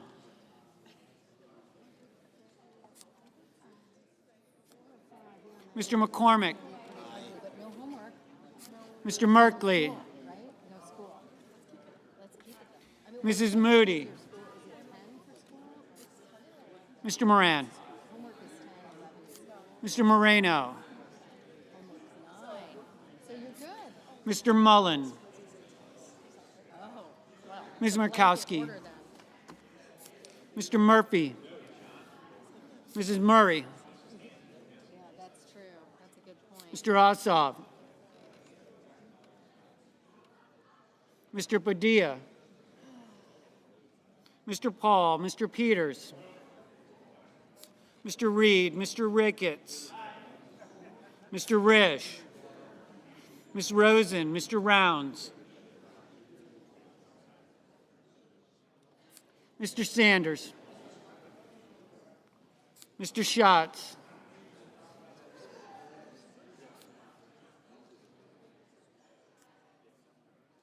Mr. Schiff, Mr. Schmidt, Mr. Schumer, Mr. Scott of Florida, Mr. Scott of South Carolina, Mrs. Shaheen, Mr. Sheehy,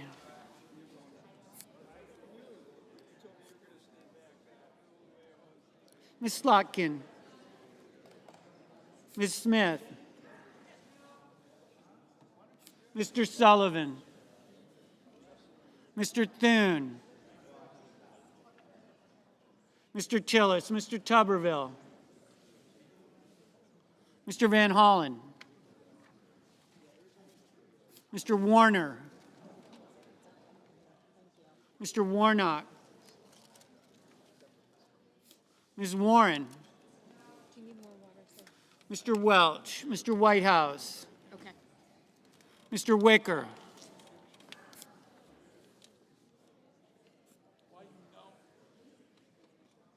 Mr. Wyden,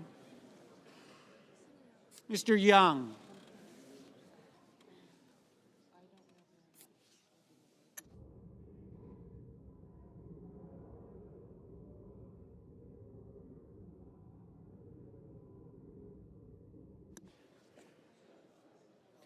Senators voting in the affirmative: Banks, Barrasso, Blackburn, Bozeman, Britt, Budd, Capito, Cassidy, Collins, Cornyn, Cotton, Kramer, Curtis, Daines, Ernst, Fisher, Graham, Grassley, Haggerty, Hawley, Hoeven, Husted, Hyde-Smith, Johnson, Justice, Kennedy, Langford, Lee, Lummis, Marshall, McConnell, McCormick, Moody, Moran, Moreno, Mullen, Murkowski, Hall, Ricketts, Rounds, Schmidt, Scott of Florida, Sheehy, Thune, Tillis, Wicker, Young.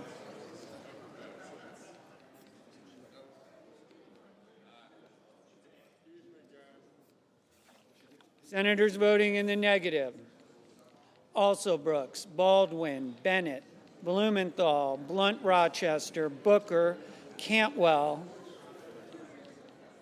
Duckworth, Durbin, Gallego, Gillibrand, Hassan, Heinrich, Hickenlooper, Hirono, Kane, Kim, Lujan, Markey, Merkley, Murphy, Murray, Ossoff, Peters, Reed, Rosen, Sanders, Schiff, Schumer, Shaheen, Slotkin, Smith, Van Hollen, Warner, Warnock, Warren, Welch, Whitehouse, Wyden.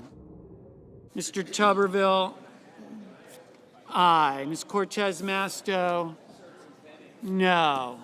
Mr. Scott of South Carolina, aye. Mr. King, no. Mr. Risch, aye. Mr. Coons, no. Mr. Sullivan, aye. Mr. Padilla, no. Ms. Klobuchar, no.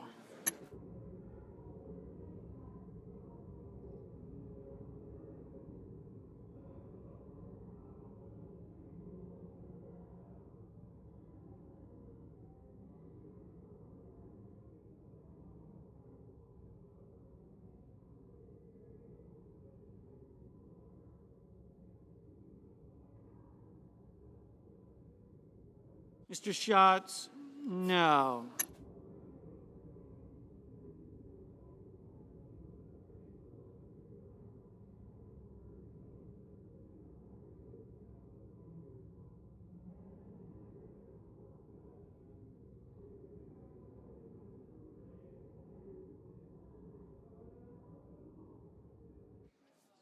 Mr. Kelly,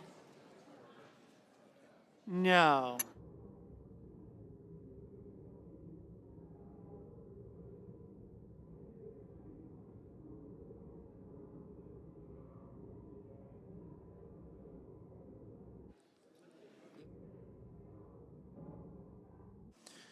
Yeas are 51, nays are 46. The motion is agreed to. Mr. President, I move to proceed to executive session and consider calendar number 16. Questions on the motion? Is there a sufficient second? There appears to be. Clerk, call the roll. Ms. Also Brooks, Ms. Baldwin, Mr. Banks, Mr. Barrasso,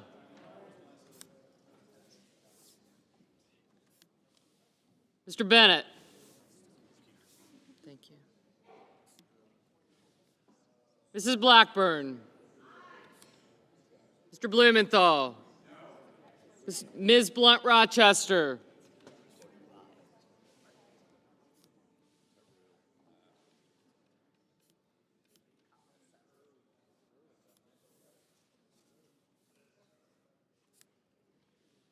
Mr. Booker, Mr. Bozeman, Mrs. Britt. Mr. Budd. Ms. Cantwell.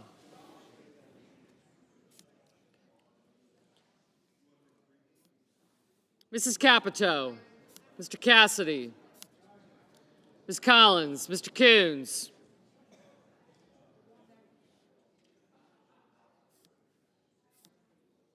Mr. Cornyn. Ms. Cortez Masto. Mr. Cotton. Mr. Kramer. Mr. Crapo. Mr. Cruz. Mr. Curtis. Mr. Daines. Ms. Duckworth. Mr. Durbin. Ms. Ernst. Mr. Fetterman. Mrs. Fisher. Mr. Gallego. Mrs. Gillibrand. Mr. Graham, Mr. Grassley. Mr. Haggerty. Ms. Hassan. Mr. Hawley. Mr. Heinrich. Mr. Hickenlooper. Ms. Hirono. Mr. Hoven. Mr. Husted. Mrs. Hyde-Smith. Mr. Johnson. Mr. Justice. Mr. Kane. Mr. Kelly. Thank you. Mr. Kennedy. Mr. Kim. Mr. King. Ms. Klobuchar.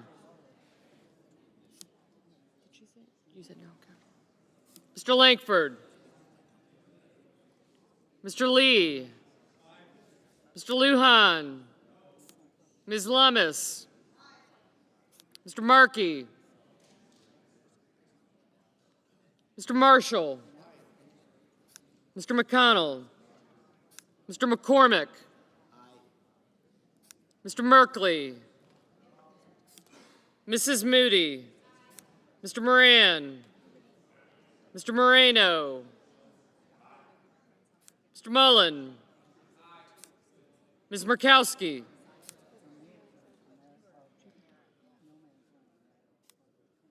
Mr. Murphy. Mrs. Murray. Mr. Ossoff. Mr. Padilla. Mr. Paul. Mr. Peters. Mr. Reed. Mr. Ricketts. Mr. Risch. Ms. Rosen.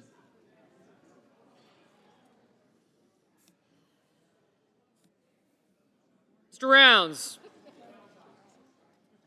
Mr. Sanders. Mr. Schatz. Mr. Schiff. Mr. Schmidt.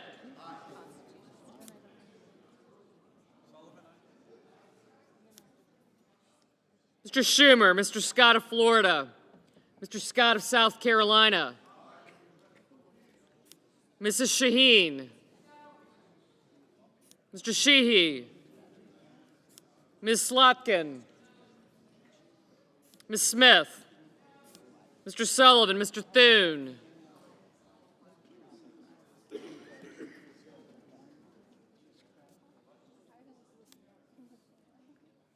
Mr. Tillis. Mr. Tuberville. Mr. Van Hollen. Mr. Warner. Mr. Warnock. Ms. Warren. Mr. Welch. Mr. Whitehouse. Mr. Wicker. Mr. Wyden. Mr. Young.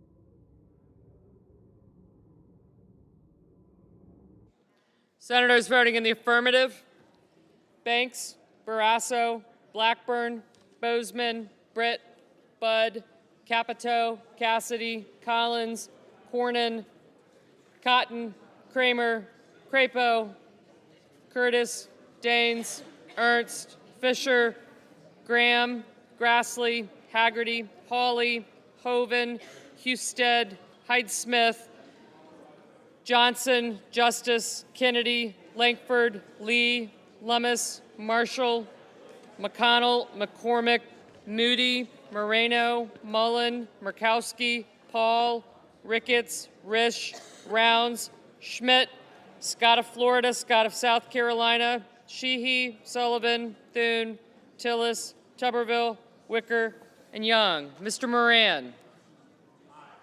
Aye. Senators voting in the negative.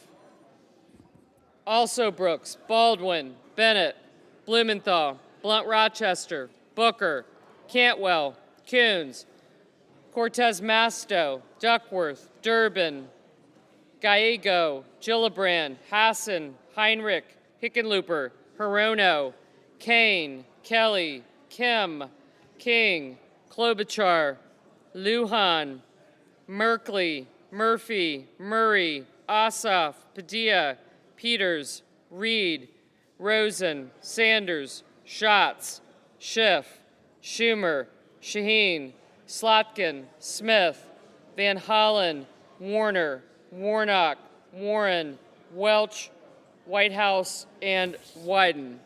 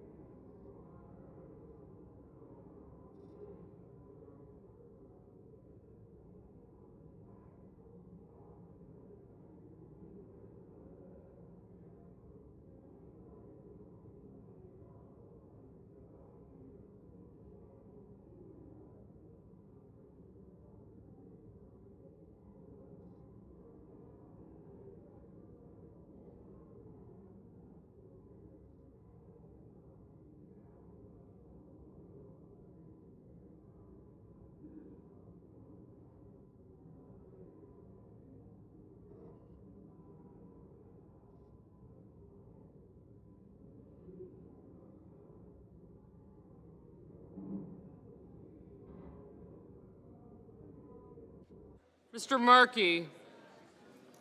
No.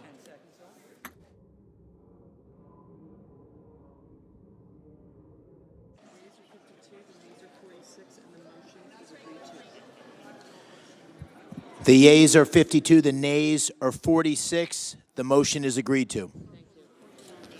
The clerk will report the nomination. Nomination, Department of Agriculture, Brooke Rollins of Texas to be secretary. Mr. President, again, order. I'm going to send a cloture motion to the desk on a nominee that came out of the Ag Committee 23-0. I send a cloture motion to the desk. The clerk will report the cloture motion. Cloture motion, we, the undersigned senators, in accordance with the provisions of Rule 22 of the Standing Rules of the Senate, do hereby move to bring to a closed debate on the nomination of Brooke Rollins of Texas to be Secretary of Agriculture, signed by 17 senators as follows. May the names be waived. Without objection. And I move that we proceed to legislative session. The question is on the motion. Is there a sufficient second? There appears to be. Clerk will call the roll. Ms. Also Brooks. Ms. Baldwin. Mr. Banks. Mr. Barrasso.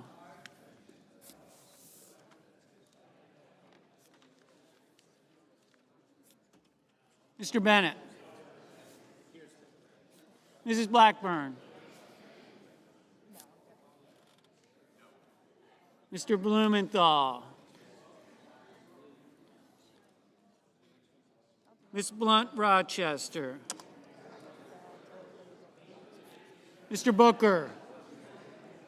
Oh, thank you. Mr. Bozeman. Mrs. Britt.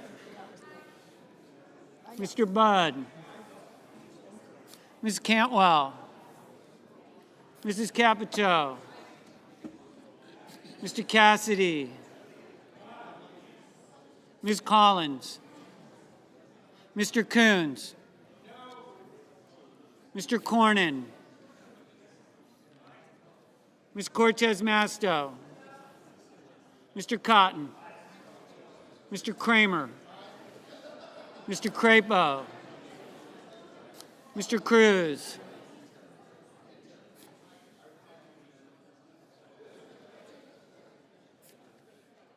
Mr. Curtis. Mr. Daines.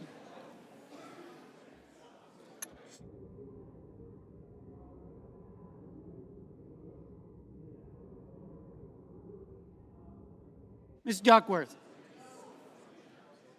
Mr. Durbin. Ms. Ernst. Mr. Fetterman. Mrs. Fisher. Mr. Gallego.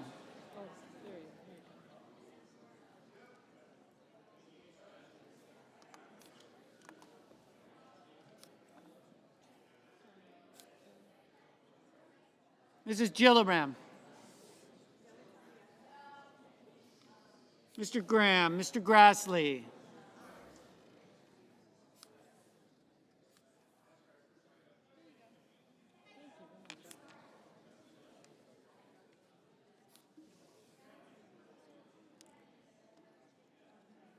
Mr. Haggerty. Ms. Hassan. Mr. Hawley. Mr. Heinrich. Mr. Hickenlooper.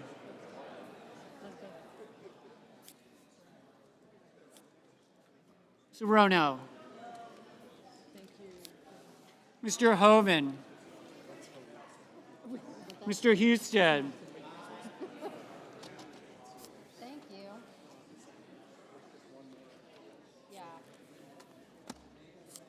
Mrs. Hyde-Smith. Mr. Johnson.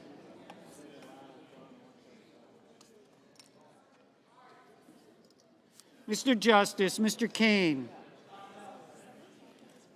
Mr. Kelly, Mr. Kennedy. Mr. Kim. Mr. King.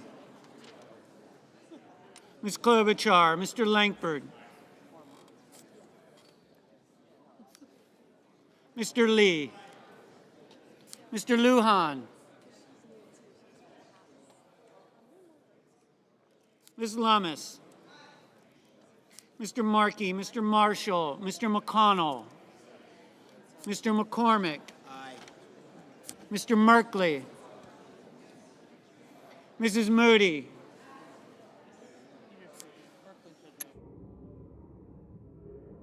Mr. Moran, Mr. Moreno, Mr. Mullen, Ms. Murkowski, Mr. Murphy, Mrs. Murray,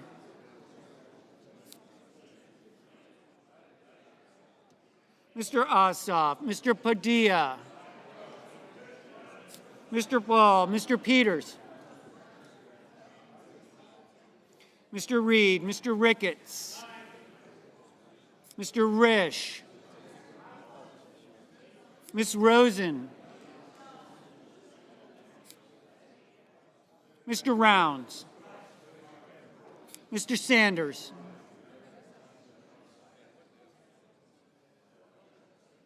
Mr. Schatz, Mr. Schiff, Mr. Schmidt, Mr. Schumer, Mr. Scott of Florida, Mr. Scott of South Carolina, Mrs. Shaheen, Mr. Sheehy, Ms. Slotkin, Ms. Smith, Mr. Sullivan,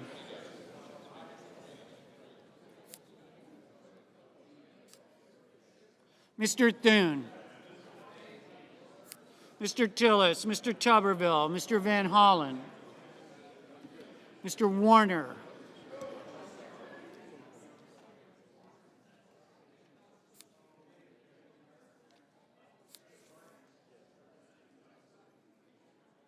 Mr. Warner, Mr. Warnock, Ms. Warren,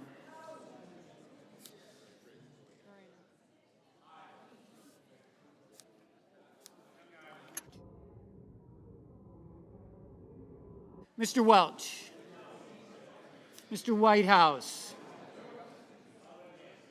Mr. Wicker, T to the L. Mr. Wyden, Mr. Young.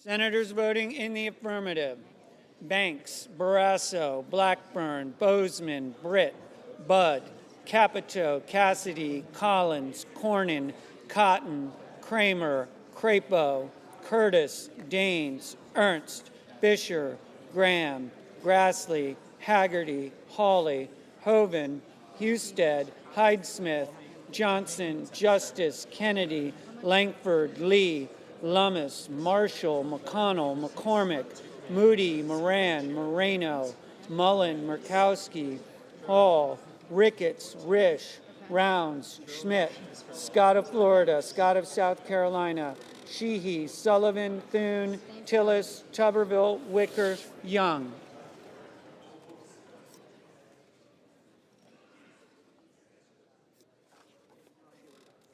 Senators voting in the negative: Also Brooks, Baldwin, Bennett, Blumenthal, Blunt Rochester, Cantwell, Coons, Cortez Masto, Duckworth, Durbin, Gallego, Gillibrand, Hassan, Heinrich, Hickenlooper, Hirono, Kane, Kelly, Kim, King, Klobuchar, Lujan, Markey, Merkley, Murphy, Murray, Ossoff, Padilla, Reed, Rosen, Sanders, Schiff, Schumer, Shaheen, Slotkin, Van Hollen, Warner, Warnock, Warren, Welch, Whitehouse, Wyden.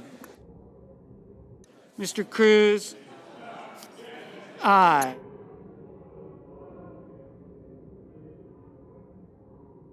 Mr. Peters, no. Ms. Smith, no. Mr. Booker, no.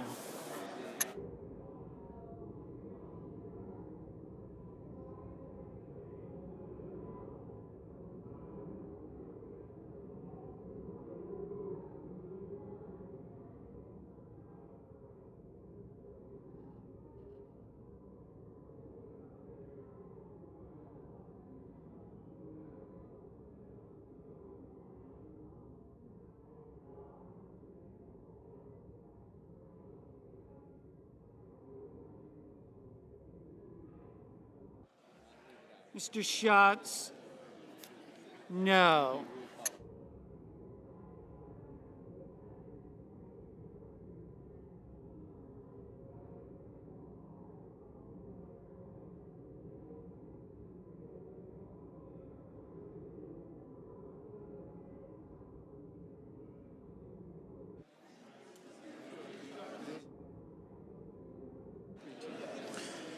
The ayes are 53, the nays are 46. The motion is agreed to.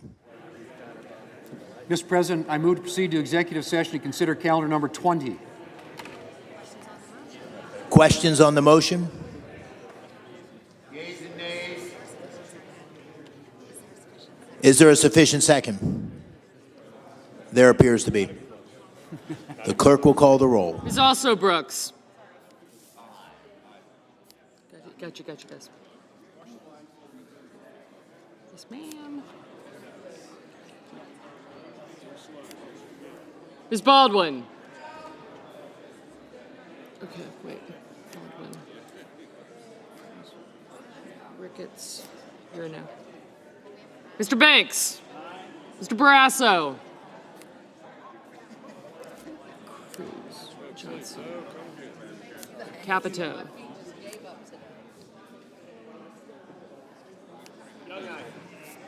I got you. You say you got me. I did. Thank you. I did get you. Thank you. Corny. Thank you. I do. Thank you.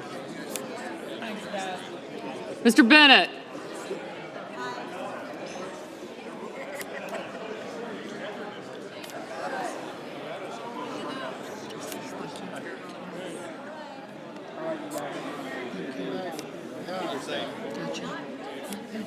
Thank you. Gotcha. Hassan. Smith. Thank you, Ben. Mrs. Blackburn, Mr. Blumenthal. Ernst, Cassidy. Ernst, Sanders. Sanders, thank you.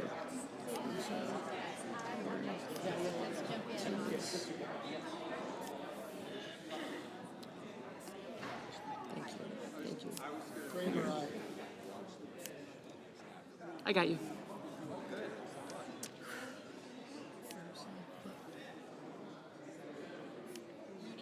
Thank you.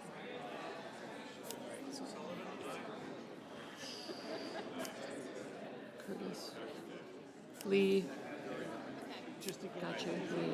Houston. Daines. Moran. You guys have a good weekend. Stay out of trouble. Thank you. Mr. Wyden. Thank you. Warner. Gotcha. Yep.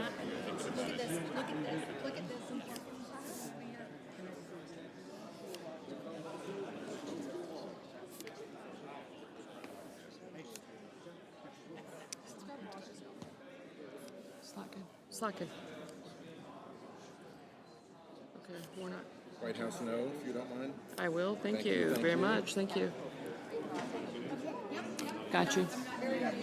I got you too. I do. Thank you. Thank you. That's not fair. That was not good.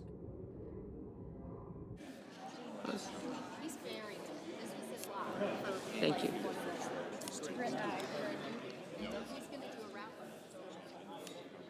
Mr. Blumenthal, Ms. Blunt Rochester, Mr. Booker, Mr. Bozeman. Thank you.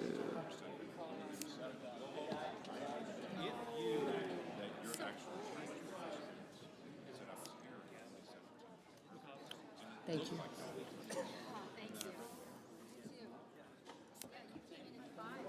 Thank you.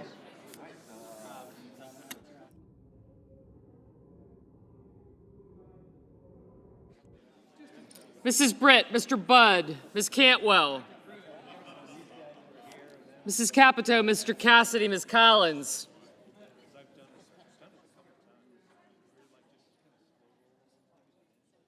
Mr. Coons, Mr. Cornyn, Ms. Cortez Masto.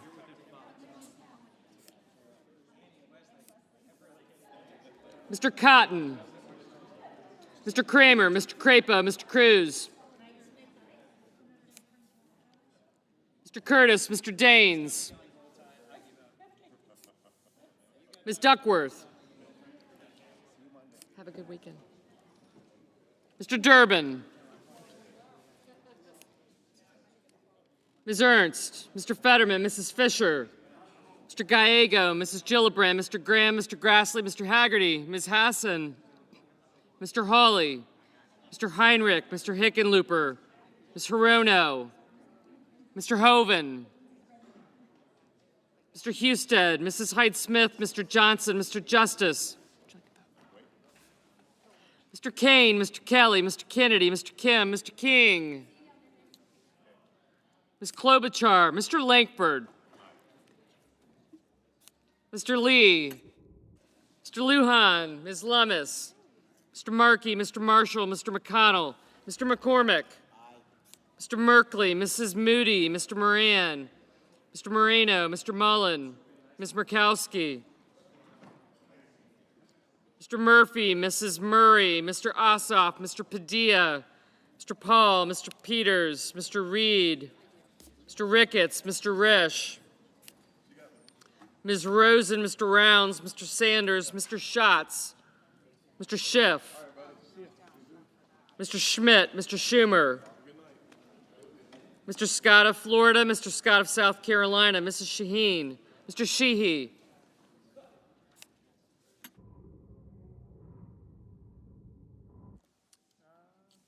Ms. Slotkin, Ms. Smith, Mr. Sullivan, Mr. Thune, Mr. Tillis, Mr. Tuberville, Mr. Van Hollen, Mr. Warner, Mr. Warnock, Ms. Warren, Mr. Welch, Mr. Whitehouse, Mr. Wicker, Mr. Wyden, Mr. Young.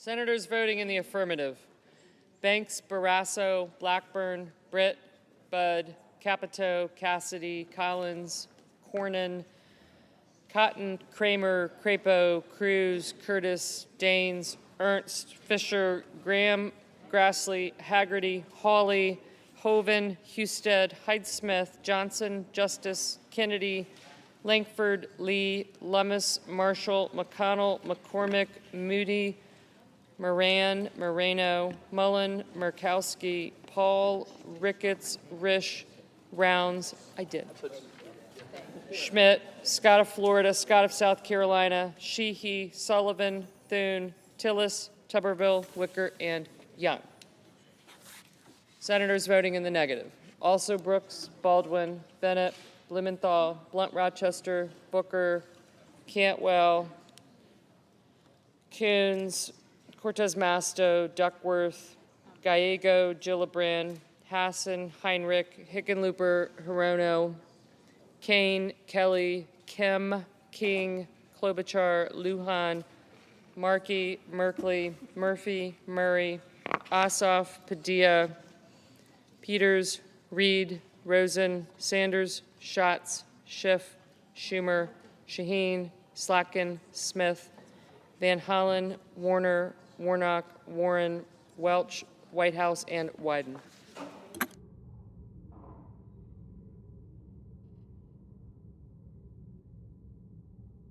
Mr. Bozeman, aye.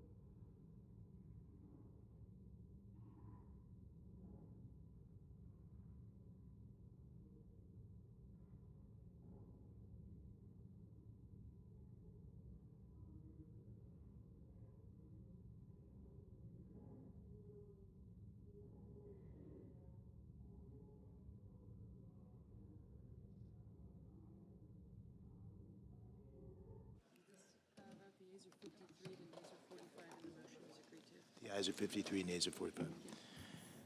The ayes are 53, the nays are 45. The motion is approved. The clerk will report the nomination. Small Business Administration, Kelly Loeffler of Georgia to be administrator. I send a cloture motion to the desk. The clerk will report the cloture motion. Cloture motion, we the undersigned senators, in accordance with the provisions of Rule 22 of the Standing Rules of the Senate, do hereby move to bring to a close debate on the nomination of Kelly Loeffler of Georgia to be administrator of the Small Business Administration, signed by 17 senators as follows. Mr. President, I ask consent the reading of the names be waived. Without objection.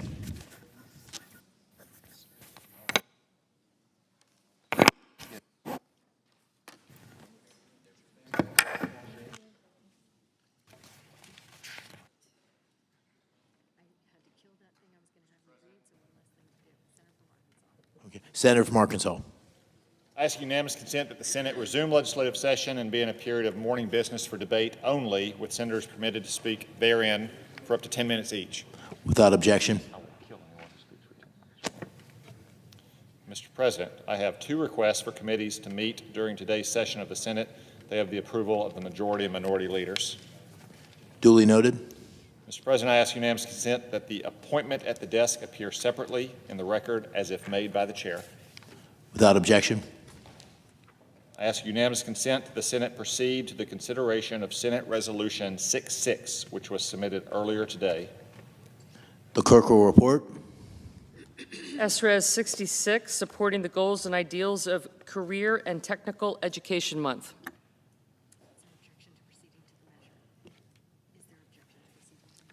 Is there objection to proceeding with the measure? Without objection, the Senate will proceed.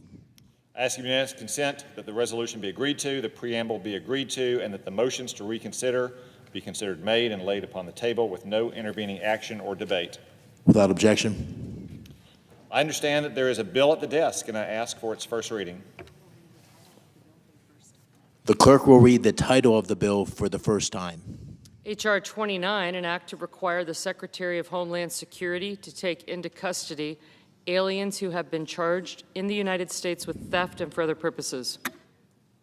I now ask for a second reading, and in order to place the bill on the calendar under the provisions of Rule 14, I object to my own request. Objection having been heard, the bill will receive its second reading on the next legislative day. I ask unanimous consent that when the Senate completes its business today, it stand adjourned until 3 p.m. on Monday, February 10, that following the prayer and pledge, the journal of proceedings be approved to date, the morning hour be deemed expired, the time for the two leaders be reserved for their use later in the day, morning business be closed, and the Senate proceed to executive session and resume executive calendar number 18, Tulsi Gabbard. Finally, that the Senate vote at 5:30 p.m. on the motion to invoke cloture on the Gabbard nomination. Without objection, so ordered.